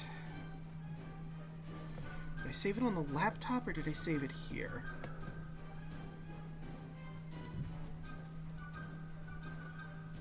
Could you just really quick send that to me over Discord? What do you want me to send? The class stuff. Oh, okay, gotcha. Yeah, give me one sec. Dan, always breaking shit. It's not me if I'm not breaking stuff. Mm-hmm. Let's see. There's Draco Magius. Magnius, but yes. Okay, now let me grab and take a quick see. Excuse here. my nostril-filled nose. I cannot pronounce that correct. Okay, let's see. It's for Nostril-filled nose? what? Mucus. Alright, so if I remember correctly, Heart is Heart, obviously. The Blade was Spade. Shackle, I think we went with clubs. And Wild Ace is any ace or a diamond. Okay. Then... You know what? Let's do Shackles. Alright, and let's see. Shackles. Until the starting next turn, target speed is halved and can't make more than one attack. Okay. Cool. Let's put the boot down to display that. Card just sticks onto him and a bunch of shackles just appear from it, latching him down. I wasn't expecting that. I'm full of surprises. Is it like a cartoon bear trap? Yeah, sure, why not? Let's go with that. Let's go with that. And I will recall that card. Let's see. And we will First, I'm playing a rogue, so let's see what else I can do. Sneak attack. Moves can't. Nope. Don't need that cunning action. It's not really too much to hide behind us there. Here's me. Yeah, you're in the lobby of the Dastardly Disco. There's not really a lot of furniture here, anything to hide behind, really. Could I hide behind puddles? I mean, he is bigger than you, even though you're medium, I'd allow it. Alright. I'll just bonus cunning action hide. Alright. Hell yeah. And then in come the groupies. So, surprise, surprise, they're not too happy about being set on fire. So they're gonna slam into Lucian. That is a 5. They're not slamming into anybody. At least that one isn't. Come on, slam! He won't come do that.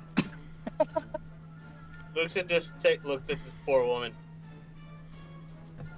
Ow, ow. Right, the other one's gonna run up and try and to slam into you as well. But that is an 11. 4 times. I am rolling garbage. But that's it for the groupies. Nice. Frank.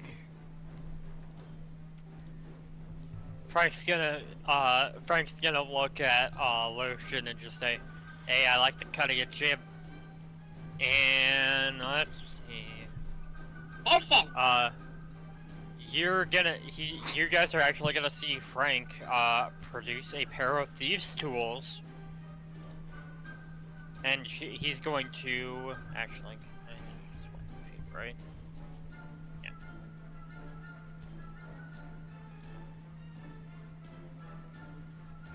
Yeah. First off, he's gonna take a nice little 5-foot step back, or rather to the side. All right. Do with that what you will. All right. So, yep, that would be one opportunity attack. Yep. But that is an 8 because I can't roll very well tonight. Hell yeah.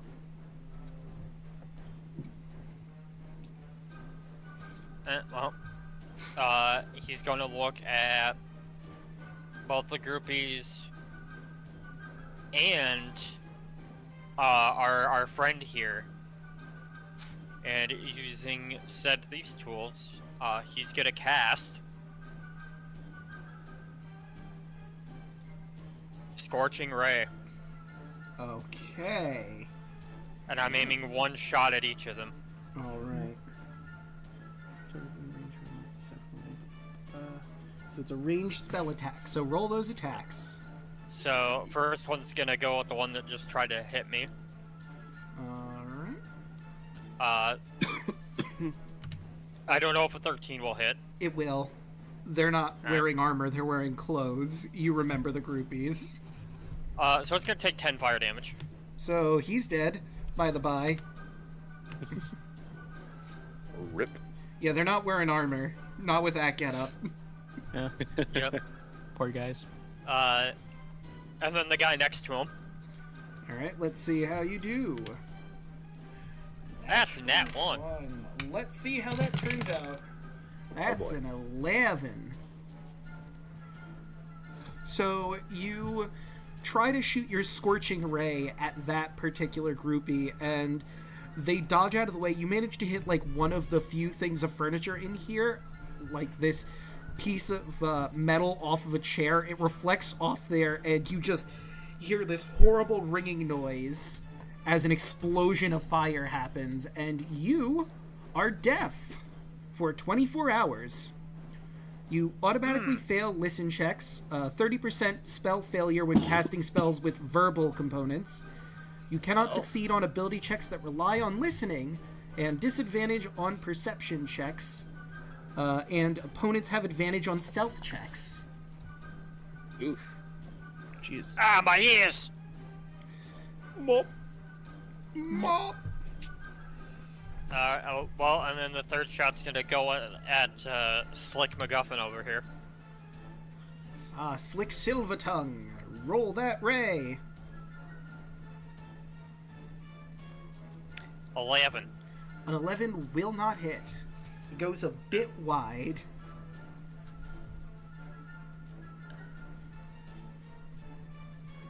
Right. See if I maybe have bonus actions. I don't think I do.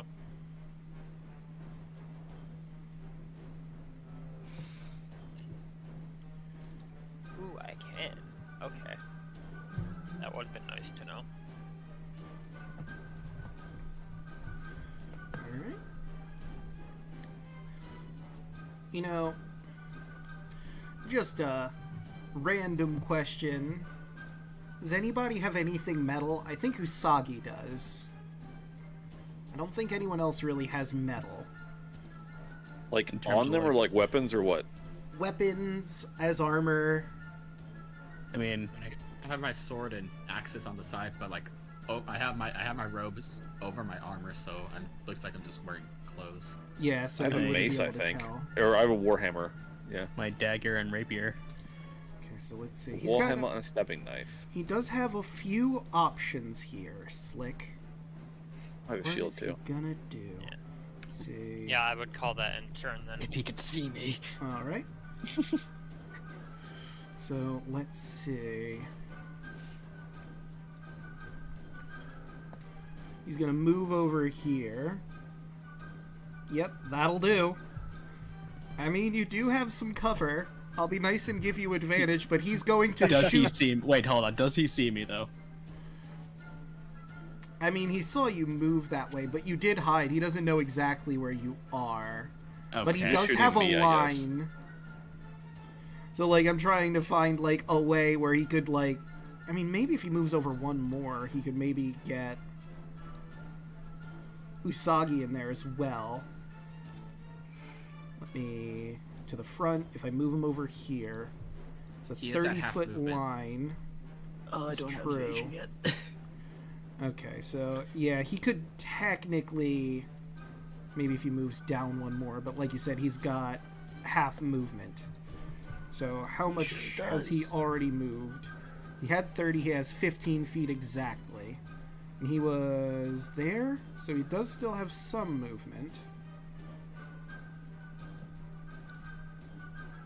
So let's put him down there. We'll see, like... Yeah, I think that hits... At least hits them too. You're just barely in range for this, but you do have cover. As you see a fire burning in the back of his throat, and he launches a line of fire. So I need all of you to make a dex saving throw. It says 12 in there, but is that right?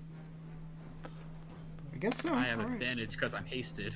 True. Oh. Well, that's certainly not Would gonna do I it. have advantage? That That's is actually a good- 20. That's an important question. I mean, I don't think it would have hit towards you. It's 30-foot line, so you are in the clear. It's just those three. Hem, so you're only taking half of that, but you're also taking double because of your vulnerability. Does this work against No, I probably wouldn't. 13. I was So trying you're to just think taking of uncanny dodge, but I don't think this works in that case. I mean, attacker it's can an attack see. you see coming. Well, you you couldn't can see it though, 'cause use you're your hiding, right? reaction to You're behind half me. Yeah, that's the thing. Oh. Like, because here's the thing. You succeeded on the check, so that would have halved it. But you're vulnerable to fire, so that would bring it back to the standard damage it would have done, which is 13. So if you use uncanny dodge, it'll bring it down to the half. It's true. I don't think you can see the attacker though, because you're hiding. Yeah, I that's the mean, only even though thing. I'm hiding, I can still scout out what's happening. I'm not gonna hide and not see what's happening. So, anyone who succeeded takes 7 damage. 7 fire damage. Yeah, I mean, I could say that Hem might see it, so I'll allow Uncanny Dodge to work. Because you would definitely see the fire pouring over Puddles immediately, and try to get the hell out of there.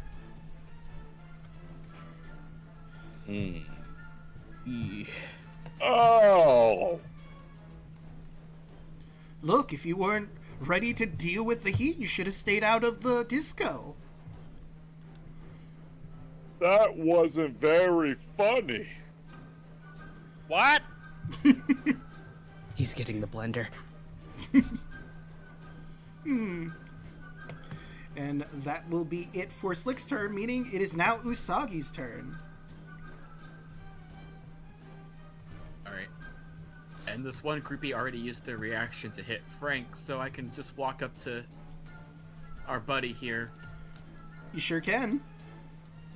And you know what? Beat his ass. The black bars are coming across the screen. I trigger Fighting Spirit. So all these attacks are with advantage. Okay, so let's see. That'll be a 25. Alright, on the first one, he's going to use... Careful where you point that thing! He gets to make a Charisma Persuasion check and use the result as his actual armor class.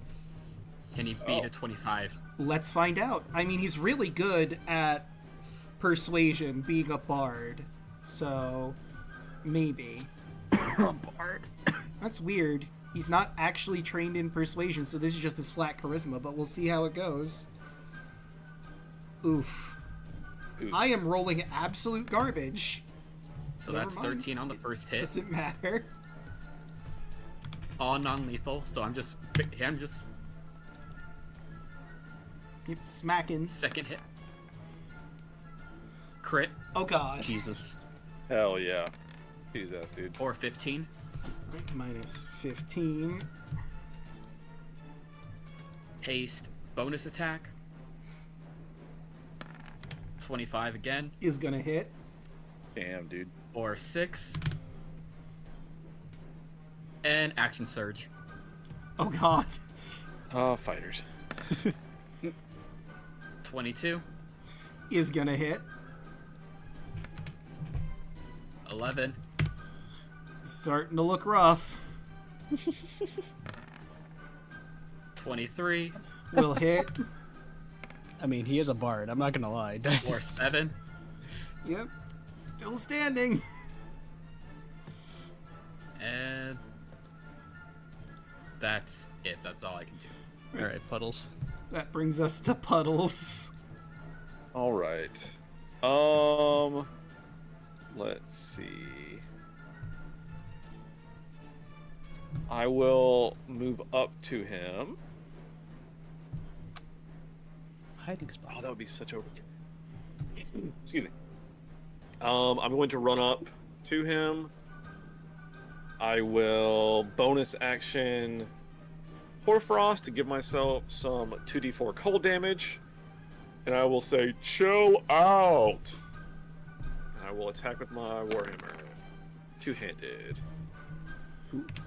Yeah, that's gonna hit. And this is non-lethal. At least the Warhammer part is non-lethal. Yeah. Yeah. For 11. And he's down. How do you want to do this? Hell yeah.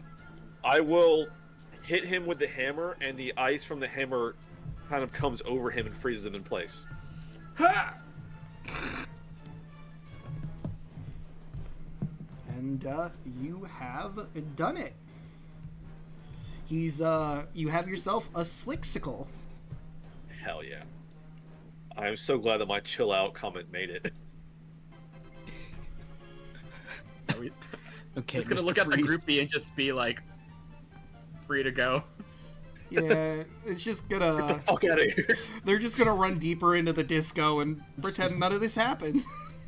First, Ham is going to take one of his daggers and just try to flick off one of his scales. You know, he's frozen. It's a lot easier. Roll survival with advantage. Okay.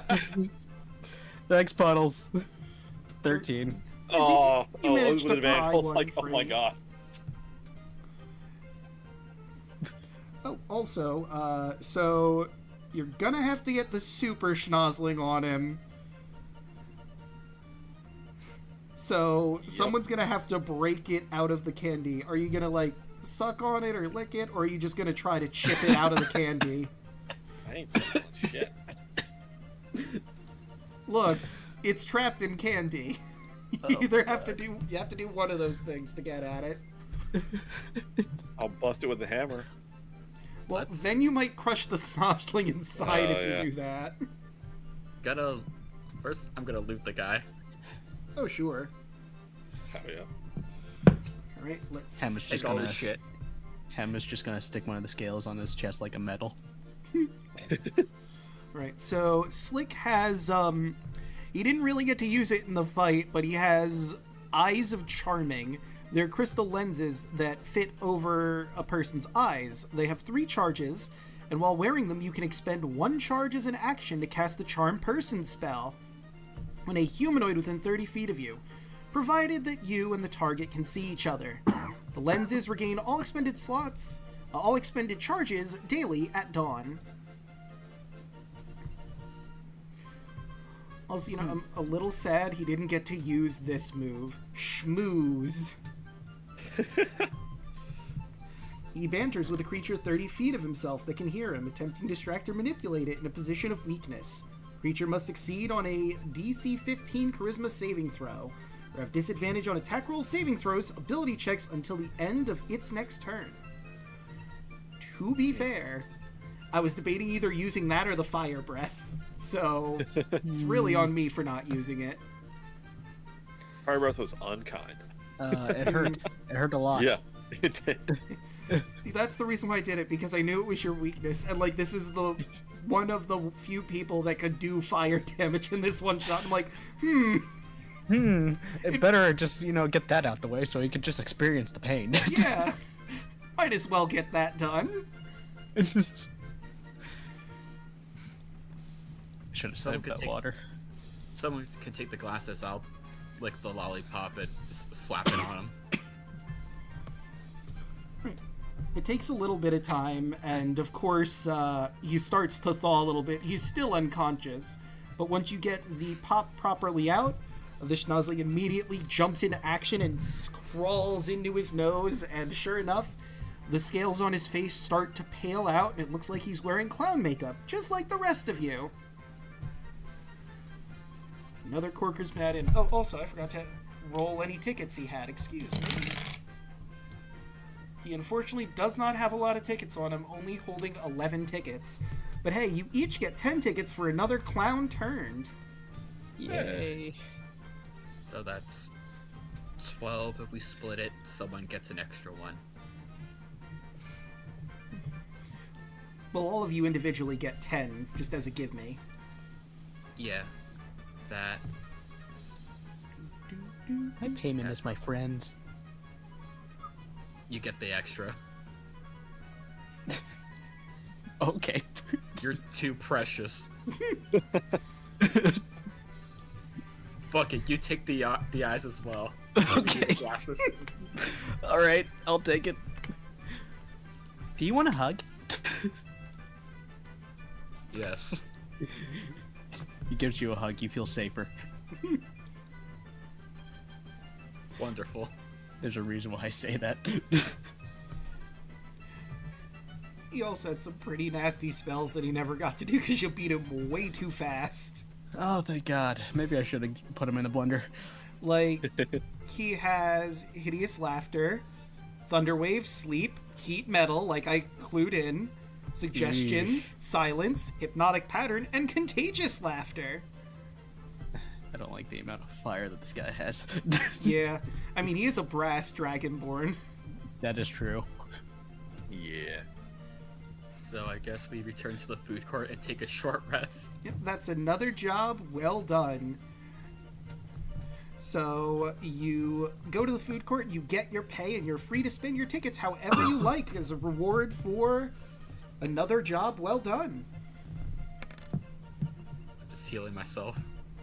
Let's go to the world Yup. map proper. Yoop. Oh, right. It goes straight back to full moon. Let me turn that off, and we'll put on the Jolly Jamboree. There we go. So, how would you like to spend your time before the next target? Of course, Mr. Magoof's going to have to look into seeing where the next target is. Is this the next day or same day? Right now, it's still the same day. Like, if you want to Okay. just go take a rest, you certainly can. Yeah, because I can't do any more fireballs anymore, and I'm kind of sad about that. I could eat. I can go for a chocolate whoopsie, so. I don't need to eat. Alright. True. Well, I'll have your portion then. Go ahead, Puddles. Yeah. Anything to make you happy. Aw. Let me see. Midway. Let me roll what... He's too pure. Yeah. Let me roll out what you got from your chocolate whoopsie. Find the chocolate whoopsie. There we are. That was 1, 2, 3, 4. And you already got... Okay. I got the one from the money before. 3, 4. Let's But roll. I don't know what I'll win. It could Ah. even be a boat. It's true. You know how much we wanted one of those. Unfortunately, no boat. But, you know, as you bite in the chocolate, you notice that whatever's inside's a bit stretchy. And sure enough, you pull out a orange animal balloon. Oh. So let me consult the table to see what orange is. A giant boar! Funny how that No. works. No. Oh, Put my it back. God. Put it back. Burn it. Completely Damn, on would you like a random giant chance. boar summon? Mm.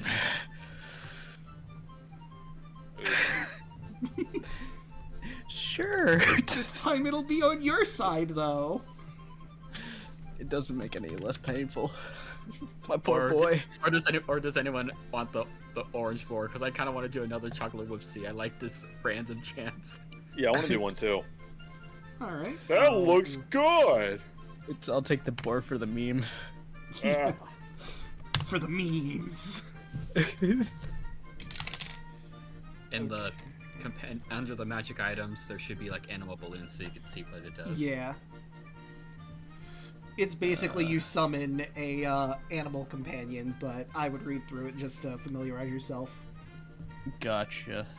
Giant boar. What are the odds? Seriously. Yeah, it's pure. I rolled it purely randomly, and that's what we landed on. It's like every single time. Okay, so you're not gonna believe this. I rolled the same number again, so let me roll to see what else, what other animal balloon you got. Is that for mine or for Usagi's? That is for yours. Ooh. So let me. Although I suppose I could make it another random magical item instead of that, because like, you know what? I'll give you the Yeah. option. Which would you prefer? A third animal balloon or something new? Something new. Let's try it out. All right.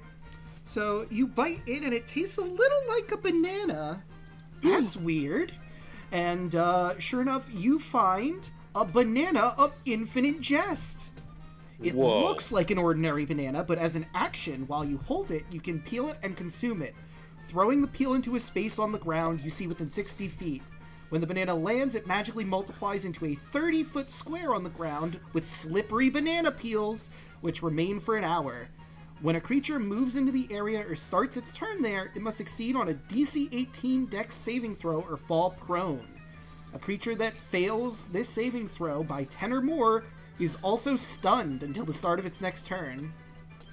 This just feeds into my Mario Kart lore. It does, it really does. And that's all It kind of does, yeah.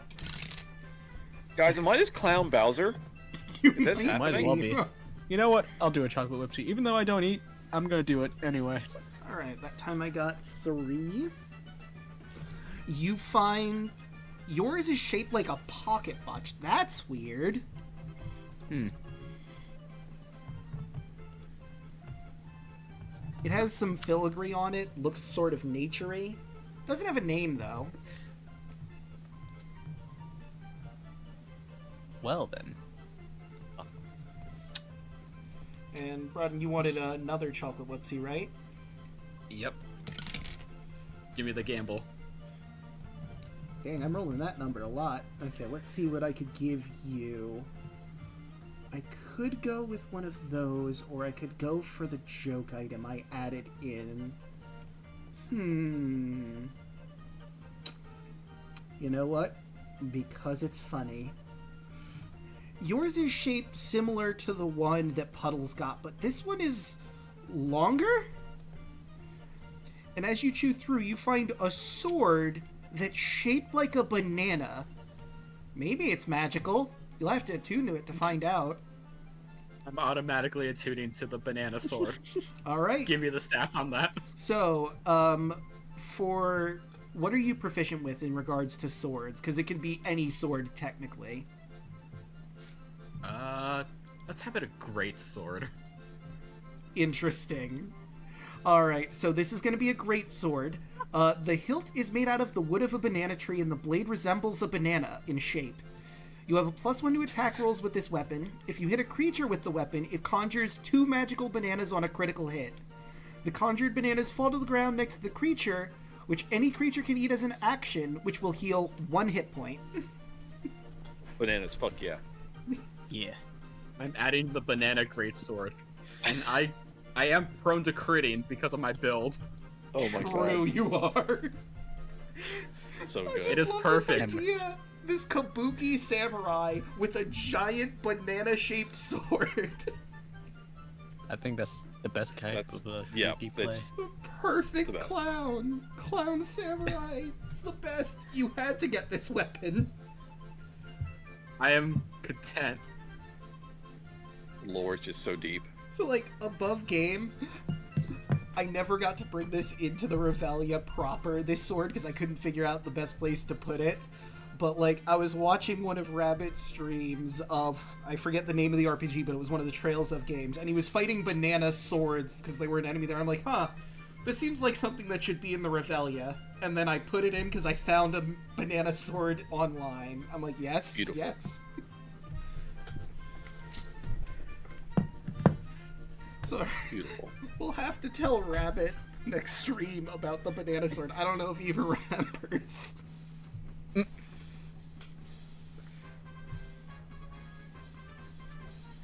But, anything else anyone wants to get, or...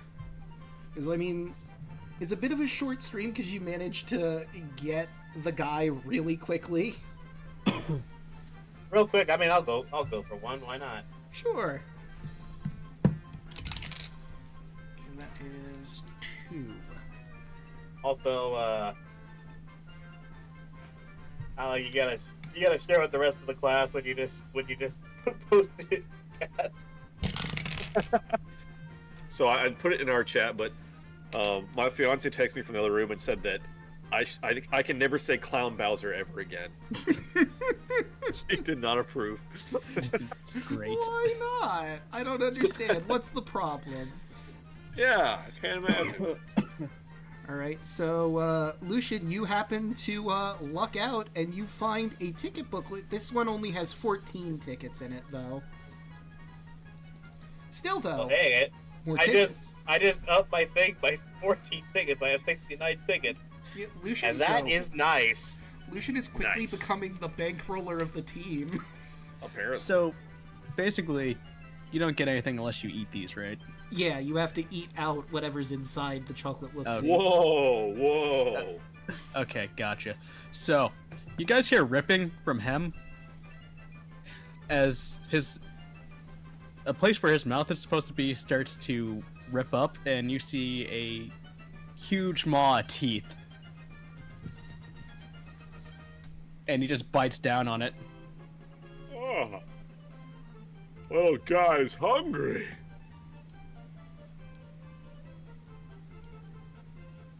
I honestly forgot that you do that, Hem.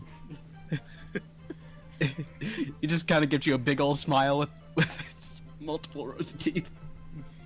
It's so cute when he feeds. Yeah, adorable.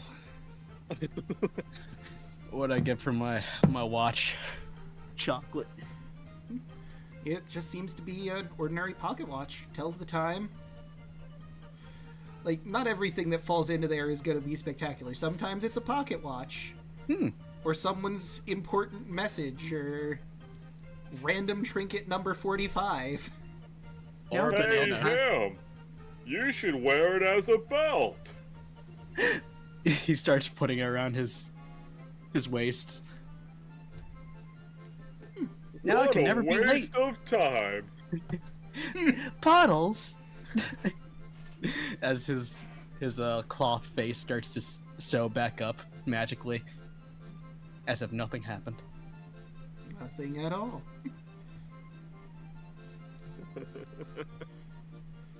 Right. Yeah, I guess this one's going to be a bit on the shorter side, unless you guys want to tackle the third person now or get started on that. Sure, why not? Do it. Okay. Alright. It's a Friday. Yeah, we speed run this, Draco. Let me use more of my cards and or other abilities. I have the sick ass banana sword. Dude, we have one round of combat. Let's go. Let's see. I feel that level 5 was actually a mistake for that. Alright. Like, yeah, everyone actually has the good spells now. Well, I mean, that's what the module says you guys should be at, so... Well, Usagi went fucking beast mode. Yeah. I mean, you did have a potion of speed, which really made things go really well in your favor. It just gives one extra attack. Yeah. But now that I'm short rested, I can do it again. You did like 39 damage or something? I'm the fatter. Or more. No, you did like 40 something. Like 42? Or no, like fucking like 50 Oh my god, so much. I love melee builds. Insane. I mean, also, to be fair, the magic items you get are purely random, and because you were able to save Locke from Locke, you happen to get that potion of speed. So these could go well, or they could go horribly wrong, depending on how shit goes. Jeez. So, I'm just shuffling up the 3 decks here. Get a long rest? Yep, you get a full long rest. Ooh, Hell yeah. good thing too. Because it takes Chuckles Magoof a little bit of time to learn a bit more about where your next target is. But he calls you to the food court. Y'all come around. And let me go. Alright. Our next target is gonna be Sneakers. Sneakers. She's a halfling, rogue, bit of a sneaky type, understandably. Oh. Now, word around the grapevine is she's actually looking to, he puts a thumb across his throat, Bab, the butcher. And let me roll, or not roll, but draw. Where's Are you saying she's got beef with the butcher? Indeed I am! He chomps down on a corn dog that he got. So, Swolsensea had a nasty run-in with her. I'm sure you remember she's the person who runs one of our carnival games here. I grab the name. It was Red's favorite game. There it is, the Dead Ringer. She runs the Dead Ringer. Well, apparently, it seems Sneakers learned it's Bab's delivery day and beat up our favorite gastronomist to find out Bab's schedule. Now there are creepy crawlies all over. Go deal with the problem and find out where Sneakers is headed next.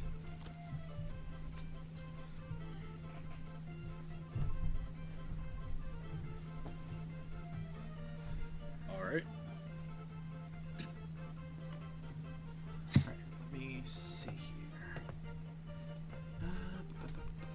Where are you? There's the midway. Perfect. I just gotta set up a little bit in the background here. Oh, darn. Please don't die. Yeah, don't die. Yeah, only in game. Also, Draco, you could probably remove the banana sword description. But I don't want him to die, though. I could. There we go. Wait. There we go. Did I ever tell you guys how I got to the Revelia? It's awesome. I don't think you ever had. Well, I was down on my luck and pretty sad. So I drowned myself, which took a long time because I can hold my breath for an hour. But I did, and now I'm here. I was born here.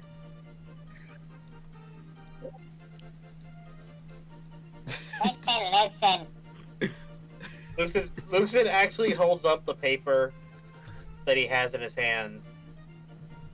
What you guys see him holding is a love letter from what you assume would probably have been his girlfriend. So, yeah. Think of that what you will. What you got there, bud? It's like some spicy reading.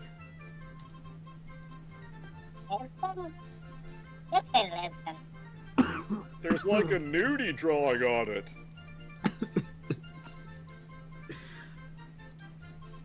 Puddles, that is the other paper. Oh, flip it over. Oh. That's not There's the the- shape I thought it was. I want to see. No, him. You're too pure.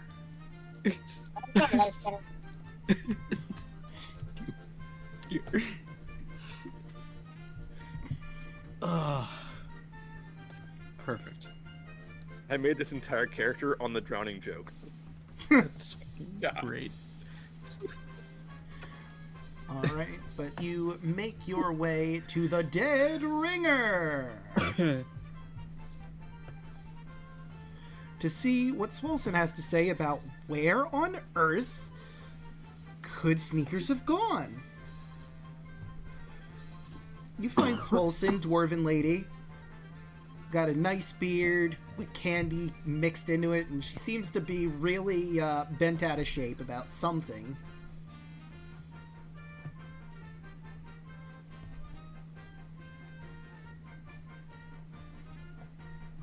What Okay, seems to be let's the matter, dear? Oh, well, halfling lady came in here, roughed me up, trying to find Bab's schedule, and then she let loose. I mean, I don't know if it was on purpose. It was probably on purpose. But she let loose a bunch of my creepy crawlies. Now I can't run my business. They're causing issues at the Dunkin' Do Not, apparently, and I can't get them back myself. Look, get them back. I'll tell you where she went. I want them dead or alive. It doesn't matter which. Your choice.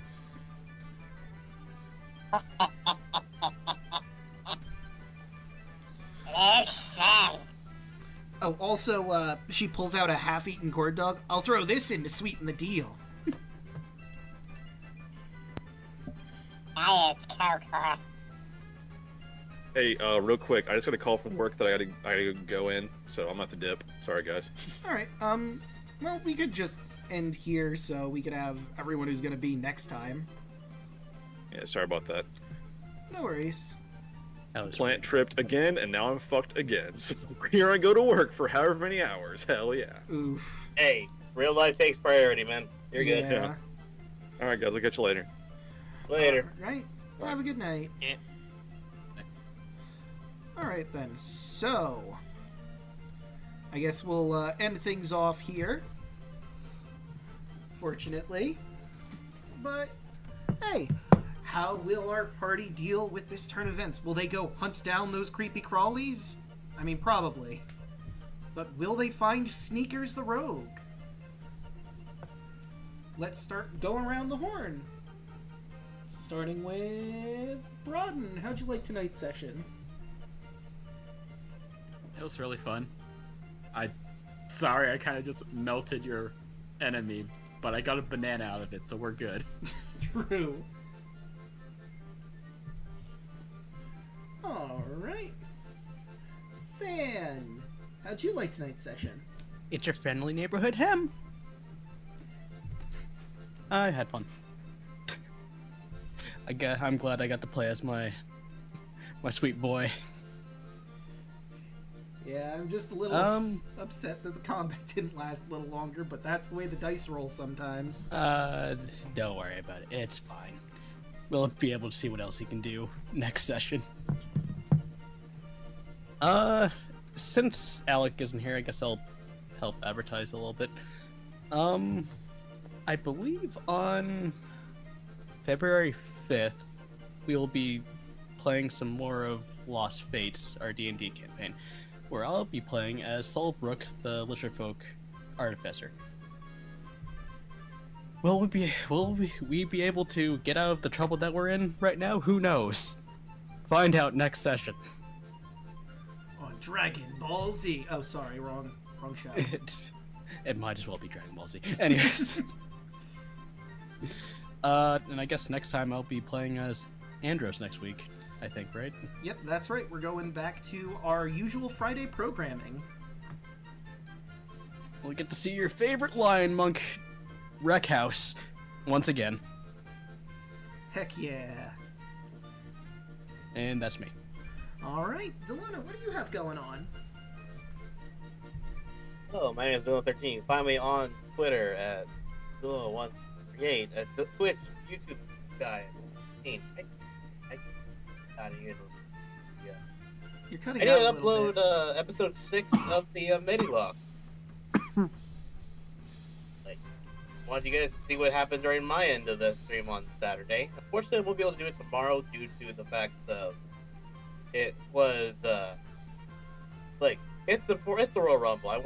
I actually want to watch that, you know. But you'll find me again here on Tuesday along with Chavo for what is most likely going to be the finale of the Rebellion Nightmares. We find the big boss clown. So yeah, let's see how that works. Yep, we'll just have to see how it goes in that final battle. Now Also, Thursday we're starting KDX 3D here on Draco's channel. Indeed, we are. I think we both forgot, so I'm apologizing that we accidentally gave some spoilers for the end of that game in the last episode. But in our defense, I don't think I've played that game in now 5 years. Yeah, it's been a while since I've fully played through the tech demo. I'm playing through 3 right now, actually, and it's a lot better than I remember it being, honestly. Yeah, no, it's really good. There are certain parts I can't wait to see both the chat and your reaction to going into, for those who actually haven't seen the game. But we have to get there first. We have one more game to go, guys. Yeah, almost all the way hit 3. And then we'll just have to wait for the phone game and for 4 to come out before we can do anything else Kingdom Hearts.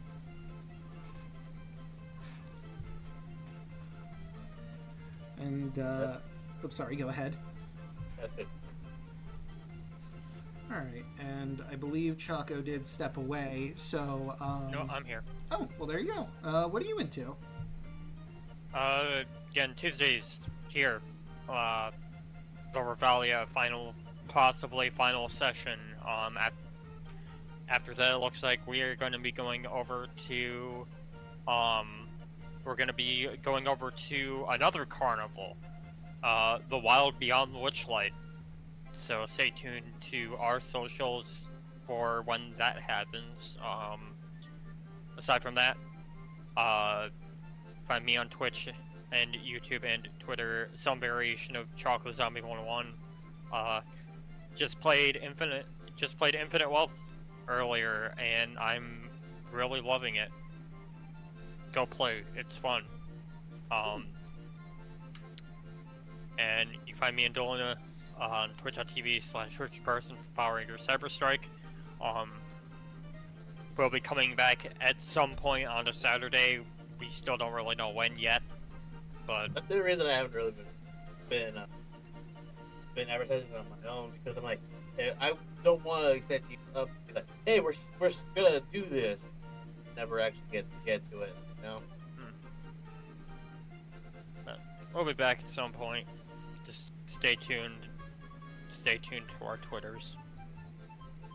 That's all I got. Alright, and of course, you've already found me here.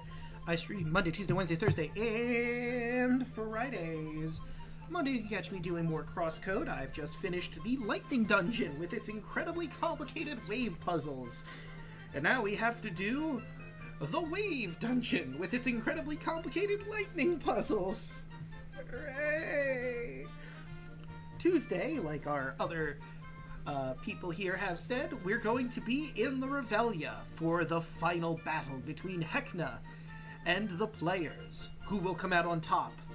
Will the Revelia continue to exist? Or will the Feywild be given back to the fairies? You'll have to tune in to find out. On Wednesday, you can catch me doing more Link Between Worlds. We're right at the end. We gotta show Ganeve who's boss. We gotta storm into Hyrule Castle, save Princess Zelda, get the Triforce together, and everything will be great and awesome and nothing bad will happen, I am sure. Thursday, you can catch me and Deluna starting Kingdom Hearts Dream Drop Distance, or 3D if you prefer, where Sora and Riku are off to do their Marks of Mastery exam to try and get ready for Xehanort, inevitably ruining everyone's day, as he often does. That goddamn old man. Anywho, last but certainly not least, on Friday you'll catch myself, Lost Knights, Rod and Rod, Onyx Locket, yelling at me as they all manage to go through the last bits of Odyssey, a Rhapsody of Fire. Our heroes have obtained one of the 3 relics they need for the Theogenesis ritual. 1 down, 2 to go, and the next one's going to be in a great tomb of a vampire, potentially. Will they be able to get out alive with whatever that vampire is holding? You'll have to tune in to find out. But with all of that said and done, how about we find someone to raid? Who is live? Let's see.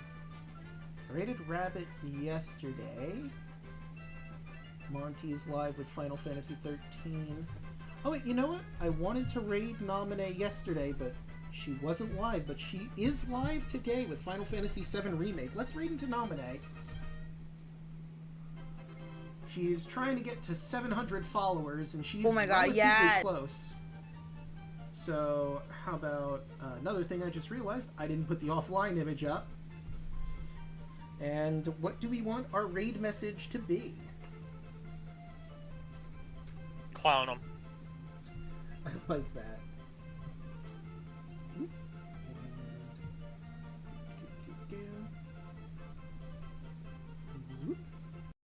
Live. And we are down to Clown.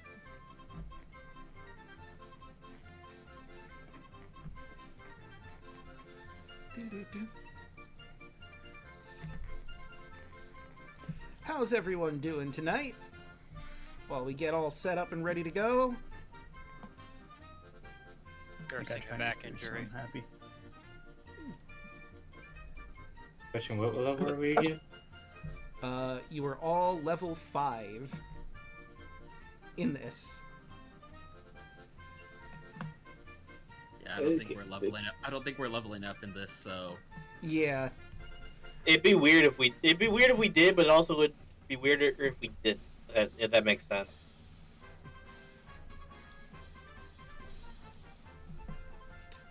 All right. And do I have my? I do have my recap. who needs to level up anyway? Yeah, who needs levels? I want level up because I get to do even weirder shit. Yeah. Well, too bad. But that's a shame. You know what? Maybe if you get all of these targets that Heckna wants you to get, then you'll get a level up. Now, if we'll And ever then come. that's the end. Yeah, exactly. Which does remind me, I do believe you all would technically get a level up after beating Heckna in the Revellion Nightmare, but it didn't seem important at the moment. I mean, there's still a chance that, like, if we start the new campaign and we have a day where maybe somebody's missing, we could always just run in one shot with our old Revelia guys of, like, you know, going on missions to take out some of the remaining clowns that didn't disappear with the Revelia. Fair enough. I mean, I told you last night, Draco, I did leave it open to where he could come back. Also true.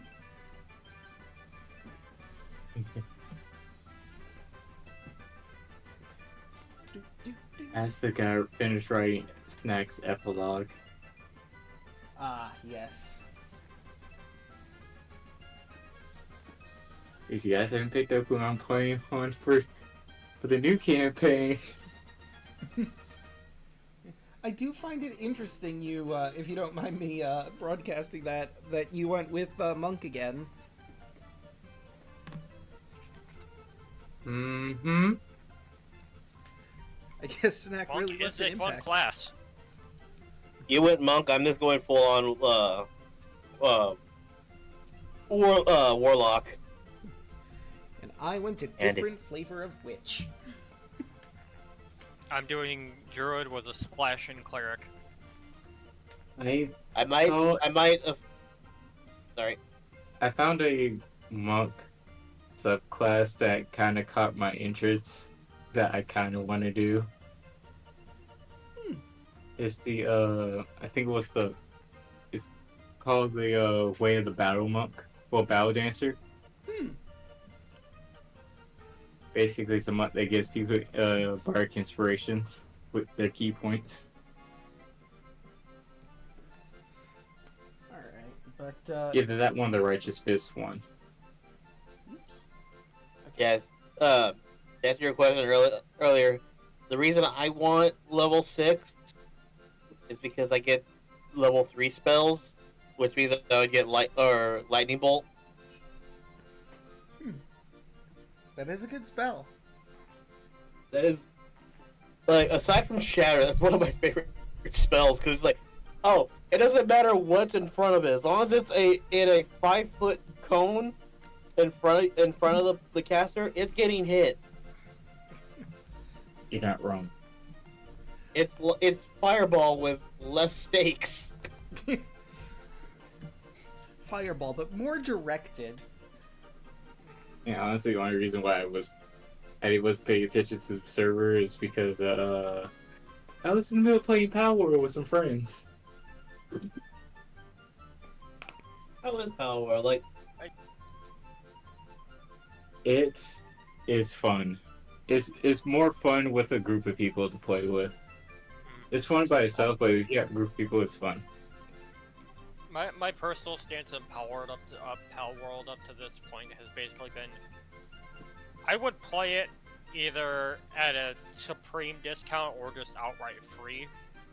I don't feel comfortable giving the devs money based on their track record of AI and NFTs blatant too. plagiarism. I mean, the best way to do it, if you want it like at a discounted price or for free, is to play on Game Pass. I've been thinking about it. I was gonna say like Xbox Game Pass. I was gonna say I've heard the Game Pass version is like not as updated as the Steam version. Yeah, that's what I was talking to one of my friends today about it. He said that it keeps crashing on him. So he's waiting for them to fix that for the Xbox.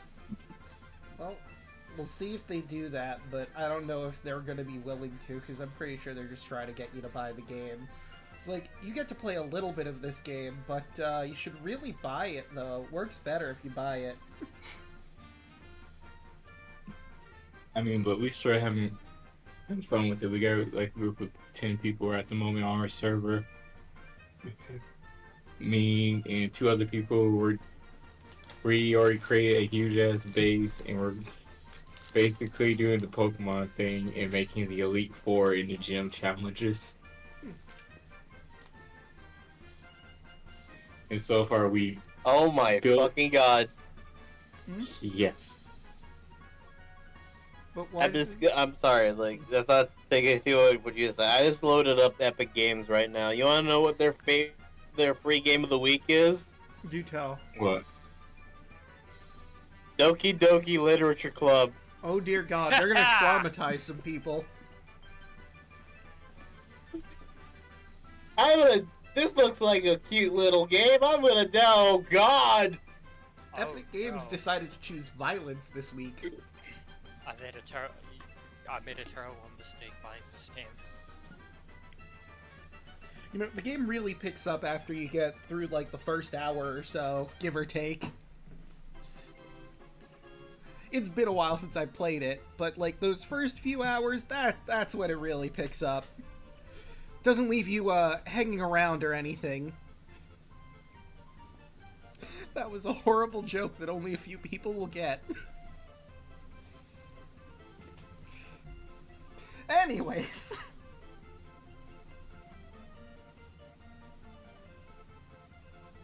How about we get started on that incredibly dark note?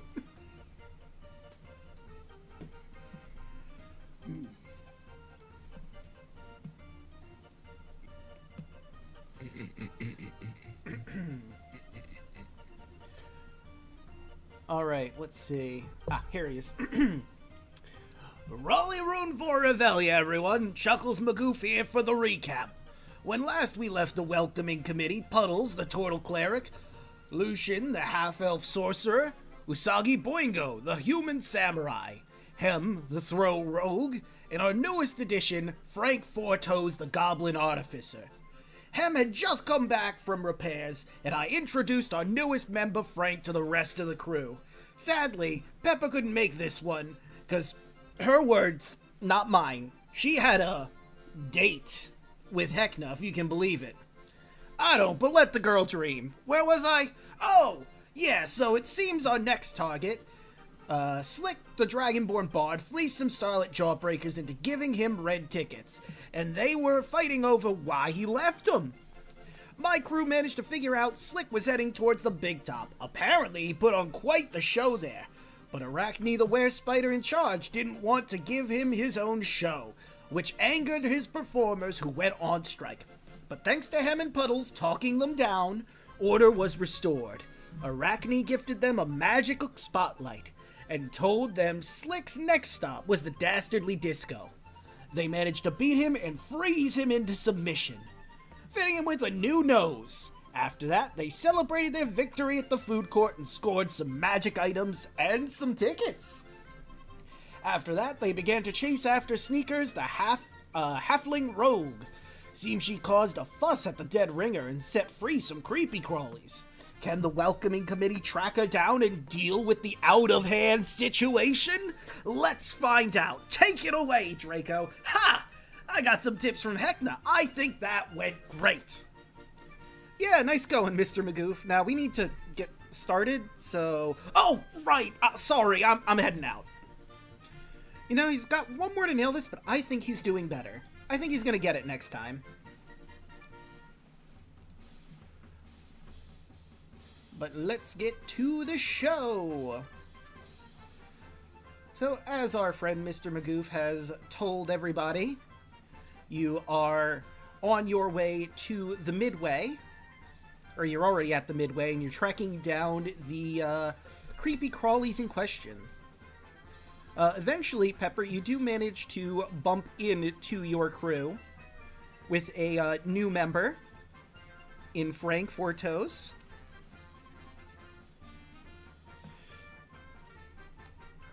Pepper stares at him. Who's the mook?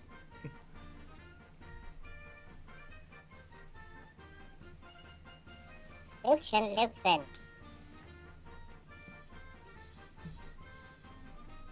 Ah, okay.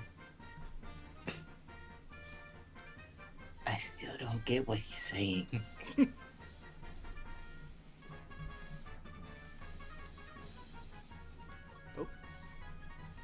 I mean, it's clear as day. I mean, you just gotta understand what he's saying. He obviously said that, you know, the boss just let him on the crew. Simple as that. Oh.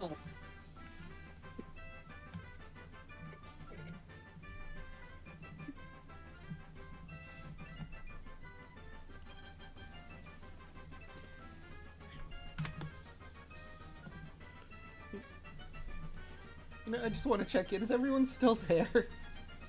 I'm here. Yes. Okay. Because I noticed some people were a bit quiet. us, right? I wanted to make sure we didn't lose anybody. Yeah, sorry, I've zoned out for a second. What were we talking about?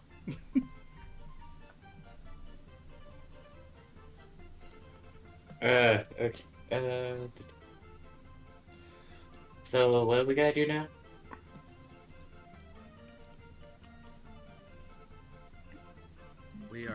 We are going after can't remember their name, but we're going after another guy. Gal, Sneakers, Gal. the rogue. Right. Thank you, voice in the sky. Draco salutes from the sky, disappearing into clouds. Oh, I was about to say Pepper was in the salute to the Jumbotron that's flying across the sky. You know what? That would have also been acceptable. I mean, listen, I don't know if I can get on the Hekiatron anymore, considering the situation that happens in the future, but we'll cross that Don't worry bridge about later. it. Don't cause a time paradox. Yeah. What happens in the future? Don't worry about it. It's fine. You go on a date with Hecna, and it's great.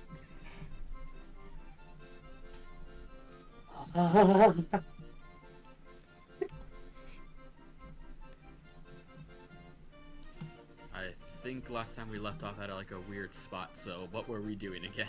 Can't Okay, remember.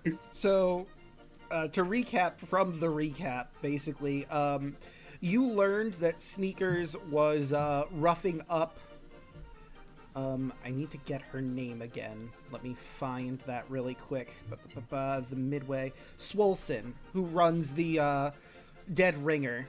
And some of her creepy crawlies got loose, and she's willing to give you more information on where Sneakers could have gone after that. But she wants you to collect her creepy crawlies, dead or alive. They seem to be at the Dunkin' Do Not. Oh.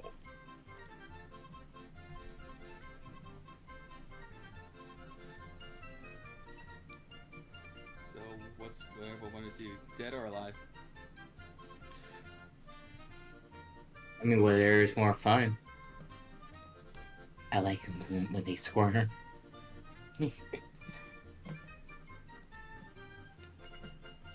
I mean, I'm not a big fan of bugs, so... Oh, you would know, creepy crawlies are not bugs. They are hands. Disembodied Even hands. worse. But That's what I just- said. Yeah. Think, It's like think Elden the Ring. thing. thing from Adam's family. Yeah, except not as personable. Apparently, they needed a hand. Exactly. Puddles. Do-do-do-do-do-do. Luxa just looks over at Puddles. Luxen. Hem is on his shoulder still. You're right, Luxen. It sounds like we are quite the clowns to deal with this job dealing with hands. Let us proceed. Let me find... He's gonna look at you all and like, I'm gonna tell you what he actually means on this, but he's like, I will hurt you. Luxen! So who's up for a hand job? I was gonna make the joke, but I refrained from it. But you did it anyway. I can't stop. That's why we have Alec. That's why we have Alec. Yeah. I tried to dance around it, but you just went for it, buddy. Let's go. Can't stop, won't stop, dude. I mean, you've been playing with him long enough to know what he's He's gonna about. start lighting up, pick out a bottle from his pack and start putting it like cloth in it. So, you know what's really funny about the Dunkin' Do Not? The person who's run its name is also Puddles, but this Puddles is a she/her half-orc. Wild. That's gonna get very Puddles. Yeah. What universe are there two Puddles? When it rains. It pours. But let me move y'all over to the midway proper. As you see, sure enough... Okay, now it's playing. There are a bunch of disembodied hands pulling at Puddles, the half-orc proprietor of the Dunkin' Do Not. Her hair, at the ride itself, one of them is hitting the target that's causing the dunking chair to constantly go down. It's just a mess. They're causing all sorts of havoc over here. Maybe they're trying to fix it. Look like a bunch of handymen to me. Now it looks like they're being more handsy with this fine woman. Let us save her. Hey, hands off the merchandise. I mean, a woman like her doesn't need all those strong. A woman like her doesn't need all those strong hands around her. That ain't getting a slap on the wrist, that's for sure.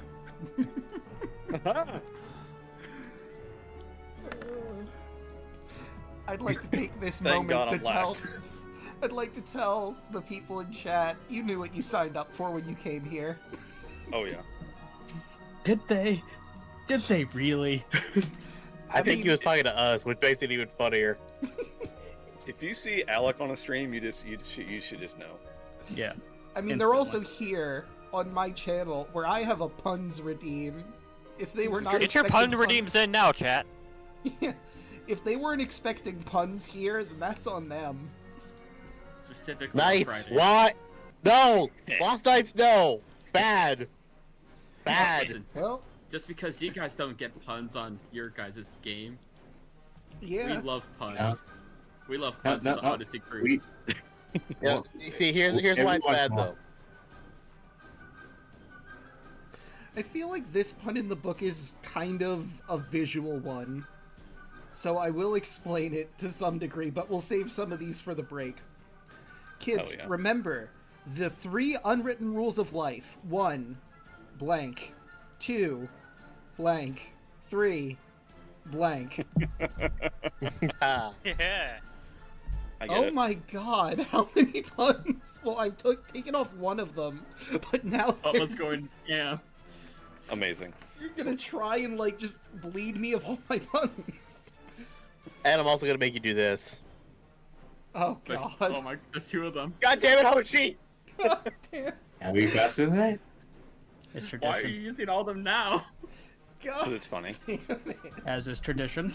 Jeez, everyone You is guys bleeding their You had to points. save it for the great moments. Like having Sidon say Ara Ara, or Hekna saying Ara Ara. Or Lutheria, who did it once. Luke thinks I know that they what I'm- are. I know I mean, what I'm about. he's not a guy, but his voice is very, very high. So Alright, so, Hem, you are up first. I sure am. I am going to. Real quick, Draco, just out of character. Where is Puddles? Not our Puddles, but the other Puddles. Oh yeah, she doesn't have a proper token. Let me put her in here. I mean, basically, I'm gonna take a showstopper token and put that. So unfortunately, there's no art for Miss Puddles. But let me whoop, right here. This one. Oh. Back. There we go. There. And above game is the giant squid there? Or that's more aesthetic. okay, I was just double checking. Like, I'm going to do something, but I just want to make sure that the right people are going to get hurt. Yeah. I'm just going to aim for this one. Right here. Okay, the one on the target, mashing it back and forth. All right. And Ham is going to pull out one of his cards. You look like you have a bright future. 21. 21 is certainly going to hit. For 6, and now I have to pick a card. All right, let me deal you a card. Please. Is this your card? Yes, it is. Yes, it is. What did we say? What is this, clubs? That's clubs. It's been a bit again. Hold on, let me... I really should have saved it. I don't know why I haven't yet. It's like, I could roll the dice to make it easy, but... if you want to do this. Yeah, because it's fun down. to do it this way. I just have to remember what is what. Where is it? Because I know we posted it in here before, I'm pretty sure. It's Wildcard Rogue, right? Yes. Wild Card Rogue. I figure we have the deck, I might as well use it. Fair enough.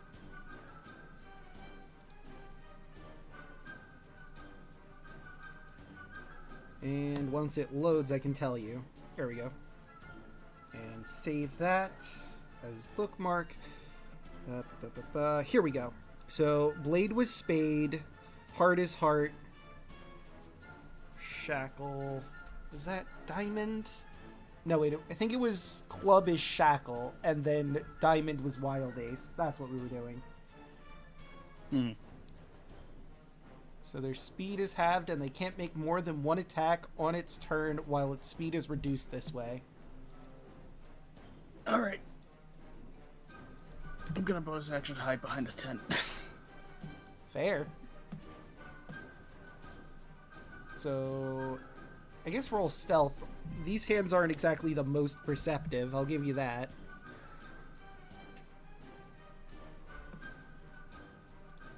$25. You're probably fine. They even have passive perception? Oh, they do. It's just complete and utter garbage.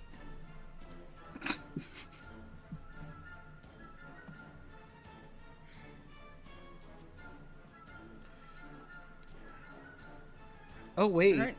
That's a good point. I just realized they have a reaction they could probably take, but you hid before it could do it, so that's how I'll rule that. Okay. You were too quick for this hand. In fact, you could even say things got out of hand for it pretty quickly. Grego, I will leave. Just got a cartoon slide over here. You had to accept puns on Fridays. Always. Take your government-mandated pun. Look, I know this. I do stuff with him on Thursdays. So, I don't have a slide whistle, but I do have one of Hell the yeah. original ones that they give you. Okay, I'll take it. All I right. was expecting the slide whistle, but I'll take it. Next up is Frank. Alright.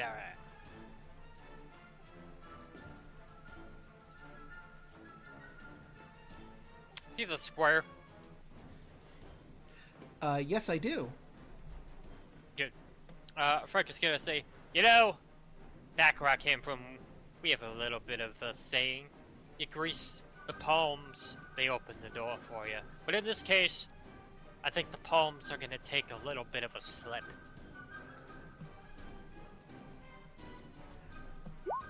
I cast Grease. Okay. And that is... Grease appears, standing dex saves. Alright, let's see. That's a success. Success. Okay, that one failed. 1, 2, 3. And the one pulling on puddles also succeeds. But this one falls prone. Whoop! It was like gripping the edge of the tank and then immediately slipped off because of the grease. And we'll just... Could you make the cube one more time so I could make an actual cube on there so we can keep track of it? Rather. Well, that's not what I wanted at all. I guess I was on freehand. Squiggly. Yep. There we go. We're good. Oh wait, Swolson's in there. Or not Swolson. Puddles is in there. She'll be fine. Let's see. Does she trip? Also, I should add her to initiative. She does slip. So, I mean, I guess technically that means the hand that's gripping her hair is also prone. True. Woo! Let's see, what else can Frank do?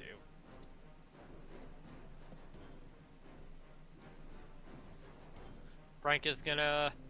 No, he's just gonna... Just gonna kind of get up underneath this tent and call it good. Alright. And that brings us to Lucian.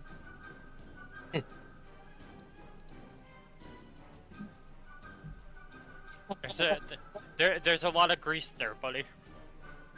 Flammable grease. Oh,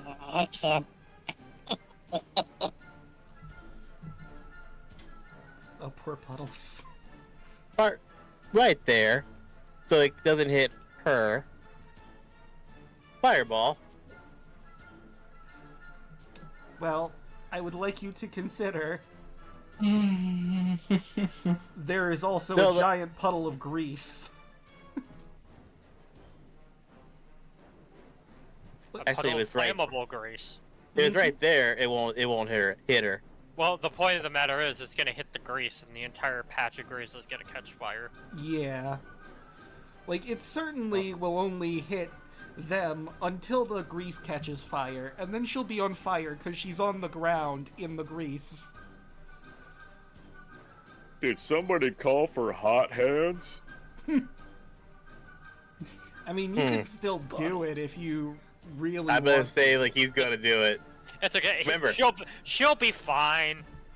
Remember, he is crazy, so... True. Alright then. So we're fucking evil. Also true.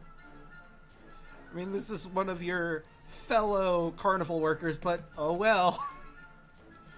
So, let's see, that's 25 damage. I'm gonna be real with you, Chief. I think if they even succeed, they are going to die, but let's roll for the funny. And I think that was 3 that were directly hit by it. Mm-hmm. Okay, so let's see how you did. That one completely emulated. Just imagine Lucian is just staring at the flaming grease ball and is just smiling. I don't think Swolson is getting these hands back. She did want them dead or alive. She did not know you were going to crispify them. Oh well. I think they broke a nail. It's that thing of, like, he's just laughing. Like, again, every single time he brings out a fire-based attack, by the way, he burps it out. So he takes a huge swig of vodka or whiskey or whatever he has in his pack, lets out a huge burp that sets out that fireball. Alright, so how much would grease do if burst into flames? Because they're not directly getting hit by the fireball. I guess I'll just do 2d6's worth of fire damage just to start, as it all catches on fire. And there's no saving from this. She is on the ground.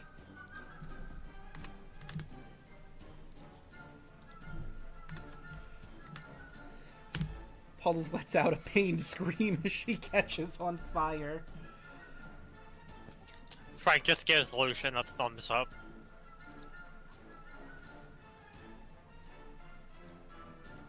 It's dead. He takes, like, he actually, like, looks at Frank, grabs his clown hat, and does a bow. I thought puddles don't catch on fire.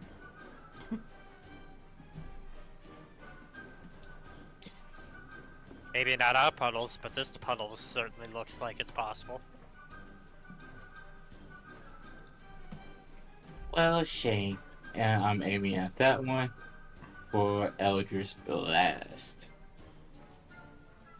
So anyway, I started blasting. Let's see. That 13. is a 13. Yeah, that certainly hits. For 15 force. That poor hand didn't know what hit him.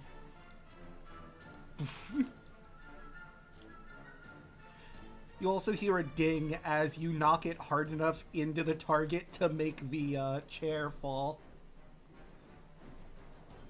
Ooh, that's a handful. And now I'm gonna go for that one. For second Eldritch Blast. 18. Will also hit. 11. They did not get to do much. And another knuckleball to go. Yeah.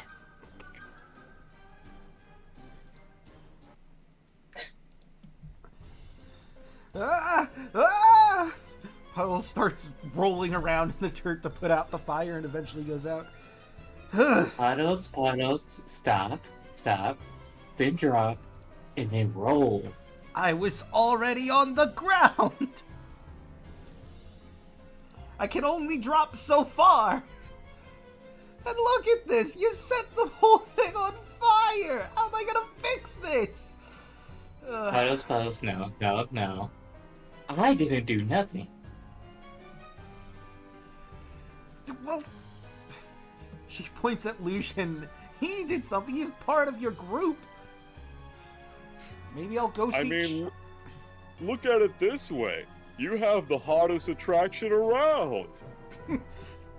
She stifles... Lucian. She stifles a chuckle.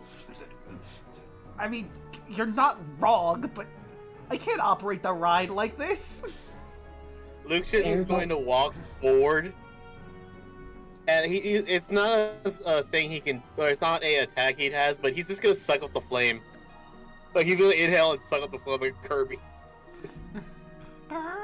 Well, see, now, it's this new smoking hot attraction here. She takes a moment, lifts up a single finger, touches one of the wooden parts of the ride, and it collapses. And she does that one. Feel better? She has that one leg that goes up, and then it turns her around, and she starts walking away. Maybe I can get Olga to do something. Maybe I'll tell your boss about this, huh? Hello, Mr. H. It's okay, Lucian will pay for it. Would a hug make you feel better? Maybe. Hem just latches on. She'll hug you back, pat you on the back. I guess I feel a little better. See? Hugs make everything better.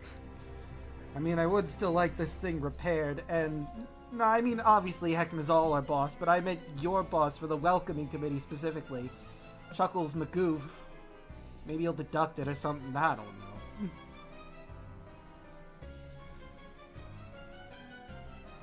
If he thinks about it, I will castrate him as she pulls out her scythe and smiles. Not my problem. I'm just gonna climb back onto Puddle's shoulders. And then I am going to grab that one and that one All right. and take it with us. Okay, not gonna take the charred hands. Is there anything left to them? I mean, they are there. The fire was put out relatively quickly enough, but they do smell, well, like burned flesh and are charred. Meaty, and I can grab those two. All right. If you want, you can put 5 creepy crawlies in your inventory, or 5 dead creepy crawlies.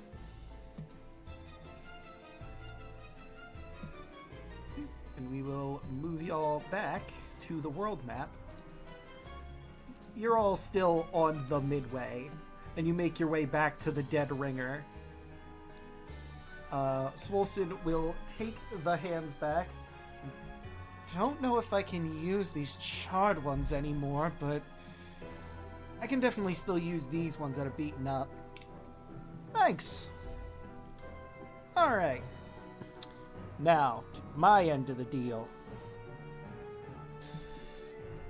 Let me see. I believe she was heading toward the Dysmadium next. Don't quite remember exactly where, though, is the thing. She didn't say. She just headed that way after shoving me. Sorry, I can be a bit more help than that.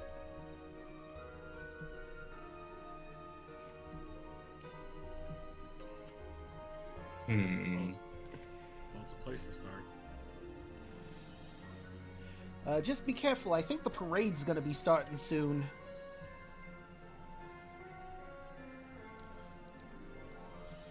You would all know that every so often Hecna holds a parade in the Revelia whenever one of his pets gets sent to the naughty corner.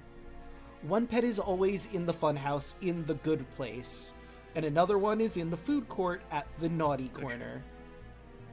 So it seems they're about to get swapped out. Whoever is going to the naughty corner now.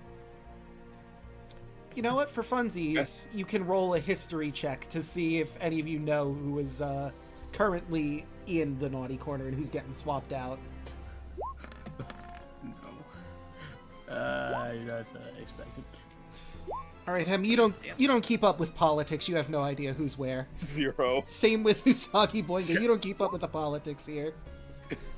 Surprisingly, Luke should might know. Yeah. So Pepper just looks at her and says, "How long until the parade?" I think they're still setting up the floats and everything. They might be moving. She looks up at the Hekiatron, which I'll reveal to those of you who rolled well. You know that. Let me go back to the naughty corner really quick. You know that currently Myrmidon was in the naughty corner, which means Snout is the one that's going to the naughty corner as we speak. And sure enough, if you look up at the Hekiatron, it says Snout is out.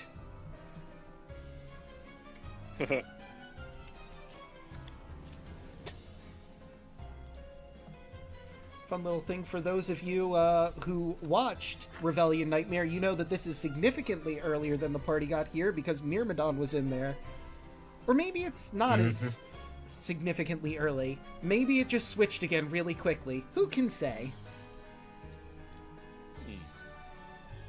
That's the one question I'm having is, I'm like, was there any chance that we could have met the players? Maybe?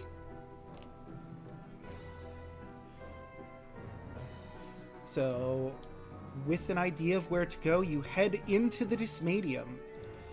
And the Dysmadium is full of screams, even more than usual. It seems the rogue has been seen sabotaging the cage during the parade to transfer one of Hecna's pets, Snout, as we said, to the naughty corner, and now the pet is just eating everything and everyone in sight. Oh no. So, here comes the difficult part. Like I said, you don't want to hurt poor Snout. I mean, sure, Snout's been naughty for some reason that you don't know exactly at this moment. but someone's gonna have to get Snout back in his cage. There's a group of strong arm jawbreakers who were obviously going to get the job done if you can manage to get the cage in, and they're trying their best to corral it, but once you come to the scene, they are more than willing to let you take up the job of trying to force Snout in. And let me set up off screen here on the battle map. I'm going to set up Snout and you guys. By the way, that D20 was because I forgot to roll the wild search, so there it is. You're right, you did. Okay. I'm actually kind of glad it didn't. Like, I'm like, okay, good. Like, it is okay. So If you did roll a search, just have it be delayed. that would be hilarious. Like, you're just walking in the Revelia and suddenly you explode out snow or something. Okay,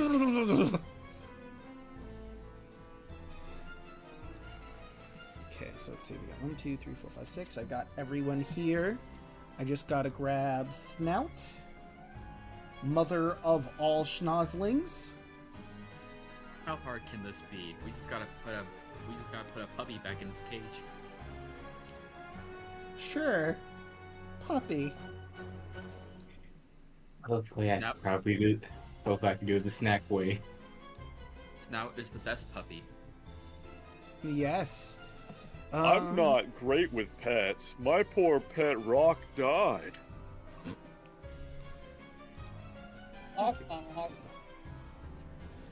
Did you smash it? No. I'm gonna shed a single tear hearing that your pet Rock died. Oh, Skeletor? Alright, so Empties the tear and instantly hugs you.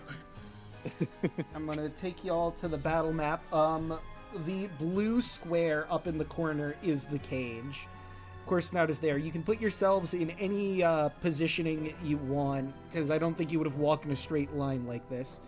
But I'll make a second cube to just place yourselves in whatever positioning you want. The green cube to the south.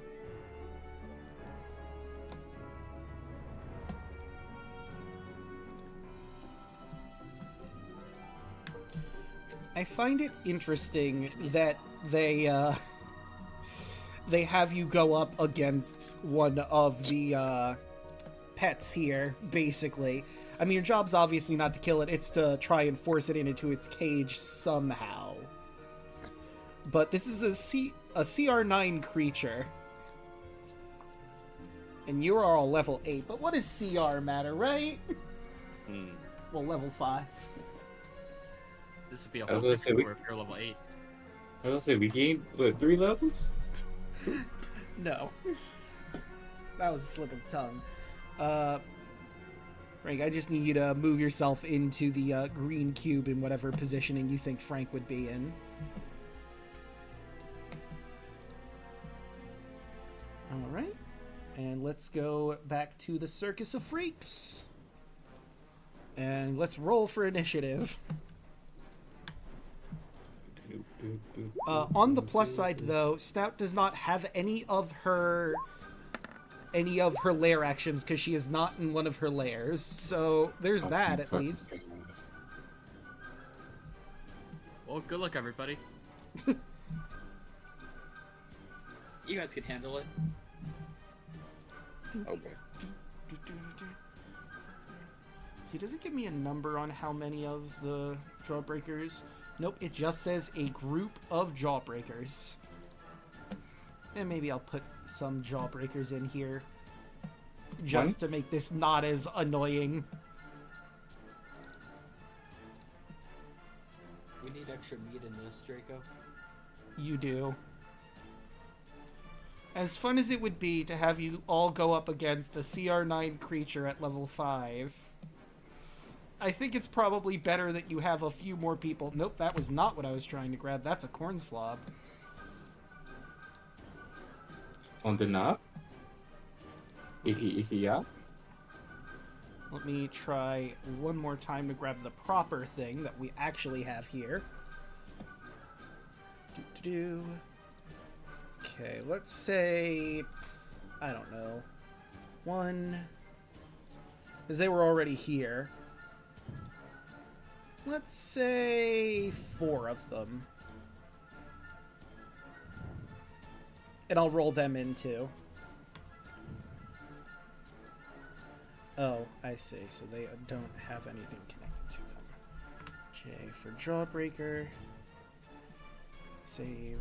Let me grab his sheet. And let's roll. Oh, of course they have a natural 20. They were already on the scene. Damn. Wow. Alright, so let me take a look-see at what they can do. Strong arms. Efficient strength saving throws and athletics. So there are some chains. They're gonna start by just trying their damnedest to pull back Snout into the cage as best they can. Come on, girl, I gotta get you to the corner. So let's see, they have...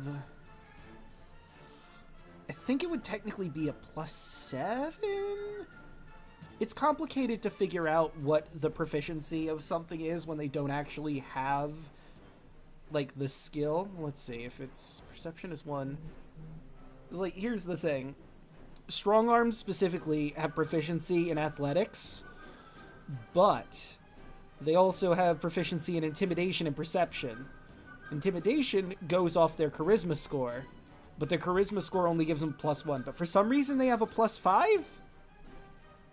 And then perception is a +1, or wisdom is a +1, but they're trained in perception, that gives them a +2, so I don't fucking know. I'm just gonna go with a 7. So that would be a 17. Well, it's with advantage, so it'll be an 18 versus Snout, who's currently trying to eat a bunch of things and rolls...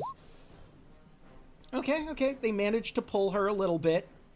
They probably use some help, though.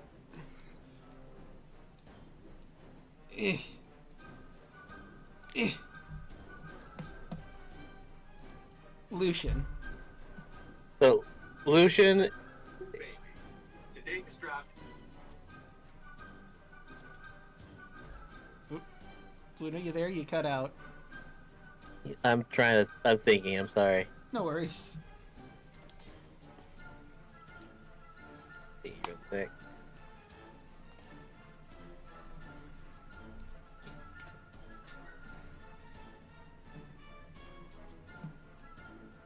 He is going to use the chromatic orb on the, like, basically to coax the animal, like, on its butt to go to go this way. You know? Which way? I didn't see your ping. Oh, okay. Basically, send a little firebolt to behind it to basically scare it going this way. Okay. So... And the thing is, it's a cantrip, so it did, he's not even trying to hit him, so it works, actually. He's just trying to aim, right here. Yeah. So, I guess roll... Deception? It was like, here's the thing. Snout is intelligent. You know, she looks at where you shot the fireball, looks at you. What were you aiming at? And then she eats a rube that passes by, grabs it with her tentacles, and then eats him immediately, as he screams in bloody horror. Oh, so she can talk. Yeah, you just never let her. You kept silencing her so she never got to say anything. She knows Common, Draconic, Elvish, and Gobbledygook. Okay, so I don't right back, by the way, guys. Sorry, dude, you were talking at once, what? You said he'll do that. Okay.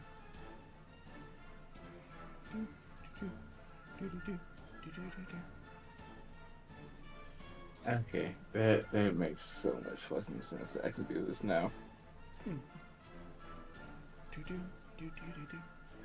I mean, I suppose. Is that the rest of their turn, or? Yeah, I don't know. We could just take a break while he's gone. I mean, I do have 20 different puns to get through, and 3 RRs. So. Alright, lunchtime. I like to imagine you all just, like, after Lucian fires that firebolt into the cage, everyone just opens a lunchbox and sits down. Hem has nothing. He just sits down. He has, like, no lights in his eyes. Sorry, go ahead. Just fade out. See, I was gonna say he has, like, fake food just so he feels included that he eats. Like plastic grapes or something. Yeah. Like, you know those, like, toy foods that kids can get for, like, a grocery set or something? Grocery play set? It's basically that. So, perfect. 20 puns. You know, my wife told me to stop imitating a flamingo, so I had to put my foot down.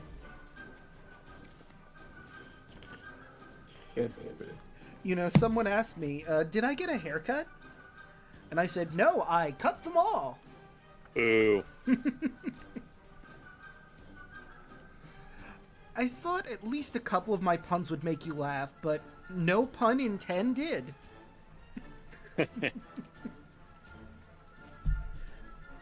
You know, my children accuse me of liking courtroom puns too much. I'm guilty as charged.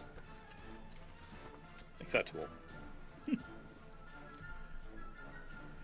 You know, my mom once asked me how she looked, and I told her, with her eyes. With your eyes, Bert. I couldn't decide how much lettuce to buy, but my wife helped me think through it. 2 heads are better than 1. Okay. My wife said I should try to do lunges to stay in shape. That would be a big step forward for me. If a child refuses to sleep during nap time, are they guilty of resisting arrest? Nice. My daughter shrieked, "Dad, you haven't listened to a single word I've said, have you?" I thought that a strange way to start a conversation with me.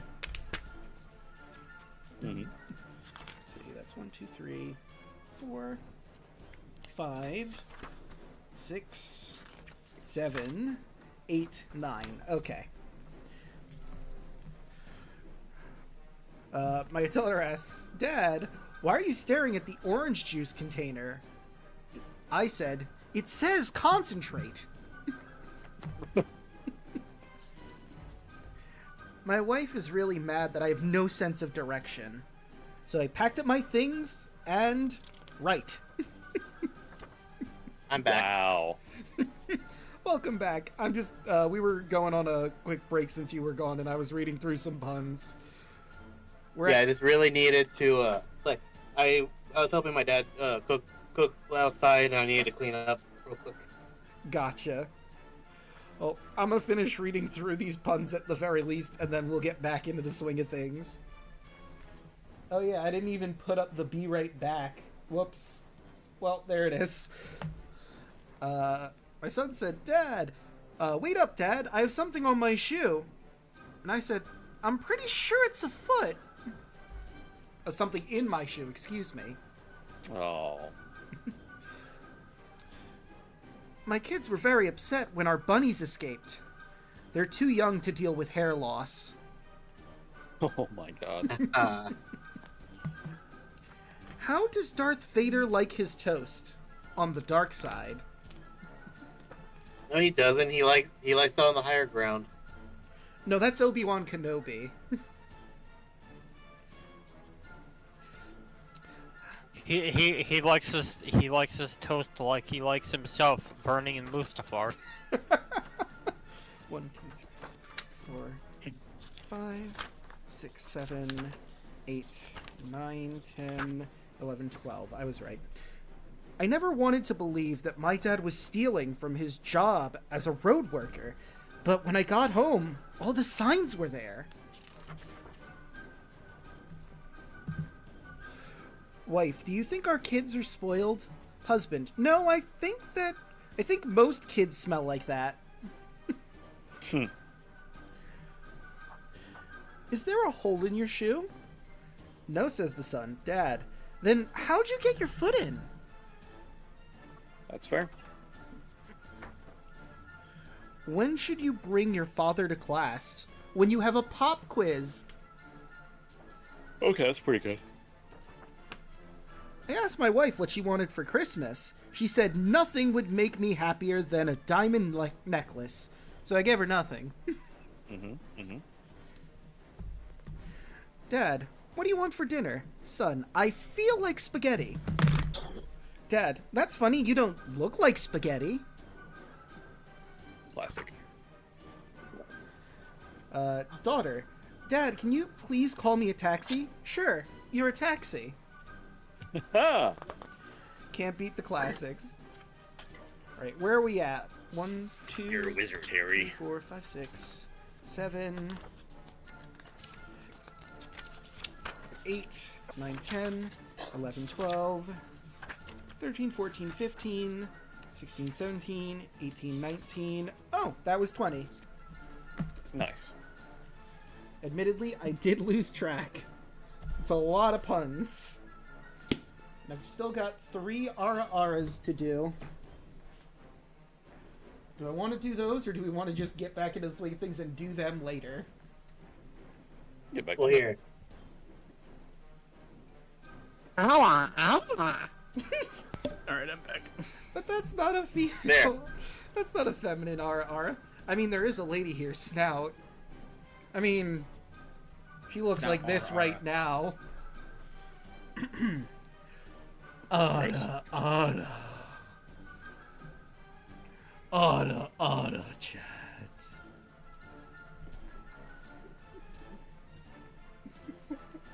I mean, she's not at her best right now because, she's leaving the good place to go to the naughty corner. Would you like to see her in her prime? Before we get back into it? Sure. Right. The one that the players had to deal with was this one. Oh.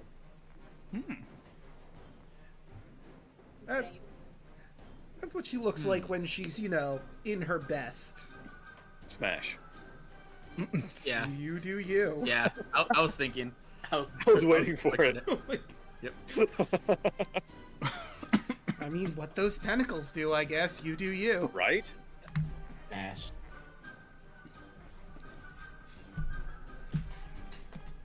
Look, if you can't handle Snout at her weekend, you don't deserve her at her legendary. I think I'll stay with fire elementals. That's fair. But, was that it for your turn, Lucian? Yes, that's actually why I left. I was like, yeah. Okay, we weren't sure if you were done. That's why I went through all those puns. But, that brings us to him. Okay. I'm gonna step up. Yeah. And I'm gonna throw a card. All right. Natural 1. Well, I gave you a Yikes. card, but let's see what happens with your natural 1. Okay. There you are. So, it's a bit awkward. I need you to roll the damage for me. Okay. And then you'll tell me what the 9. card is. You take 9 slashing damage as you whip the card just a little too quickly and you cut your arm. Oh no. And what was the card that you just got? Does that effect will also apply? Actually, does it? I got Joker. Okay, we'll count that as a wild ace, but That's gonna be tricky because you're gonna have to choose how you screw yourself over. Just choose hearts. Roll your sneak attack damage and add it to your razor card damage. Also immediately regain the hit points equal to half the damage dealt. So roll your sneak attack. Oh. Alright, so that's 7 damage done to you. So you take a grand total of 16 and you heal for half of that 7. So that would be you heal for 4 of that 16. Putting your grand total to 12 damage. Alright. Alright. Not great. So Frank, what's the plan?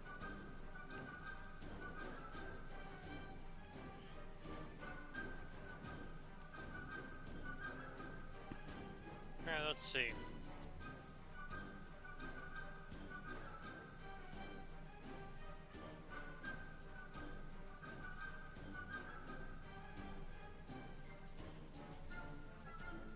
I think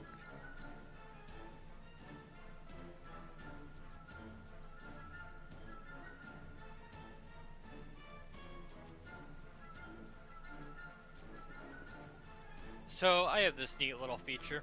Mm-hmm. Nimble Escape, I can take either the disengage or the hide action as a bonus action on each of my turns. Mm-hmm.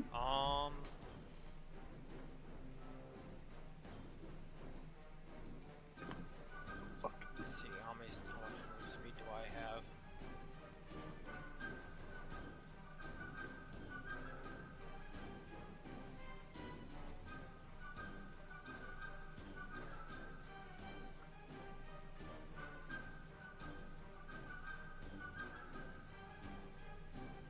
It actually didn't do what I thought it was going to do.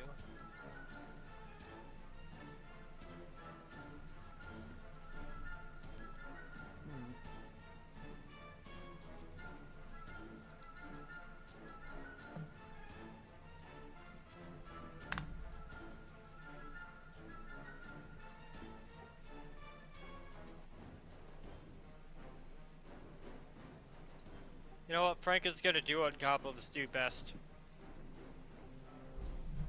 He's gonna just go ahead and look at he's just gonna go ahead and look at Snow and just say,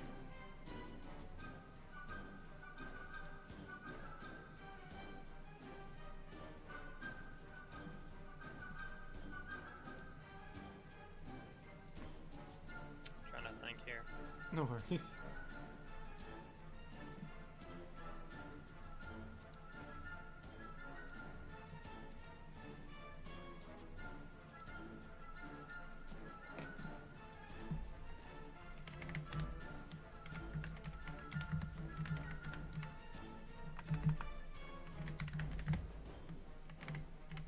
You know what? Okay, we'll do this. He's just gonna look at Sound and go, you know, you're looking a little lonely over here. Why don't you come closer? And I'm gonna just try and make a persuasion roll. Okay.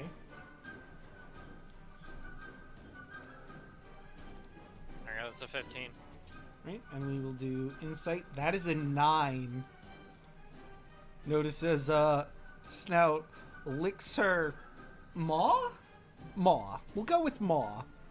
As she seems interested in you. Maybe not for the reason you were intended, or maybe the reason you were intending. I'm not here to judge. Well, hey, what is a goblin? A distraction. True. And that's his turn. You know, you said that, and my immediate thought, what is a man? A miserable pile of secrets. What is a goblin? A distraction. Right, let's see, what is her movement? That'd be 40 feet, but the Jawbreakers are holding her back, so she's going to have to roll a contested athletics against them, or just flat strength versus strength. Well, that's a natural 1. So she's going to only be able to move half of her movement. But she's definitely heading towards you, and the Jawbreakers are getting dragged along with her. What are you doing, you mook? Oh. Yes, right. Keep it coming. Keep it coming. We want it in the cage, not with us. Oh, she's got... Hang on, buddy. Let me cook, alright? Let me cook. Oh, wait, that's the circle. That's not what I want. I want this. You are just barely out of range for her tentacles. So good news for you. She cannot possibly attack you at this point, but it is now Pepper's turn. Pepper pinches her nose as she starts walking forward. And she looks at Snout. Look, Snout. We know you don't want to go to the naughty quarter. But Mr. H wants you there for a reason, okay? Now, what we need you to do is kindly go into the cage, and we'll get you there. And then, I'm also going to be doing this and saying in her head, and if you're good enough, I'll try to get you to get back into where you were instead of being a night quarter for long. And maybe sneak you a couple of snacks. Roll persuasion with advantage. 27. And her insight.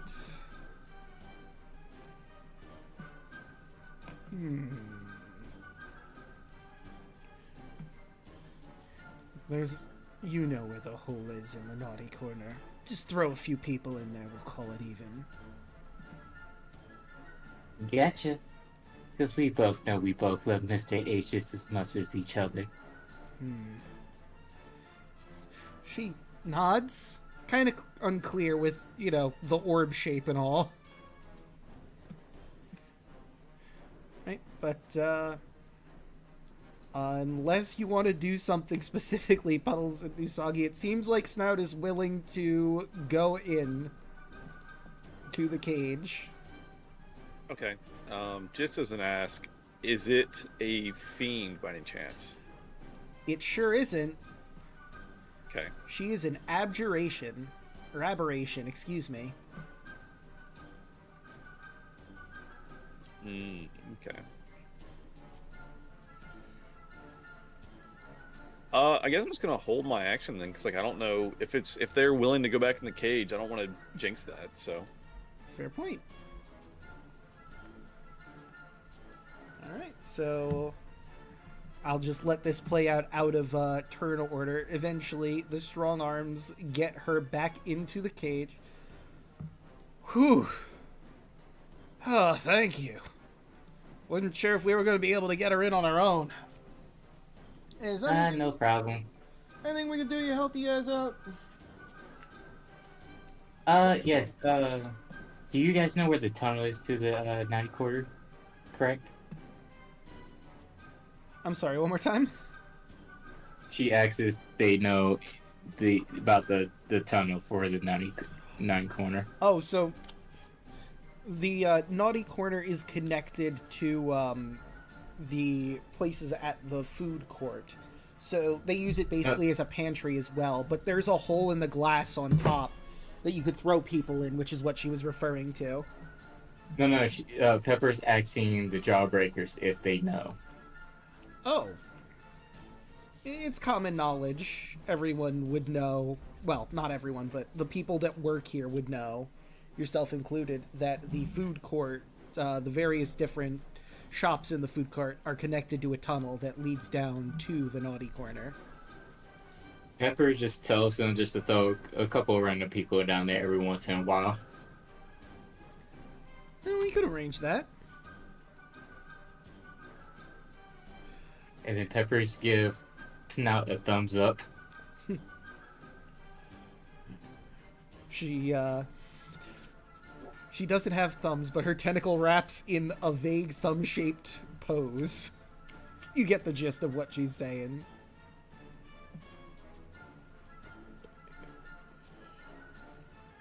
Okay. And Pepper turns around. What are we doing again?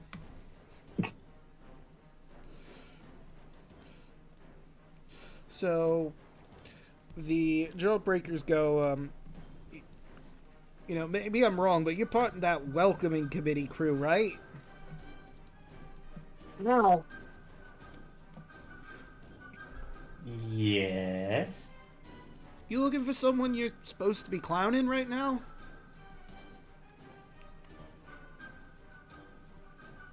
Yes. Do you even remember Pepper?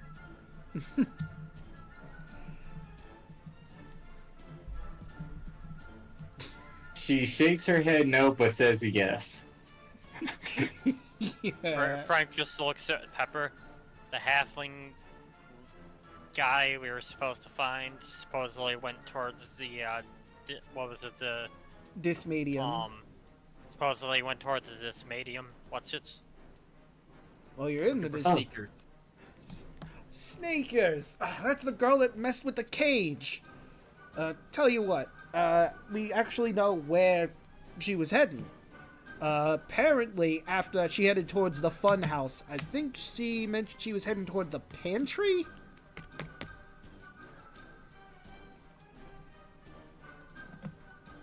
Well, that's great, because I could eat. Yeah, I'm sure you worked up an appetite there. Always.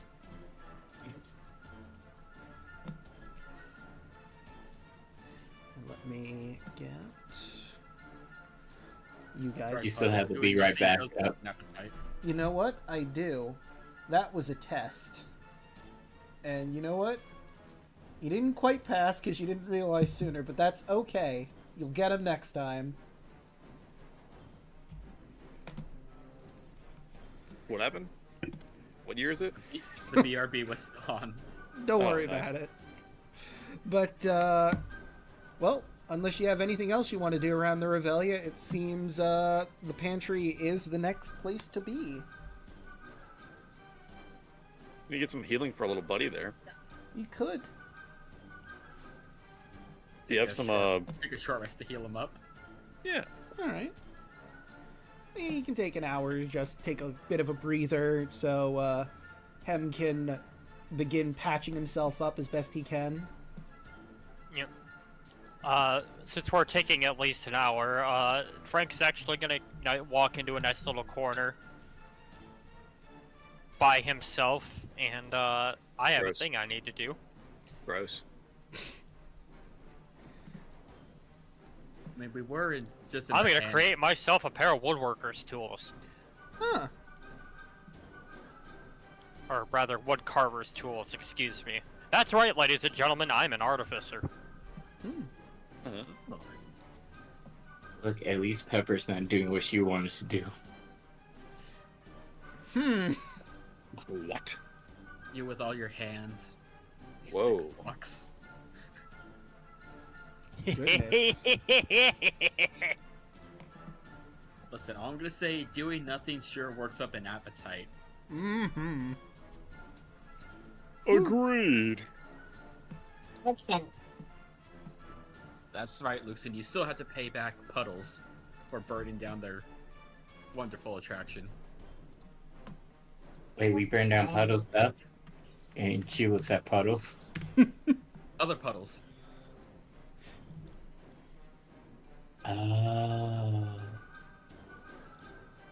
Yeah, it'd be hard to burn down water, which is where I live. Physics be damned. That was clearly a.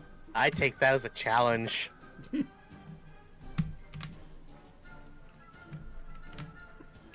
Alright, but You could make it a hot tub, that'd be kinda nice. Hi. I heard a story one time from back home about a weird experiment, something about a thing called thermite and a block of ice. I don't know. It was supposedly a really cool explosion. Pepper's just rubbing her chin. Turtle soup, huh?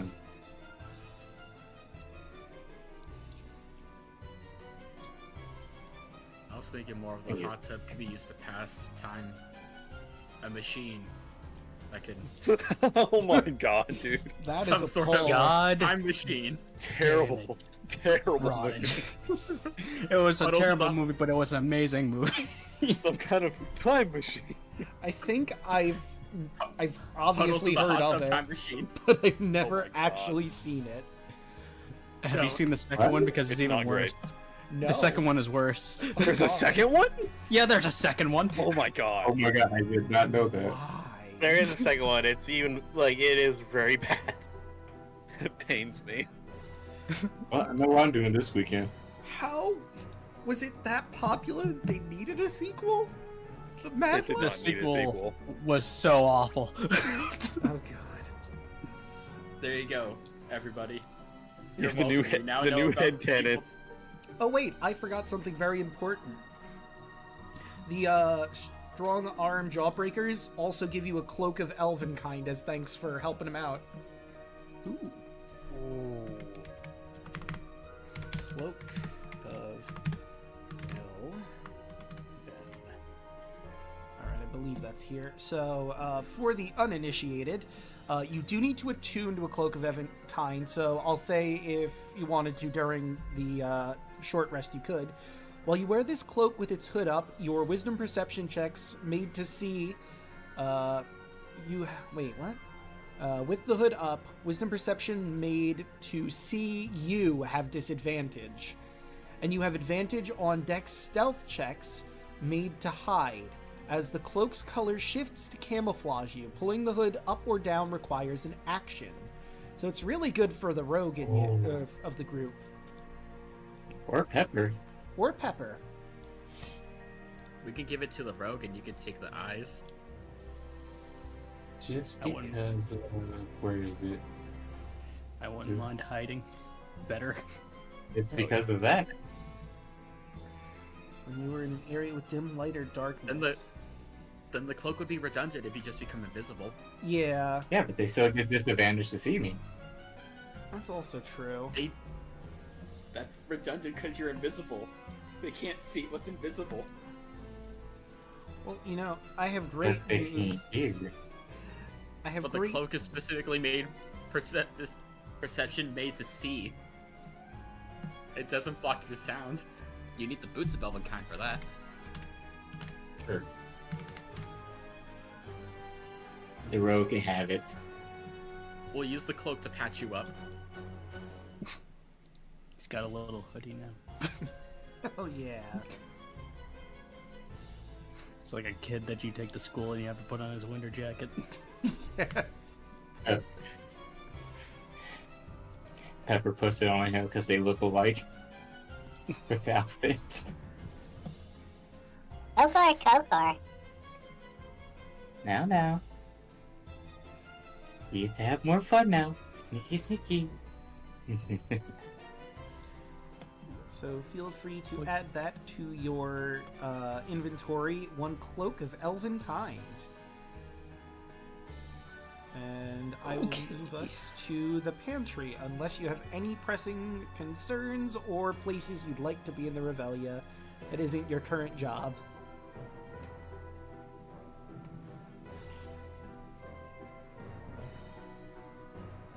Nope. Alright. Did you roll your hit die, Than? Oh yeah, that's a good point. You should roll your Oh hit yeah, die. you are correct. I mean, should do that. Yeah, the whole point. unless you don't want to heal, I mean, I would be confused as to why you wouldn't. but... I would hate that. So just shush. All right, I'm good. All right.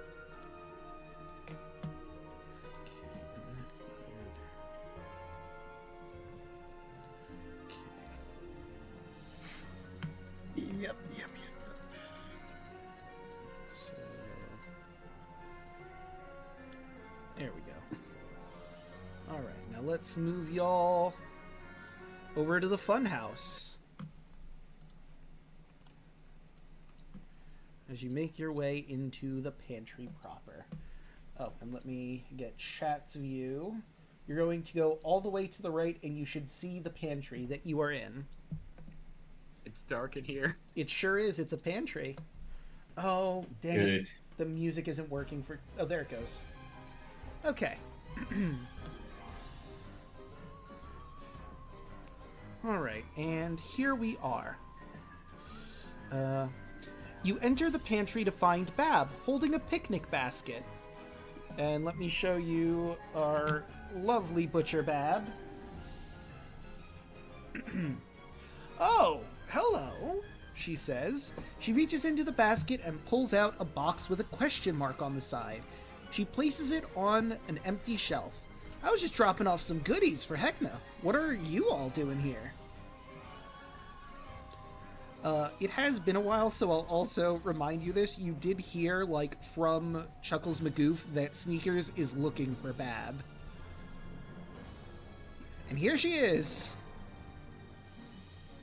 Yeah, we heard that there's some halfling lady lurking around here. We're trying to find her. Trying to find you, apparently. Huh. Yeah, have you seen Sneakers? I don't think I have. And as she says that, the lights flicker out. And when they turn back on, Bab is tied up on the floor and Sneakers is standing over her with a knife. Hi. And let's get that a-rollin'. We'll move Bab over here, get her all tied up. Is the door supposed to be closed, or...? Oh, yeah. Yeah. And let me By the way, put her Draco, if back the place is dark, I have dark vision. So, you would see in the darkness... Oh, wait. I don't have Frank in here. Let me change that. Also, I forgot to click my token, sorry. I was gonna say, I'm seeing black right now. Sorry about that. It's dark as hell, dude. Yeah, it's beyond dark. It's advanced shit. darkness. There you It's go. advanced Now darkness. you should be able to see. It's funny because I saw in the Discord we had the two voice channels, Funny Business and Secret Funny Business. Where's our third one? Advanced Funny Business. Ah. But, yes, feel free to position yourselves. I mean, it's a very small room. You'd probably be at the door, so I just sort of put y'all in here. That's fine. Right, and let's get Sneakers into initiative. Sneakers rolled pretty damn well. Oh boy. Of course. This won't go poorly. It'll be fine. Oh boy. It's okay, Puddles, just do what you do. Oh, I will. Oh, that's fun. And they leave it to me which one I pick. Above game. She's been in the pantry for a while and she's been eating some stuff. So she may or may not have some additional ability she wouldn't normally have thanks to food in here. But it doesn't give me exactly what she has, so I'm gonna roll a 1d3 to see what she's feasting on. Oh no.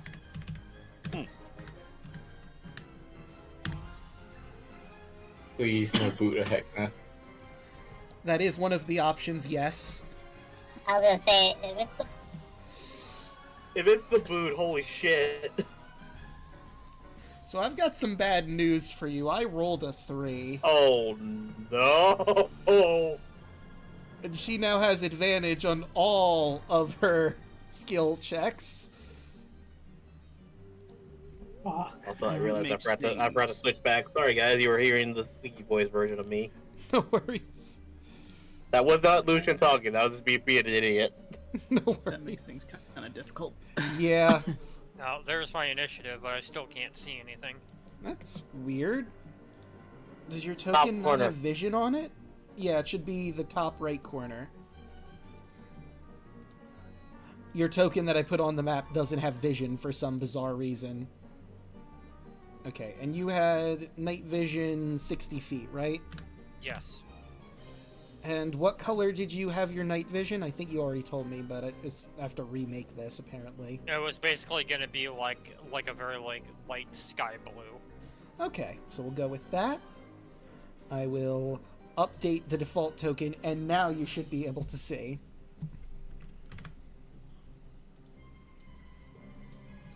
Okay. And for all intents and purposes, Bab is not able to really break free, but she's going to try to while she's here. Oh, she also has that. Okay, so let me look at what she has and try to remember this. Advantage on all ability attack checks and saving throws. And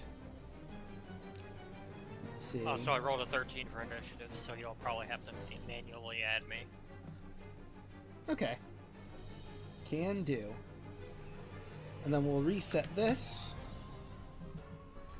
Put that in descending order. Sneakers, of course, goes first, and her main concern is the lady she tied up on the floor and has the bounty for. No offense to all of you, but she wants to get rid of this lady. Don't you do it. Don't do it. You're gonna regret it.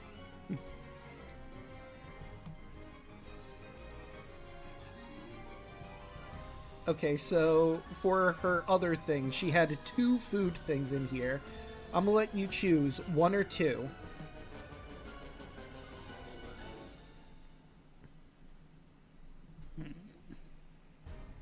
Go with number 2.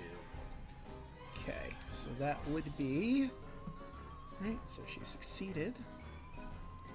Actually, I could just have her roll that really quick.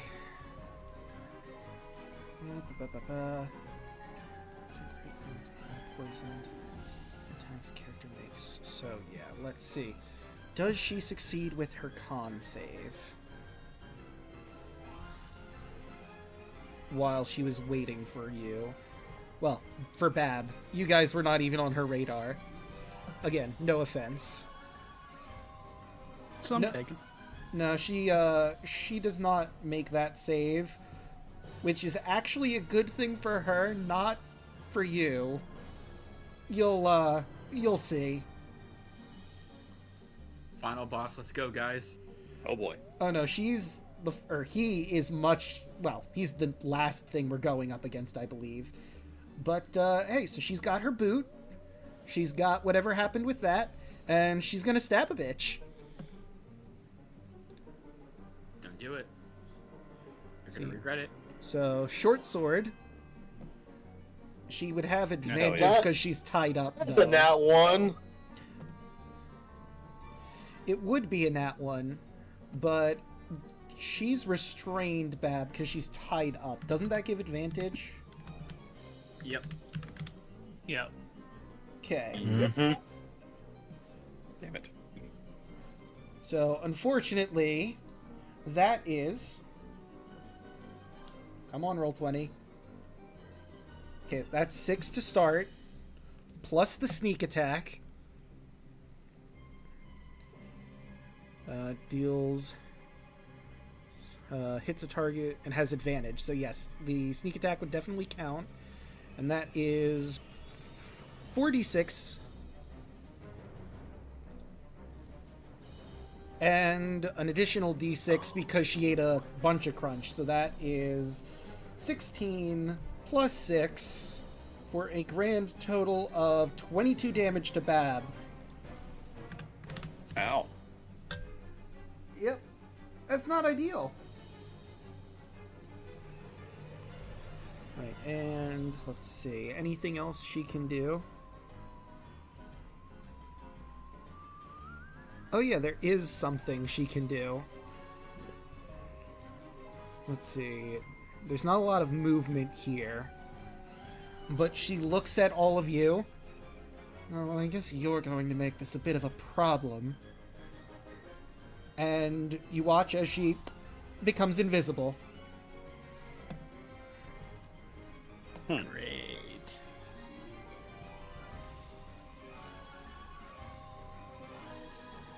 And that is her turn.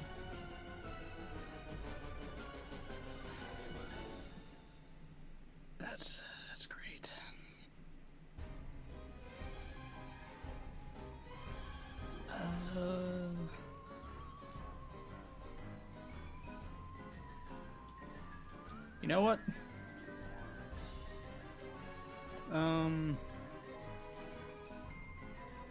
Actually, hold on. Let me read this first.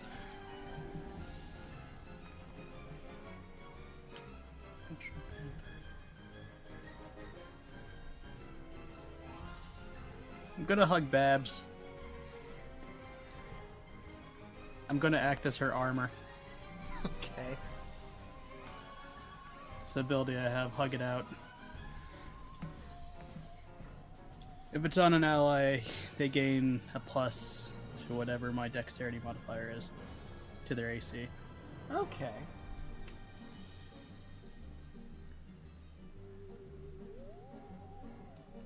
Okay, so her initial AC is 14 plus what is your dex mod? 5. Okay. So that puts her at a solid 19. Best I can do right now. All right. That brings us to Frank. Yeah, let's see. Since you're hugging it out with her, I imagine you're going to be like right up next to her, right? Yep. So let me just put you Ignore there. that. Okay. You take 10 minutes, or I'm sorry, a whole minute to identify where she is. Well, at least now you guys know I had this.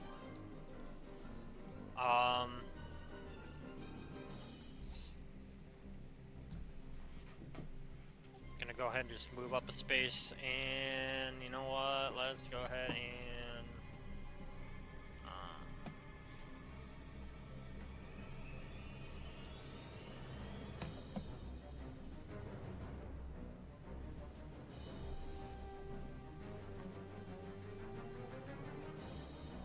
did I see if Babs was wearing, or not Babs, did I see if Sneakers was wearing anything on her that was metal?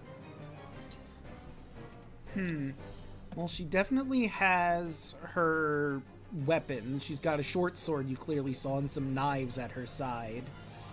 Let me see. She wasn't wearing anything metal. She did have studded leather, but only the studs are metal. Ah, okay. Well.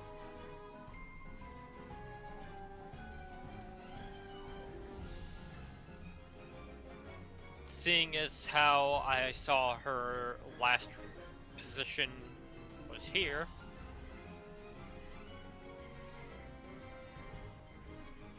I'll take a penalty for this roll, but he's just gonna go ahead, Frank is just gonna go ahead and run up and pull out a dagger and just go for a stab in the dark.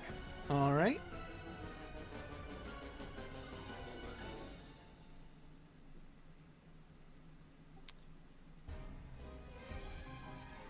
Oh, That's no. a 9, or a nat 1 if you want me to roll with disadvantage because she's invisible.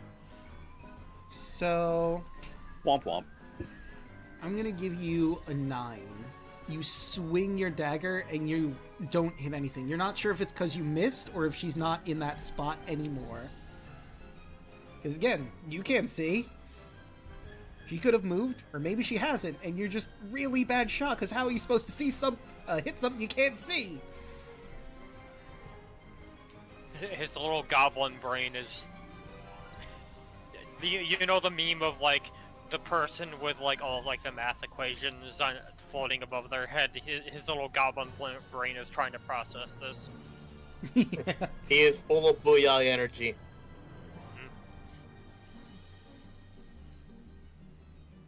All right, and we... Oh, wait, I just realized we're still on the Funhouse music. Let's switch to the battle music. There you are, sir. He'll take another 5-foot step to the side, and that'll be my turn. All right. Usagi. Wow, okay. How much... Can't really do much because I can't see. I mean, you can swing your sword around wildly in blank areas and hope that she's there. And I'm gonna count my steps for this, because seeing where people walked and, like, nothing stops them, so I'm just gonna be like... I'm a wide man, so I'm just gonna, be walking around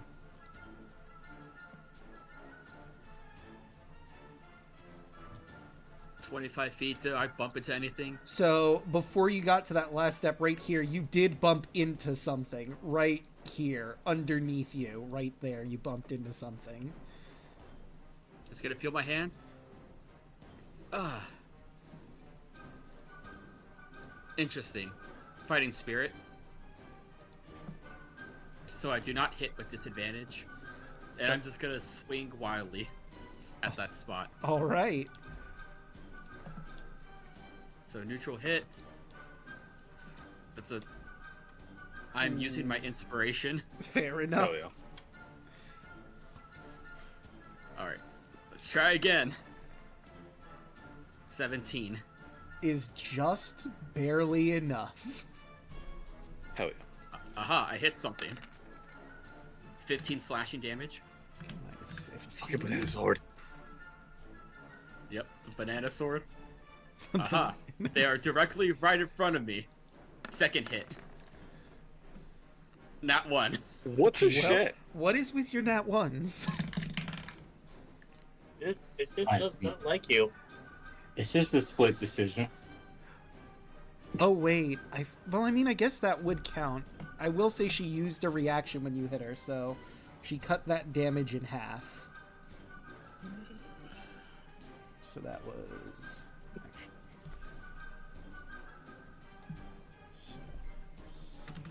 Oop, not that much.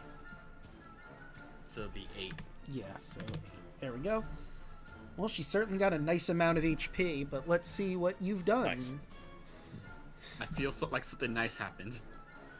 So you swing your banana sword, and you're still getting used to it. You smack against the wall, and that's so loud. You are deaf. You automatically fail listen checks, 30% spell failure, which I know is super important to Usagi's spells, but can't do them.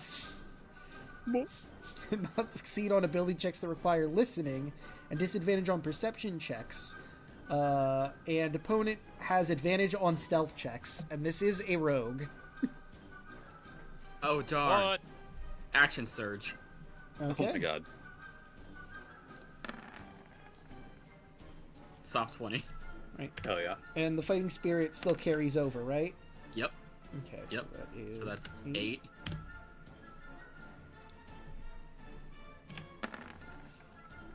And 16. Is also just barely enough.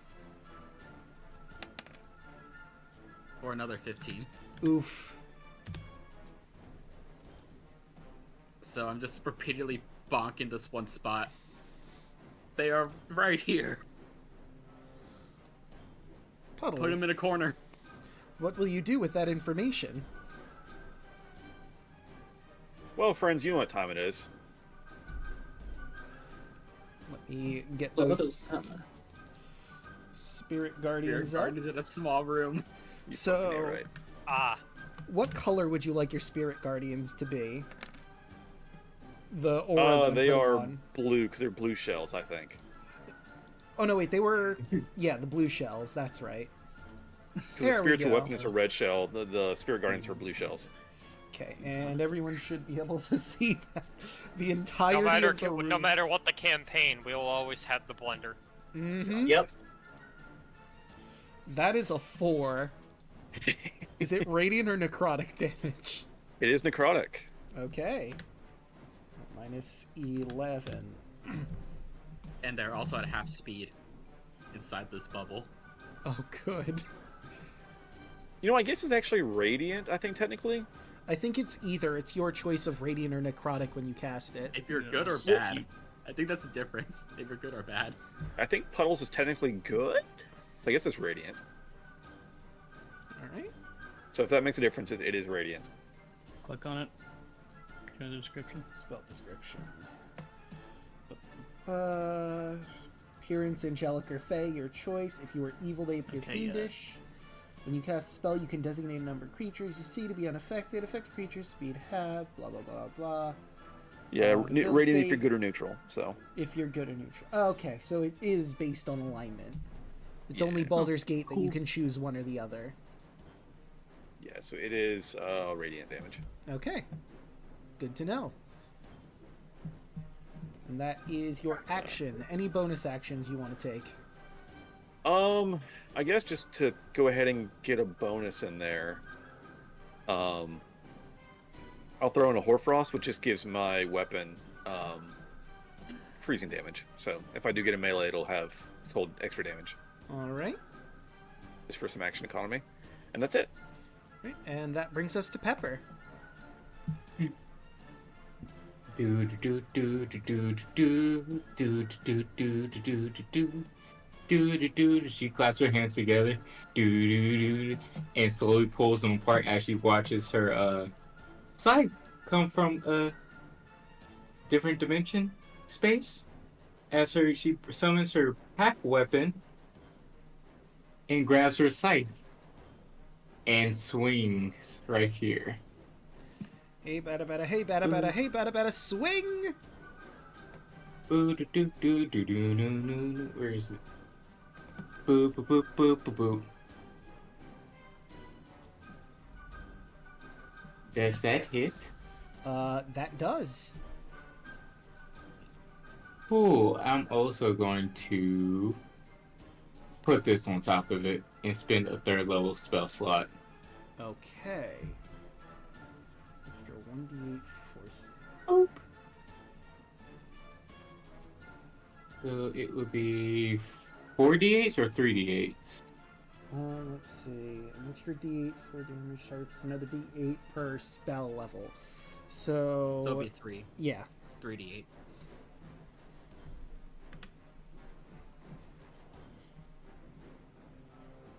So 25. Goddamn. Well, she's still And they're knocked standing. prone.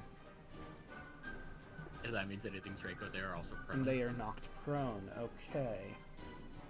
Because she is smaller. Oh, she 100% is. They're not called halflings for no reason.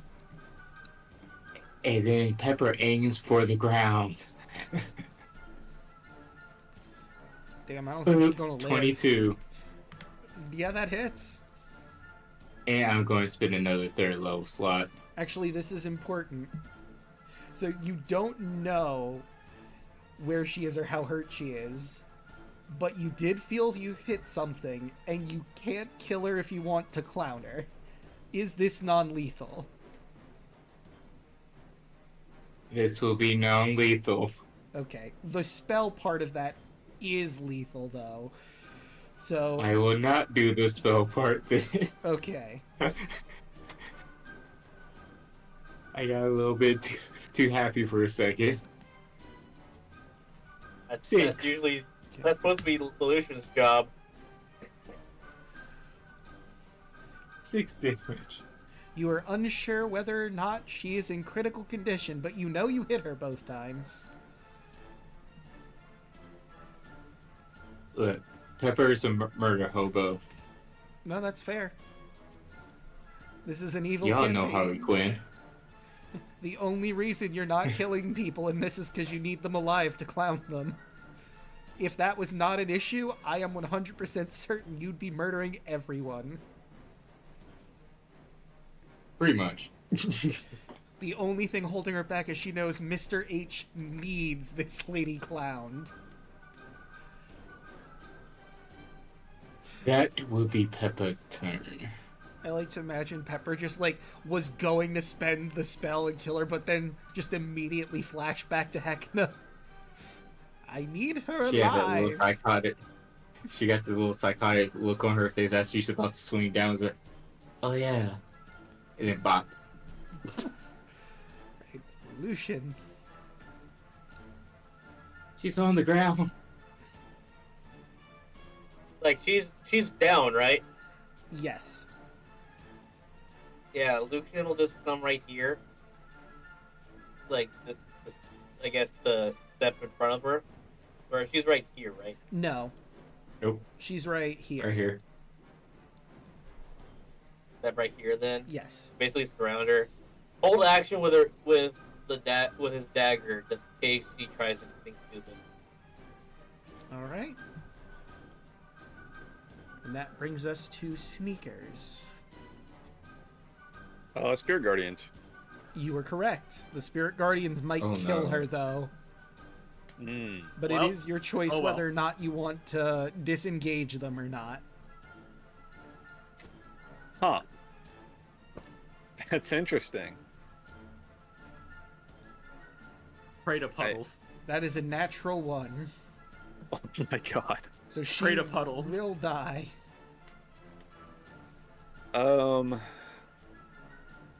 Shit. You know your job. Pray to puddles. Yeah, Puddles I mean, is your god. Cause there's no way to like make them do non-lethal, right? No, because this is a spell. Okay, I guess I'll drop it. I guess. Okay. So she will not take that damage. Sad. However, if it makes you feel better, she is in a very bad position. I think technically I should have given you disadvantage on one of those hits because she is still invisible, but you knew where she was, so I basically neutralized it at that point. However, quick point of order. Halflings have this fun little ability where regardless of whether you're an ally or not, if you're bigger than them, they can move through your position. And she's going to stab Lucian in the back. Does a 16 hit?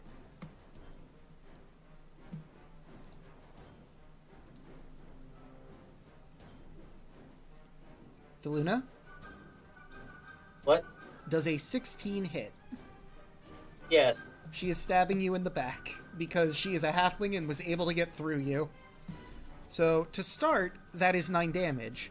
But she has the sneakier attack. When she's invisible, she does 4d8s of damage instead of 4d6s. So that is 22 with that 9. With that 9? Yes, That's with exactly the 9. 31. And Damn. you take 1 damage of necrotic on top of that as a cherry. Yeah, he's dead.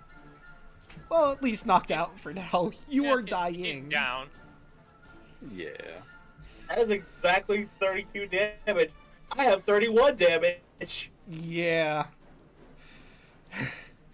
At least I know where she's at. Yep. Should've let me kill her. And then she's going to try and disengage. She doesn't have a lot of movement. She spent half of it getting up. And she's a halfling, so she's only got 25 movement. So that would be 10 feet. So The thing that sucks is that I couldn't... Like, I held the action to try to stab her, but... I guess that doesn't really matter. she stabbed you. She anticipated your stab and stabbed you back. Well, actually, if I'm being more honest, her reasoning was, you seem like the weaker target. I need to get out of this cube of death. I'm gonna stab this guy. I'm hurt, but also I understand. So that was 5... I think that's 10 feet just to get to the other side of you is the problem. Mm-hmm. However, this will mean you get an opportunity attack on her, but she's going to use her bonus action with more cunning action to take the dash action and try to get out of here. But will she make it? So I get a reaction hit? You sure do. Hell yeah. You're gonna open the door and try to get inside, but roll your attack on her. Welcome on, baby. An 8 Oh. will not hit. Oh. And she leaves through the door of the pantry. However, Yes. she doesn't have a lot of movement. That was 5, 10, and then she's in the lobby. So you can chase after her.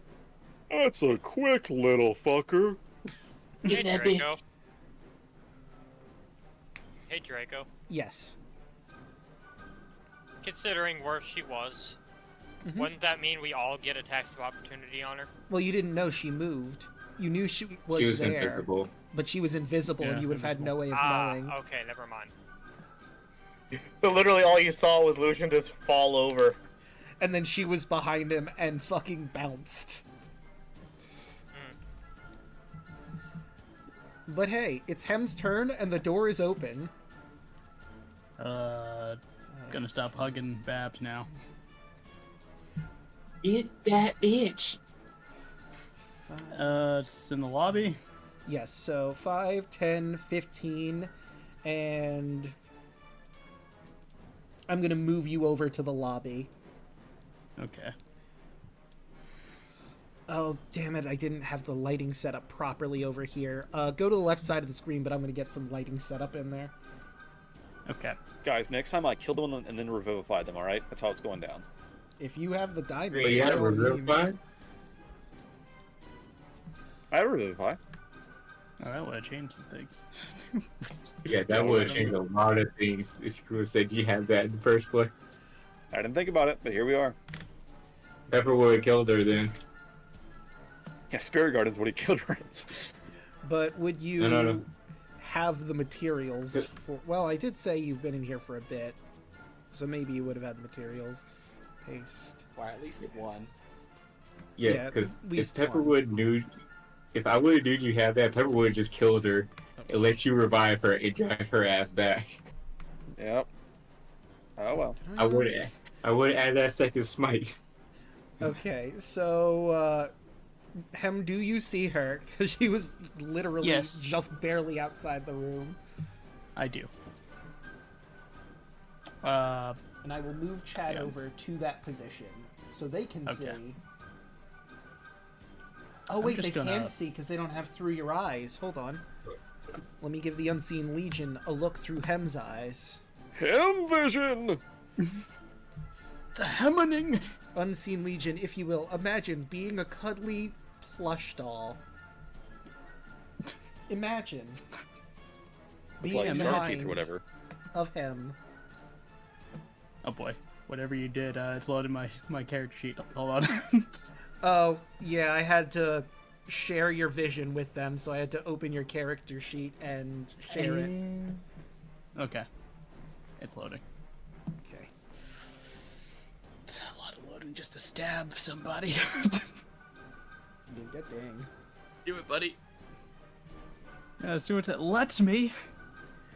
If I Alright, there we go. Hey! Alright, Natural 20. Is Yep. non-lethal. That's gonna hit. And that would be 9. She is KO'd. I got her. So the rest of you can make your Dramatic finish. No, just him holding his dagger, just straight up, just and holding the rogue by the leg and pulling him in. And oh, so you're just gonna bring them Pepper, back yeah. into the pantry. Got it. Yeah, just face down on the ground. Pepper stands over Babs with the scythe in her hand menacingly. Could you And then I'll pick up cuts Luxon. the rope. could you get me out of here, dear? Oh yes. Oh still. And she cuts the rope with the scythe. Is anyone gonna go help Lucian? Yeah, I cast Cure Wounds for Lucian. All right. Thank Frank you, is dear. gonna start tying up sneakers. Guess my past came back to haunt me. Used to be a bounty hunter, and I guess I was the bounty this time. So, real quick, when Lucian wakes up, you actually hear this. Did we win? Yeah, those were words. Good job, little guy. It's like Groot when he said, "We are Groot." Lucian? Yeah. Like above Gabe, like he gained like an instant of like consciousness. He got knocked out. He regained consciousness, and for a split second, we saw perfectly sane Lucian. Just a moment.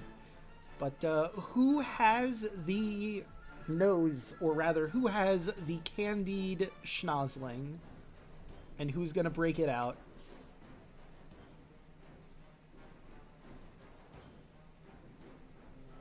I guess pepper? Alright. And how are you breaking it out? With your scythe again? Yes. Okie doke. And as soon as you break it out, it does its job instantaneously. And Loot the body. Sneakers has a new clown nose. And I've got some great news for you. She has some boots of elven kind. Mine. Well, she is a halfling. Yep. Slice the boots over to our little friend here. I have shoes. You do. She can no longer be called Sneakers. You have stolen her sneakers. No, that's adorable. Why do I imagine him wearing like Air Jordans now? It's fly as hell, dude. Black Air Force. No, they're wheelies. Ah, Oh my yes. god. No, they're just you got a They're new heelys, yeah. no, they're just really big Tims. Wild. You got Tim's and a hoodie now. You're rocking it. Hem And with became the eyes, really you got street really sunglasses. fast. Yeah, with the eyes, you got the sunglasses as well. You're gangsta. When does Hem get the brand grill? new- That's the real question. The brand What'd you new say? Heckman line. What'd you say, Draco? Fashion, bro. I said, when does Hem get the grill? That's the real question. It wouldn't show until he bites somebody. Fair enough. The chains. It doesn't I'm all seem... for gangster Hem. It seems like she doesn't have any red tickets on her, which is weird. You get the impression that she was here solely to get Bab, and she was planning on getting a payday once she left here. But I mean, you all know that's impossible. No one leaves the Revelia. Not anymore. Crazy bitch. I was born here. What? It's true. I can't hear you. I'm blind, and also deaf. What? I mean, Hem just gives you a hug. there should be some light in the pantry. No, I'm in complete darkness this whole time. That's weird, because I Well, know there very is a little light source. It's just a very small light source. Are you able to see the map? Yeah, very, very dimly though. Oh, well then, yeah, I'm that's just correct. walking around doing nothing. I cried. I'm deaf.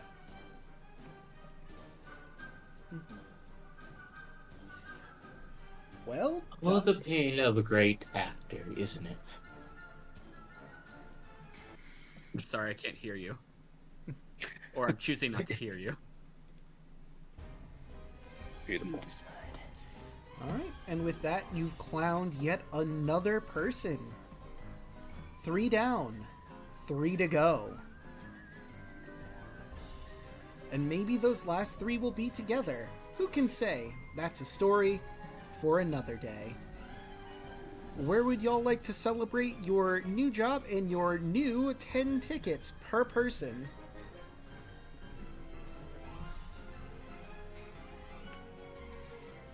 Above game, by the way, Lucian would give go real quick. Go over to Puddles, and as a makeup for her area, give her the 10 ticket he just got.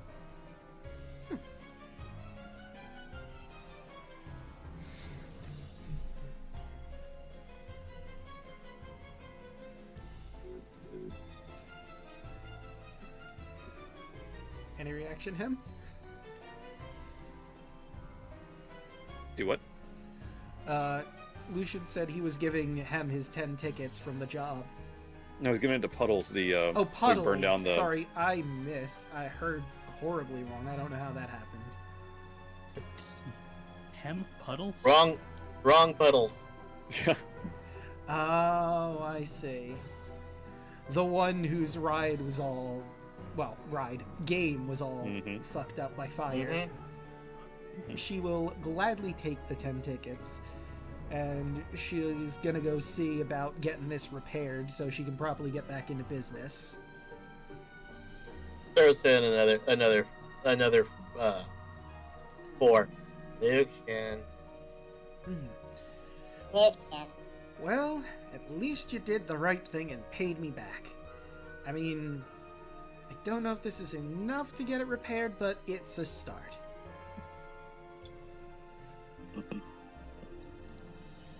Gives her a thumbs up. Right? And we can go anywhere to celebrate, right? Mm-hmm. You could go to the Flop House. You could go to That's the where food I was gonna. court. That's where I was gonna say he's gonna go because he did well last time. Pepper's gonna join you at the flop house. All right. I'm very good at gambling when I can't hear my opponents. Let's go. Yeah. I'm good at playing cards. That's exactly where I'm going for the cards because I didn't get to do it with Snack. It's true. Will you play Heckendeck or Blackjack? And I suppose we could do that now, but it's getting a little late. And I unfortunately have work in the AM. So I think this is a great place for us to end the session. Next time we do this, we'll just remind me we have to do some casino games. Well, here, let's just do this.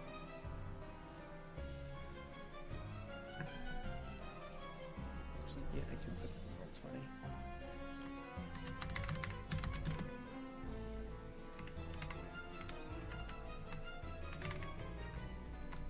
There.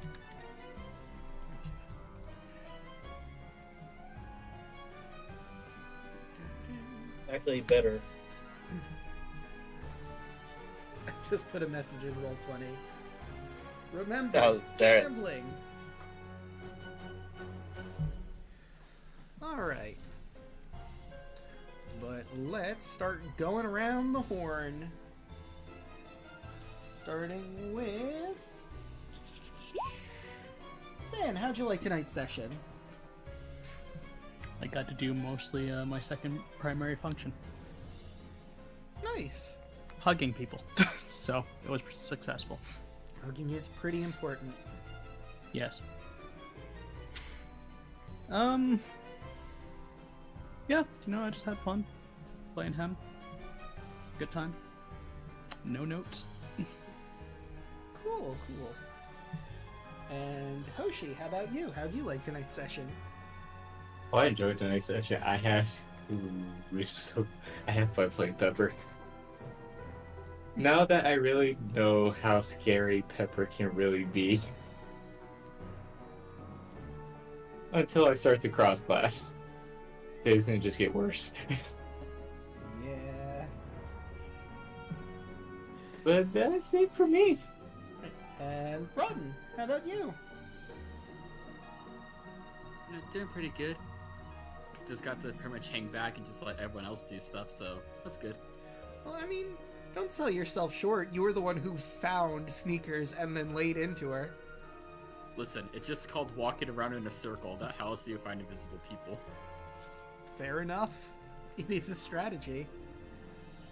Listen, I walked in a circle and I lost my hearing. My work here is done. You did great. Don't let anybody tell you otherwise. And, Chaco, what about you? What do you have going on?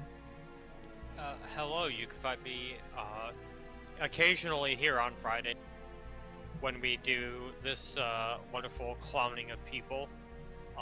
You can find me on what I'm assuming is going to be Tuesdays in the coming weeks for our brand new campaign of that particular day of the week, as we will be going over to the Wild Beyond the Witchlight, a much more light-hearted carnival that is not as horrifying as the Revalia. We hope. We hope. Yeah. Myself, DeLuna, Hoshi, and Draco will also be taking part in.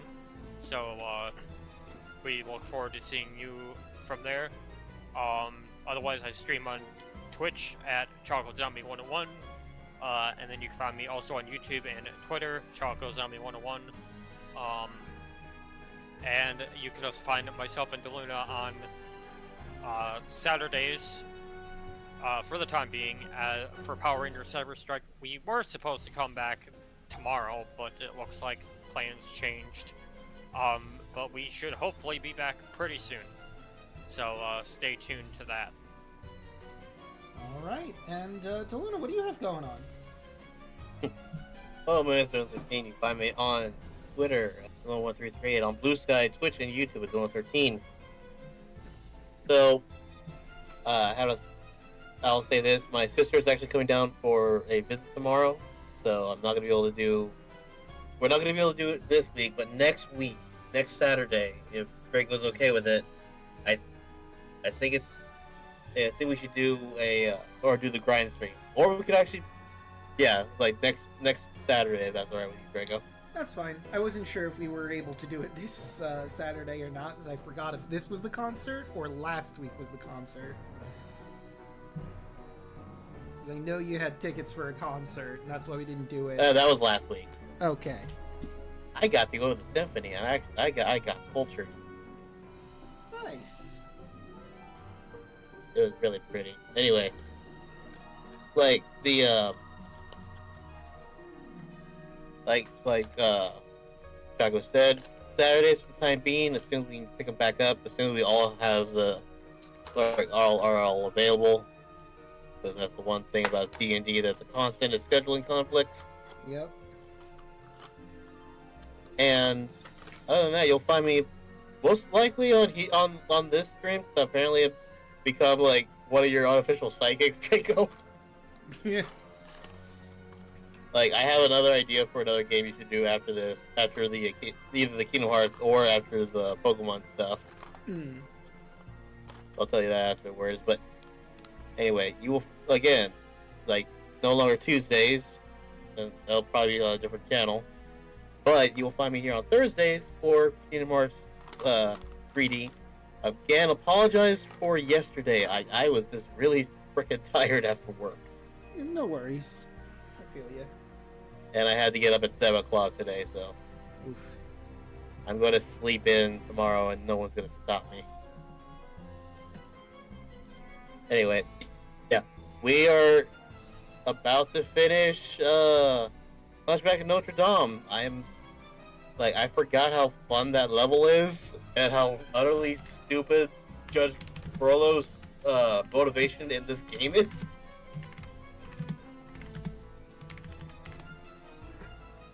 Those of you who didn't see, he took one look at Sora. You're a gypsy. Yeah. Colorful clothing in my France? You're clearly a gypsy. Fucking Frollo. But yeah. Like, that's it for me, unfortunately. Like, I can't really do that much more because I'm in the boonies. We have shitty internet over here. And, hey, Alek, what do you have going on? Oh, hello, it's me. Good stream tonight. My poor Spirit Guardians didn't get to do as much as they wanted to, but it's okay. If I'd hit that reaction, it would have been great. But you know what? It all worked out. It's fine. It's fine. I brought back Lucian, so it's all good.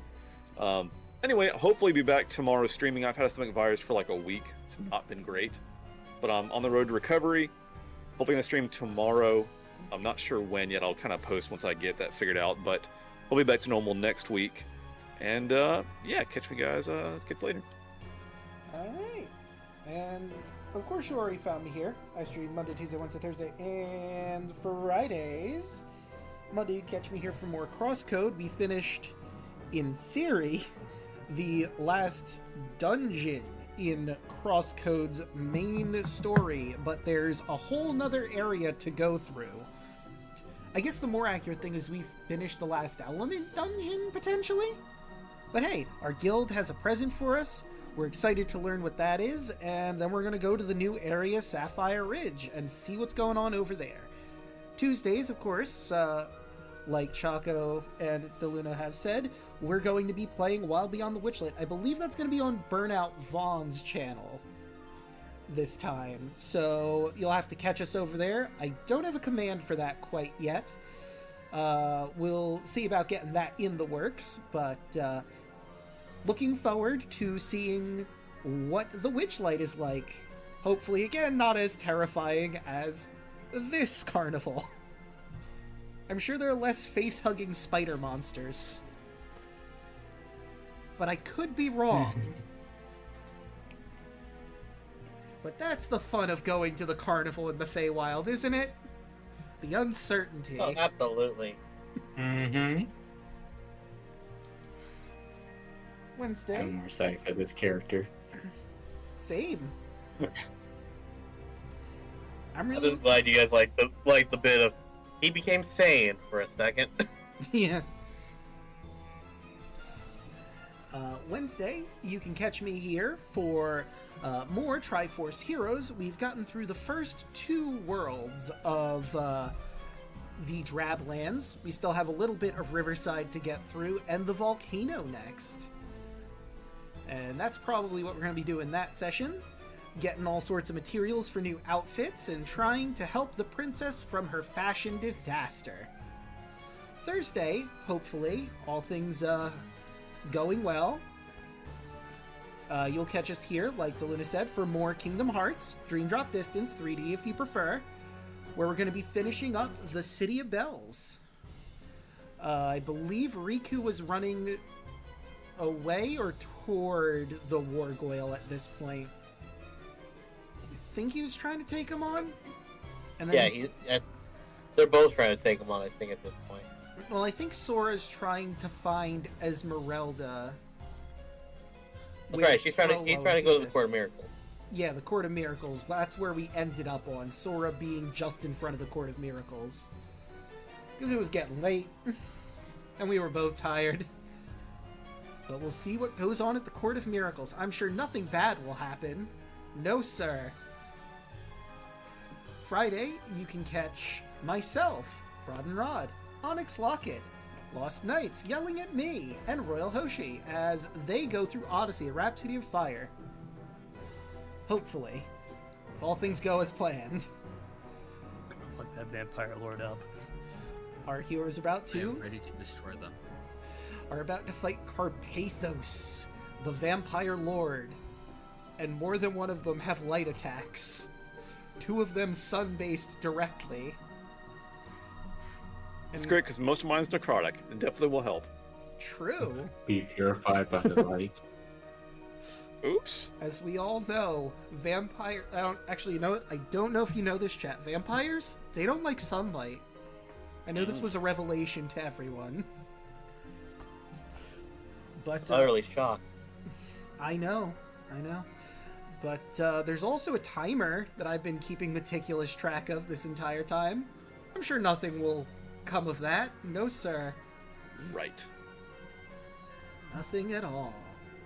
I kind of forgot about that. If I remember correctly, you guys are on 5 minutes and change, but I could look that up to confirm for sure really quick. It won't take me long. You are at 5 minutes 49 seconds within the tomb. I think we're generating or some shit. Who could say? I mean, I could, but I'm not going to. Anyway, that's it for us. How about we find someone to raid? I believe... Yeah. I actually have a request if I could. Yep. Since they haven't streamed in like a month or maybe over a month and they're almost never on when we are. Zacho Duo. I did see your message, I was gonna say, and I'm on board to raid into Zacho. What will our... How do, streamy people? I was trying so hard not to say we leave Why resist it? Why fight it? I don't know. Okay, so now that that's there... Oh, wait, another very important thing I need to do before we properly get started is I need to make sure we're on the Send in the Clowns on reactive. There we go.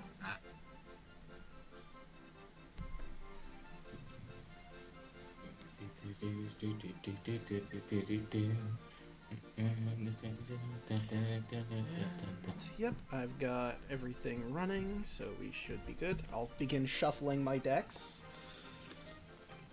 See where you guys will be heading first.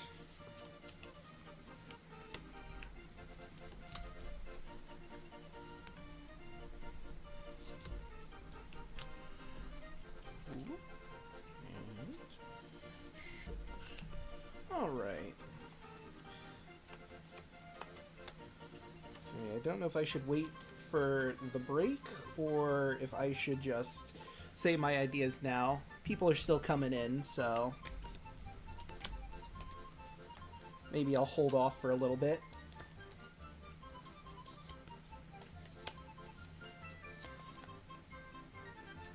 There we go. It's twos. Nope, this is my threes. This is my twos.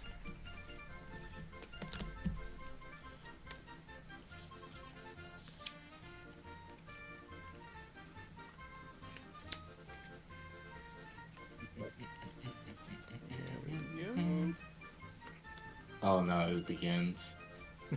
You have it stuck in your head now? No, I looked at chat. Ah. Oh! No ideas, only puns. Okay. Well, that's 3 puns. So let me get my puns for you, and I will tell you what we have in store today. Actually, you know what? I open this. Let's do the additional pun list. To the person who stole my glasses, I will find you. I have contacts.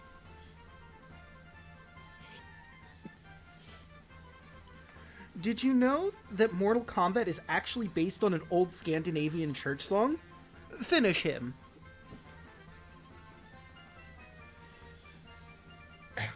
And last, but certainly not least of our triumvirate of puns here, I recently returned to speak at the annual Plastic Surgery Addiction Conference.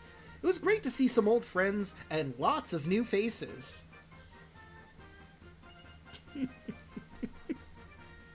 That's fair.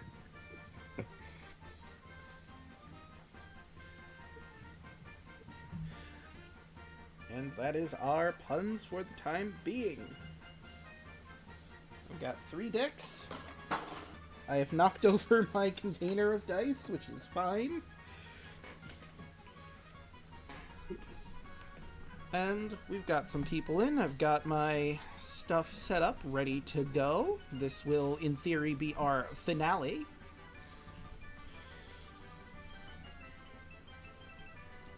Oh, partying to such sweet sorrow. Yeah. I've always swapped my profile picture like in my settings in my account, but I didn't know I could just click a bar here at the bottom and just swap to a character sheet. Oh yeah, you can do that at will in Roll20. It's pretty nice. And as the DM, Wait, I have where? access to every NPC in existence, so I can just randomly become whoever. I'm a ghost. Now I'm locked. Where do you do that? I did not know that was a thing. So if you go to the right side of the screen in the chat, you should see at the very bottom as, and then a drop-down menu, which has all of your character sheets that you have access to.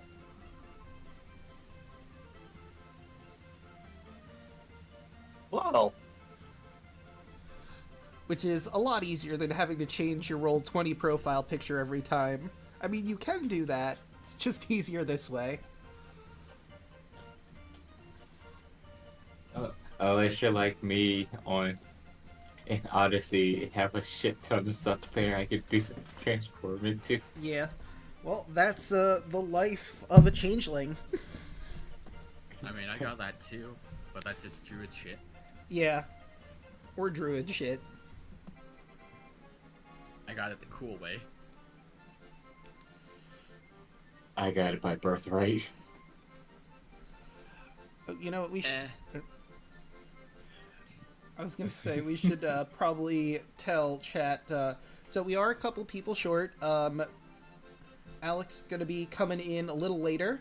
Than is trapped at work for the time being. We will see if Than does make it. We hope he does. But in the meanwhile... Oh, hold on. Let me do one last thing to prep here. Actually, you know what? Fuck it. I can go through my ideas now while I do one last little bit of prep. So, I had a couple ideas of potentially coming back to here. Among them was, obviously there's, we could do an Elseworld situation where the players from the Rebellion Nightmare battle against you guys, and maybe you clown them, maybe they win. We'd have to probably scale them down or back. You'd have to just get a level up or two to deal with that. I thought about maybe having a random person come in every once in a while to be a person that you guys would have to clown, and they would have to be higher level than you, so it's not a curb stomp of you guys beating the tar out of them. Oh, God, I fear if we have to face Snack. Yeah, that'll be. You should be able to handle it, right? Right, Hoshi? You should know how to defeat Snack, right? Yeah, you know how to defeat yourself. No. There Well, is. You haven't specifically built Pepper to defeat Snack just in case a situation would pop up. No. Oh, wow. There is a certain there is a certain term I can't that's escaping me for, but I've discovered the perfect way to destroy my own self or my other self. See, I think Puddles would be a strong contender to beat Snack because his AC is so goddamn high. Snack could be trying to hit him and he would just, you know, Spirit Guardians him to death potentially. Snack just basically. Although Snack does have pretty high hits, considering his roll Snack is like a fucking truck. So, you know what, let's just fight Snack. I'll just want to see if you what can you defeat Snack? I honestly want to see if you guys could defeat Argyle at the end of that campaign. So I was thinking either it would be the end of the campaign and that would be how the Welcoming Committee gets destroyed, or maybe you guys clown him, and like I said, it's an Elseworld scenario. Or maybe you encounter the players before they get all the way to Hecna. Perhaps you guys battle after Sophie gets taken down, and Pepper has a field day with that. Oh no, Sophie's down. Tragic. Anyways. No.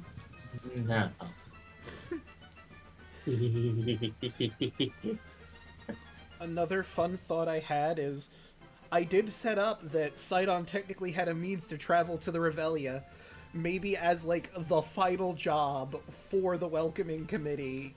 After you'd done a few jobs, Sidon comes to the Revelia and you try to beat him. I'd probably give you a few more levels than where you're at right now, but I feel like I'd want it to be an upsell. You'd have to struggle against Sidon.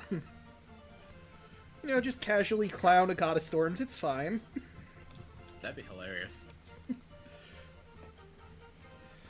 I mean, have you seen how we took him out in the Odyssey game? Well, yeah, but I really played into his ego. I made him a petty asshole and just decided to nuke the entire map. If he doesn't have a personal stake in the game and just some people try to kill him, he might actually fight genuinely. Also, he has a get out of Revelia free card with the Cubic Gate. So if it gets too hairy, he could also potentially get the fuck out of there.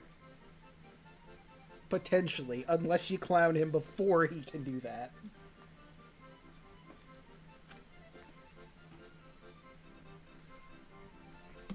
And that'd be another funny Elseworld what if. There's a couple characters that I have, and I'm like, okay, if we were to fight them, how would it go?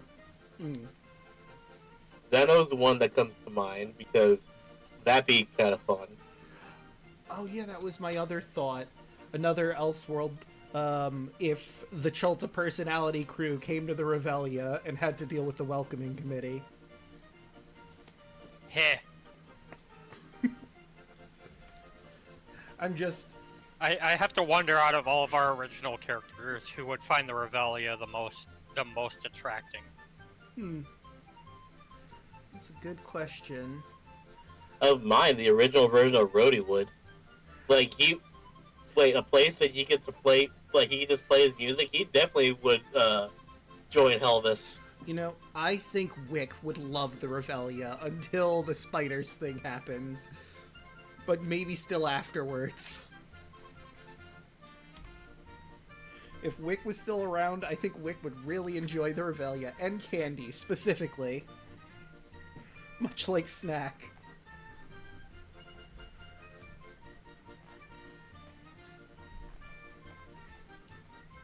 Wick and Stack would get along great. Oh, yeah. Just try to see if we can actually beat Snack as he is right now.